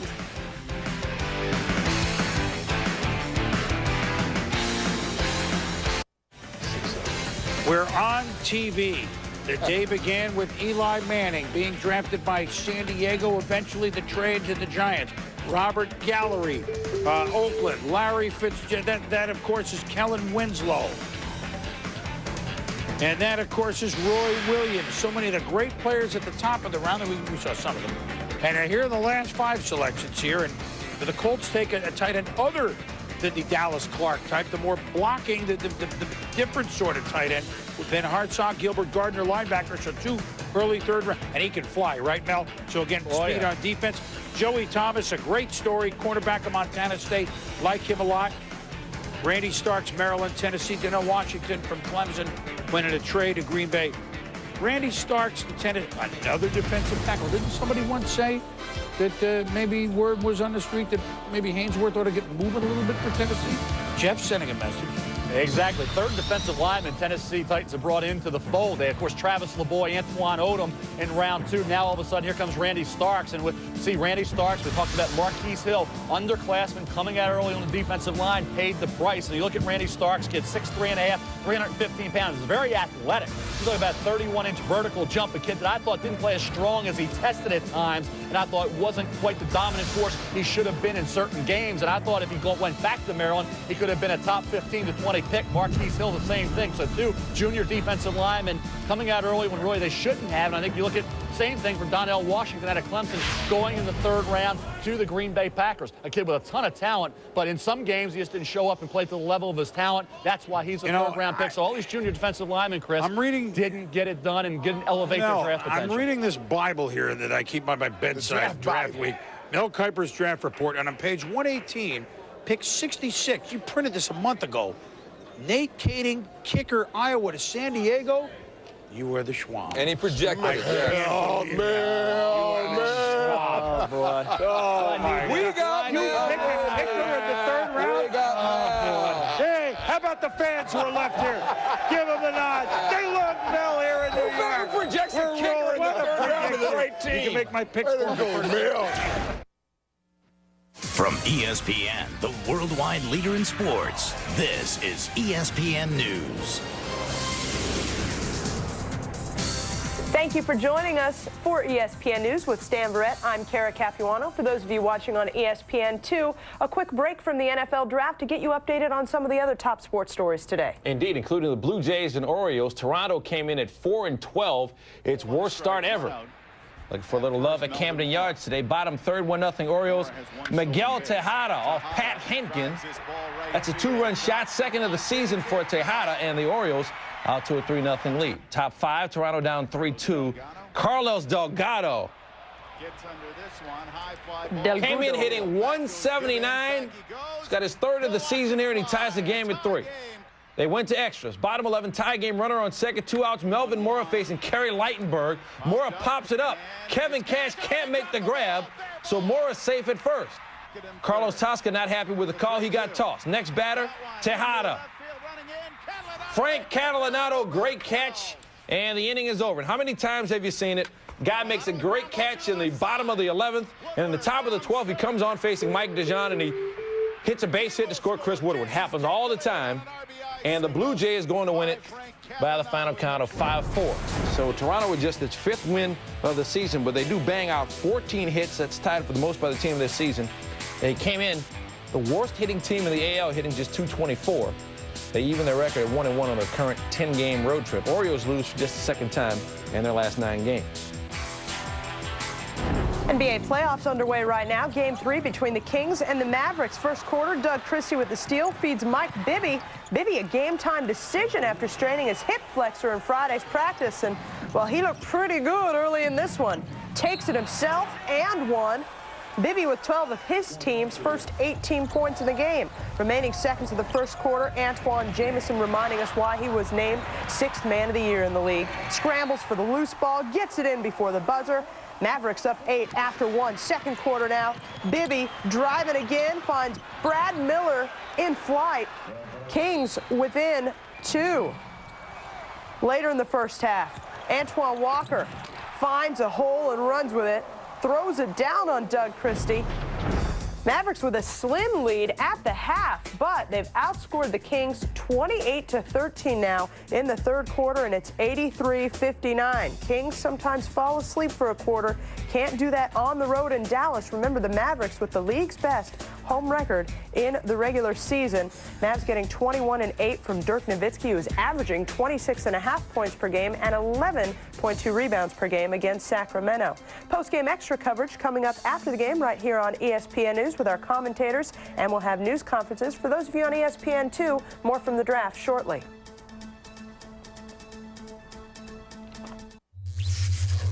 We open the 2004 college draft, and the San Diego Chargers have the first choice and are on the clock. They will draft Eli Manning with the first pick unless there's a blockbuster trade. Well, there hasn't been a blockbuster trade, and they're prepared to dig their heels in and deal with the ramifications of taking Eli Manning and not being able to sign him. Why don't you want to play for the Chargers? You know, we're not really giving details right now. We just, we've made our decision, and that's what we're sticking to. If the Chargers call your name when I talk to you after the pick, will you be wearing a Chargers hat? You know, I don't know. We'll see what happens. The San Diego Chargers select Eli Manning, quarterback, Mississippi. You might want to save that picture. It might be a collector's item. What are you thinking when you're standing up there with the commissioner and you're holding a Chargers jersey?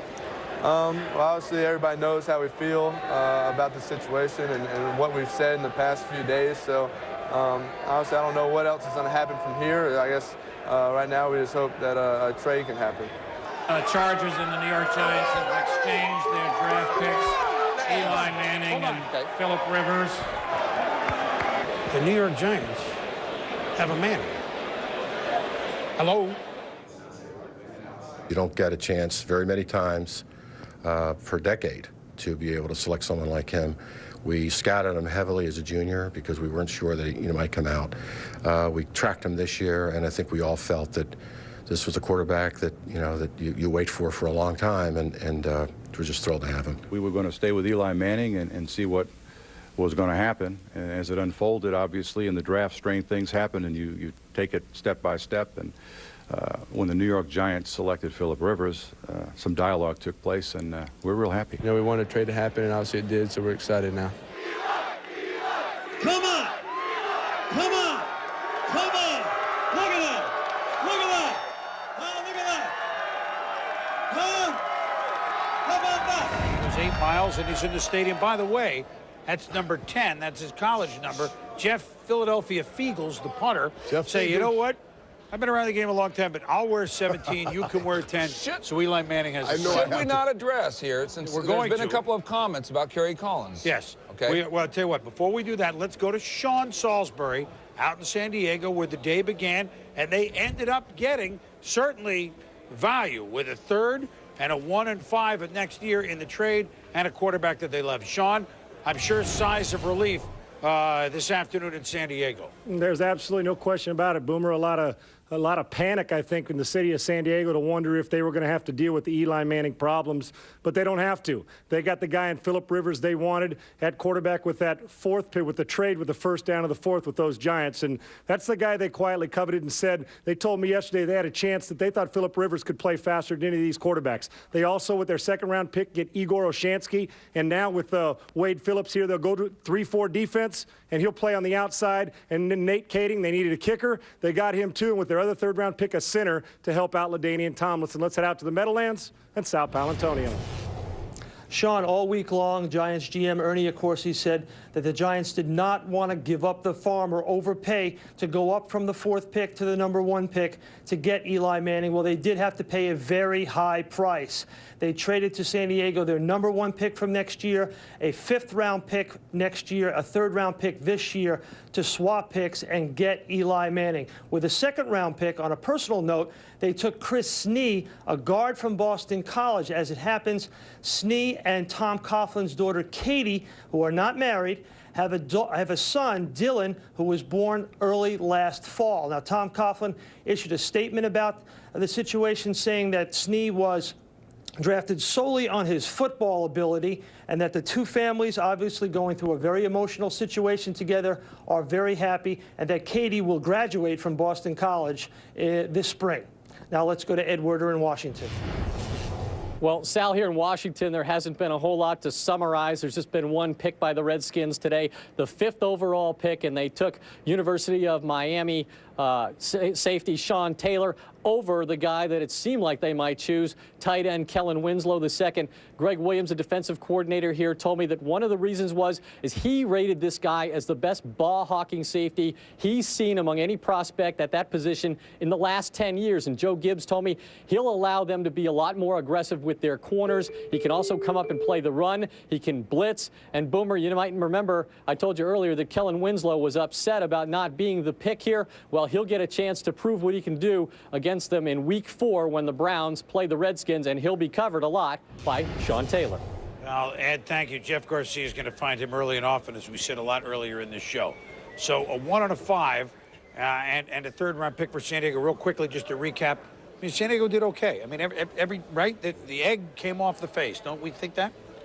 I think they made the best out of a bad situation and get a 1st-round pick next year. Well done by the Chargers. Yep, by A.J. Smith. And they get a guy they had almost an equal grade on with Phillip Rivers. Meanwhile, the Giants have Eli Manning. And we know what Peyton is. We know what Archie's been. And we think the same or similar to Eli Manning. All right, Kerry Collins took this team to the Super Bowl just a few years ago. He was reached and had a couple of comments to the press. Among them, pretty much ensures that my future with the Giants will be over, whether it's before or after this year. Obviously, I'm disappointed, but that's life in the NFL.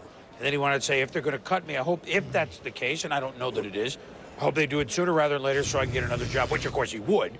So that what you had said is certainly borne out on the feelings that he has with all this. Well, and Ernie Accorsi, the general manager, said they want to do right by Kerry Collins, so they may try and trade him. And then you also have the idea here that I reported earlier that Tom Coughlin would prefer to send Eli Manning out there from the get-go. But certainly Eli Manning has to sign, as I said. He has to work off the Giants rookie pool. In other words, a smaller amount of money assigned to the Giants as opposed to the larger amount to the San Diego Chargers. So Phillip Rivers will come out of this, should come out of this, as the highest paid quarterback. His agent being Jimmy Sexton. Tom Condon represents Eli Manning. Yeah, but it's not about the money. But you got to sign. Look, they're going to get the money. What I say is, in order to be the starter, you have to sign early enough, and that's the key to this thing. Eli's got to sign early enough to send Kerry Collins packing. All right. Well, now let's bring in the coach of the elder Manning, of the brothers, right. Peyton Manning's coach. That'd be Tony Dungy with our Coors Light video conferencing from Indianapolis right now. And Tony, I know. Hey, look, Peyton Manning just re-signed big dollars with the Colts, but you know him extraordinarily well. What was he going through? Did you talk to him the last few days when all this was unfurling with his brother Eli? No, I really didn't talk to Peyton in the last couple of days. We talked early last week, and he knew what the situation was going to come down to, but he was pretty confident in Eli and, you know, really just wanting the best for him. And those guys are very close, and his biggest thing was for Eli to be happy, and I think it worked out that way. And obviously, knowing him, at least of what Peyton has told you about him, you expect him to be successful in the NFL, I would assume. Big time. I do. I think he's going to be a great player. I've gotten to meet him through Peyton. He's been up here quite a little bit, and he's got everything you need, and I think he's going to be fantastic. And playing for Coach Coughlin, I think, is going to help as well. Tony, you were one game away from getting to the Super Bowl. A very tough loss at New England, but you guys arrived big time last year. Not that you hadn't been a playoff team before, but this is a different Colts team. speed on defense. Is that what I'm reading thus far with your move, trading down a couple times, getting a couple extra picks and taking some fast guys? That was important to us. We lost some defensive players in this offseason. We felt like we had to continue to bring in young guys and bring in guys with speed, guys that play with high energy. And Bob Sanders and Gilbert Gardner do that. Gilbert is very familiar with our defense. They played basically what we play at Purdue. Bob Sanders is going to be a free safety for us. He's going to be a guy that we think can patrol things from the middle of the field, chase down a lot of things, and bring a lot of leather when he gets there. So we're happy to get those two guys. Ben Hartsock might have been my favorite guy at the Combine that I met. He's just a tremendous young man, and he's going to help us as well. So we're pretty happy with day one. But could you play, look, you play all sorts of wideouts and receivers. Could you play Hartsock with Dallas Clark, a young man that got hurt last year, but a real find in the draft for you? Could you play two tight ends, although Dallas can split a little bit? Well, Ben's going to help us. We've got Marcus Pollard and Dallas Clark, and they're tremendous tight ends. But as you know, Marcus went down for a couple of games last year. Dallas went down for 5 or 6 games, and it really changed what we did. Now we feel like our 2 tight end package is in good shape no matter what happens, and that was important to us, that we didn't get to that situation again where we couldn't use our 2 tight end package because of injury. Tony, as tremendous as Peyton Manning is, the amount of money he got in a signing bonus on his new contract, $34.5 million, do you think it creates any anxiety for other players, a guy like Marvin Harrison who's up next year, in terms of what their future holds, because Peyton, in fact, obviously got a lot of money and certainly deserved it? No, I don't think our guys look at it that way. We've got a team in place right now. Our goal is to get to the Super Bowl and win it. I think that's what everyone will be focused in on. I'm sure the guys feel like if we do that, they'll get paid what they deserve, this coming year. You know, Tony, you waited a long time for your chance as head coach, and just as Denny Green, who you worked under for years, is very proud of you. You're looking around now, and Herm Edwards, who worked under you, has been coach for a few years in the Jets. We just talked with Lovie Smith about a half hour, an hour ago. Feel some sense of pride? I mean, I know you're happy for these guys. You know them so well. Some sense of pride to see your people that you work so closely with getting their chance? It is a great feeling. Nothing makes you happier as a head coach than to see your guys go out and get an opportunity to show what they can do. Number one, it makes you feel like you pick good people. And number two, it makes you feel that other people recognize what your staff is doing. So I couldn't be happier or more proud of Herm and Lovie and Mike Shula, who's the head coach at Alabama now. Right. Well, good people pick good people. That's what you've done. And we appreciate the time with you as always. One more step, man. We enjoyed seeing you in Hawaii, but I think you'd rather have maybe a different look than a Hawaiian shirt at the Super Bowl in Jacksonville. Good luck. Thank you very much. All right, Tony Dungy is as good and classy as it gets, and that team was close to winning that game, even though all the interceptions and everything else. So who are your AFC picks? The Colts, and who else now? Well, no, wait a minute now. I got lots of teams. Patriots, that's your team too now. Patriots, of course, the Patriots. We'll be back. I got a lot of teams. I'll answer that when we come back.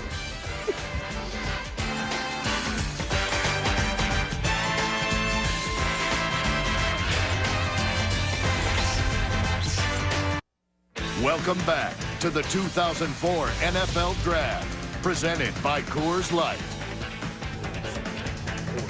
All right, midway through the 3rd round now. The always humorous sport. I will get an answer to that question. Here are the last 5. Max Starks, the son of former Bengal Joey Browner. Right? Joey Browner. He goes to Pittsburgh, the tackle. Derek Strait, who played for the great defense that they had at Oklahoma with Teddy Lehman and company with the Jets. And Derek Hamilton, Bernard Berrien, Marquise Cooper. Those are your picks, the San Francisco, Chicago, and Tampa Bay. Bernard Berrien, wide receiver, Fresno State. Nice throwing offense. And here's a kid that 3 years ago was the real deal, and then an injury, then comes back and puts up decent numbers, not great numbers. And I think the thing was he going to retain and get back to where he was before he had the injury in terms of speed and big playability? Also helped out on kickoff return situations and on special teams. Here it's against Dennis Weathersby, makes the catch for the touchdown. He had several huge games for Fresno State throughout his career. They're adjusting to a poorly thrown ball, then going the distance. Kid with good size, speed. Had it not been for the injury, I think, and I even highlighted him early in the year as a guy that could have been one of those mid to late first-round picks. And here the Chicago Bears get him in round 3.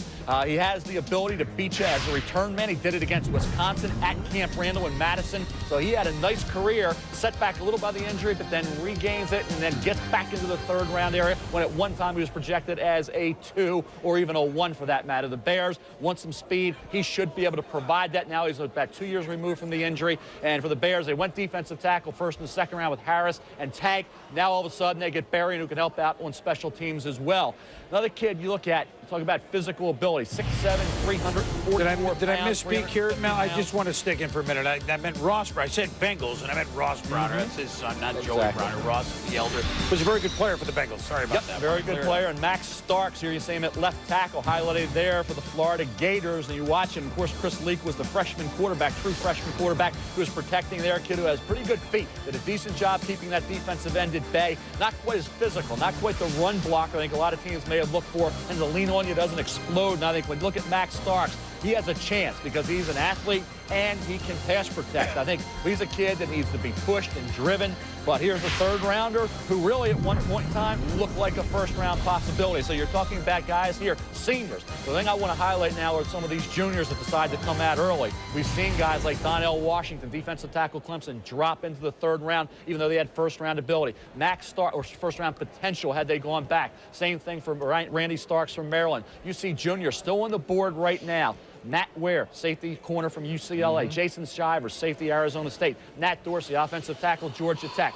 You look at Kelly Butler, offensive tackle Purdue, and P.K. Sam, wide receiver Florida State. Juniors coming out early, still on the board. Had they gone back, they could have been in that first-round mix or at worst early second-round mix. So I think the NFL, I don't think you can send a message, but they want guys who have been around college football obviously longer. Unless you're that elite guy, they'll take juniors high. But when you get into that third tier, second tier, juniors tend to pay the price. Well, they do pay the price, and it's not only that. It's not only that. If they stay in school, instead of being a bottom first-round pick or top second-round pick, they go in the top 15. That's a lot of money they're passing up on. There's no question they miss a lot of money. A lot of underclassmen think, I'm just tired of school. Get me out of here. Let me just go play football. Guess what?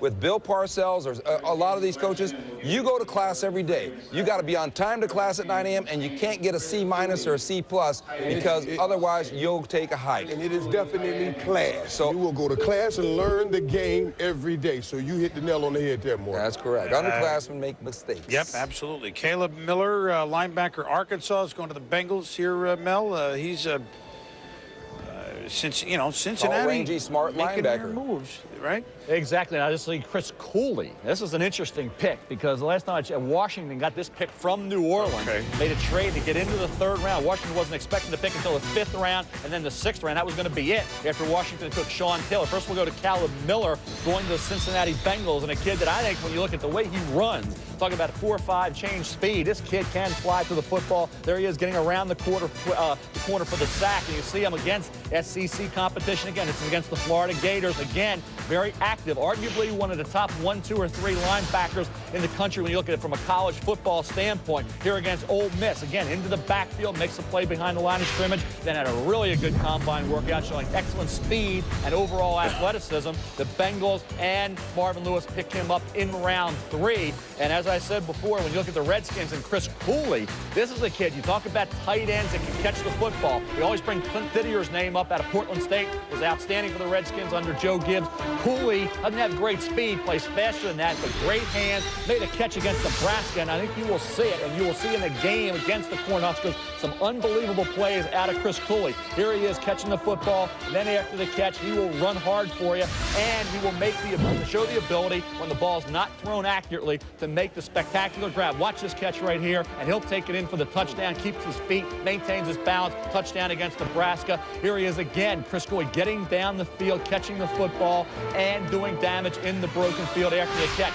For the Washington Redskins, knowing what Didier did and knowing how he's going to be utilized, I tell you, this is a nice pick, Chris, for the Redskins, getting back into the draft process when it didn't look like they were picking again until round 5. You know, back real quickly on the Jets, they didn't have a second-round pick because, remember, they got the wide receiver from Tennessee, Justin McCarron, so they've been quiet since the first round. That Derek Strait has played some big-time football for Oklahoma. Maybe a little speed question at DB, but but he knows how to play in the big arena. The Jets, of course, earlier took John Vilma, the linebacker from Miami and Florida. So suggested by Russ Baxter Research, if they take Vilma, were they going to acquire Barney Chavis and Dino Hall as well? Something to think about as we rev up the Flintstone-mobile. We'll be back.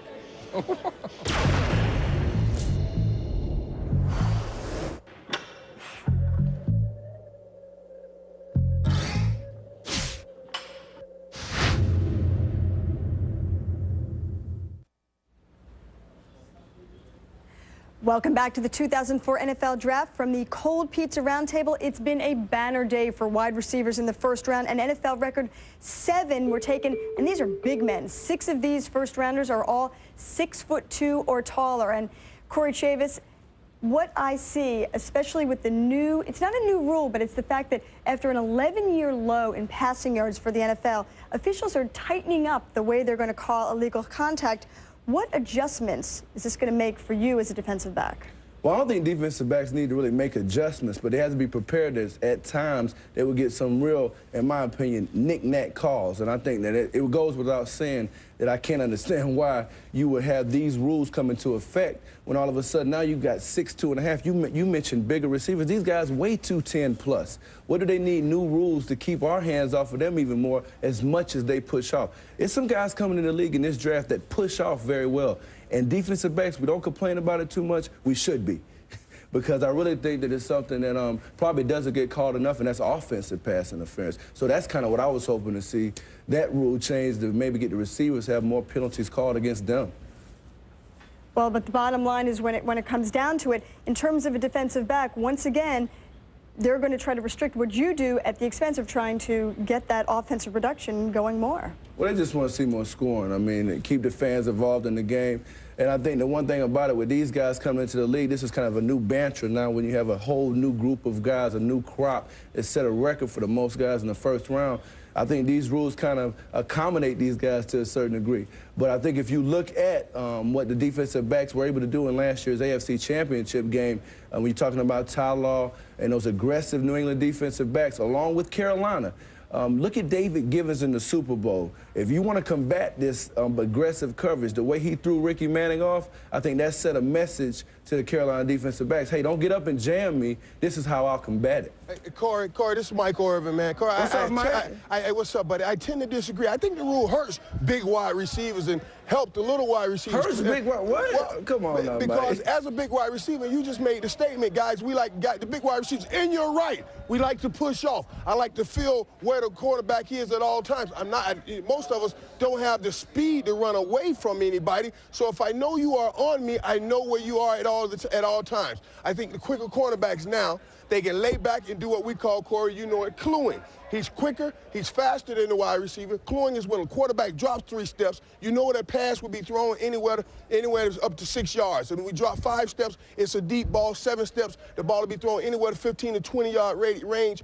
And a cornerback can sit in that area, quicker cornerback, and make plays on the ball. Me, myself, I like the contact. I never complained about the contact. As a matter of fact, I was initiating most of the contact. That's why I say this rule exactly. hurts If you the big wide initiate receiver. most of the contact, Mike, why would you have a problem with these dual receivers? I'm sure that's what you want to see them doing on film coming out of school. Being able to initiate that contact, get the separation in those areas, being able to drop their hips, the things you're talking about. You were great at that. 111 catches in 1995. I don't think I heard one time you talk during that season about a guy getting too physical. You like getting physical. That's exactly my point. That's exactly my point. And most guys coming out are big now, and they are learning, excuse this, from the Michael Irvin school. So I have a problem with them changing the rules because the big receivers and most of the guys I talk to, we talk about the same thing. We say, this hurts. I want the guy on me because you won't see the elbow or the chuck at the last minute that will give me the separation. I think it hurts the big receivers more than I think help. you want to see more off coverage.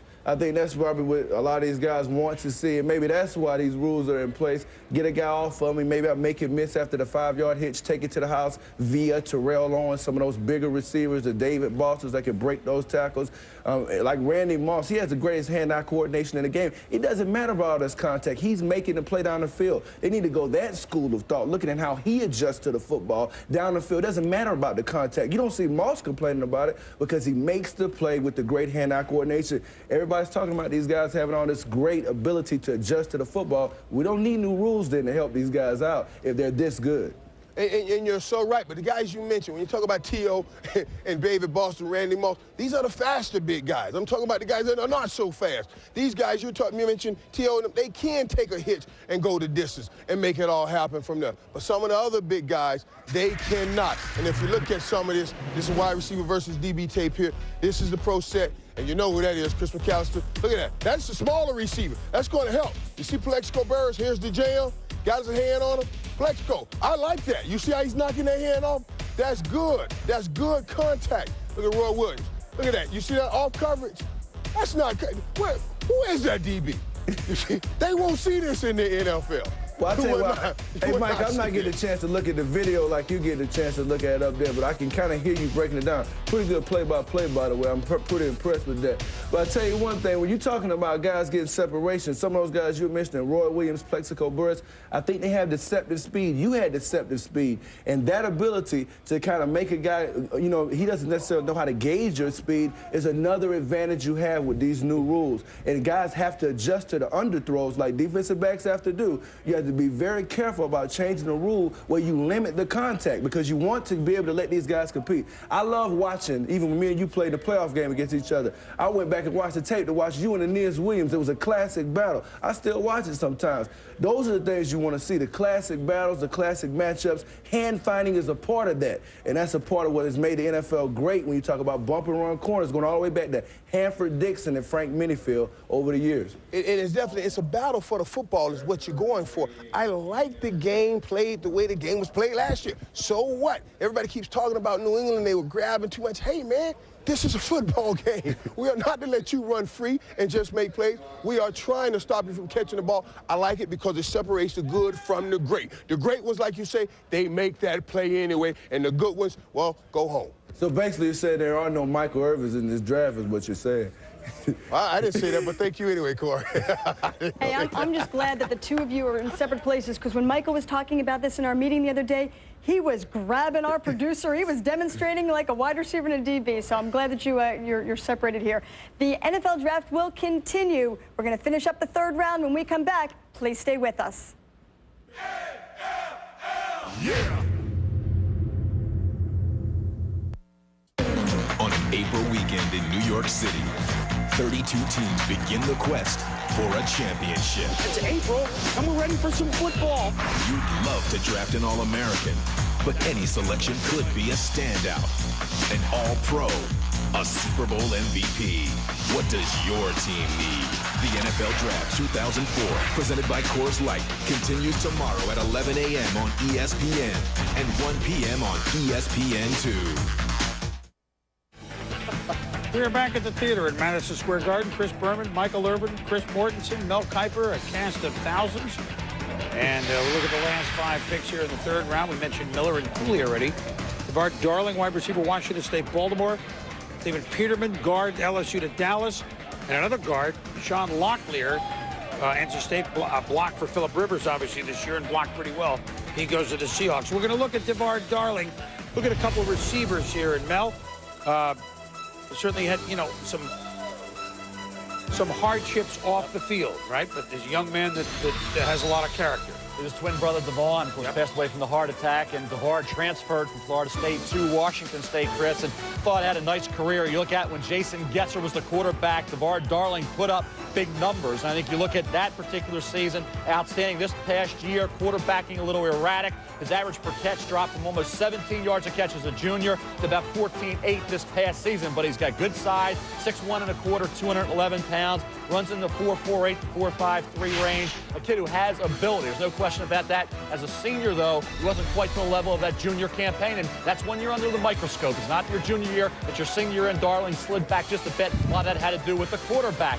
Derek Hamilton, we talked about the 49ers. This is a good opportunity for Derek, a junior coming out early, a kid who is going to have an opportunity. You have Cedric Wilson and Brandon Lloyd. You bring in Rashawn Woods. Now you have, of course, Derek Hamilton, 6'3", about 197, a kid who has that gliding style, deceptively fast, breezes past defenders, kind of lulls them to sleep. In the NFL, I want to see him be more sudden and I think have more of a burst. And I think go with that and show that suddenness in his movement because I think he's a little too, I think he tries to be a little too much finesse and not showcase that athletic prowess as much as he does. And I think he got away with a lot of that in college. In the NFL, where they're faster, they're more athletic, he's going to have to be much more sudden. I think you're leading the ACC in all-purpose yardage. Speaks volumes of this kid's ability. Nice move. Exactly. When reverses, returns punts, kickoffs, this kid's got ability. I just want to see him take it up a notch. And I think he's going to have to be effective in the NFL. That's why it's a third-round pick, not a first-round pick like his talent indicates. I saw a great highlight DVD that his agent Phil Williams sent me on Derek Hamilton. This guy did 2 straight years lead the ACC in all-purpose areas. End arounds, kick returner. He catches the ball with his body a little bit too much, has some drops, but I know this much. You might hit big with a guy like Derek Hamilton. You know so what? The 49ers now have 2 receivers well, look, picked up here. They lost Terrell Owens. They also lost Ty Streets, who wasn't bad, okay? Right. They picked Rashawn Woods first round. They've actually worked the draft, I think, pretty well. We weren't sure what to expect here with San Francisco. Moved down a couple of times, took 2 wideouts, took a guard in Smiley, who some had maybe late first. They took a corner in Spencer, who maybe earlier in the year might have been a first-round pick. I think they did okay. So, some observations. We hit the late third rounds, and when we return, some observations from Jaws, Merrill, and counter Trey Wingo. We'll be back. Open up to the new breed. Build a draft. If speed is what you need, build a draft. If finesse is what you want to possess, build a draft. The power again is here at last. The NFL draft. Yeah.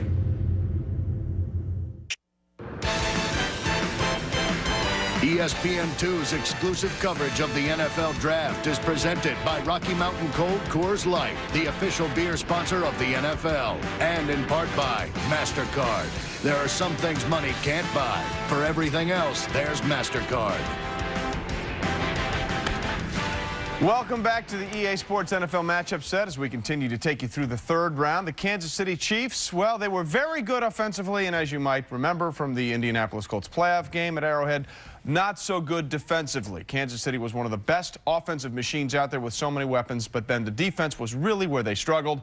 So, of course, that is the first thing they tried to address in the 2004 draft. As you can see on offense, second in yards per game, defense 29th, points per game first, and then defensively they were 19th. They bring back Gunther Cunningham to run that defensive show. And joining us now on the Coors Light video conferencing phone is the head coach of the Kansas City Chiefs, Dick Vermeil. And Coach, you trade down to get out of the first round and you get the guy you had wanted all along, the big defensive tackle, Jason Ciavii. What did you like about him that made him special in your eyes?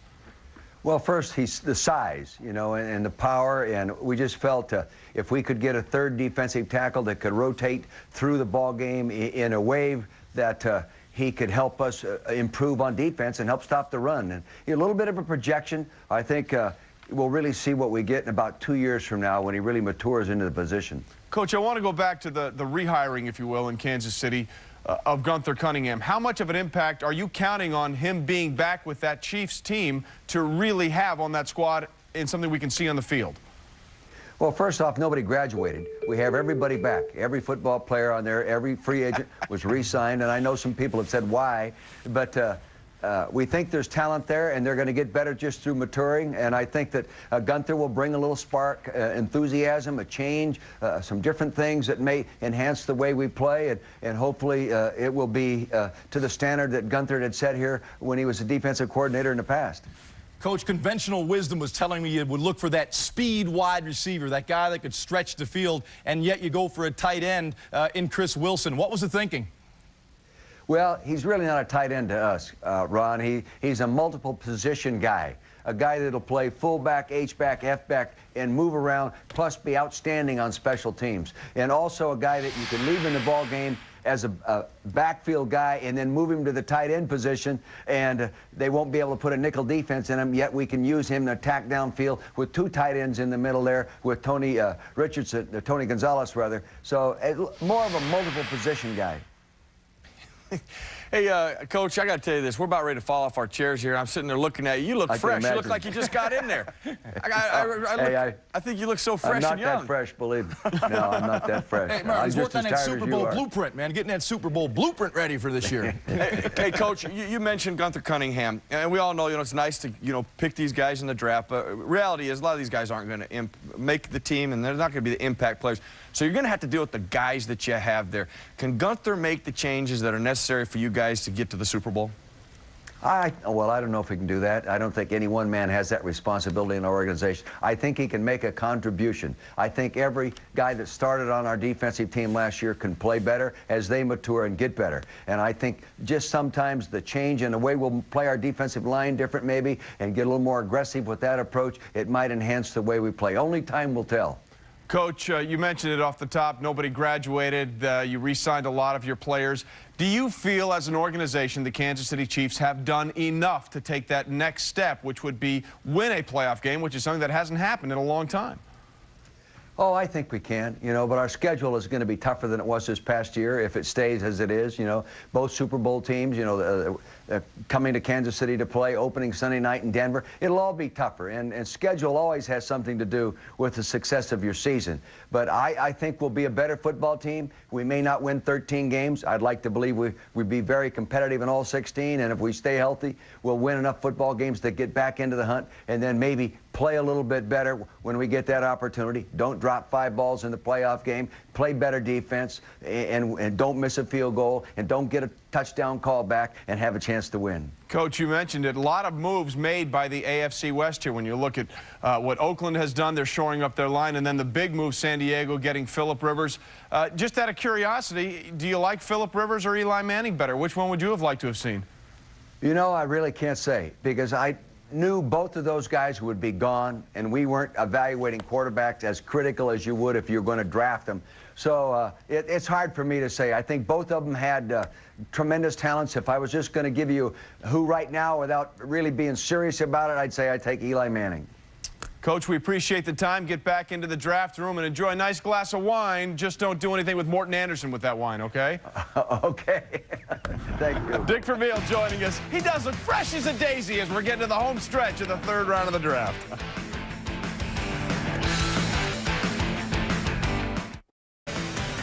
All right, we are back at the theater at Madison Square Garden. And let's check out the latest picks. We talked about Locklear, the guard, going to Seattle. Jeremy Lasser has probably started the year a little higher on everyone's boards, Mel. Yep. Cornerback Michigan goes to Denver. Jorge Cordova with the Corinthian leather. Linebacker from Nevada, or is it Nevada or is it Nevada-Reno? Basketball in Nevada, but it's Nevada-Reno. The Wolfpack goes to Jacksonville. And a punter. We had a kicker and a punter go on this route. B.J. Sander won the Ray Guy Award this year as the punter for Ohio State that goes to Green Bay. The day, though, began with Eli Manning, drafted by San Diego, classy enough to hold up the jersey. An hour or a little bit more later, San Diego and the New York Giants engineered a trade. Certainly these last few days, Eli had been proverbially in the crosshairs, which is why we beat him to the punch and talked to him before the draft in the crosshairs. I am a mama's boy, I'll admit it. When I was kind of growing up, after Peyton went to school, my dad was traveling a lot. It was kind of me and my mom at home, so we kind of became pals. She's very laid back, never gets mad, never gets upset. Just from being around her and watching her, I've kind of gained that personality. I don't show a whole lot of emotion, whether it's good or bad.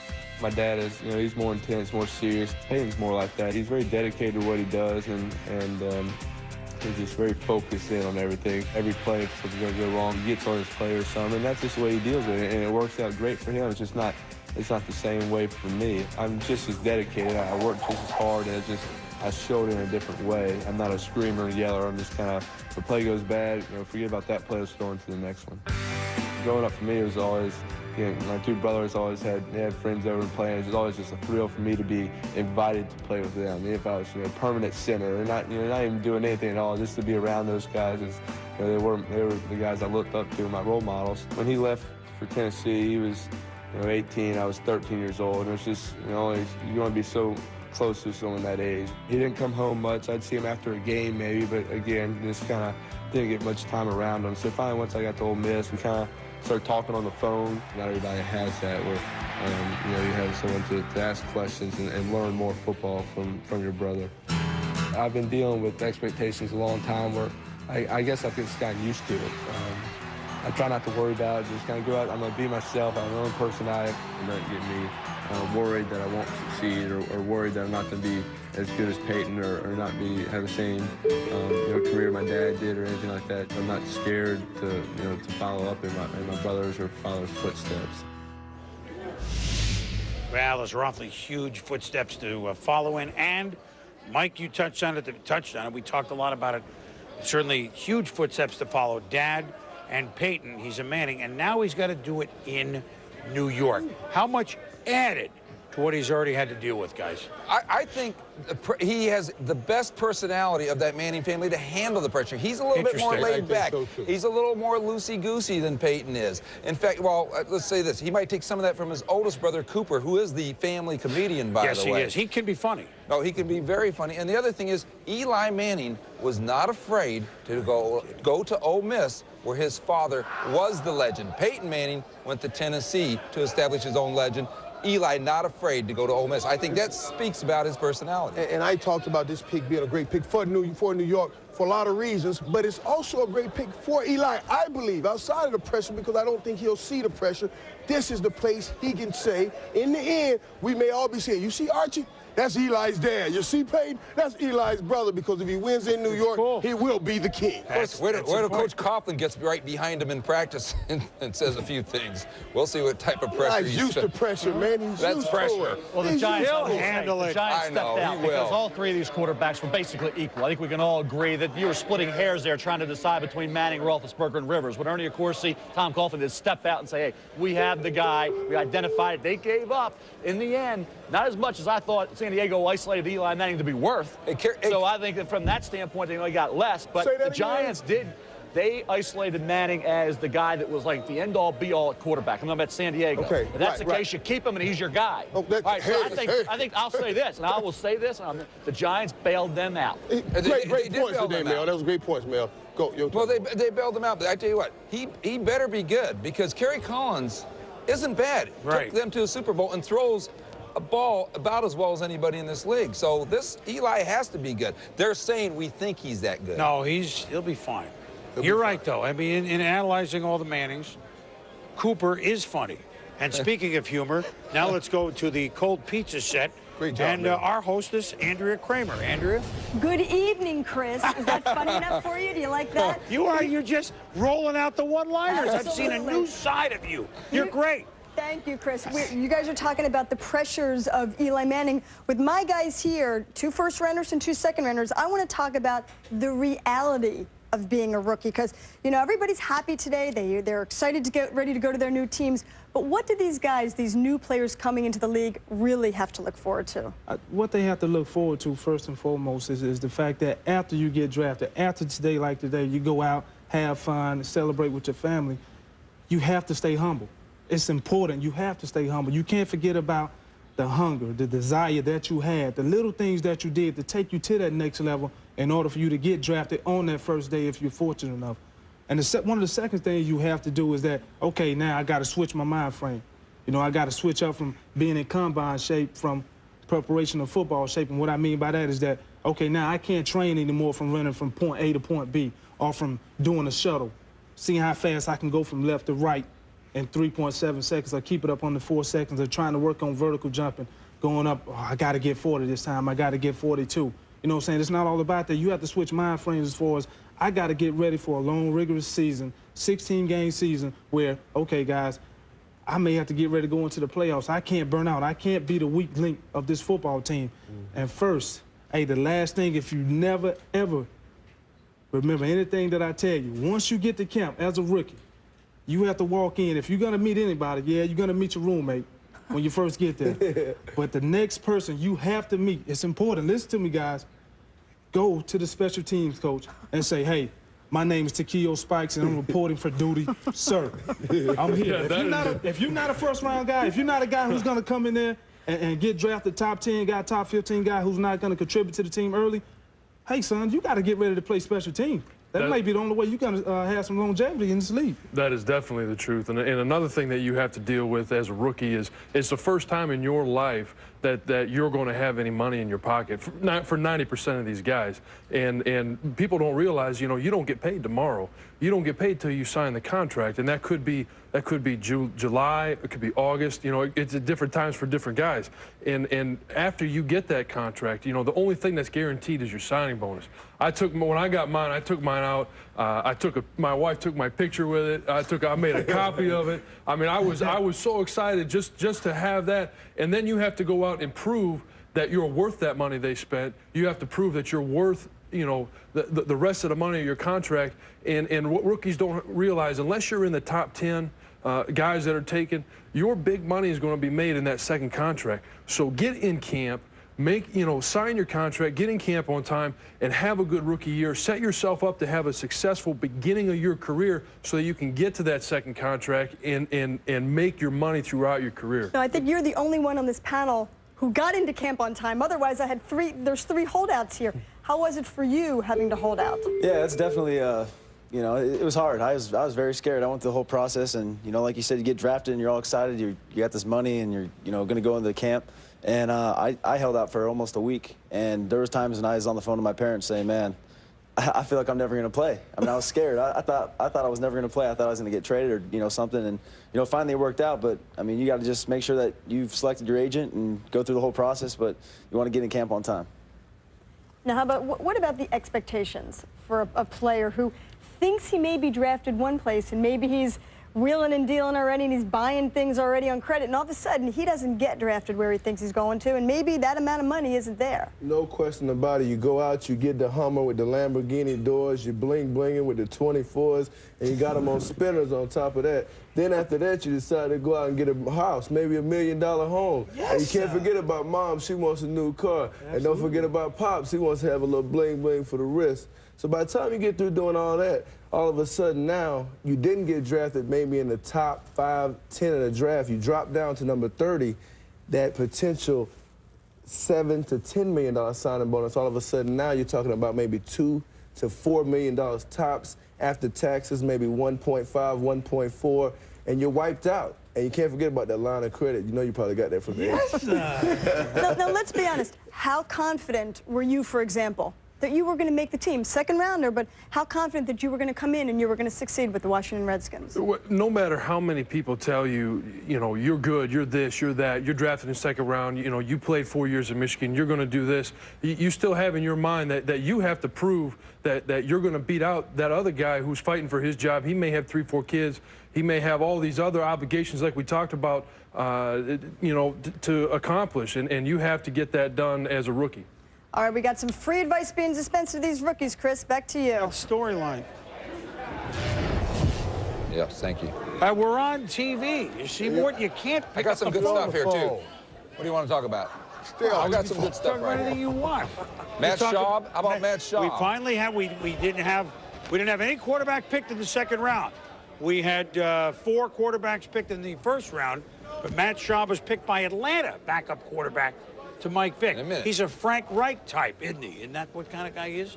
I mean, he's not a big arm, correct? He's got a good arm. Not the phenomenal arm strength. right? Accurate. I'll tell you what, he had Atlanta 2 years backup quarterback. back-to-back center-tied 10 school records as a junior. And then, of course, he had the shoulder injury starting 2003. Still went on to complete almost 70% of his passes. So it's a kid, Matt Schaub, but I thought held his own at the Senior Bowl practices. Had 2 nice years at Virginia, and a kid that has a chance to be, as you said, Chris, a Frank Reich-type backup. You look at him, big. You talk about that size. You look at the fact that he is pretty athletic. Doesn't have tremendous mobility. I think that's a negative. The pocket passer, as Frank Reich was. But you look at here, number 7 with the Virginia Cavaliers. What a number 7 is, Mort. Alex Mortensen's going to be wearing that number at Arkansas, by the way. Here he goes to Billy McMullen. That was as a junior. And you're looking at a guy who I think when he's flushed can just do enough from an accuracy standpoint. There he hit Heath Miller, their fine tight end, the kid who played well. This is against Florida State. Nice catch there by the tight end. And he was utilizing a ton. And keep in mind, Al Groh's offense, Virginia as quarterback, Matt Schaub had to utilize the entire field. The tight ends played an integral part in the success of this offense. So I think the adjustment, the transition to the NFL for Matt Schaub, very smart, very intelligent young man, shouldn't be that difficult. And if you're looking for a guy who can be an ideal backup to Michael Vick, And hey, Michael Vick's always seems like going to be one play away from maybe being injured. You need a backup who is able, like Frank Reich was, to come off the bench and win for you. Because I don't know about Michael Vick changing his style that dramatically. He may learn from the injury from last year, but I don't know if he's going to be a quarterback who's not going to be tucking it under and running and taking on defenders. And when you have that running style, Matt Schaub is going to be a key entity for Jim Moore Jr. in the Atlanta Falcons. And we'll get into that in a little bit because I think Boomer's got a guest waiting for us. Yes, we do. We have the coach of the Miami Dolphins, an old friend of yours, Mike. With our Coors Light video conferencing, we bring in the coach of the Dolphins, Dave Wannstedt. Kind of a quiet day for you. Vernon Carey, though, you needed offensive line help. That was your pick, a guy that I guess can play guard or tackle, Dave? Yeah, we're going to start him off, obviously, at tackle. You know, he played that, as we know, as a junior, played guard this year. But we're excited about Vernon. I mean, that's the one position, you know, we've been able to bring back 10 of our 11 defensive starters. We got our kickers returning. We added A.J. Feely, David Boston. The offensive line was the one position that we felt like we needed to try to get a guy, if we could, in that first round. And Vernon was a guy we had targeted. So we're excited to have him. We know an awful lot about him. We feel good about it. Well, we mentioned a couple of things. You mentioned a couple of the players we talked about earlier. David Boston. Why will he be a hit in Miami when he was just a bust? I mean, he had a couple big games, but for San Diego, that was a washout. Why will he be a hit with the Dolphins? Well, I believe that, you know, David sees this as an opportunity, a fresh start. Things did not work out, you know, obviously in Arizona or in San Diego like he would have wanted to. And this is an opportunity where he can play on a good football team and have a chance to kind of get his career back turned the right way. So he's been here the entire time working out since the day we signed him, and he's putting in the effort, and we'll see how things unfold. Coach, this is Mike Irvin. Not only why David Boston, what did you guys see and why A.J. Feely? Well, A.J., you know, that was a guy really, you know, Rick Spielman kind of had his eye on him. We've been talking about him for some time. You know, you start talking about the rookie quarterbacks, Michael, as compared to a guy who has played on a championship team. He's played, you know, in a very successful system. He's very accurate. He can throw the deep ball extremely well. And when he's played in big games, he has won. So we really think that we're kind of catching a guy with his future in front of him. And by signing Jay Fiedler back, I mean, we're going to have some great competition, and we feel like we strengthened the quarterback position. So that's an you look at the training camp, go through the summer, and make a decision, Dave? Yeah, we will. We'll start, obviously, with the minicamp next week and see how it plays out. But we've added a lot of players through free agency. You know, we talked about defensively and on the offensive line, and, you know, nothing like competition to bring out the best. Dave, is there any chance you could add to that competition if a certain number 13 should come free in June? I'm speaking of Kurt Warner. There's been speculation. Any 13, chance? You threw one at me there, 13. Dan Marino, no. he was the president. Yeah. No, we feel good about our quarterback position. You know, the guys have been working extremely hard. You know, AJ's been here, and Jay's here, and Sage Rosenfeld's. So we're fine at quarterback, and we just got to get them to move their entire level of play higher than what it's been the last couple years. Dave, yeah, you had Marino there for a week, but maybe should have been your quarterback. Listen, I know when the schedule comes out every year, I would think it's about the first thing you look at. Wait a minute. At New England, at Buffalo, at the Jets. All of them earlier in the season should be no cold weather games. Could that be a blessing here for you? Well, we're not going to fall into any traps and worry about late season games. We just got to worry about our opener against Tennessee and go from there. But this is the first time since I've been here now in 6 years where we haven't gone up there late in the year. So our guys are kind of excited about it, but we just got to take them one at a time. Well, I know that you will, and you know what, they get to visit you later in the year and bring their fans down. But you know what? You'll have the better tan, as you always do. And you're close, right? You can feel it. Thanks for joining us. Okay, good talking to you guys. All right, Dave, thanks. I think One of the great guys. Absolutely. I think that could really figure in. I mean, I said it earlier in the first round. You know, those snow games they had at New England, especially last year, it was one of the funniest scenes. Right. On the set when we were doing it. But I mean, look, to get all three of them by, and I don't have it in front of me, by mid-November, so there shouldn't be bad weather. I think that could really be a bonus for him.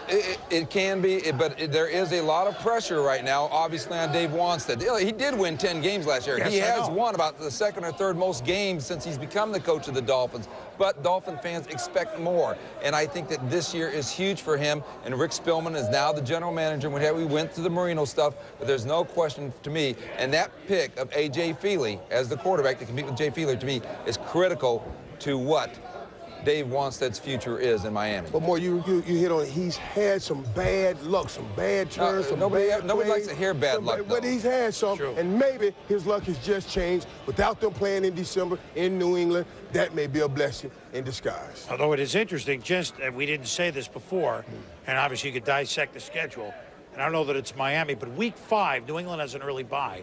New England plays Miami in New England week 5. The record for consecutive wins over 2 seasons, Miami, of course, went 17-0 in 1972. They won their first game the next year. They lost the second game, so the record is 18 in a row.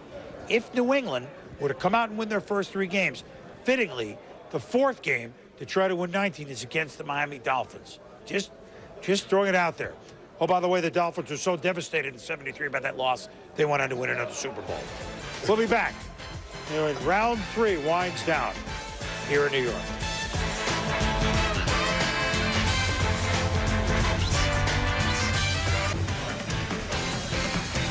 Back where Lady Liberty, there she is, over New York Harbor. Such a proud symbol of the United States. A gift from France, many a moon ago. And these are some late 3rd-round gifts. Matt Ware, quarterback UCLA, earlier in the year rated a little higher, so maybe a good value pick for Andy Reid and the Eagles. We talked about Matt Schaub, the quarterback, Virginia, the 5th quarterback, 4 first-round, now the first 3rd-round one, no 2nd round.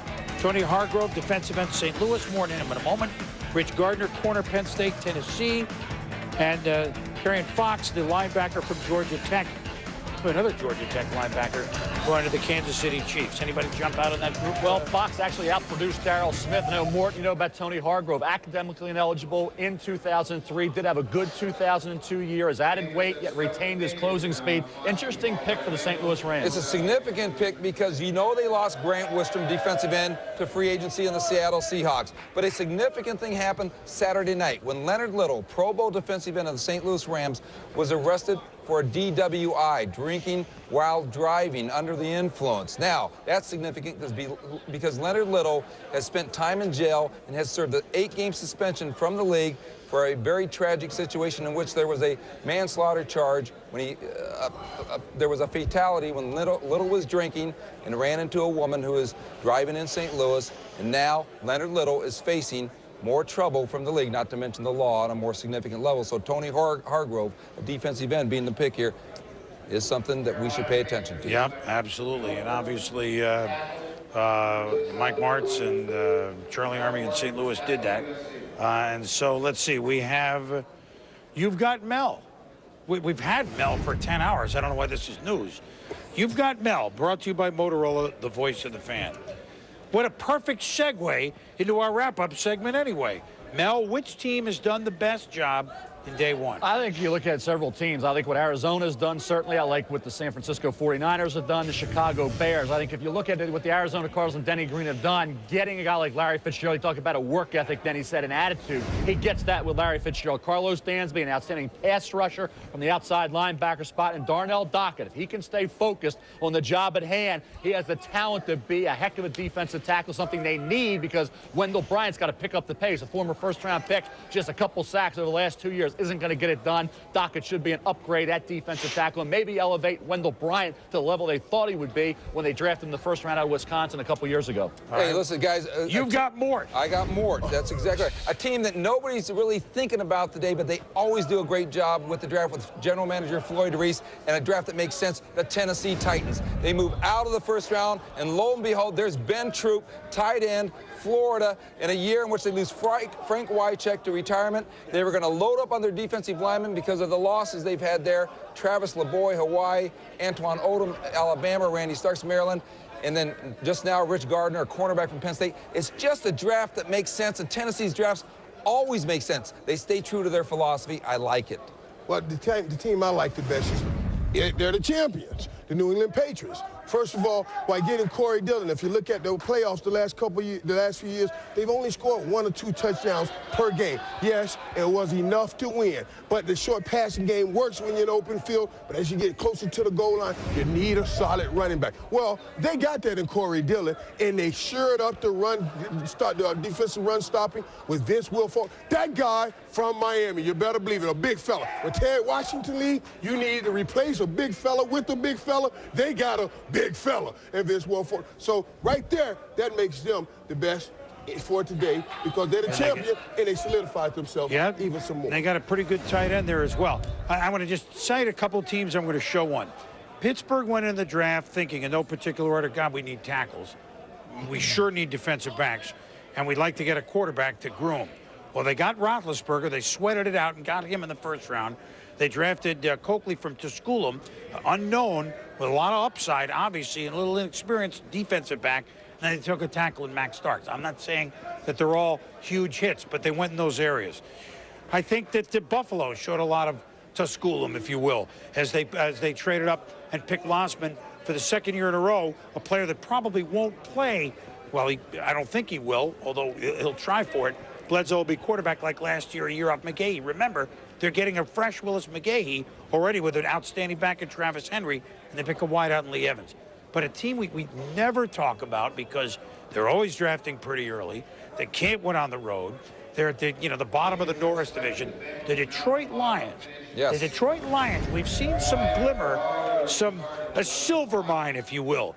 Roy Williams is, and Mike knows, outstanding wide receiver Texas. They picked Charlie Rogers, who they really didn't get anything out of because he was hurt. So 2 new guys, if you will. They get a running back, and Kevin Jones. You might say, boy, high second, higher than you thought that Teddy Lehman would go. This guy's a football player. And then a corner from Keith Smith. I think Detroit is on their way to becoming, maybe making a move like the Bengals did last year, 8-8, 9-7. And I really think the San Diego Chargers made the most out of a terrible situation, salvaged it, and I think A.J. Smith, the general manager, and certainly the Spanos family that owns the team, deserve a lot of credit for pulling this one out today. Yeah, thank you for saying that, because as we began the show, I said I didn't think it was fair, but they were portrayed or thought of, the perception, which isn't necessarily right, as Beverly Hillbillies, because why would the Mannings not want to go? San Diego, have you ever been there? Pretty good place to go. So what I'm saying is exactly echoing your sentiments. They got a pretty good deal from the New York Giants, and they got pretty good quarterback in Rivers and some pretty good players. So, we're about done. Darn. We'll wrap the draft up when we come back. Rounds 4 through 7 tomorrow. We got to clean up things, get ourselves re-educated, and we'll do that when we come back.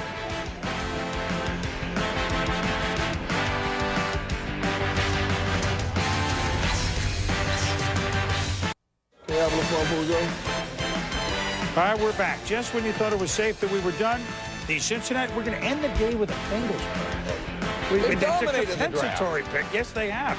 They get all these picks tomorrow. NFL draft tomorrow. Susie's going to host it. Mel and Mort, who did you annoy? You're back here.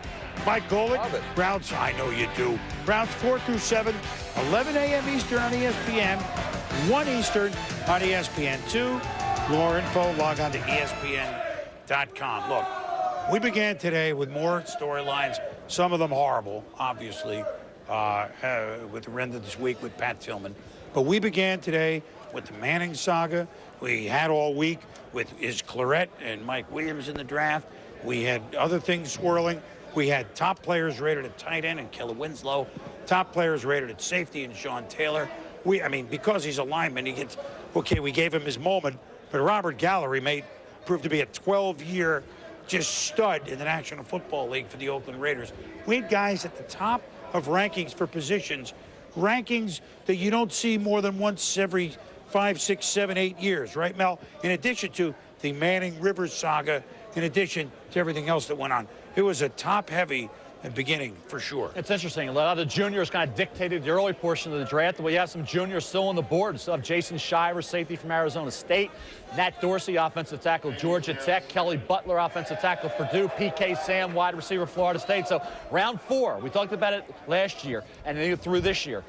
Quentin Griffin, round 4. Lee Suggs, round 4. Ontario Smith, Dominic Davis. Think about the running backs that Dan went in Klecko. the 4th round. Well, Exactly. yeah. I mean, yeah, the 4th, 5th, 6th, 7th Good round, running back day when he 2 of was the used. draft.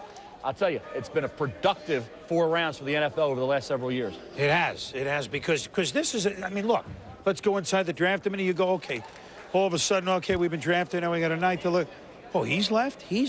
Seriously, right? Well, the 4th round, you will see a lot of activity as we start the 4th round tomorrow with teams trading up because they see guys that are going to be, it's like sliding through the cracks that they have a high grade on. So you're right, the top of that 4th round, always very active. And there's Landon Johnson. The Purdue Boilermakers dominated the 3rd round. You had Nick Hardwick, Stuart Schweigert, Gilbert Gardner, and now finish up with Landon Johnson, who is a true Wasn't he the cover president of the United States? Oh, no, that was Lyndon Johnson. Never mind. This kid can cover, and Gilbert Gardner, who went earlier in round 3, the Indianapolis Colts. Now the Bengals and Marvin Lewis get a guy who I thought had an excellent year. You look at him here, getting the sack, can play in reverse as well. An athletic linebacker. I thought he could have been even a 2nd-round pick, maybe, if things fell right at worst to 3rd. And that's where he goes at the end of round 3. They're sacking Craig Krenzel, the Ohio State Buckeyes. Gilbert Gardner, Nico Kudavides. Keep that name in mind. You will hear Nico Kudavides tomorrow, the middle linebacker at Purdue. Gardner and Landon Johnson were on the outside, and you will hear their offensive tackle, Kelly Butler, as well, early on day 2. Purdue, Joe Tiller did a nice job. They've been competitive. They've been a team that's won a lot of games, and you see the talent now at Purdue coming off the board year after year. And we'll have a couple more Boilermakers tomorrow, Butler and Kudavides. You know what? Good day for the Bengals. Yes, Good day for Marvin absolutely Lewis a and the good day Bengals. for the Bengals. Look, in 1988, you did your draft ratings, and with a great year of the wide receivers, of course, of which there were 6. The record was broken today. 6 wide receivers picked. 1 is the final draft pick by Tom Landry. That was Michael Irvin. Mike hasn't been graded for the draft since 1988. But yet today, here he is with his first draft in 2004. First-round performance. What do you think? I'd say All of a sudden, you put me on the spot. No, you don't have to say a thing. Michael, I think I gave you like a 9.5 grade coming out. I know more. That's a good grade. All right, 9.5, that's a great grade. You've maintained that. Thank you. More, go give me something. Come on. You gotta, give me something. I gave you a grade of about 5.0. You're welcome back anytime, brother. Hey, it was a pleasure being up here with you guys. Boom, you know you, my man. Mel, I slept with that book. It was the Bible, and I'm great. Mort doesn't take compliments well. He did a great job. This phone rang all day long. Mort, he was on top of everything. Mort, you mean the world to us, baby, and we love you. Great job, Mort. I had to say that. You know what now it's time for? We've seen the set all day. We've seen cold pizza, but I always think of the draft at the end of the day, and I think of cold pizza and Teddy Bruschi. Speaking of cold champions. pizza and Bruschi would really go well long around. How long does it take a cab to get uptown? At any rate, thanks for joining us. It's been a momentous day in the NFL. Great first day. Kuiper, unbelievable. Great first day. Tomorrow's Scouts Day. Mort, great job. Michael, welcome aboard. To all of us, Trey, and everybody that contributed in the truck, you have no idea. I'm Chris Berman. Thanks for watching. Don't forget to watch tomorrow, 11 a.m. The coverage continues on ESPN, then ESPN2 at 1 o'clock. It's been a presentation of ESPN, the worldwide leader in sports. You can log on for more info. Coming up next, baseball tonight. We began in the morning. Now, oh my God, it's baseball tonight. Congratulations I'm Chris to all the Berman. draft picks. Thanks for watching. Congratulations, guys. Welcome to the NFL.